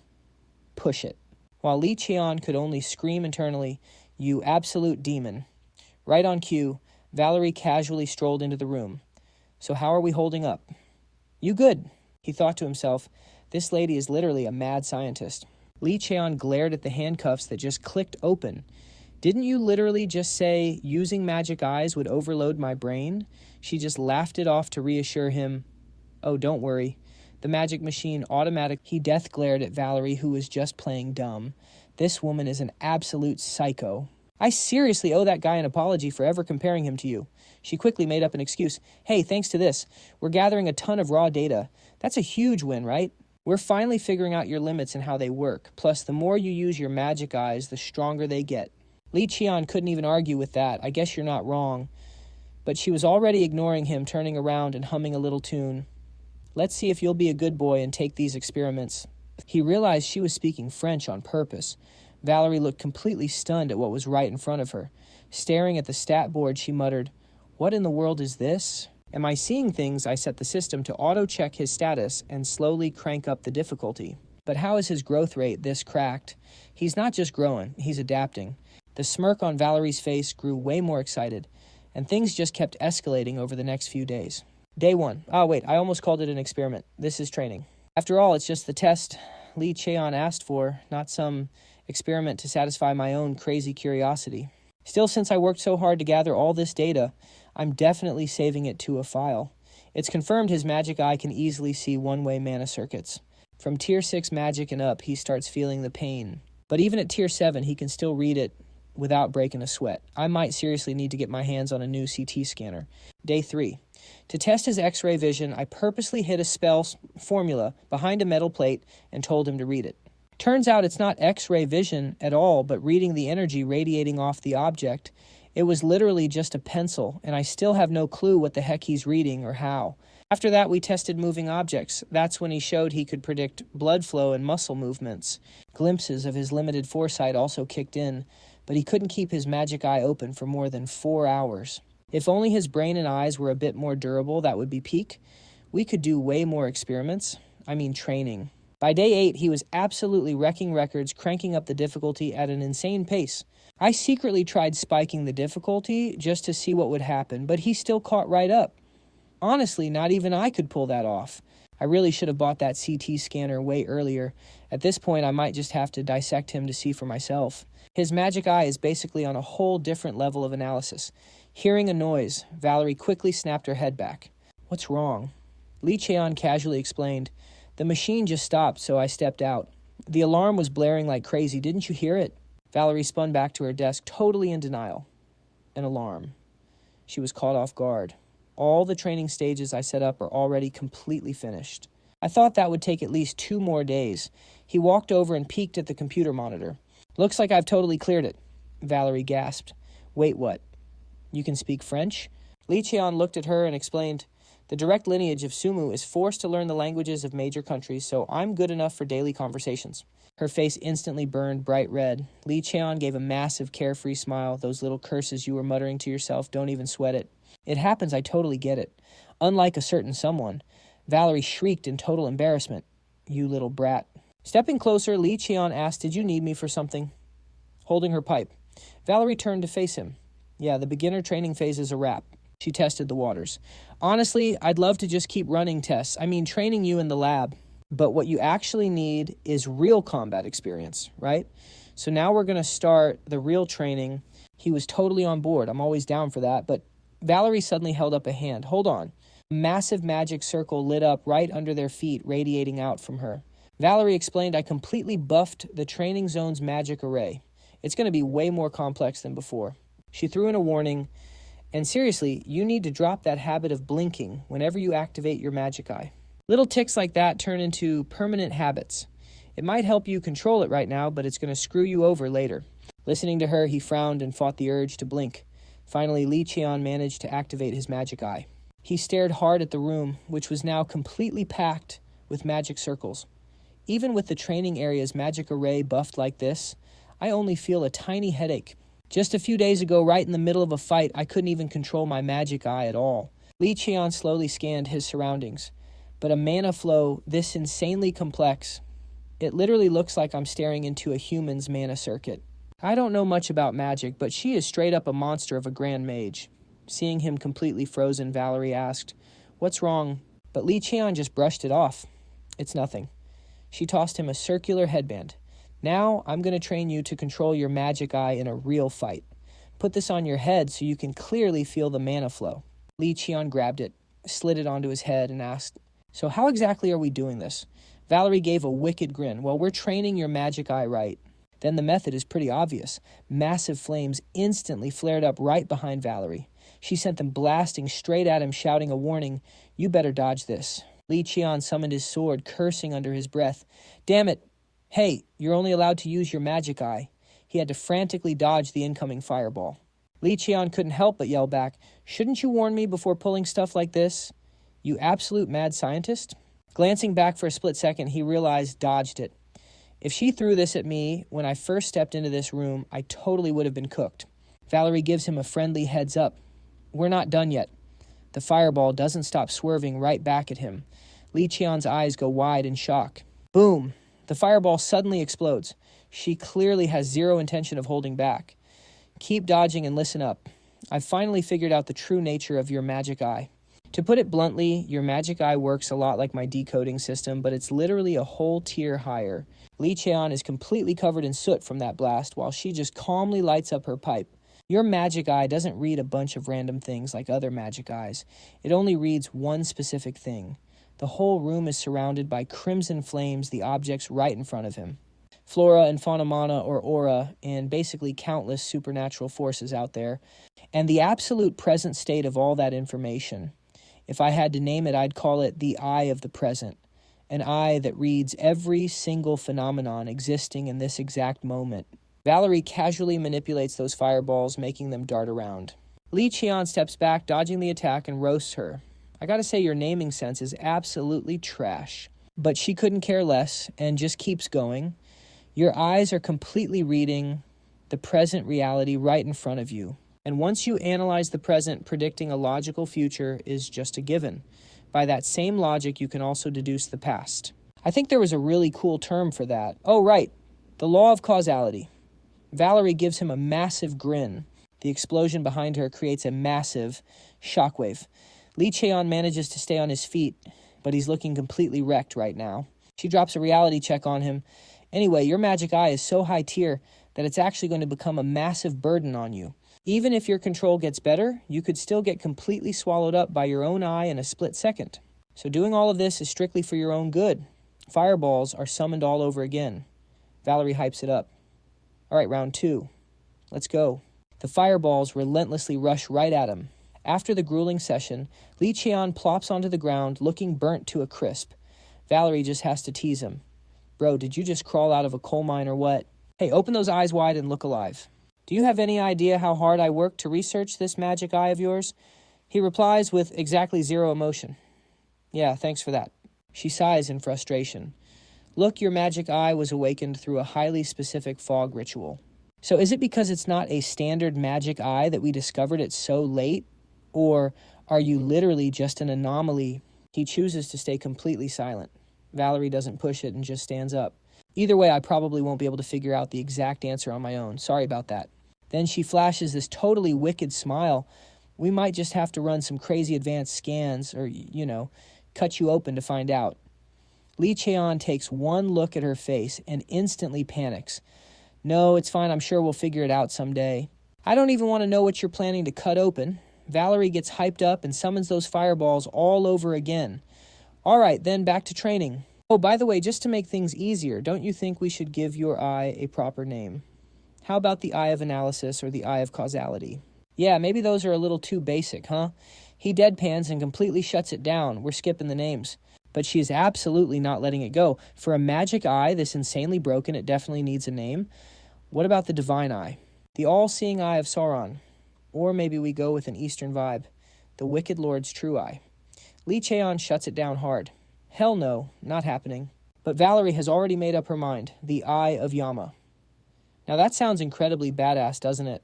He seriously struggled to fend off that relentless barrage of attacks. Right now, Lee Cheon is just standing there panting heavily from the sheer exhaustion. It's been days of this. Predicting, analyzing, making choices, and hyper-focusing. Whenever I push this magic eye to its absolute limits, my growth rate just skyrockets like crazy. Despite the total exhaustion, he couldn't hide the absolute hype on his face. Suddenly, the phone in his pocket buzzes. Valerie glances down and finally notices the time. Whoa, is it really this late already? She steps closer to Lee Cheon and teases him. Well, look at you. You aren't turning into a crispy lump of coal anymore. Kind of a shame, really. Skip your solo training today. Go wash up and head straight to the lab. He looks totally confused. Wait, what do you mean? Valerie gives him a cheeky wink and drops the news. Because the decoding is finally finished, a few books are scattered across the desk. The entire room is an absolute mess of scattered books. Lee Cheon looks around suspiciously. I literally haven't left this spot, so how did everything change so fast? Valerie casually brushes it off. Oh, these are just my research materials. Honestly, we can just toss them out now. She starts complaining. Back at the Magic Tower, I just make the grad students do it. So convenient. But here, not a single minion to order around. It sucks. Valerie uses her magic to make the books float into the air and adds, since ancient times, the Korean peninsula has done an amazing job preserving its records, so decoding the language and text wasn't even that hard. Honestly, it was pretty fun. Anyway, grab a seat and check this out first. Lee Cheon picks up the object and immediately notices, wait, does the shape of this stone tablet look totally different from before? She explains, yeah, a few of the constellations and characters were fading out, so I had to run a full restoration on it. I'll break it down for you right now. Valerie pulls out a document and slaps it onto the desk. She points straight at an image on the paper and asks, have you ever seen this constellation before? He doesn't even hesitate. Nope, literally never seen it in my life. With that, Valerie drops two more similar pictures right onto the table.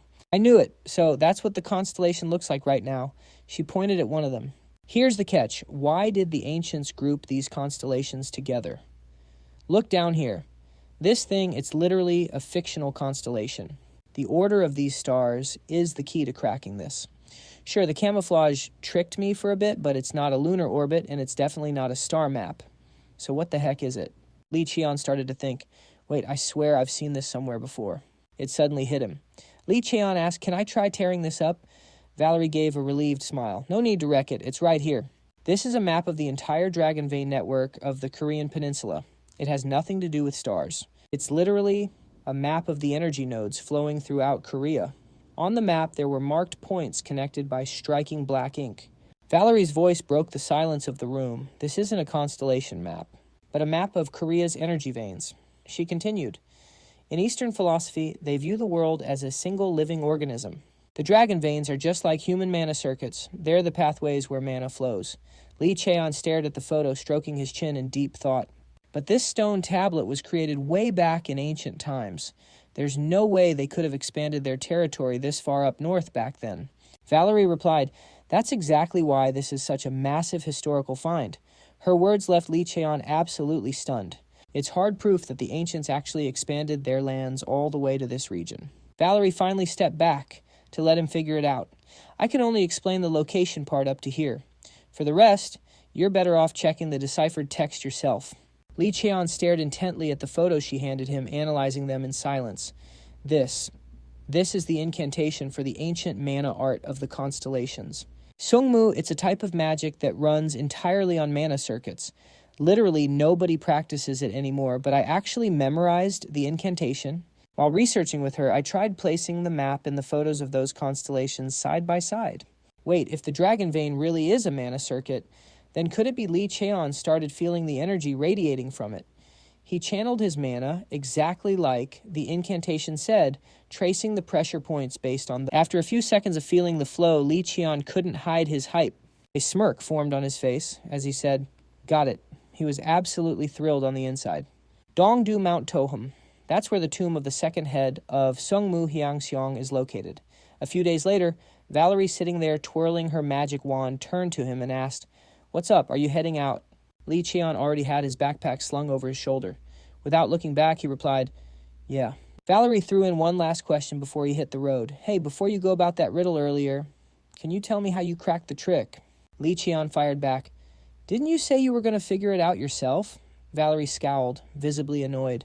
"Still stubborn till the very end. Seriously, I give up on you." But she couldn't stay mad at him for long. She gave him a warning instead. "Be careful out there. Mount Tohum is no joke." Li Cheon nodded.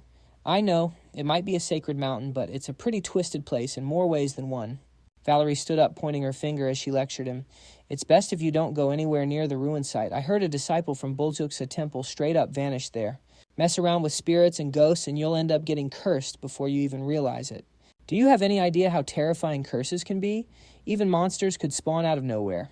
Li Cheon just stood there, blinking. Once she finished her rant, he finally spoke up.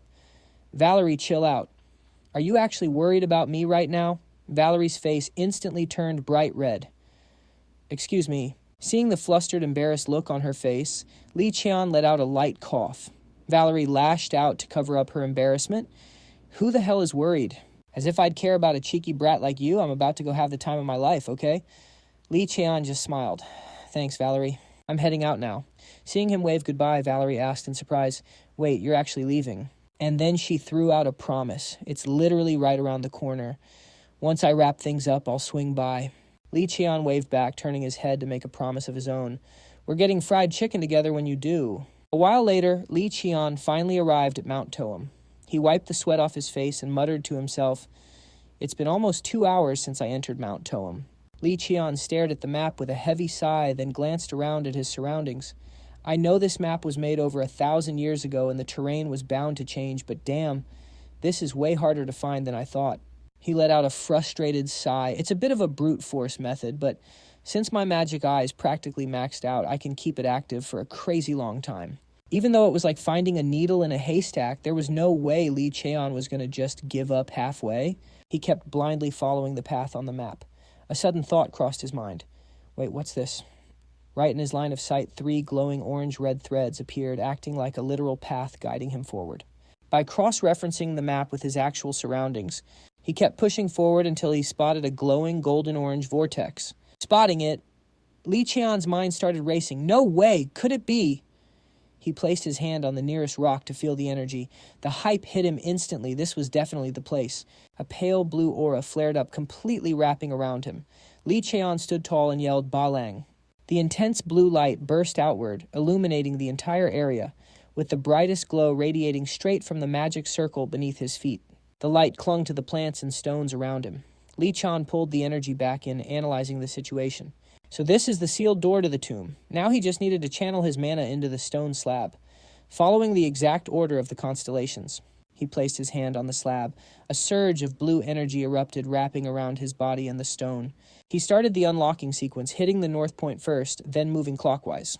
But it didn't take long for him to realize this thing was draining his mana like crazy. He pulled his hand back, frustrated.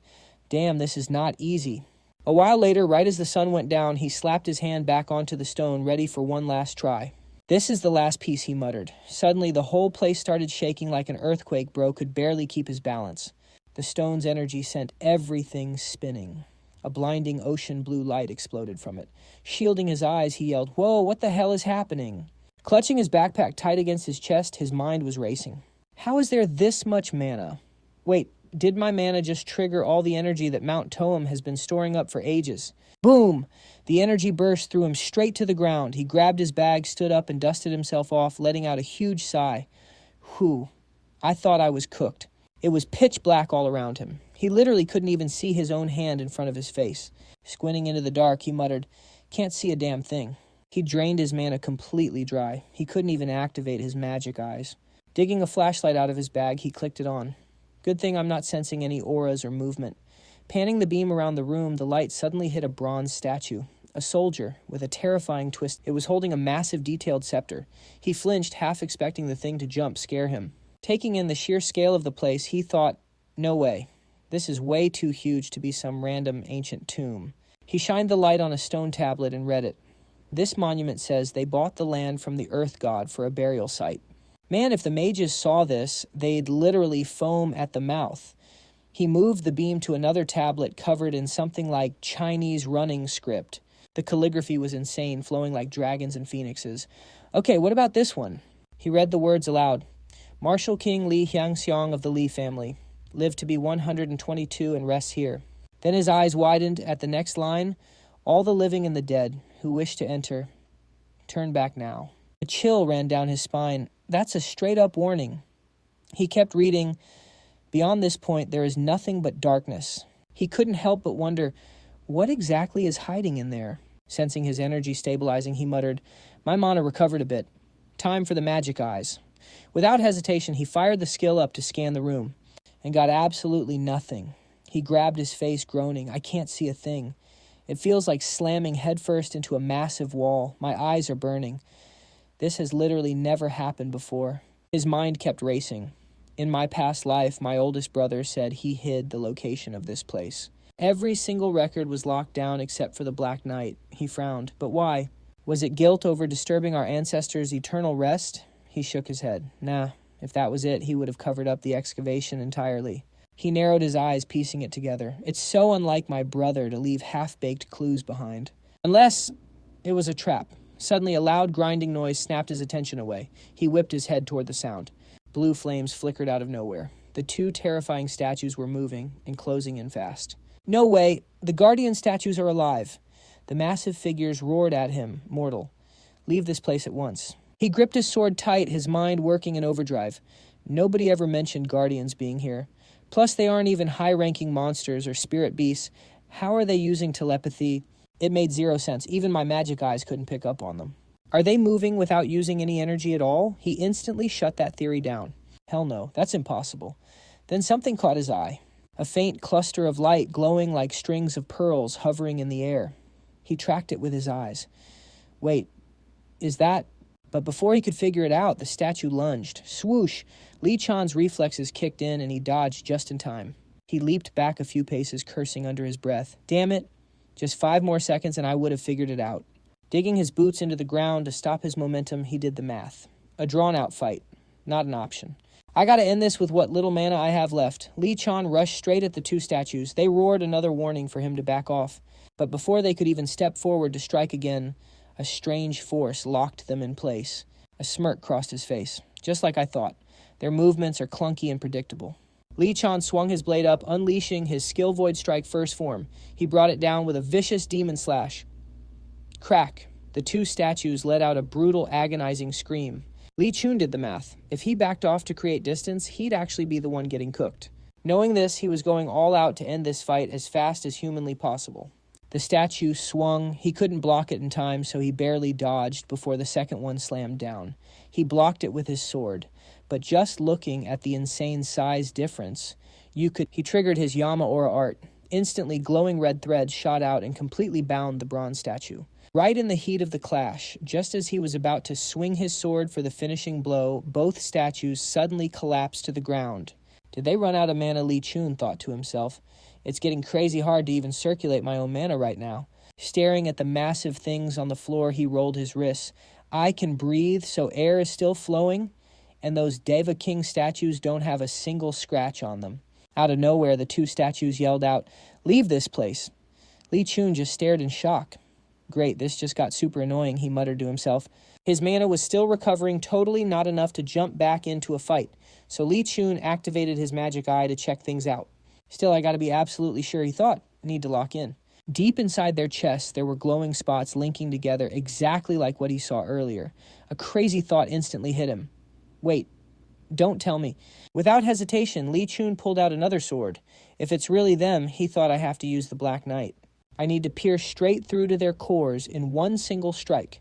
But the second they saw him draw that pitch-black blade, the two statues started whispering to each other. The first statue gasped. What's that? It's a pitch-black sword. The second one chimed in. A solid black blade. Then in total sync, they both yelled, "Wait, that's our friend." And just like that, they started panicking and apologizing. "We're so sorry." Sorry, thanks to his magic eye, Lee Cheon could literally see right through to their true intentions. Lee Cheon analyzed the situation. These are beings that love playing with animals or kids, totally prone to pulling pranks. They're from the fairy tribe, a mystic species. He pointed his sword right at them and asked, "Bro, we were literally in the middle of a death match. What kind of stunt is this?" The two statues cowered. "That sword is super scary. We're sorry," they whined. "To make up for it, we'll heal you." Instantly, glowing beams of light washed over his body. Lee Cheon immediately felt it. His body was actually healing. The statues spoke up again. "We totally thought you were a bad guy, but we healed you, so you have to accept our apology." Lee Cheon just looked at him. "So why are you guys even here?" They crossed their arms. "We don't know." And he decided to play the villain for a second. "You know my hand is getting itchy. I really want to swing this sword right now. So do you guys want to be good and answer the question?" They shrieked, "Scary human." So scary. Then the two statues spilled everything. "We signed a contract. It was for 1,000 years. Actually, it's been way over 1,000 years." Hearing that, Lee Cheon instantly caught on to something weird. Wait, aren't mystic species supposed to live in total harmony with nature? Lee Cheon softened his tone. "It must have been rough having to guard this place all by yourselves for that long." Touched by his comforting words, the two statues sniffled. "Thank you. As long as you're not holding that creepy sword, you're actually a really nice guy." But wait, is that thing even a real sword? Lee Cheon ignored the question and pressed on. "So who exactly did you guys make this contract with?" "It was the person who held that black sword." "Wait, should we be telling him this one?" Whispered. The other nodded. "It's probably fine. His hair and eyes are the exact same color." "Yeah, it's okay." Nodding in agreement, they finally said, "The person we made the contract with is the one who walked right in there. We were in so much pain, but that person promised that if we guarded this place, they would protect us." The two of them pointed their massive fingers toward a heavily sealed door nearby. "Protect you?" Lee Cheon asked. "From what?" They shivered. "From the scary thing. The thing that just won't die. It's scary super. Super scary." "Ah, so you guys attacked me because you thought I was one of them." Lee Cheon suddenly remembered the Mountain Keeper mentioning the exact same thing. He braced himself. "Welp, looks like the only option left is to go inside." The statues warned him, "If you want to go in, you have to prove it with blood. Only the chosen ones are allowed inside." Following their instructions, Lee Cheon dragged the blade of the Black Knight across his own palm. With fresh blood dripping from his hand, he slammed his palm right in the center of the giant doors, right over the engraved ancient patterns. As his blood seeped into the grooves, the carvings began to glow insanely bright. The massive doors slid open effortlessly. Inside, it was pitch black, a void that looked like it dropped straight into an endless abyss. Lee Cheon stepped right into the darkness. "All right, let's do this." Meanwhile, back in the lab, Valerie completely face-planted onto her desk with a massive sigh. "I still have a mountain of research left. Why is nothing working?" She groaned in pure frustration. "Whatever, today's a total wash. I'm just ordering some fried chicken." She pulled out her phone to order, but right at that second, her computer monitor started blaring the scanner alarm. Valerie whipped her head back toward the screen. The detector. Staring at the digital map, a flashing red dot had just spawned, dead in the center of the city. She squinted at it in total confusion. Red. That means it's a gate. But there is literally zero chance a gate would pop up in the Gyeongju sector. Is the system bugging out? But the casual look vanished from her face. Valerie stared at the monitor, completely horrified. No way. 5 gates opening at the exact same time. She leaped out of her chair and started speed typing. Is it because of that kid? But when she ran a scan on the other sectors, everything was totally normal, which made her let out a breath of relief. No, actually, the mountain's mana signature hasn't changed a bit. She instantly grabbed her gear and bolted for the door. This was definitely not the time to chill. Even if the Gyeongju sector had a low civilian count, this was way too dangerous. But because Valerie rushed out in such a panic, she completely missed it. Right in that exact sector, she had just checked, the one with 0 anomalies. A brand new red dot started flashing on the screen. These red dots were spreading like a virus, multiplying at an insane rate. In just a blink, they practically covered the whole map. Lee Jun kept moving eyes scanning the area. He knew right away this wasn't your average graveyard. After walking for a bit, he spotted a beat-up ancient bookshelf. Lee Jun stepped up, rummaged through it, and found exactly what he came down here for, the Black Knight record. Sure, he needed the book, but his instincts were screaming. He could sense something way more OP nearby. Lee Jun's heart pounded with pure hype as he felt the dark aura vibrating all around him. His heart was literally about to jump out of his chest. This was it. He took a step forward, instantly feeling a bizarre sensation washing over his entire body. While still trying to process it, he looked up and caught a wild sight, a white-haired old man clutching a sword for dear life. Lee Jun couldn't tell if it was just an illusion or an actual spirit. But the life force radiating from the guy, it was absolutely massive. Lee Jun scanned the room, making sure his eyes weren't playing tricks on him. He was totally stunned. The walls were covered in murals, plastered with crazy talismans and bound by golden threads. He couldn't wrap his head around it. Why the hell would they need this many seals? Just what exactly were they locking away? He traced the golden threads and spotted a breach. Panic set in when he realized a bunch of the bindings had already snapped. The moment the threads gave way, an endless flood of dark aura erupted, swarming straight toward the old man. And worse, the deadly dark energy was charging right at Lee Jun too. Lee Jun didn't even have a split second to react. The dark aura completely engulfed him, slowly swallowing him whole. He was cooked. The next thing he knew, he was staring at a mirror in his old room. Staring back at him was a kid with hollow, dead eyes, not a single spark of life left in him. He realized immediately this was his past life. The memories hit him like a truck. Flashbacks of being beaten, completely brutalized, and tortured just for existing in that timeline. Back then, he always asked himself why. Why did he have to endure all this trash? And how the hell was he supposed to escape it? The vision shifted. He saw his family's maid getting dragged out, fired, for embezzling the clan's money. She was crying out, begging, asking what the young master would do without her. Then a freezing voice cut her off. That is none of your concern. Lee Jun scoffed internally. Embezzlement was the perfect excuse to get rid of her. After that day, he never saw her again. Then the memory shifted again. It was the white-haired old man. He looked at Lee Jun and smiled, saying it was going to be okay, that he wouldn't go down that easily. Even as he was being violently dragged away, he tried to comfort the kid, promising he'd be right back after cleaning up the mess. But deep down, Lee Jun knew he was never coming back. That's when someone whispered to him in the dark, "Run, get out of here." The voice promised to cover his tracks, but they warned him the clan's hounds would never stop hunting him. He told Lee Jun to survive, to find a way to reclaim his own life. The memory showed him running for his life in the dead of night. He hated himself. He couldn't protect the maid. He couldn't protect his uncle. He had to throw away his very own name and live like a rat on the run. Lee Jun gritted his teeth. Why was the Lee bloodline so damn cursed? He knew exactly what this was. These were the deep scars from his past life, the absolute weakest, most vulnerable part of his subconscious. Lee Jun clenched his fists, his nails digging into his palms. Why make him watch this trash again? Even though he had regressed to the past, this was the ugly truth. A past life filled with pure agony. But he never once turned his back on it. Those painful memories, they were the exact fuel keeping him alive right now. The absolute willpower to make sure nothing important would ever... Boom. The illusion shattered. He snapped back to reality and locked eyes with the monster sealed inside that massive pile of bones. Lee Jun's head throbbed like it was going to split open. He was suddenly hit with the old man's memories and his final words. "We have to prepare for the next generation. Seal me away along with that thing." The other guy in the memory desperately tried to stop him. Lee Jun was stunned. This feeling, it was exactly like reading memories through the endless dark aura. Wait, did he literally just absorb that thing's energy?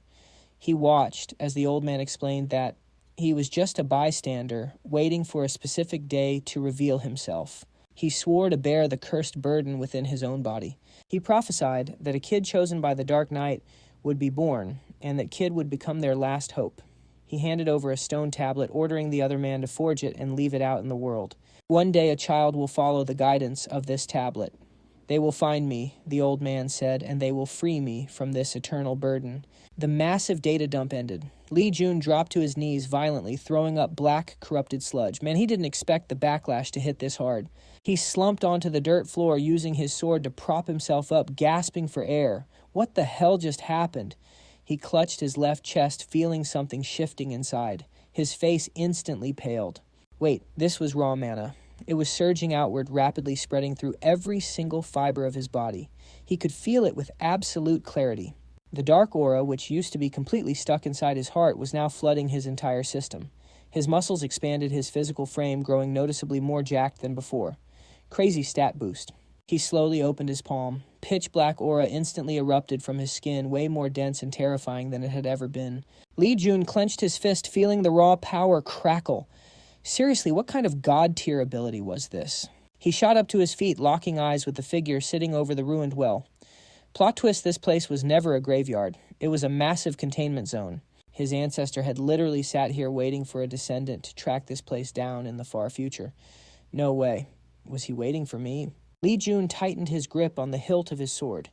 Even if someone reached the absolute peak of power, was it seriously possible for a human to read fate thousands of years into the future? There was definitely something bigger going on here. He slowly dusted himself off and adjusted his gear. But for now, Lee Jun stood respectfully bowing to the senior figure. Please forgive my insolence for taking so long to greet you, esteemed ancestor.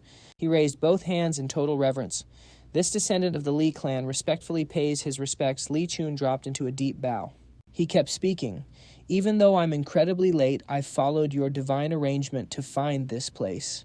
From now on, let me carry this burden.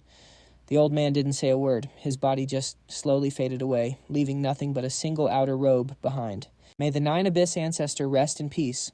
The robe gently floated down to where he was kneeling. Catching it, Lee Jun smiled. It's literally like being handed a gift. All right, then I'll gladly accept. Who knows how much time had passed? In that pitch-black, empty void, Lee Jun kept walking at a steady pace. We're out. We actually did it. So cool. This is awesome. A voice echoed around him as he stepped forward. Thanks a lot, bestie.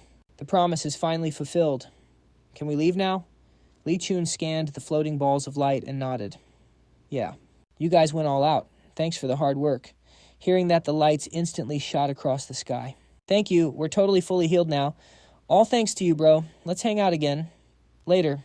Watching them zip away, leaving the place dead quiet again, Lee Jun sighed. They literally just dipped without cleaning up at all. He gave a helpless laugh. Man, I wonder if I'm going to be in trouble when I report this to the clan later. The spirits had totally bounced, leaving the place completely desolate. Lee Jun grabbed his backpack and slung it over his shoulder. Whatever, they'll figure out how to handle it themselves.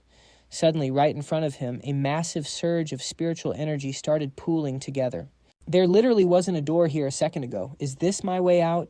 Without a second thought, Lee Jun stepped straight into the core of the energy. Instantly, he felt like he was free-falling through an endless void. Boom. In a split second, Lee Jun hit the ground hard. He sat up, rubbing his head. Oh man, I am never getting used to that. Lee Jun looked up at the sky. Wait, is it morning already? But then he froze. Something felt way off. Instant reaction. Lee Jun drew his sword, dropping straight into a combat stance. He took a slight step back, the grass rustling beneath his feet. Surrounding him in a perfect circle was a group of cloaked figures, their faces completely hidden with Lee Jun trapped dead in the center. He gripped his sword on high alert. Who the hell are these guys? If my instincts hadn't kicked in, I wouldn't have even sensed them. Whoosh! Something blasted toward him at insane speed, making him flinch. It completely smashed a nearby rock to pieces. Lee Jun's reflexes kicked in. He instantly leaped back. Dodging the arrow, his guard went through the roof. Who's there? What even are you? The group looked totally unhinged, their skin a sickly, unnatural pale. Found it. The pieces. The pieces one by one. Peel off the mask. Peel it off. Peel it off. The chaotic chanting made Lee Jun freeze in absolute silence. Their freaky voices layered over each other like a hive mind. What the... His eyes went wide at the sight. The energy was 100% demonic aura, but their life force was completely human. With zero hesitation, they lunged at him. The gate opened. How the hell is a human in there? One of them swung a massive tree trunk straight at him. The monstrosity was known as the Great Mask of Freedom. Lee Cheon gritted his teeth and slashed out with a blindingly fast strike. Damn it! His blade crashed right into the incoming tree trunk. The trunk didn't even budge. Lee Cheon was stunned. How did he even swing that no human has that kind of raw strength? That's when he got a good look at the guy's face. Sickly, grayish-green skin, pig-like features. Wait, is that an orc? But Lee Cheon instantly dropped that thought as he looked closer. No, that's not an orc. That's a human, wearing an orc's skin. Why the hell would a human wear orc skin? While he was processing this, the freak let out a disgusting screech and charged. Right behind the tree trunk, swing a glint of metal flashed toward him. Lee Cheon quickly tilted his body, dodging the strike by a hair. In the same breath, he flicked his sword up. His god-tier reflexes deflected a poisoned dart flying straight at him. The dart deflected away, and he instantly locked onto the sniper's position. I don't know what the hell these things are, but this is an awful spot to fight a mob. Making a split-second decision, Lee Cheon channeled raw aura into his blade. The air around him practically exploded as he unleashed an aura slash. Using the absolute chaos he just created as a smokescreen, he dashed out of the kill zone at lightning speed. As he ran, Lee Cheon calculated, "First things first, I need a better battleground." The sun still hadn't fully risen. Back in the dead, quiet forest, standing high up on a rocky cliff, a figure in a white mask was silently watching everything. The figure spoke in a genuinely chilling voice, black hair, golden eyes. The descendant of Sungmu Clan, drawn here because the tomb gate opened. But what the hell is that thing, those absolute bastards? Oh, you truly liberated souls. I'll help you tear off your masks. The only thing left in the eerie forest was a spine-chilling, freakish sound echoing through the trees. The sky was just starting to light up. Tearing through the sparse woods, Lee Cheon was running so hard he was gasping for air. Wait, around 30 enemies. They look totally human, but they're literally using monster powers. You can't even tell if they're humans turning into monsters or the other way around. Thank God their movements are completely disorganized. Their pathing is a total mess, constantly tripping over each other. They might be using human weapons, but they move like absolute noobs, just mindless rushing. As for the rest of the intel, I'll just capture them alive and interrogate them later. Right now, he's wielding a shield, one of the weapons he bagged, as a reward from sparring with his sixth sister. The Masterpiece rank Holy Shield NCL Legend says the original was a heavenly rank shield gifted by the Lord to Pompilius, the second king of Rome. But this replica forged by divine command. It's still rated as a solid Masterpiece rank. I managed to absorb it while hanging out at Valerie's workshop. Suddenly from the other side, the guy blitzed forward. He was moving so fast he literally vanished. He lunged right at him, letting out an ear-piercing screech, and unleashed a killer strike meant to wipe Lee Cheon out. But our MC was ready. Boom. He tanked the hit head-on with his shield. In a flash, his sword hand swung and completely sliced off the guy's arm. This insane combat flow. It was all pure, hardwired reflex from his brutal training. One arm down, but he didn't stop there. He followed up with a ruthless barrage of slashes, leaving the guy dripping with blood. The second Lee Cheon dropped the first guy, the rest of the mob swarmed him.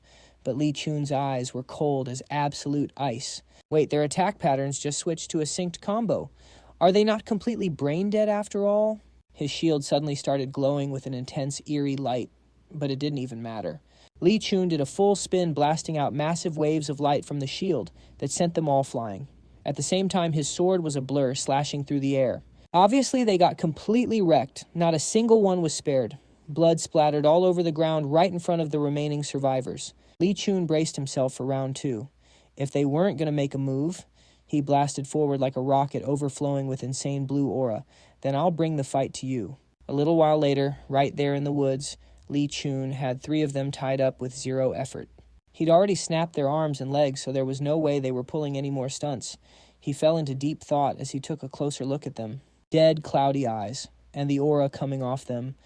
Pure monster. It doesn't look like corruption. Is it some kind of brainwashing or a curse? Lee Cheon cautiously reached out his hand. I should try injecting some mana into them and see what happens. Out of nowhere, a piercing sound echoed from the distance. It was so deafeningly loud that he had to clamp his hands over his ears in pain. What the hell is that noise? That horrific screech triggered the 3 tied-up guys.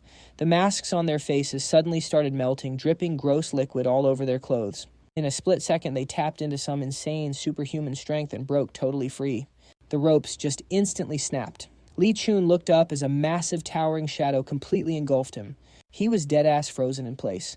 The three of them had literally morphed into one, forming this impossibly grotesque, gigantic body. What the hell is this plot twist cut to Valerie floating high up in the sky, scanning the ground below? Why is it so dead quiet? If a gate just spawned, monsters should be swarming out by now. She kept her eyes peeled, scanning back and forth from the sky.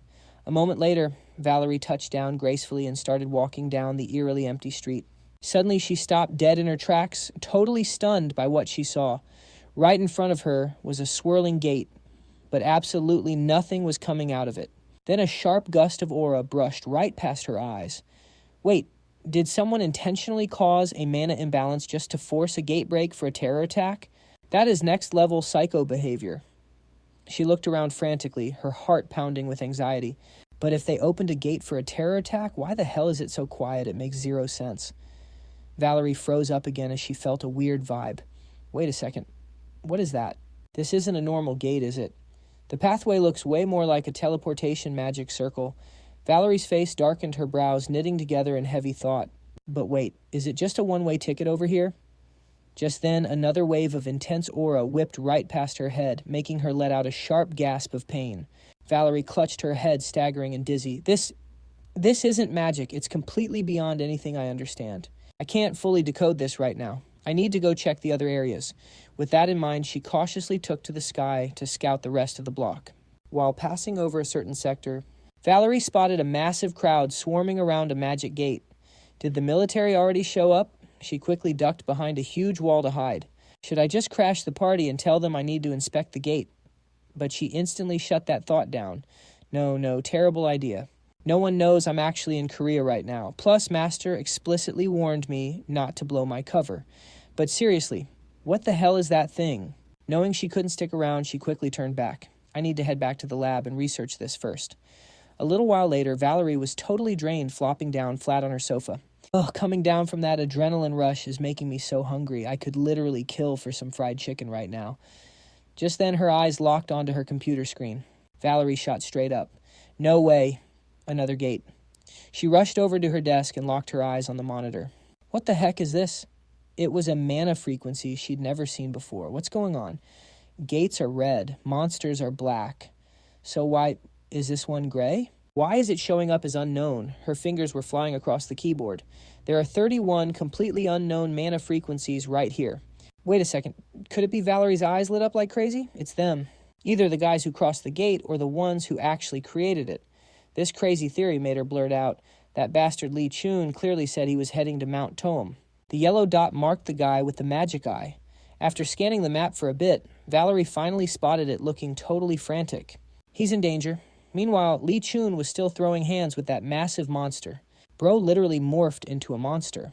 He watched the beast closely, quietly analyzing the situation in his head. It looked like a lizard man, but something was off. It definitely had a monster's body, but its mana was flowing exactly like a human's. Boom! Its tail whipped out of nowhere, packing a terrifying punch. Lee Chun instantly dashed back to dodge the hit.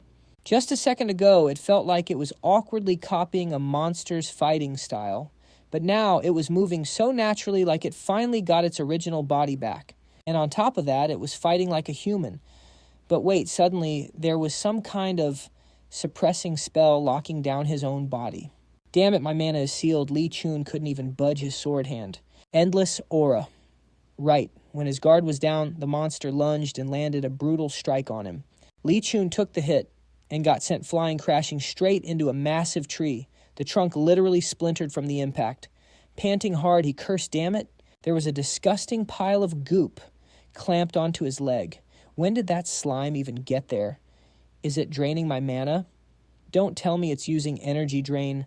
Lee Chun clicked his tongue and violently kicked the gross slime away. So annoying, the monster was just standing there now, not even trying to attack. It wasn't mindlessly rushing in like before. Its intelligence had definitely leveled up. Fine. If you won't come to me, I'll go to you. With that, Lee Chun's eyes flared up. His mana surged and he dashed forward, looking like an absolute god. He was using his ultimate skill, Northern Wind Aura Art. A clean slash ripped right through its body. Landing the hit, Lee Chun let out a cocky smirk. Cut right to the core. But before he could even celebrate, his eyes went wide in pure shock. The monster wasn't just unfazed, it whipped its massive tail straight at him. Lee Cheon looked at where he just slashed, waited already, regenerated. A slime-draining energy, a lizard man with super regeneration, and a Wraith's Cry-sealing mana. A combo like this. I've never seen anything this broken in my past life, or this one. He gritted his teeth in frustration. Screw the mana drain, I don't care anymore. Lee Cheon swung his blade with everything he had and roared, I'll slice you to pieces.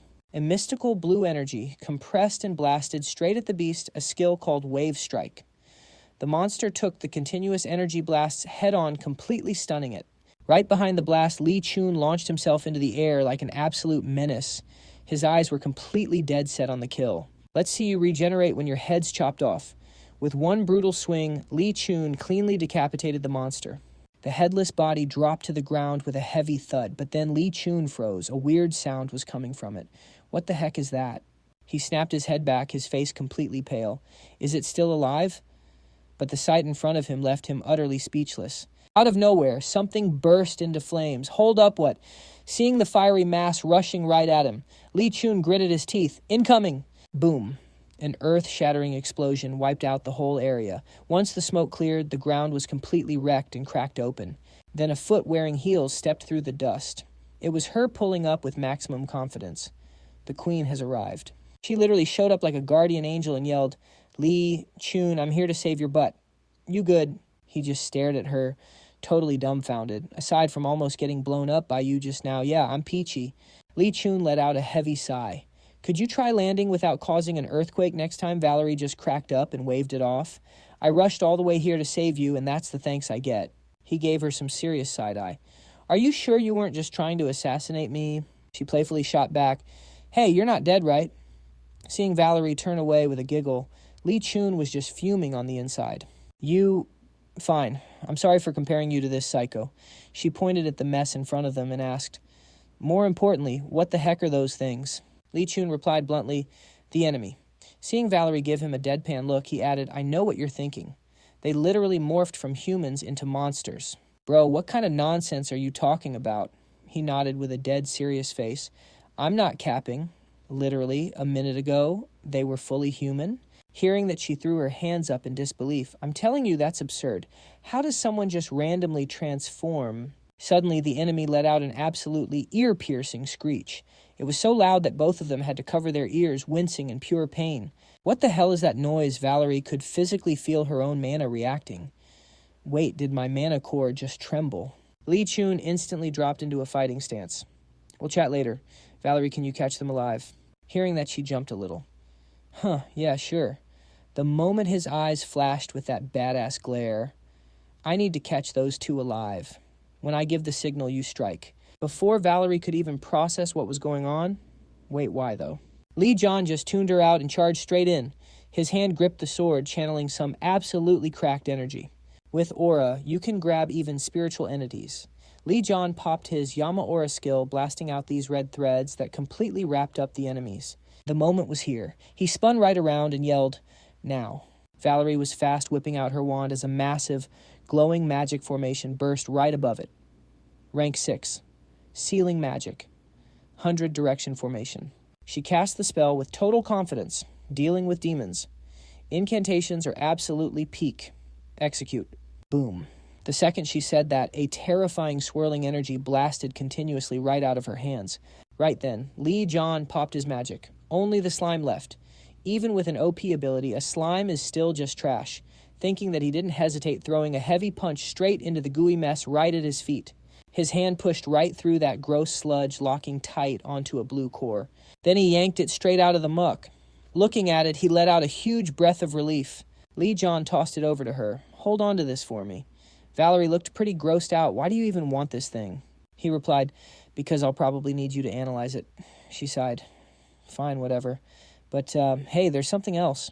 By the time Valerie finished explaining everything, the sun was already totally up. You're telling me a spatial gate just popped up at the research center? Exactly, an artificial gate. Valerie looked dead serious, but it's not your standard gate. It acts way more like a direct pathway. Lee Cheon calmly crossed his arms. Then how is that any different from a teleport circle? She broke it down carefully. A teleport circle needs prep at both point A and point B. It's basically like two people reaching out to grab each other's hands. But this time's different. It forced an instant teleport from point A to point B all on its own. And get this, it didn't use normal magic, it used an actual spatial gate. Valerie rubbed her chin, looking incredibly stressed. With humanity's current tech, hell no, that's literally impossible. Valerie stared right at the decapitated monster and kept going. Even though we actually understand how the gate was created, using that logic is just impossible with our current tech. It's a technique that absolutely cannot be pulled off right now. Hearing that Lee John went dead, silent, if she's saying all that, it really must be impossible. There's a ton of broken powers in this world that completely defy logic anyway. Still, I can't believe even Valerie's analytic eye couldn't figure out the exact theory. Valerie nervously rubbed her wand, right after I checked the gate and headed back to the workshop. The scanner picked up something super weird. That's exactly why I turned around and rushed straight over here. Lee John glanced over at the monster's corpse. What your scanner picked up was probably these guys. Valerie was still totally lost. So what the heck are they? He kept his voice low and serious like I told you earlier. They're humans, turned into monsters. With a face more serious than ever, she snapped, "Hey, what on earth have you been talking about this whole time? If it was some kind of messed up transplant, I'd get it. Bro, you aren't under some illusion magic, right?" Hearing that, Lee John just sighed helplessly. "Do you honestly think my eyes wouldn't be able to tell the difference? That's exactly why I wanted you to see what I just caught with your own eyes. And I need you to check out this lizard man corpse too." Valerie let out a heavy sigh. Is he seriously under some illusion magic right now? But she gave in anyway. "All right, let me take a look." Valerie's eyes clouded over with this bright glow, giving off an insanely sharp, freezing aura as she pumped her magic to inspect it. She finally spoke up. "This is literally just a monster. I mean, sure, its abilities are pretty unique. But at the end of the day, it's still a monster. Yeah, there are monsters out there that can take human form, but this guy, he's just a basic lizard man. Its magic system is totally bizarre, and it even has its own special abilities." But Lee John completely cut her off. "Yeah, but there are also ones walking around in human form mixed with monster traits. Come check this out." The sun was completely up now, lighting up the entire forest. He pushed some branches aside, leading Valerie over. "Right this way." But suddenly Lee John completely froze, startled by what he saw. Because right in front of him was just a totally normal monster corpse. Bro, this is literally just a goblin. Even as she crouched down to check it out, Lee John just stood there completely stunned. No way. I swear when I took it down, it still had a human form. While Valerie was running her scan, she suddenly caught something. Staring down at the goblin's feet. Wait, shoes. Why the hell would a monster be wearing shoes? Then she noticed the footprints leading up to it. From back when it was human. Even the clothes it was wearing. The proof was right there. This thing definitely used to be human. Valerie's eyebrows tightly pulled together. Wait, is he actually telling the truth? She slowly stood up and muttered, "Yeah, we seriously need to investigate this way more. I've gathered enough samples, so I'll look into this myself." Lee John asked her again, "You believe me now?" She awkwardly scratched her head. These monsters were weird as hell, but the proof was literally right there. "First things first, we gotta burn all these corpses. Did you wipe them all out?" He looked down, answering completely straight-faced. "Yeah, I took care of all 30 of them." Valerie freaked out. Wait, wasn't it 31? My radar literally picked up 31 unknown mana signals. That made him realize, was that flute sound earlier actually real? Even though he didn't see anyone, there was definitely one more person out there. And that guy was the one pulling the strings behind these freaks. Back at Valerie's workshop, Lee John opened the door and asked Valerie, "What's the verdict?" Valerie slowly took off her glasses. "Didn't find much. It's basically the exact same thing I saw with my magic eye back then." After a moment of silence, he called her name. She replied, "What?" He went on, "You remember I won that 3-question game, right?" Valerie flinched and slammed her hand on the table. "Yeah, I remember." "So what?" Lee John crossed his arms, totally chill. "Didn't I tell you your lying face is super obvious?" She pouted. "You've got some nerve." Valerie huffed, "If you only knew how I was back in France." He didn't want to argue, just turning away. Yeah, whatever you say." But she wasn't having it. "No, I'm serious. I was literally the famous Rose of the Magic Academy that made Lee John pause. A rose more like a psycho." So he pushed her. "Got it now. Stop dodging the question and just spit it out." Valerie bit her lip tight, her whole body suddenly shaking. Seeing her shake like that, Lee John took the hint. Oh man, she's actually about to throw a tantrum, so he had to step in and smooth things over. Someone as high level as you, no way you found absolutely nothing. No need to stall. I already know how cracked you are. Hearing that she was totally caught off guard. Lee John awkwardly kept going. You're the master of the analytic eye. You helped me level up my mana arts. And you even decoded the secret tablet my ancestors hid away. You're definitely the only one who could read that. He rambled on before realizing, crap, I dragged that out so much it sounded like I was reading a script. Hope she doesn't get pissed off. Suddenly, Valerie slammed her hands down and stood up. Hyped up by his praise, she crossed her arms with total confidence. Well, duh, that's obvious. Like there's anything I can't figure out. Seeing her ego boosted, Lee John was satisfied. She's so simple. But Valerie got serious before speaking. I have one question. Her face suddenly dropped. Those freaks that ambushed you this time? They were targeting you from the very start, weren't they? Lee John thought for a sec. Probably. We couldn't exactly talk, so I can't be 100% sure. But seeing him pause, Valerie got even more curious. Did you find something at the place with the tablet? Do you know what those people are after? Now he just sat there in silence. Wait, did she just call them people? Lee John kept his cool. I did pick up a few things, but it's kind of hard to just spill it all out. I trust you, Valerie, but this is a whole different ballgame. As you know, that tablet is a family heirloom. I can't just leak it to anyone. That made her go quiet, falling into deep thought for a good minute. He was also kind of wondering why she'd even asked that. Valerie leaned back in her chair. Listen, just keep in mind this is purely my theory. You can just treat it like some sci-fi novel. Back in the Great War era, there was an organization. The Great War or World War kicked off with that massive monster invasion. But as the war escalated, it wasn't just a simple human versus monster battle anymore. Humans, demi-humans, and monsters. Their gains and losses all crashed together, turning the world into a literal bloodbath. A bloodthirsty era. And answering the call of the times, countless things that were sleeping beneath the surface finally showed up. 6 organizations emerged just like that. They were bizarre, shrouded in mystery, but on the flip side, insanely charismatic. Each group had a different base, a different form, and impacted the world in entirely different ways. Because of that freaky shared trait, people grouped them together and called them the 6 Knights. Valerie crossed her legs. They're the kind of organizations you'll barely find in any history book. Honestly, I only know that name because my master told me.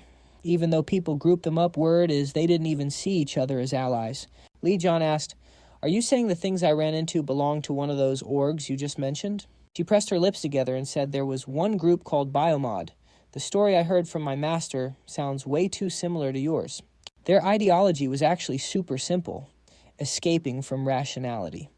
Valerie rubbed her chin. They believed humans should live completely based on their subconscious or pure instinct. Lee John clicked his tongue. Wasn't that just what all the scholars and thinkers were yapping about back then? She nodded. If they just stopped there, yeah. They thought the human form was nothing but a mask, and by ripping off that mask, you could achieve true freedom.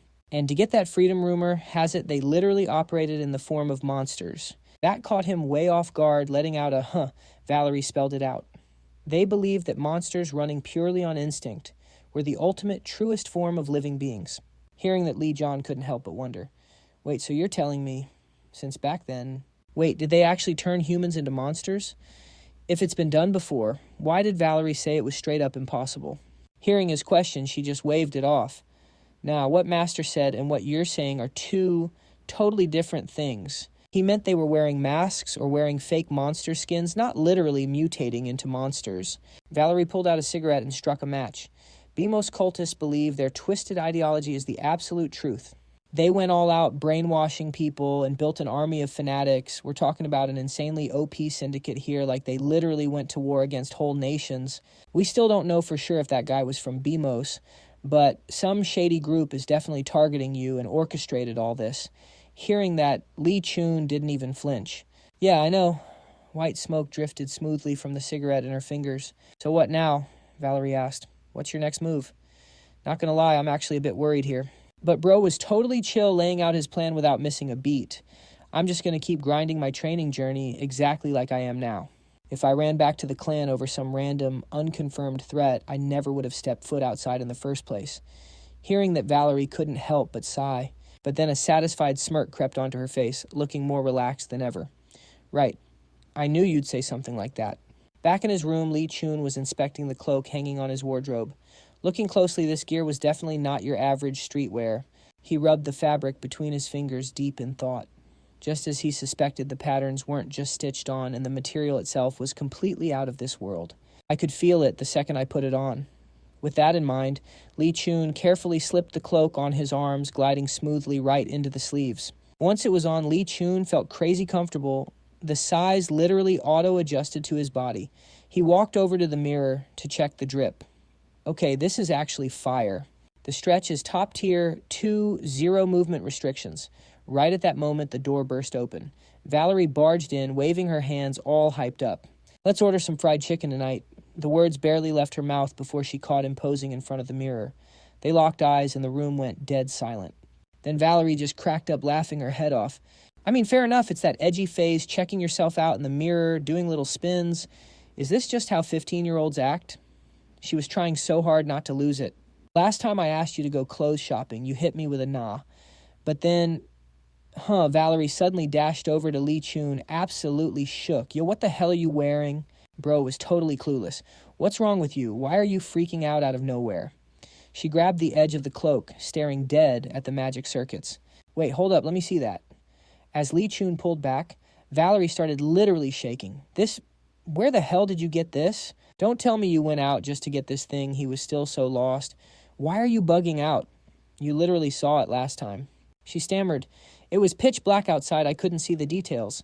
Valerie's eyes were glued to the gear. No way. This is 100% celestial silkworm silk. These patterns are definitely incantations, but there's literally 0 magic resistance coming off it. Lee Cheon just stood there, completely clueless. Celestial silkworm. Silk. She deadass dropped her gaze in disbelief. Are you kidding me right now? You really don't know. It's spun by a legendary spirit beast that looks like a silkworm called the angelic silkworm. From what I know, it takes decades of grinding just to barely harvest a single thread of this stuff. And someone used it to tailor a whole damn cloak. Lee Cheon honestly didn't expect it to be that rare. Valerie clicked her tongue. Just rare. Are you serious? Bro, if that whole thing is made of celestial silk, it's literally a divine rank piece of gear that actually made his jaw drop. Divine rank. Wait, did Valerie get this completely wrong? When I scanned it with my magic eye, I didn't sense any crazy power from it at all. She threw her hands up. Well, duh, that's because celestial silk in its raw form isn't a completed material. Valerie clenched her fists in pure hype. Celestial silk literally levels up alongside its master. It's insanely, ridiculously rare. It's so scarce that sorcerers only use tiny bits of spell catalysts, but someone crafted an entire freaking cloak out of it. This gear is absolutely broken. Human history will literally never see another one of these again. She started begging. Please just let me try it on once.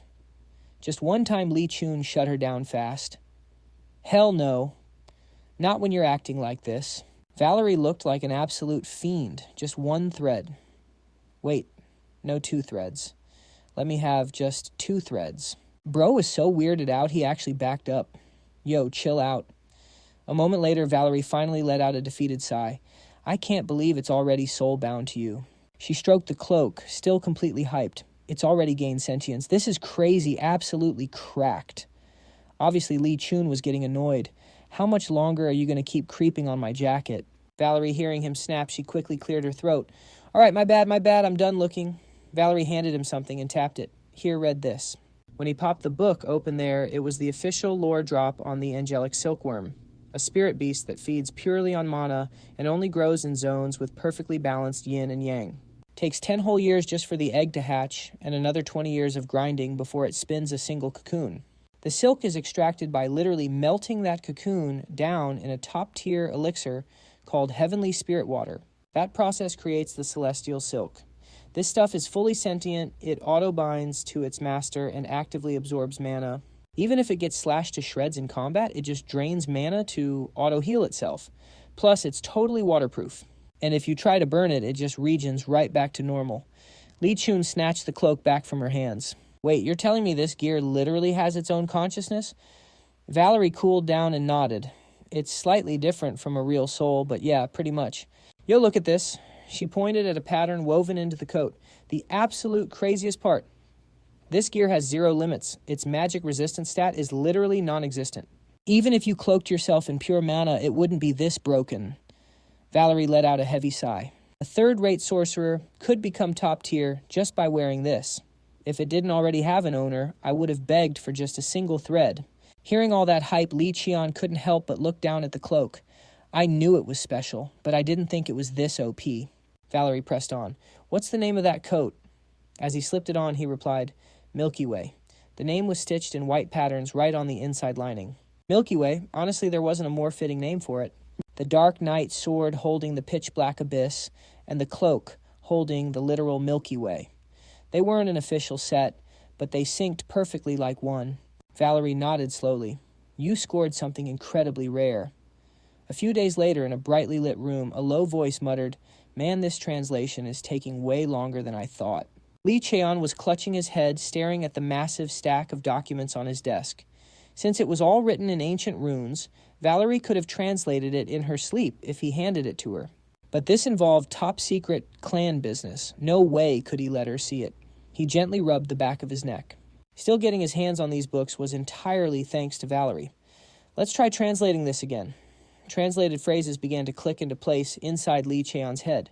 I leave these words for future generations. Recording the truth about the Dark Knight sword goes directly against my father's dying wish. That detail made him pause. Wait, was this written by the second-generation ancestor Li Hyang-sun? The text continued. Even I cannot guarantee that these records will safely reach our descendants. If it falls into the wrong hands, then what? Reading up to that point, Cheon unrolled another bamboo scroll. The rest of the content was perfectly intact. Why only these specific parts? Other than a few exact words, nothing else was smudged. Did someone wipe this out on purpose? Did someone raid the tomb before I got there? Nah, no way. The ancestor's crypt was completely untouched. His face grew heavy with deep thought. Plus, the ancestor wrote this as if they already knew this would happen. The text was practically warning that the records might get erased. Cheon rubbed his chin deep in thought.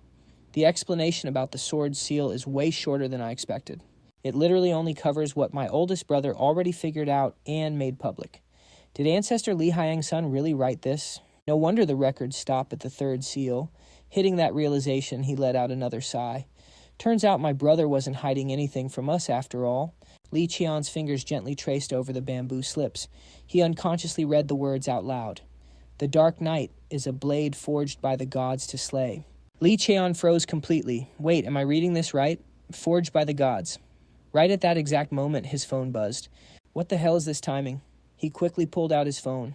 The name flashing on the screen made him jump a little. Dong Jinsu out of nowhere. The notification popped up. An issue came up. I need to see you ASAP. By now, he had packed up his gear and was getting ready to head out on his next quest. He turned to thank Valerie. Thanks for everything lately. She proudly patted her chest with a smug grin. Obviously, researching the mystic eye, decoding the tablet, and I was the one who told you the lore about that gear too. Seeing her act like this, he frowned and thought to himself, here we go again. He let out a long sigh. I'll introduce you to some people later down the line. That caught her off guard. Introduce me to who he kept going.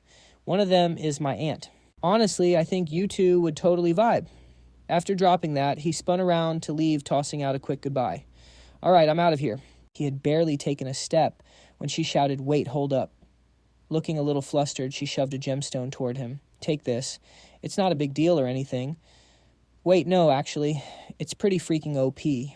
I literally poured my blood, sweat, and tears into crafting this stone. I infused it with a spell for safe travels. I mean, I don't know how crazy the effects are. It's just a basic warding charm against evil. Taking the stone, he gave a warm smile. Thanks.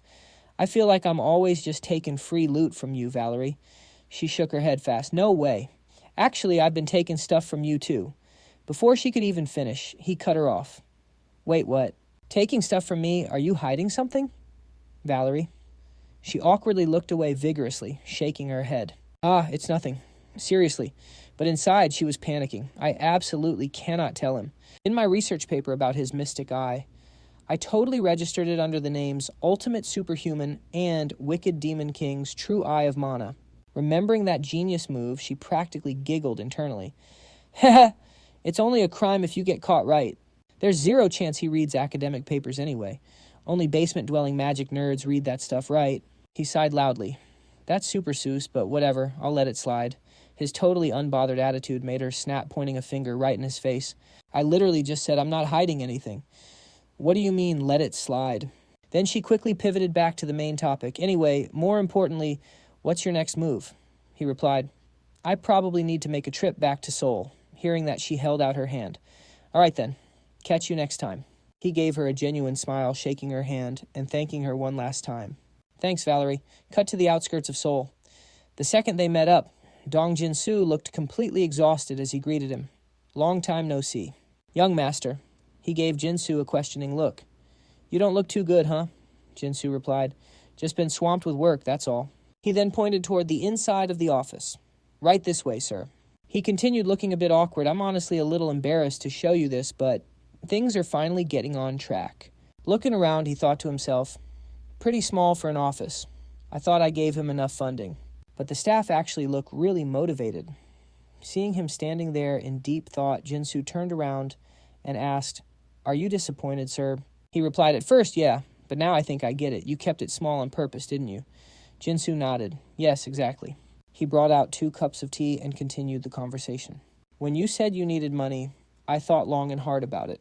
Did you want quick cash, or did you want to build an organization with a solid foundation? So I recruited people with the brains and the talent, but who still lack actual field experience.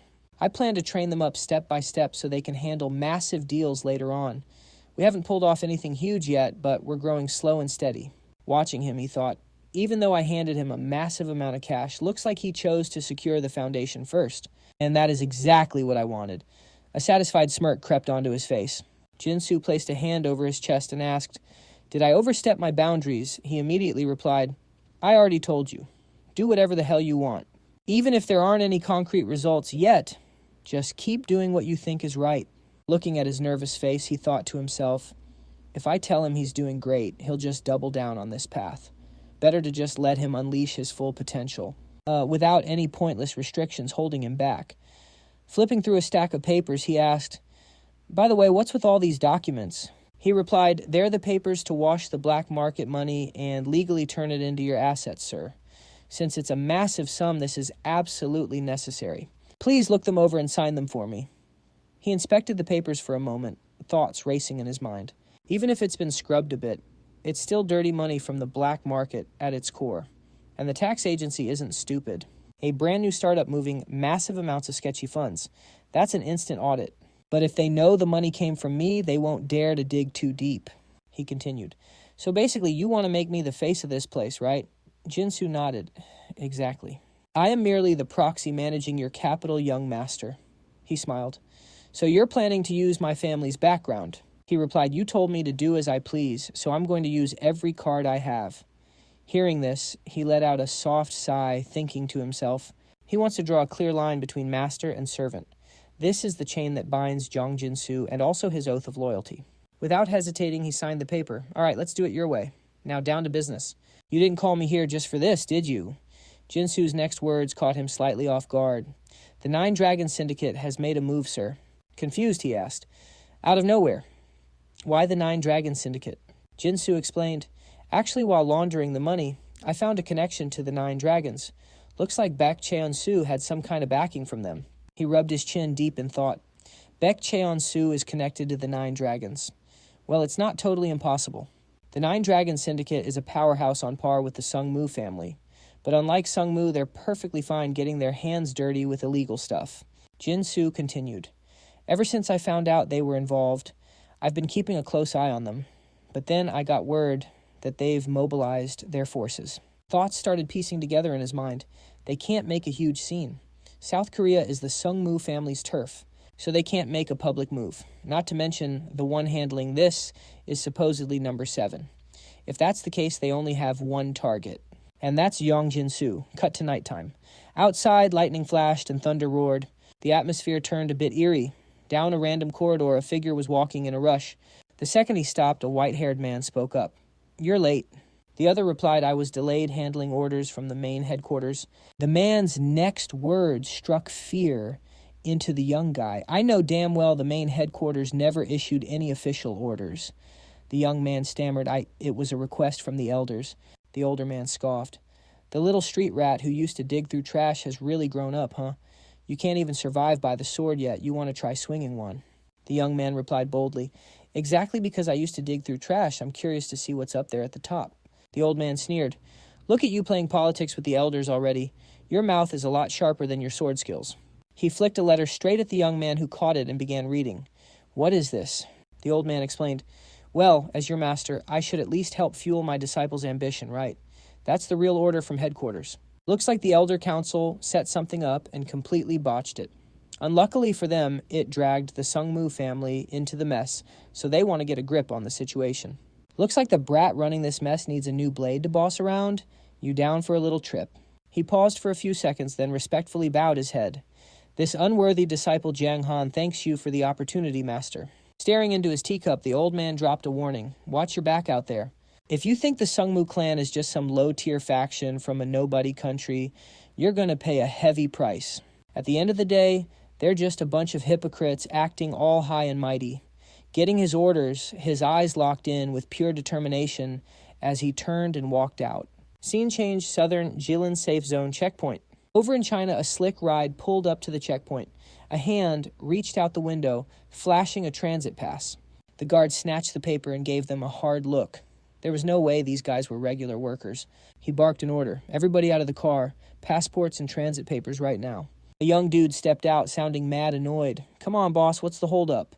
Didn't we literally just see you yesterday? This guy was Yang Shul-ran, the next-in-line head of the Yang family from the Great Nine Dragons clan. He flashed a fake smile. You officers are working way too hard out here. We totally saw each other yesterday. You're breaking my heart, man. While talking, he smoothly slipped a fat stack of cash right into the guard's pocket. Maybe that jogs your memory. The second that cash hit his pocket, the guard's whole vibe flipped. Oh, yeah, I remember now. Had a little too much to drink last night, haha. Yang Xiao-ran snapped, clearly pissed. Chish finally letting us through.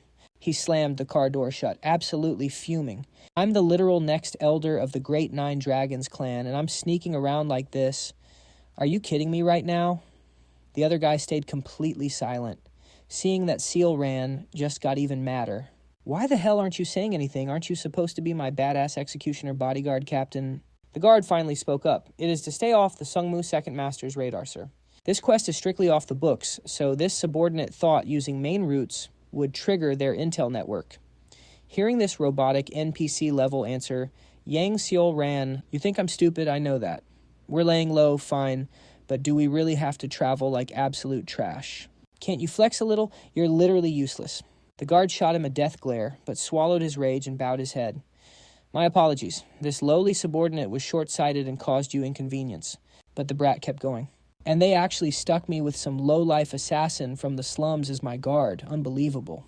Once this quest is done, I'm definitely asserting my dominance as an elder. Jiang Han was boiling on the inside.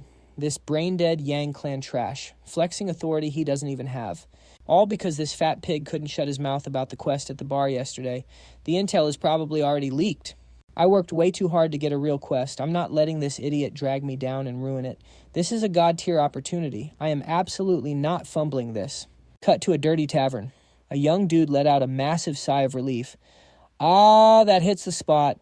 I totally called it. Those guys are definitely going rogue-stepping way outside their actual quest, aren't they? Just hope their drama doesn't pull me down with them. Finishing his drink, he stood up and let out a loud burp. Man, I'm wasted. Seeing him, the bartender asked, heading out already. He turned back and slurred, gotta get moving. I told you, this is the only time window to sneak across the border. The bartender looked confused. Since when does the #1 drunk in the Swallow's Nest actually hustle? Ever since that guy, Baek Cheon-soo, got killed, he hooked up with a black market broker. And right now, nothing prints money faster than smuggling. The second Seal ran stepped outside a magic circle, randomly spawned right under his feet. He jumped back, shouting, "What the hell?" A fist suddenly materialized right in his face. Bro didn't even process what was happening. Boom. The heavy impact completely folded him, sending him crashing into the dirt. Jiang Han walked up and grabbed him by the hair. Park Beyond Baek, White Bone Faction, specializing in human trafficking. After dropping his name, he slammed his head back into the ground and kept walking deeper inside. Yep, spot on. Drag him along. Right after that, endless agonizing screams started echoing through the abandoned building. Cut to Beyond Baek getting absolutely brutally tortured. Jiang Han interrogated him. So let me get this straight. After the White Bone faction got wrecked, you guys scattered everywhere because you were terrified of the Sungmu Clan's revenge. He stammered, terrified out of his mind.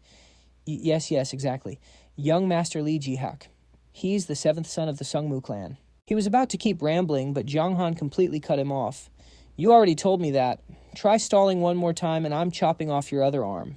He panicked. Okay, I'll tell you everything. He's the one managing the slush funds and all the shadow accounts. Mid-sentence, Jonghan delivered a brutal kick right to his gut, making him scream out in pure agony.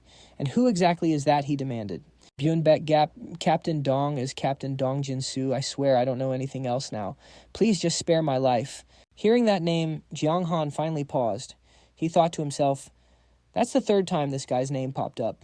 That name was also listed on the quest log, which means find this guy and the quest is cleared. Done. Byunbaek Gap's voice was shaking. Now, let me go. But the second those words left his mouth, slash, a cold blade sliced right through his neck, sending him straight to the afterlife. Bro was cooked. Staring down at the severed head rolling on the ground, Jonghan scoffed, squashed him like a literal bug. Watching the whole thing go down from behind, Seojian gave him props. Gotta admit, first time I've ever been satisfied with an executioner. Next time, let me handle it. I'm practically S rank when it comes to torture. Jiang Han just turned around to report. We've gathered all the intel we need. Security in Korea is insanely tight, so if we want to cross the border, we gotta move now. If we rush it, we can still grab dinner at the hotel tonight. Seojian raised an eyebrow. A hotel. Then he just turned and walked off. Well, it is what it is. I'm heading to the car first. You better hurry up. Jonghan nodded. Got it cut to another scene. Lee Cheon was chilling, flipping through some documents. So, the guy Baek Cheon-soo hooked up with belongs to the Elder Council's faction. Captain Dong chimed in. Yeah, looks like they're just giving them the bare minimum support while watching how things play out. Lee Cheon continued. If it was major backing, our family would have caught on immediately. The Nine Dragon stronghold is way too messy to even be called a unified force right now. Sure, the organization is massive, but it literally started as a mashup of different martial arts families and sects. So instead of uniting, they're constantly splitting up. It's just a bunch of factions stubbornly clinging to their own traditions. You've got the Elder Council made up of 5 sects and 4 major families, and then the Stronghold Masters faction, which controls the direct forces. In terms of overall manpower, the Elder Council is definitely leading. But the Stronghold Master's raw OP combat power is the only reason the balance hasn't broken yet. Skimming through it, Lee Cheon looked impressed. Man, these notes are insanely detailed.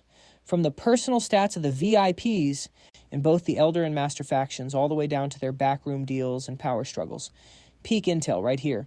How did you even dig up their power structure like this? Dong smirked, looking pretty confident.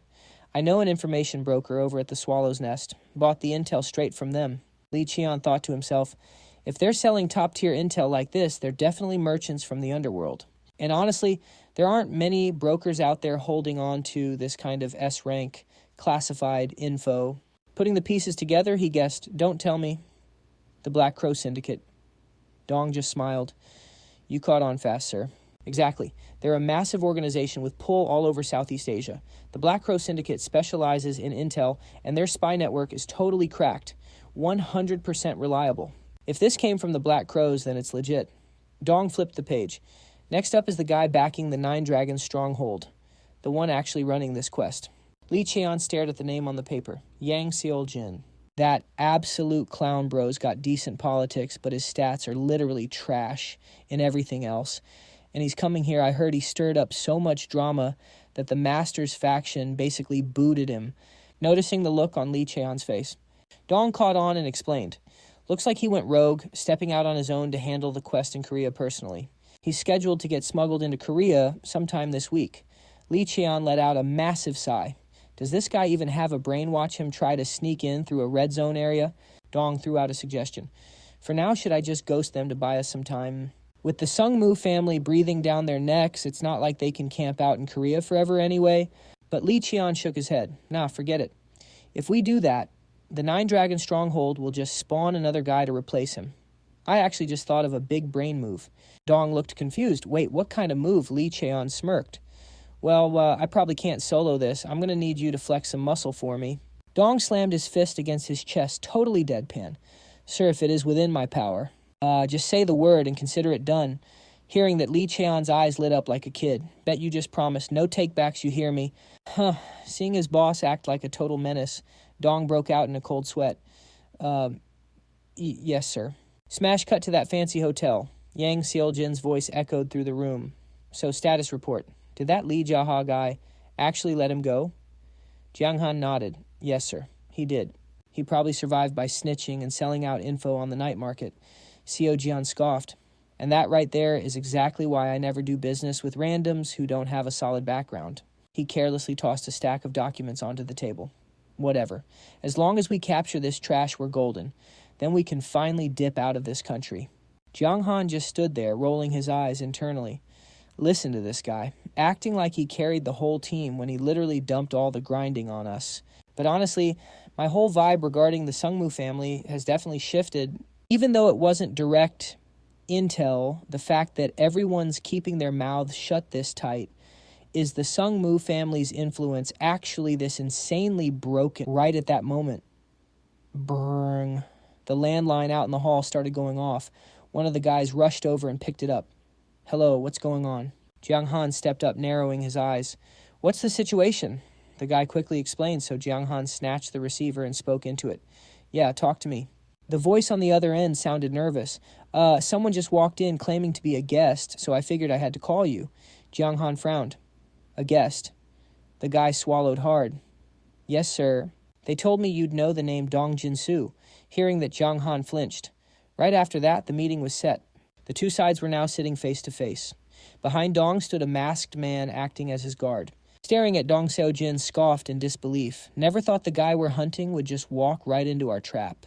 How the hell did he know we were here? Dong casually replied, I bought the intel from a broker. Placing a hand over his chest, he introduced himself. It is an absolute honor to meet the great Yang Seojin of the Nine Dragons clan. But deep down, he was mocking him. To think he'd be lounging in a hotel while on an active mission. Just like the young master said, he really is just chilling here. Seojin snapped back. You know who I am. You're next in line to be the Yang family patriarch. Of course I know you. Hearing that, Seojin narrowed his eyes. Oh, looks like you've got a decent little network, but you know exactly who I am and you still have the balls to bring a bodyguard in here. Dong kept his cool. Meeting a martial artist from the Nine Dragons clan requires a little insurance. Because as you can see, I'm just an ordinary guy, 0 mana. Seojin gritted his teeth. Just a shady merchant from some backwater country, and you dare act this cocky. Whatever. You brought yourself here, which saves me the trouble. You're coming with me to the clan right now. You've got a lot of explaining to do about that black market mess. This conversation's over. Seeing him stand up to leave, Dong sat in silence for a few seconds before suddenly speaking up. Yeah, that's not going to work for me. Startled, Seojin whipped around. The hell did you just say? Dong shrugged. I'm genuinely sorry, but I have absolutely no reason to go with you. Furious, Seojin roared. You little rat, did you think I came here to negotiate? That wasn't an invitation. It was a damn order. Dong didn't even blink. I'm not here to negotiate either. I'm purely here to make a deal. Seojin slammed his hands on the table. I am the future elder of the Nine Dragons clan. You think trash like you has the right to make a deal with me? Dong crossed his arms, his voice dead serious. I know exactly why you came to South Korea. The Nine Dragons clan has absolutely no reason to go out of their way to track me down. Hearing me out won't do you any harm, Sir Yang Seojin. Seojin cut him off with a snarl. Shut your damn mouth. If you won't walk out of here on your own, I'll drag you by your pathetic neck. He turned around and barked, Hey, swordsman! Jiang Han, standing behind him, nodded. Yes, sir. Seojin pointed straight at the masked man. Kill that guy first. The moment the order dropped, a blade shot straight toward Lee Cheon.